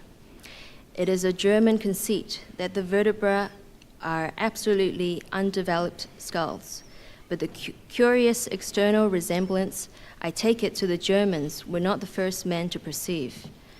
A foreign friend once pointed it out to me in the skeleton of a foe he had slain, that with the vertebrae of which he was inlaying in a sort of brasso relievo, the beaked brow of his canoe.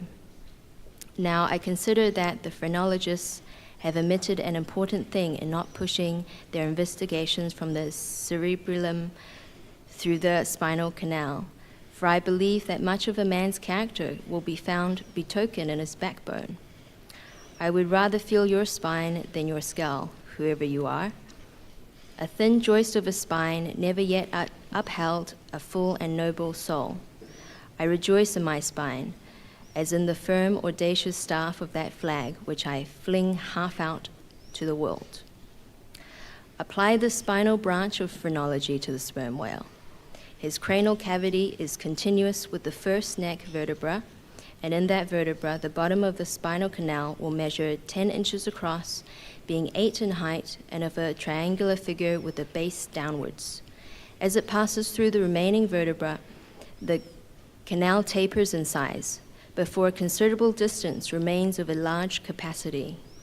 Now, of course, this canal is filled with much of the same strangely fibrous substance, the spinal cord, as the brain, and directly communicates with the brain. And what is still more, for many feet after emerging from the brain's cavity, the spinal cord remains of an undecreasing girth, almost equal to that of the brain. Under all these circumstances, would it be unreasonable to survey and map out the whale's spine paradoxically, for viewed in this light, the wonderful comparative smallness of his brain proper is more than compensated by the wonderful comparative magnitude of his spinal cord. Believing this hint to operate as it may with a phrenologist, I will merely assume the spinal theory for a moment in reference to the sperm whale's hump. This august hump, if I mistake not, rises over one of the larger vertebrae, and is therefore, in some sort, the outer convex mold of it. For its relative situation, then, I should call this high hump the organ of firmness or indomitableness in the sperm whale, and that the great monster is indomitable, you will yet have reason to know.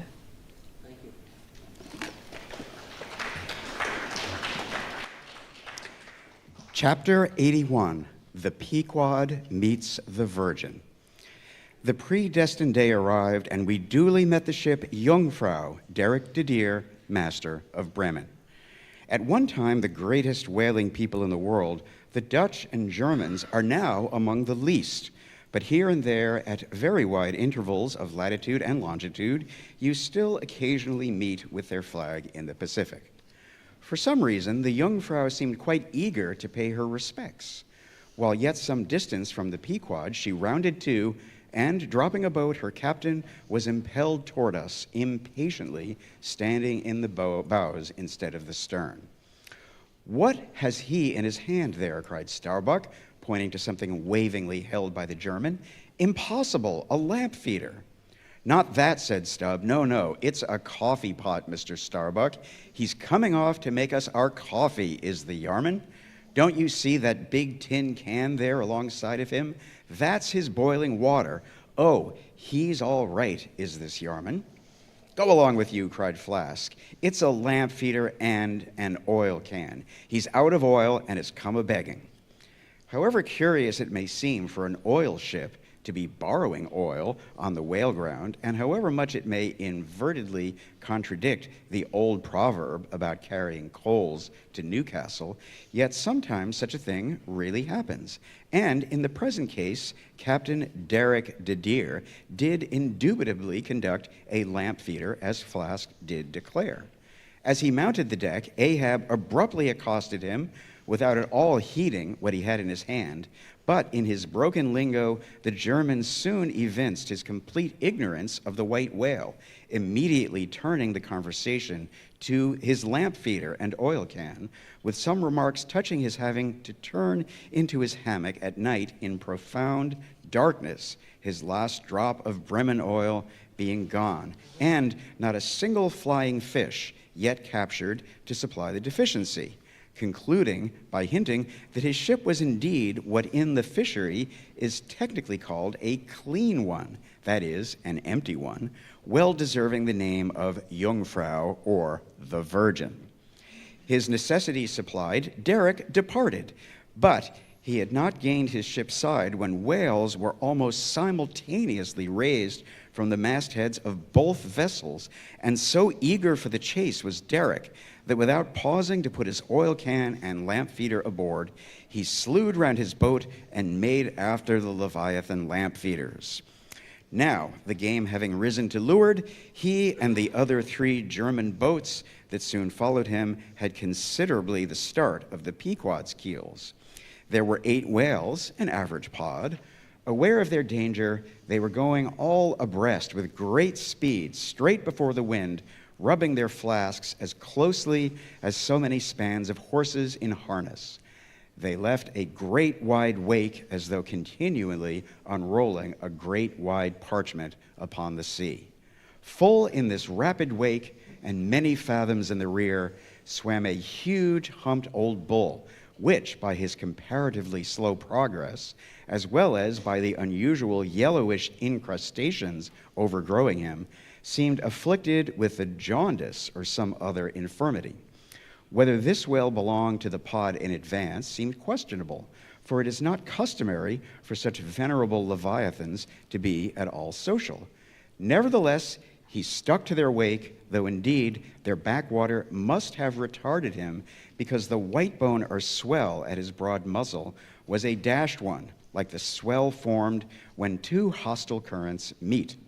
His spout was short, slow, and laborious, coming forth with a choking sort of gush and spending itself in torn shreds, followed by strange subterranean commotions in him, which seemed to have egress at his other buried extremity, causing the waters behind him to up-bubble.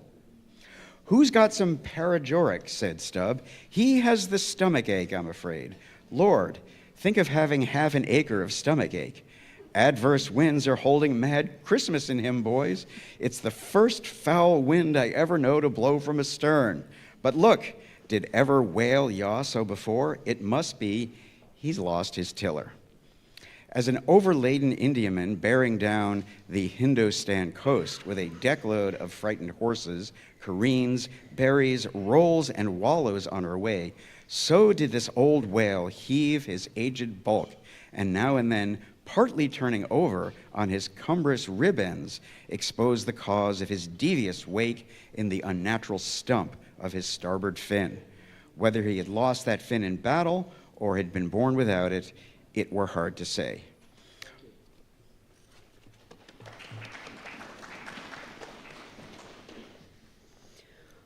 "Only wait a bit, old chap, and I'll give ye a sling for that wounded arm," cried cruel Flask, pointing to the whale line near him.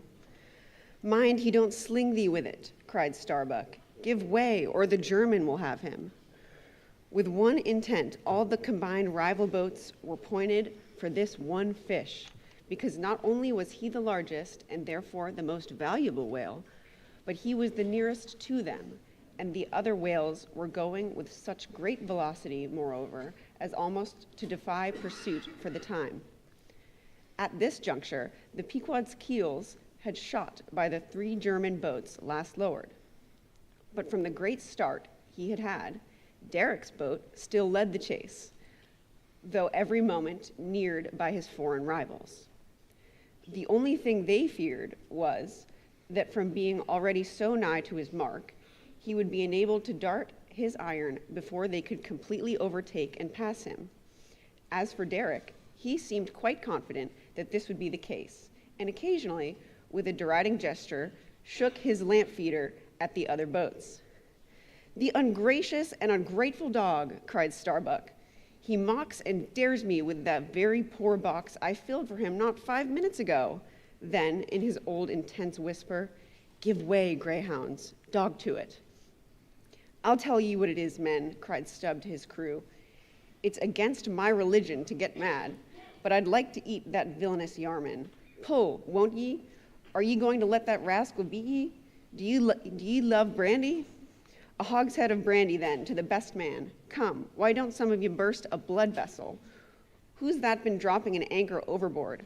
We don't budge an inch. We're becalmed.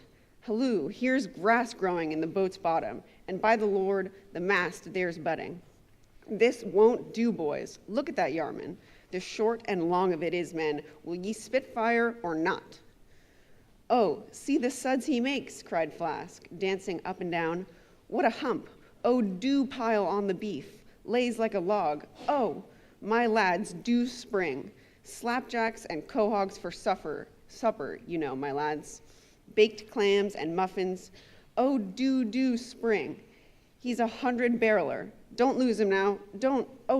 See that, Yarman? Oh, won't ye pull for your duff, my lads? Such a sogger. Don't ye love sperm? There goes $300,000, men. A bank, a whole bank, the Bank of England. Oh, do. What's that Yarman about now?" At this moment, Derek was in the act of pitching his lamp feeder at the advancing boats, and also his oil can, perhaps with the double view of retarding his rival's way, and at the same time economically accelerating his own by the momentary impetus of the backward toss. "The unmannerly Dutch dogger," cried Stubb. "Pull now, men, like 50,000 line of battleship loads, red-haired devils. What d'ye say, Tashtego? Are you the man to snap your spine in 2 and 22 pieces for the honor of old Gayhead? What d'ye say?" "I say pull like goddamn," cried the Indian. Fiercely but evenly, incited by the taunts of the German, the Pequod's 3 boats now began ranging almost abreast, and so disposed, momentarily neared him. In that fine, loose, chivalrous attitude of the headsman when drawing near to his prey, the 3 mates stood up proudly, occasionally backing the after oarsman with an exhilarating cry of, "There she slides now! Hurrah for the white ash breeze! Down with the yarman! Sail over him!" But so decided an original start had Derek had, that spite of all their gallantry, he would have proved the victor in this race, had not a righteous judgment descended upon him in a crab which caught the blade of his midship oarsman. While this clumsy lubber was striving to free his white ash, and while, in consequence, Derek's boat was nigh to capsizing, and he thundering away at his men in a mighty rage, that was a good time for Starbuck, Stubb, and Flask. With a shout, they took a mortal start forwards and slantingly raged up on the German's quarter. An instant more, and all 4 boats were diagonally in the whale's immediate wake, while stretching from them on both sides was the foaming swell that he made.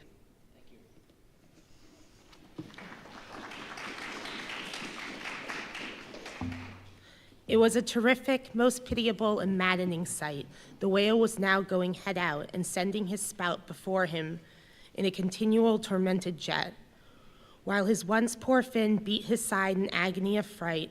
Now to this hand, now to that, he yawned on his faltering flight, and still at every billow he had broke, he spasmodically sank in the sea, or sideways rolled towards the sky, his one beating fin. So I have seen a bird with a clipping wing making affrighted and broken circles in the air, vainly striving to escape the practical hawks. But the bird has a voice, and with plaintive cries will make known her fear. But the fear of this vast, dumb brute of the sea was chained up and enchanted in him. He had no voice, save that choking respiration through his spiracle, and it made the sight of him unpleasantly pitiable, while still his amazing bulk, portcullis jaw, and omnipotent tail, there was enough to appall the stoutest man who so pitied. Seeing now but only a few moments more would give the Pequod's boats the advantage, rather than thus be fooled or foiled of his game. Derek chose to hazard what to him must have seemed the most unusually long dart, ere the last chance would forever escape.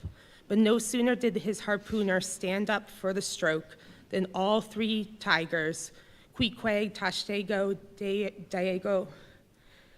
Degego, instinctively sprang to their feet and, standing in diagonal row, simultaneously pointed their barbs and darted over the head of the German harpooner.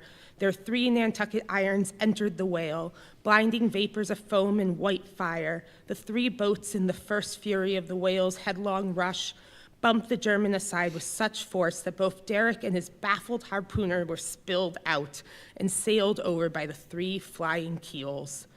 "Don't be afraid, my butter boxes," cried Stubbs, casting a passing glance upon them as he shot by.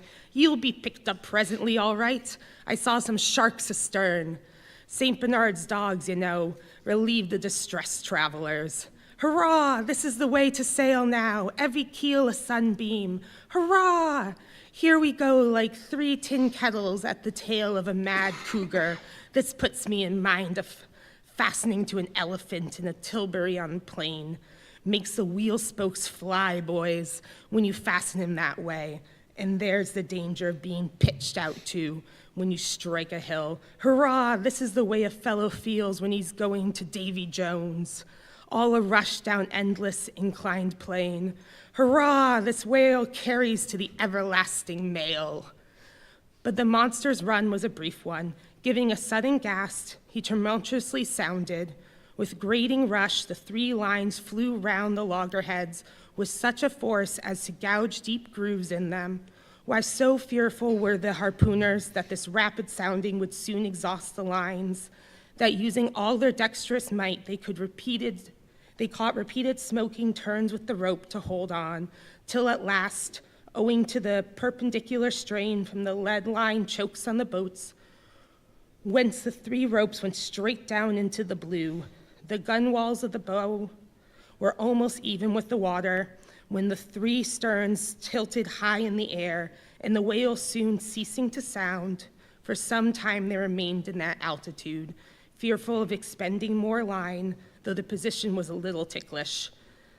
But though boats have been taken down and lost in this way, yet it is this holding on, as it's called, this hooking up by the sharp bobs on his live flesh from the back, that is too often torments the Leviathan into soon rising again to meet the sharp lance of his foes.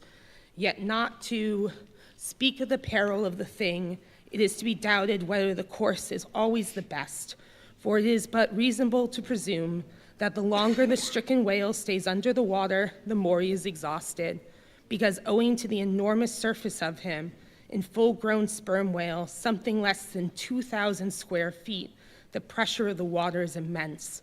We know what an astonishing atmospheric weight we ourselves stand up under, even here above ground in the air. How vast then the burden of the whale, bearing on his back a column of 200 fathoms of ocean. It must be at least equal to the weight of 50 atmospheres. One whaleman has estimated at it the weight of 20 line of battleships, with all their guns and stores and men on board.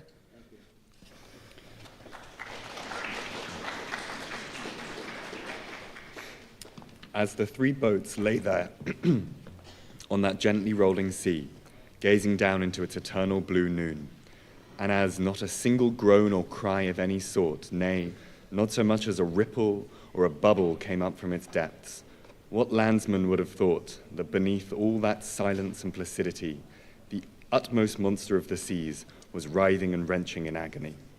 Not 8 inches of perpendicular rope were visible at the bows. Seems it credible that by these such thin threads the great Leviathan was suspended like a big weight to an 8-day clock? Suspended, and to what? To 3 bits of board.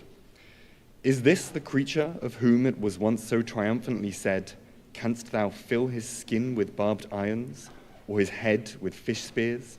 The sword of him that layeth at him cannot hold, the spear, the dart, nor the habergon. He esteemeth iron as straw, the arrow cannot make him flee, darts are counted as stubble, he laugheth at the shaking of a spear." This the creature? This he? Oh, that unfulfillments should follow the prophets.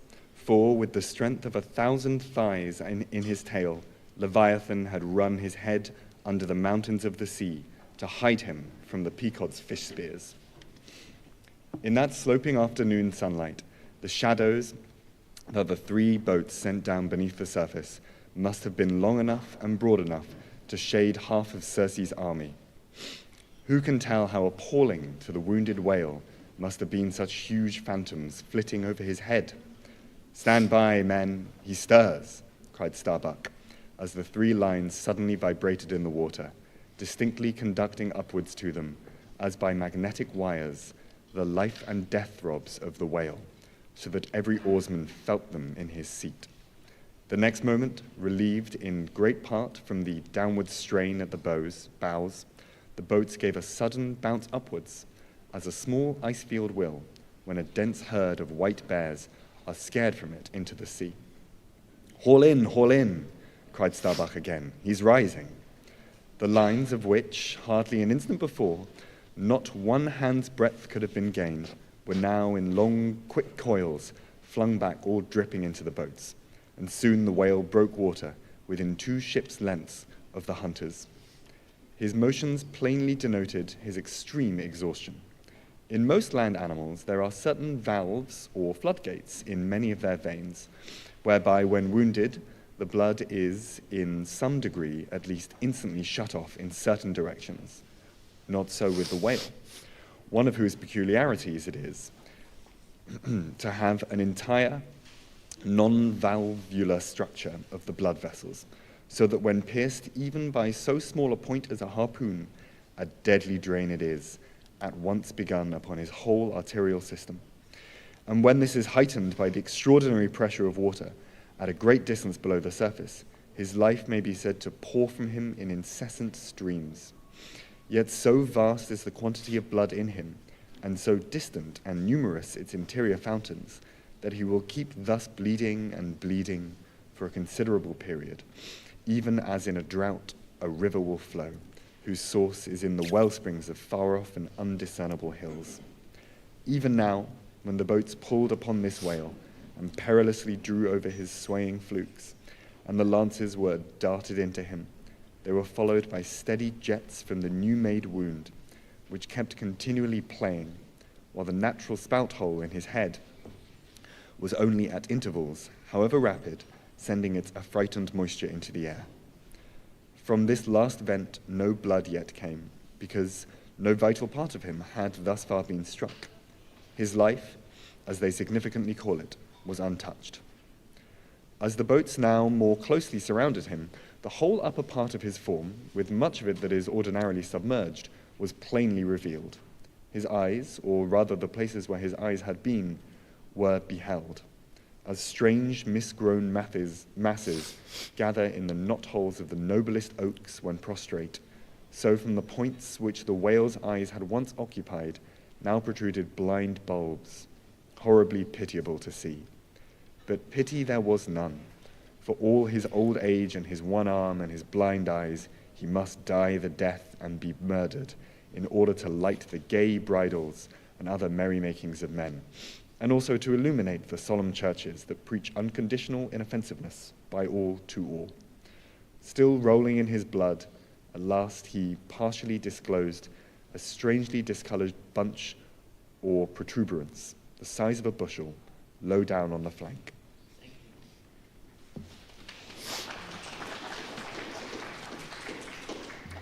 A nice spot, cried Flask. Just let me prick him there once. Avast, cried Starbuck. There's no need of that. But humane Starbuck was too late. At the instant of the dark and ulcerous jet shot from this cruel wound and goaded by it into more than sufferable anguish, the whale now spouting thick blood, with swift fury blindly darted at the craft, bespattered them and their glorifying crews all over with showers of gore, capsizing Flask's boat and marring the bows. It was his death stroke, for by this time so spent was he by loss of blood that he helplessly rolled away from the wreck he had made, lay panting on his side, impotently flapped with his stumped fin, then over and over slowly revolved like a waning world, turned up the white secrets of his belly, lay like a log, and died. It was most piteous, that last expiring spout, and when by unseen hands the water is gradually drawn off from some mighty fountain, and with half-stifled melancholy, gurglings, the spray column lowers and lowers to the ground, so the last long dying spout of the whale. Soon, while the crews were awaiting the arrival of the ship, the body showed symptoms of sinking with all its treasures unrifled. Immediately, by Starbuck's order, lines were secured to it at different points, so that ere long every boat was a buoy, the sunken whale being suspended a few inches beneath them by the cords. By very heedful management, when the ship drew nigh, the whale was transferred to a side and was strongly secured there by the stiffest fluke chains, for it was plain that unless artificially upheld, the body would at once sink to the bottom. It so chanced that almost upon first cutting into him with the spade, the entire length of a corroded harpoon was found embedded in his flesh on the lower part of the bunch before described. But as the stumps of harpoons are frequently found in the dead bodies of captured whales, with the flesh perfectly healed around them and no prominence of any kind to denote their place, therefore, there must needs have been some other unknown reason in the present case fully to account for the ulceration alluded to. But still more curious was the fact of a lance head of stone being found in him, not far from the buried iron, the flesh perfectly firm about it. Who had darted that stone lance, and when? It might have been darted by some Northwest Indians long before America was discovered. What other marvels might have been rummaged out of this monstrous cabinet, there is no telling.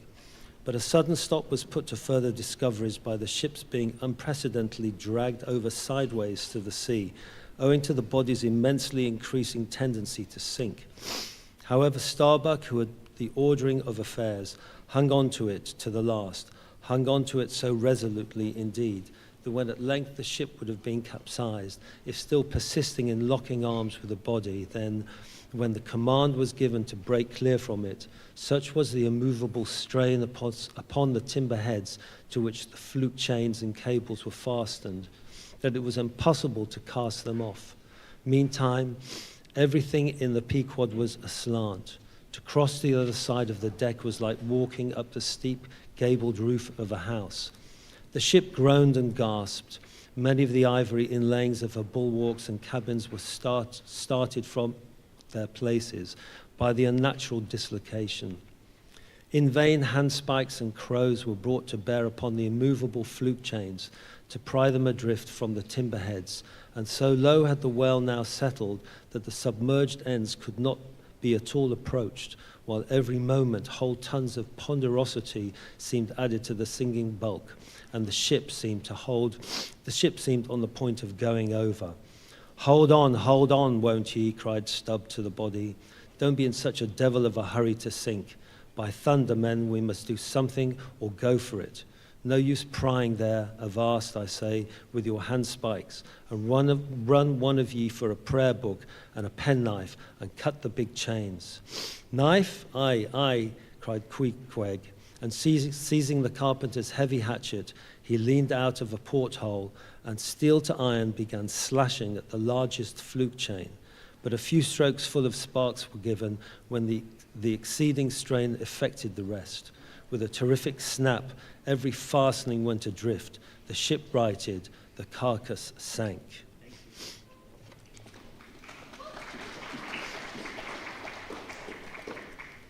Now this occasional, inevitable sinking of the recently killed sperm whale is a very curious thing, nor has any fisherman yet adequately accounted for it. Usually the dead sperm whale floats with great buoyancy, with its side or belly considerably elevated above the surface. If the only whales that thus sank were old, meager, and broken-hearted creatures, their pads of lard diminished and all their bones heavy and rheumatic, then you might with some reason assert that this sinking is caused by an uncommon specific gravity in the fish so sinking, consequent upon this absence of buoyant matter in him. But it is not so, for young whales in the highest health and swelling with noble aspirations, prematurely cut off in the warm flush and May of life, with all their panting lard about them, even these brawny, buoyant heroes do sometimes sink. Be it said, however, that the sperm whale is far less liable to this accident than any other species. Where one of that sort go down, right 20 whales do. This difference in the species is no doubt imputable in no small degree to the greater quantity of bone in the right whale, his Venetian blinds alone sometimes weighing more than a ton. From this encumbrance, the sperm whale is wholly free. But there are instances where, after the lapse of many hours or several days, the sunken whale again rises, more buoyant than in life. But the reason of this is obvious. Gases are generated in him, he swells to a prodigious magnitude, becomes a sort of animal balloon. A line of battle ship could hardly keep him under then. In the shore whaling on soundings among the bays of New Zealand, when a right whale gives token of sinking, then fasten buoys to him, with plenty of rope, so that when the body has gone down, they know where to look for it, and when it shall have ascended again. It was not long after the sinking of the body that a cry was heard from the Pequod's mastheads, announcing that a Jungfrau was again lowering her boats, though the only spout in sight was that of a finback, belonging to the species of uncapturable whales, because of its incredible power of swimming. Nevertheless, the finback spout is so similar to the sperm whales that by unskillful fishermen it is often mistaken for it, and consequently Derrick and all of his host were now in valiant chase of this innumerable brute. The Virgin, crowding all sail, made after her 4 young keels, and thus they all disappeared far to leeward, still in bold, hopeful chase. Oh, many are the finbacks, and many are the derricks, my friend. Chapter 82, The Honor and Glory of Whaling. There are some enterprises in which a careful disorderliness is the true method. The more I dive into this matter of whaling and push my researches up on the very springhead of it, so much the more am I impressed with its great honorableness and antiquity, and especially when I find so many great demigods and heroes, prophets of all sorts, who one way or other have shed distinction upon it. I am transported with the reflection that I myself belong, though but subordinately, to so emblazoned a fraternity. The gallant Perseus, a son of Jupiter, was the first whaleman, and to the eternal honor of our calling be it said, that the first whale attacked by our brotherhood was not killed with any sordid intent. Those were the nightly days of our profession, where we only bore arms to succor the distressed and not to fill men's lamp feeders. Everyone knows the fine story of Perseus and Andromeda, how the lovely Andromeda, the daughter of a king, was tied to a rock on the seacoast. And as Leviathan was in the very act of carrying her off, Perseus, the prince of whalemen, intrepidly advancing, harpooned the monster and delivered and married the maid. It was an admirable artistic exploit, rarely achieved by the best harpooners of the present day, inasmuch as this Leviathan was slain at the very first dart. And let no man doubt this archite story, for in the ancient Joppa, now Jaffa, on the Syrian coast, in one of the pagan temples, there stood for many ages the vast skeleton of a whale, which the city's legends and all the inhabitants asserted to be the identical bones of the monster that Perseus slew. When the Romans took Joppa, the same skeleton was carried to Italy in triumph. What seems most singular, and suggestively important in this story is this: it was from Joppa that Jonah set sail. Akin to the adventure of Perseus and Andromeda, indeed by some supposed to be indirectly derived from it, is that famous story of St. George and the dragon, which dragon I maintain to have been a whale. For in many old chronicles, whales and dragons are similarly or strangely jumbled together, and often stand for each other. Thou art as a lion of the waters, and as a dragon of the sea, said Ezekiel, hereby plainly meaning a whale. In truth, some versions of the Bible use the word itself. Besides, it would much subtract from the glory of the exploit had St. George but encountered a crawling reptile of the land instead of doing battle with the great monster of the deep.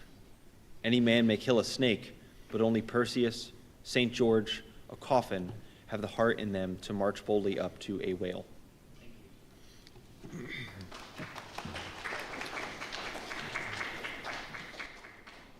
Let not the modern paintings of this scene mislead us. For though the creature encountered by that valiant whaleman of old is vaguely representative of a griffin-like shape, and though the battle is depicted on land and the saint on horseback, yet considering the great ignorance of those times when the true form of the whale was unknown to artists, and considering that it is Perseus's case, St. George's whale might have crawled up out of the sea on the beach, and considering that the animal ridden by St. George might have been only a large seal or seahorse. Bearing all this in mind, it will not appear, although incompatible with the sacred legend and the ancientest drafts of the scene, to hold this so-called dragon no other than the great Leviathan himself. In fact, placed before the strict and piercing truth, this whole story will fare like that fish, flesh and fowl idol, the Philistines, Dagon by name, who being planted before the ark of Israel, his horse's head and both the palms of his hands fell off from him, and only the stump or fishy part of him remained. Thus then, one of our own noble stamp, even a whaleman, is the tutelary guardian of England, and by good rights, we harpooners of Nantucket should be enrolled in that most noble order of St. George.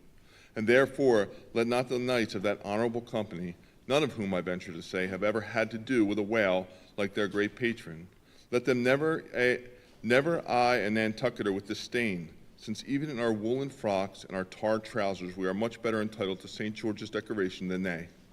Whether to admit Hercules among us or not, concerning this I long remained dubious, for though according to the Greek mythologies, that antique Crockett and Kit Carson, that brawny doer of rejoicing good deeds, was swallowed down and thrown up by a whale, still whether that strictly makes a whaleman of him, that might be mooted.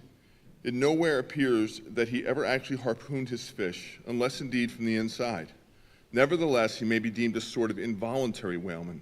At any rate, the whale caught him. If he did not the whale, I claim him from one of our clan. But by the best contradictory authorities, this Grecian story of Hercules and the whale is considered to be derived from the still more ancient Hebrew story of Jonah, and the whale, and vice versa. Certainly they are very similar.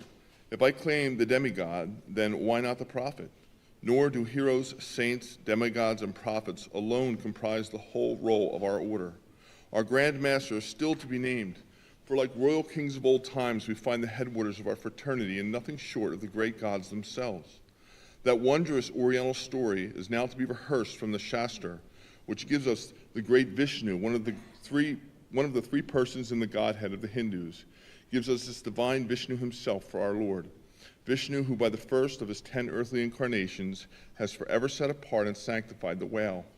When Brahma, or the god of gods, saith the Shastra, resolved to recreate the world after one of its periodic dissolutions, he gave birth to Vishnu to preside over the work. But the Vedas, or the mystical books, whose perusal would seem to have been indispensable to Vishnu before beginning the creation, and which therefore must have contained something in the shape of practical hints to young architects, these Vedas were lying at the bottom of the waters. So Vishnu became incarnate in a whale, and sounding down on him to the uttermost depths, rescued the sacred volumes. Was not this Vishnu a whaleman then? Even as a man who rides a horse is called a horseman? Perseus, St. George, Hercules, Jonah, and Vishnu? There's a member roll for you. What club but the whaleman's can head off like that? Chapter 83, Jonah historically regarded. Reference is made to the historical story of Jonah and the whale in the preceding chapter. Now, some Nantucketers rather distrust this historical story of Jonah and the whale, but then there were some skeptical Greeks and Romans who, standing out from the orthodox pagans of their time, equally doubted the story of Hercules and the whale, and Arion and the dolphin. And yet their doubting those traditions did not make those traditions one whit the less facts for all that. One old Sag Harbor whaleman's chief reason for questioning the Hebrew story was this. He had one of those quaint old-fashioned Bibles embellished with curious unscientific plates, one of which represented Jonah's whale with 2 spouts in his head, a peculiarity only true with respect to a series of Leviathan, the right whale, and the varieties of that order, concerning which the fishermen have this saying, a penny roll would choke him. This swallow is so very small. But to this, Bishop Jebb's anticipative answer is ready. It is not necessary, hints the bishop, that we consider Jonah as tombed in the whale's belly, but as temporarily lodged in some part of his mouth. And this seems reasonable enough in the good bishop, for truly the right whale's mouth would accommodate a couple of whist tables and comfortably seat all the players. Possibly, too, Jonah might have ensconced himself in a hollow tooth, but on second thoughts, the right whale is toothless.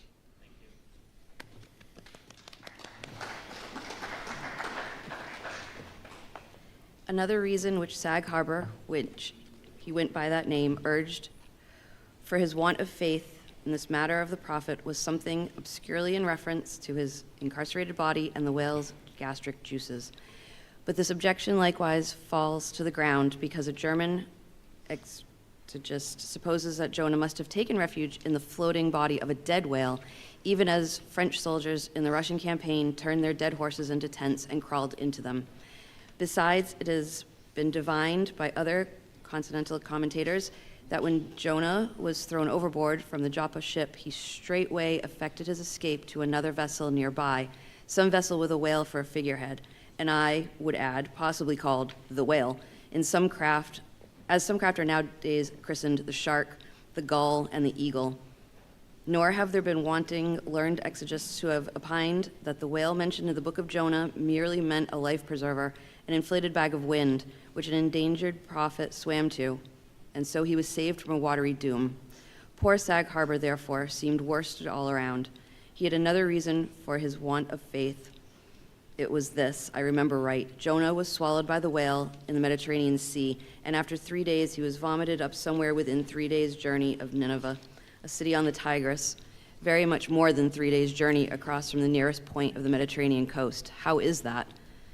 But there was no other way for the whale to land the prophet within the short distance of Nineveh. Yes, he might have carried him round the way of the Cape of Good Hope, but not to speak of the passage through the whole length of the Mediterranean, and another passage up from the Persian Gulf and Red Sea. Such a supposition would involve the complete circumnavigation of all Africa in 3 days, not to speak of the Tigris waters near the site of Nineveh, being too shallow for any whale to swim in. Besides, this idea of Jonah's weathering the Cape of Good Hope at so early a day would wrest the honor of the discovery of that great headland from the Bartholomew Dias, a reputed discoverer, and make modern history a liar.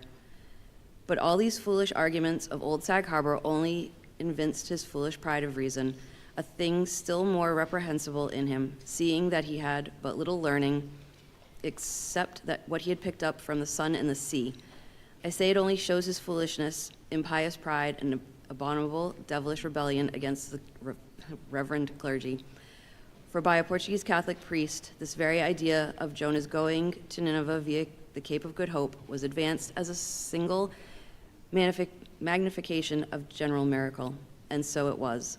Besides, to this day, the highly enlightened Turks devoutly believe in the historical story of Jonah, and some 3 centuries ago, an English traveler in Old Harris's Voyages speaks of a Turkish mosque built in honor of Jonah, in which the mosque was a miraculous lamp that burnt without any oil. To make them run easily and swiftly, the axles of carriages are anointed, and for much of the same purpose, some whalers perform an analogous operation upon their boat. They grease the bottom. Nor is it to be doubted that such a procedure can do no harm. It may possibly be of no contemptible advantage, considering that oil and water are hostile, and the oil is a sliding thing, and that the object in view is to make the boat slide bravely. Queequeg believed strongly in anointing his boat, and one morning not long after the German ship Jungfrau disappeared, took more than customary pains in this occupation, crawling under its bottom where it hung over the side and rubbing in the unctuousness as though diligently seeking to ensure a crop of hair from the craft's bald keel. He seemed to be working in obedience in some particular presentment, nor did it remain unwarranted by the event. Towards noon, whales were raised, but so soon as the ship sailed down to them, they turned and fled with swift participancy, a discorded flight, as Cleopatra's barges from Actium. Nevertheless, the boats pursued, and Stubbs was foremost. By great exertion, Tashtigo was at last succeeded in planting one iron, but the stricken whale, without all of sounding, continued his horizontal flight with added fleetness. Such unremitted strainings upon the plated iron must sooner or later inevitably extract it. It became imperative to lance the flying whale or be content to lose him. But to haul the boat up to his flank was impossible. He swam so fast and furious. What was then remained? Of all the wondrous devices and dexterities, the sleights of hand and countless subtleties to which the veteran whaleman is so often forced, none exceed that fine maneuver with the lance called pitch-poling. Small sword or broadsword, in all its exercises, boasts nothing like it. It is only indispensable with an inveterate running whale. Its grand fact and feature is the wonderful distance to which the long lance is accurately darted from a violently rocking, jerking boat under extreme headway. Steel and wood included, the entire spear is some 10 or 12 feet in length. The staff is much slighter than that of the harpoon, and also of a lighter material, pine. It is furnished with a small rope called a warp, of considerable length, by which it can be hauled back to the hand after darting. But before going further, it is important to mention here that, though the harpoon may be pitch-poled in the same way with a lance, yet it is seldom done, and when done, it is still less frequently successful on account of the greater weight and inferior length of the harpoon as compared with the lance, which, in effect, become serious drawbacks. As a general thing, therefore, you must first get fast to a whale before any pitch-poling comes into play. Look now at Stubb, a man who, from his humorous, deliberate coolness and equanimity in the direst emergencies, was specially qualified to excel in pitch-poling. Look at him. He stands upright in the tossed bow of the flying boat, wrapped in fleecy foam. The towing whale is 40 feet ahead. Handling the long lance lightly, glancing twice or thrice along its length to see if it be exactly straight, Stubb whistlingly gathers up the coil of the warp in one hand so as to secure its free end in his grasp, leaving the rest unobstructed. Then, holding the lance full before his waistband's middle, he levels it at the whale. When, covering him with it, he steadily depresses the butt end in his hand, thereby elevating the point till the weapon stands fairly balanced upon his palm, 15 feet in the air. He minds you somewhat of a juggler, balancing a long staff on his chin. Next moment, with a rapid, nameless impulse, in a superb lofty arch, the bright steel spans the foaming distance and quivers in the life spot of the whale. Instead of sparkling water, he now shoots red blood. That drove the spigot out of him, cries Stud. 'Tis July's immortal 4th, all fountains must run wine today. Would now it were old Orleans whiskey, or Ohio, or unspeakable ode Monogalea. Then, Tashtego, lad, I'd have ye hold a cannikin to the jet, and we'd drink round it. Yea, verily, hearts alive, we'd brew choice punch in the spread of his spout hole there, and from that live punch bowl quaff the living stuff. Again and again to such games and talk, the dexterous dart is repeated, the spear returning to its master like a greyhound held in skillful leash. The agonized whale goes into his flurry. The tow line is slackened, and the pitchpoler, dropping astern, folds his hands and mutely watches the monster die. Chapter 85, The Fountain. That for 6,000 years, and no one knows how millions of ages before, the great whales should have been spouting all over the sea and sprinkling and mystifying the gardens of the deep, as with so many sprinkling or mystifying pots, and that for some centuries back, thousands of hunters should have been close by the fountain of the whale, watching these sprinklings and spoutings. That all this should be, and yet, that down to this blessed minute, 15 and a quarter minutes past 1 o'clock p.m. of the 16th day of December, 1850, it should still remain a problem whether these spoutings are, after all, really water or nothing but vapor. This is surely a noteworthy thing. Let us then look at this matter, along with some interesting items contingent. Everyone knows that by the peculiar cunning of their gills, the finny tribes in general breathe the air which at all times is combined with the element in which they swim. Hence a herring or a cod might live a century and never once raise its head above the surface. But owing to his marked internal structure, which gives him regular lungs, like a human being's, the whale can only live by inhaling the disengaged air in the open atmosphere. Wherefore, the necessity for his periodical visits to the upper world. But he cannot, in any degree, breathe through his mouth. For, in his ordinary attitude, the sperm whale's mouth is buried at least 8 feet beneath the surface, and what is still more, his windpipe has no connection with his mouth. No, he breathes through spiracle alone, and this is on the top of his head. If I say that in any creature, breathing is only a function indispensable to vitality, inasmuch as it withdraws from the air certain elements, which being subsequently brought into contact with the blood imparts to the blood its vivifying principle, I do not think I shall err, though I may possibly use some superfluous scientific words. Assume it, and it follows that if all the blood in a man could be aerated with one breath, he might then seal up his nostrils and not fetch another for a considerable time. That is to say, he would then live without breathing. Anomalous as it may seem, this is precisely the case with the whale, who systematically lives by intervals his full hour and more when at the bottom, without drawing a single breath, or so much as in any way inhaling a particle of air, for remember, he has no gills. How is this? Between his ribs and on each side of his spine, he is supplied with a remarkable involved Cretan labyrinth of vermicelli-like vessels, which vessels, when he quits the surface, are completely distended with oxygenated blood.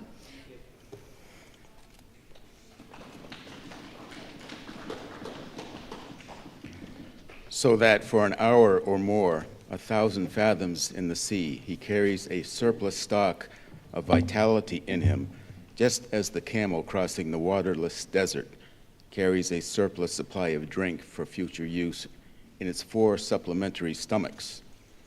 The anatomical fact of this labyrinth is indisputable, in that the supposition founded upon it is reasonable and true, seems the more cogent to me when I consider the otherwise inexplicable obstinacy of that Leviathan in having his spoutings out, as the fishermen phrase it.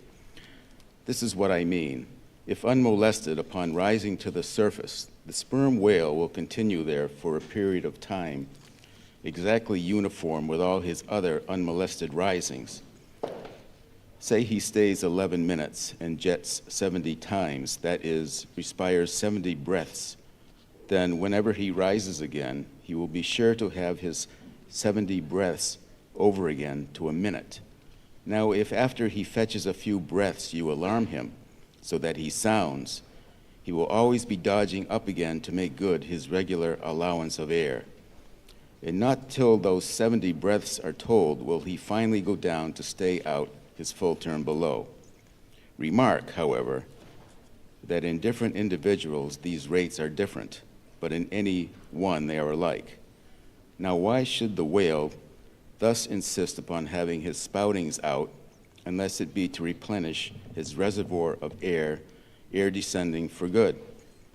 How obvious it is, too, that this necessity for the whale's rising exposes him to all the fatal hazards of the chase.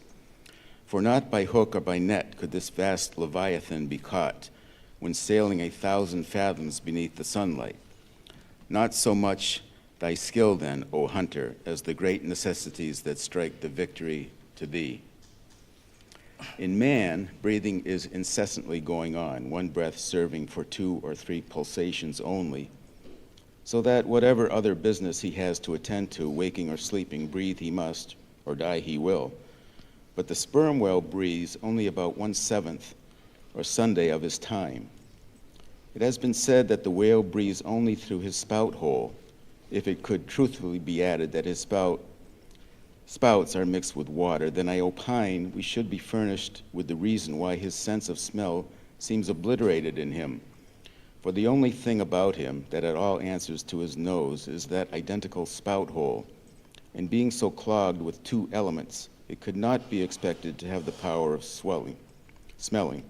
But owing to the mystery of the spout, whether it be water or whether it be vapor, no absolute certainty can as yet be arrived at on this head.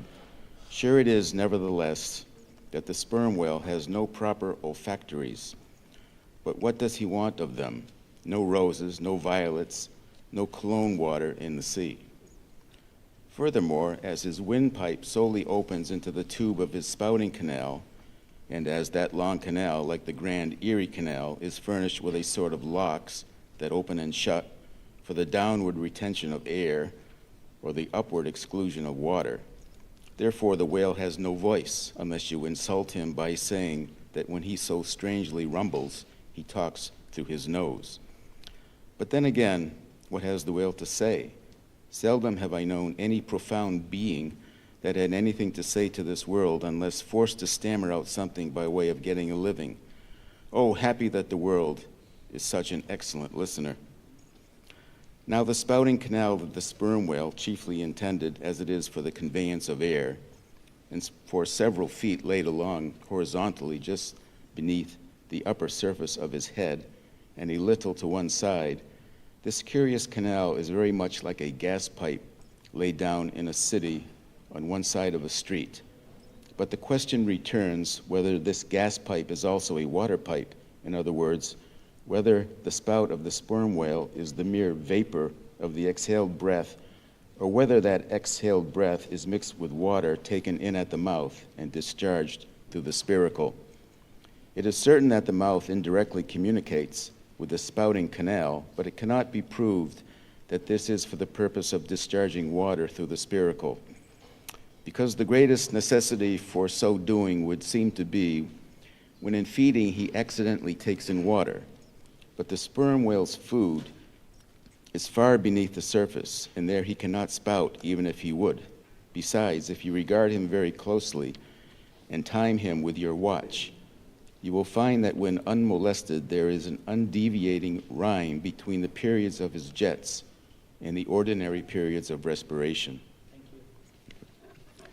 But why pester one with all this reasoning on the subject? Speak out.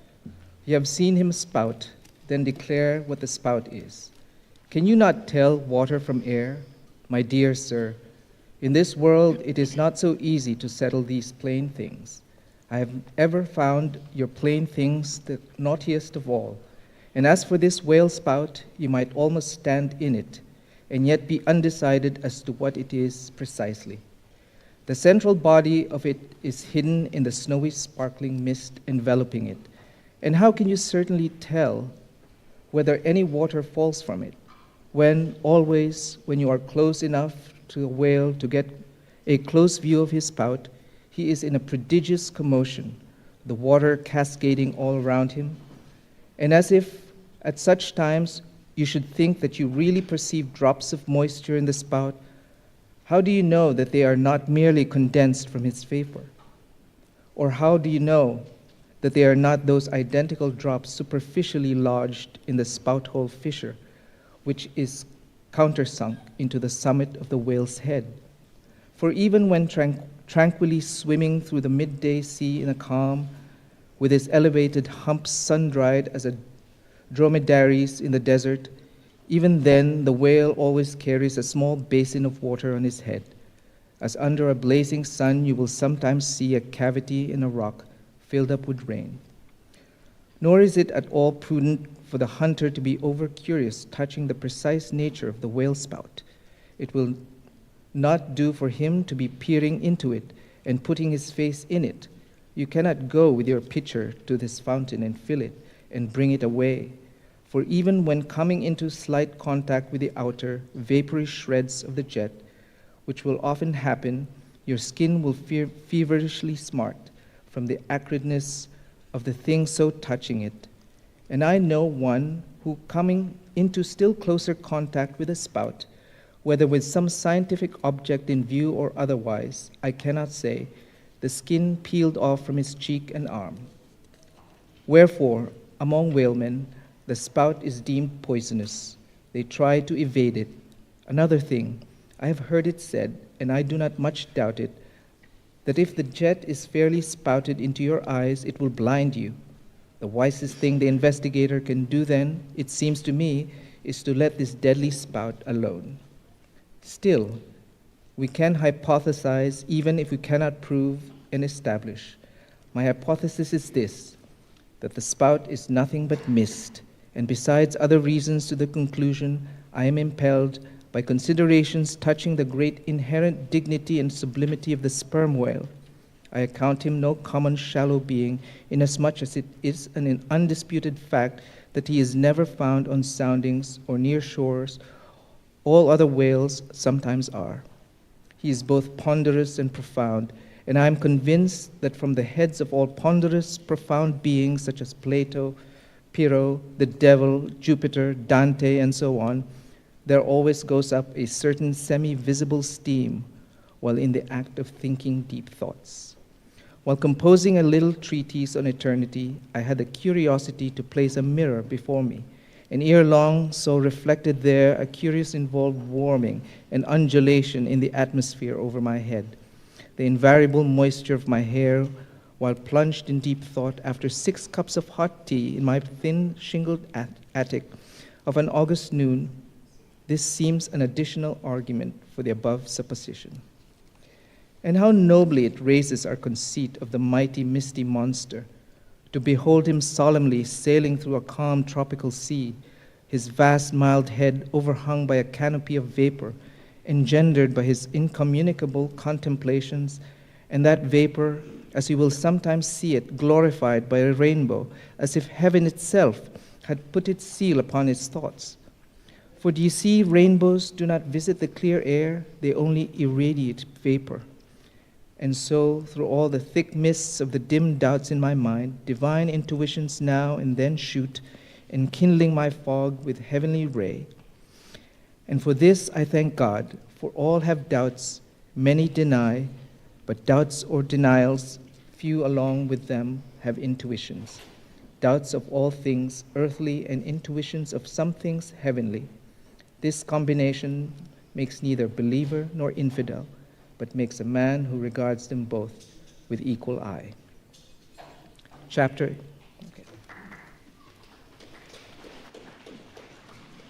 86, The Tale. Other poets have warbled the praises of the soft eye of the antelope and the lovely plumage of the bird that never alights. Less celestial, I celebrate a tale. Reckoning the largest size sperm whale's tail to begin at the point of the trunk where it tapers to about the girth of a man. It comprises its upper surface alone, an area of at least 50 square feet. The compact round body of its root expands into 2 broad, firm, flat palms or flukes, gradually shoaling away to less than an inch in thickness. At the crotch or junction, these flukes slightly overlap, then sideways recede from each other like wings, leaving a wide vacancy between. In no living thing are the lines of beauty more exquisitely defined than in the crescentant borders of these flukes. At its utmost expansion in the full-grown whale, the tail will considerably exceed 20 feet across. The entire member seems a dense webbed bed of welded sinews, but cut into it, and you find that 3 distinct strata compose it, upper, middle, and lower. The fibers in the upper and lower layers are long and horizontal, those of the middle one very short and running crosswise between the outside layers. This troine structure, as much as anything else, imparts power to the tail.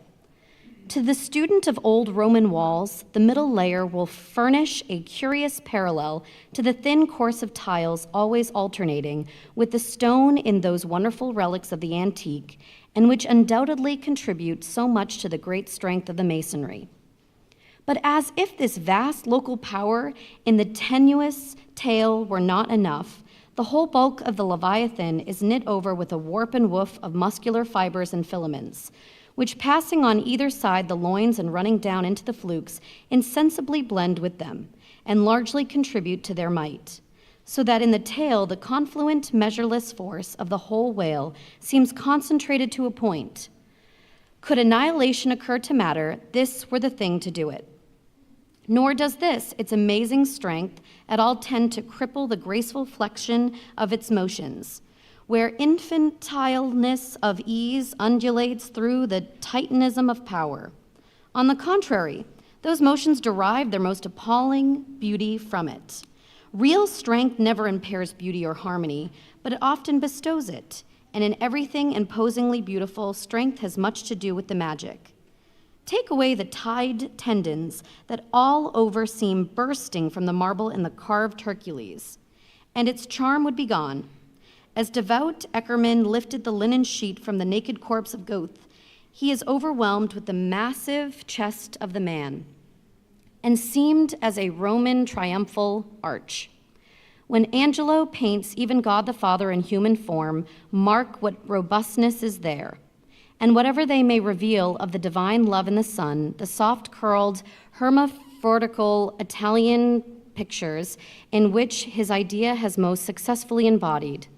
These pictures, so destitute as they are all of brawniness, hint nothing of any power, but the mere negative feminine one of the commission and endurance, which on all hands it is conceded, form the peculiar practical virtues of his teaching.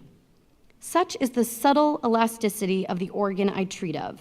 Whatever wielded in sport, or in earnest, or in anger, whatever the mood it be in, its flexions are invariably marked by exceeding grace. Therein no fairy's arm can transcend it. 5 great motions are peculiar to it. First, when used as a fin for progression. Second, when used as a mace in battle. Third, in sweeping. Fourth, in lob-tailing. Fifth, in peaking flukes. First, being horizontal in its position, the Leviathan tail acts in a different manner from the tails of all other sea creatures. It never wriggles. In man or fish, wriggling is a sign of inferiority. To the whale, his tail is the sole means of propulsion, scroll-wise, coiled forwards beneath the body, and then wrapping sprung back towards. It is this which gives that singular darting, leaping motion to the monster when furiously swimming. His side fins only serve to steer by. Second, it is a little significant that while one sperm whale only fights another sperm whale with his head and jaw, nevertheless, in his conflicts with man, he chiefly and contemptuously uses his tail. In striking at a boat, he swiftly curves away his flukes from it, and the blow is only afflicted by the recoil. If it be made in the unobstructed air, especially if it descend to its mark, the stroke is then simply irresistible. No ribs of man or boat can withstand it. Your only salvation lies in eluding it. But if it comes sideways through the opposing water, then partly owing to the light buoyancy of the whaleboat and the elasticity of its materials, a cracked rib or a dashed plank or two, a sort of stitch in the side, is generally the most serious result. The submerged side blows are so often received in the fishery that they are accounted mere child's play. Someone strips off a frock and the hole is stopped. Third, I cannot demonstrate it, but it seems to me that in the whale the sense of touch is concentrated in the tail, for in this respect there is a delicacy in it only equaled by the daintiness of the elephant's trunk. This delicacy is chiefly evinced in the action of sweeping, when in maidenly gentleness the whale with a certain soft slowness moves his immense flukes from side to side upon the surface of the sea, and if he feel but a sailor's whisker, woe to that sailor, whiskers and all. What tenderness there is in that preliminary touch! Had this tale any prehensile power, I should straightway bethink me of Darbinodes' elephant that so frequented the flower market, and with low salutations presented nosegays to damsels, and then caressed their zones. On more accounts than one, a pity it is that the whale does not possess this prehensile virtue in his tail. For I have heard of yet another elephant, that when wounded in the fight, curved round his trunk and extracted the dart. Fourth, stealing unawares upon the whale in the fancied security of the middle of solitary seas, you find him unbent from the vast corpulence of his dignity, and kitten-like he plays on the ocean as if it were a hearth. But still you see his power in his play. The broad palms of his tail are flirted high into the air, then smiting the surface, the thunderous concussion resounds for miles. You would almost think a great gun had been discharged, and if you notice the light wreath of vapor from the spiracle at his other extremity, you would think that that was the smoke from the touch-hole. Fifth, in the ordinary floating posture of the Leviathan, the flukes lie considerably below the level of his back. They are then completely out of sight beneath the surface. But when he is about to plunge into the deeps, his entire flukes with at least 30 feet of his body are tossed erect in the air, and so remain vibrating a moment till they downward shoot out of view. Excepting the sublime breach, somewhere else to be described, this peaking of the whale's flukes is perhaps the grandest sight to be seen in all animated nature. Out of the bottomless profundities, the gigantic tail seems spasmodically snatching at the highest heaven. So in dreams have I seen majestic Satan thrusting forth his tormented colossal claw from the flame Baltic of hell, but in gazing at such scenes, it is all in all what mood you are in. If in the Dantean, the devils will occur to you, if in that of Isaiah, the archangels. Standing at the masthead of my ship during a sunrise that crimsoned sky and sea, I once saw a large herd of whales in the east, all heading towards the sun, and for a moment vibrating in concert with peaked flute. As it seemed to me at the time, such a grand embodiment of adorations of the gods was never beheld, even in Persia, the home of fire worshippers. As Ptolemy Philopater testified in the African elephant, I then testified of the whale, pronouncing him the most devout of all beings. For according to King Juba, the military elephant's antiquity often hailed the morning with their trunks uplifted in the profoundest silence. The chance comparison in this chapter between the whale and the elephant, so far as some aspects of the tail of one in the trunk and the other are concerned, should not tend to place these two opposite organs on an equality, much less the creatures to which they respectively belong. For as the mightiest elephant is but a terrier to Leviathan, so, compared with the Leviathan's tail, his trunk is but the stalk of a lily. The most direful blow from the elephant's trunk were as the playful tap of a fan, compared with the measureless crush and crash of the sperm whale's ponderous flukes, which in repeated instances have one after the other hurled entire boats with all their oars and crews into the air, very much as an Indian juggler tosses his balls.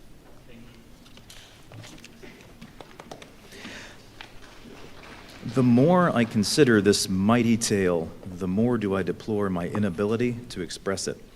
At times, there are gestures in it, which, though they would well grace the hand of man, remain wholly inexplicable. In an extensive herd so remarkable occasionally are these mystic gestures that I have heard hunters who have declared them akin to Freemason signs and symbols, that the whale indeed, by these methods, intelligently conversed with the world. Nor are there wanting other motions of the whale in his general body, full of strangeness and unaccountable to his most experienced assailant. Dissect him how I may, then I but go skin deep. I know him not, and never will. But if I know not even the tail of this whale, how understand his head? Much more, how comprehend his face, when face he has none? Thou shalt see my back parts, my tail, he seems to say, but my face shall not be seen. But I cannot completely make out his back parts, and hint what he will about his face. I say again, he has no face.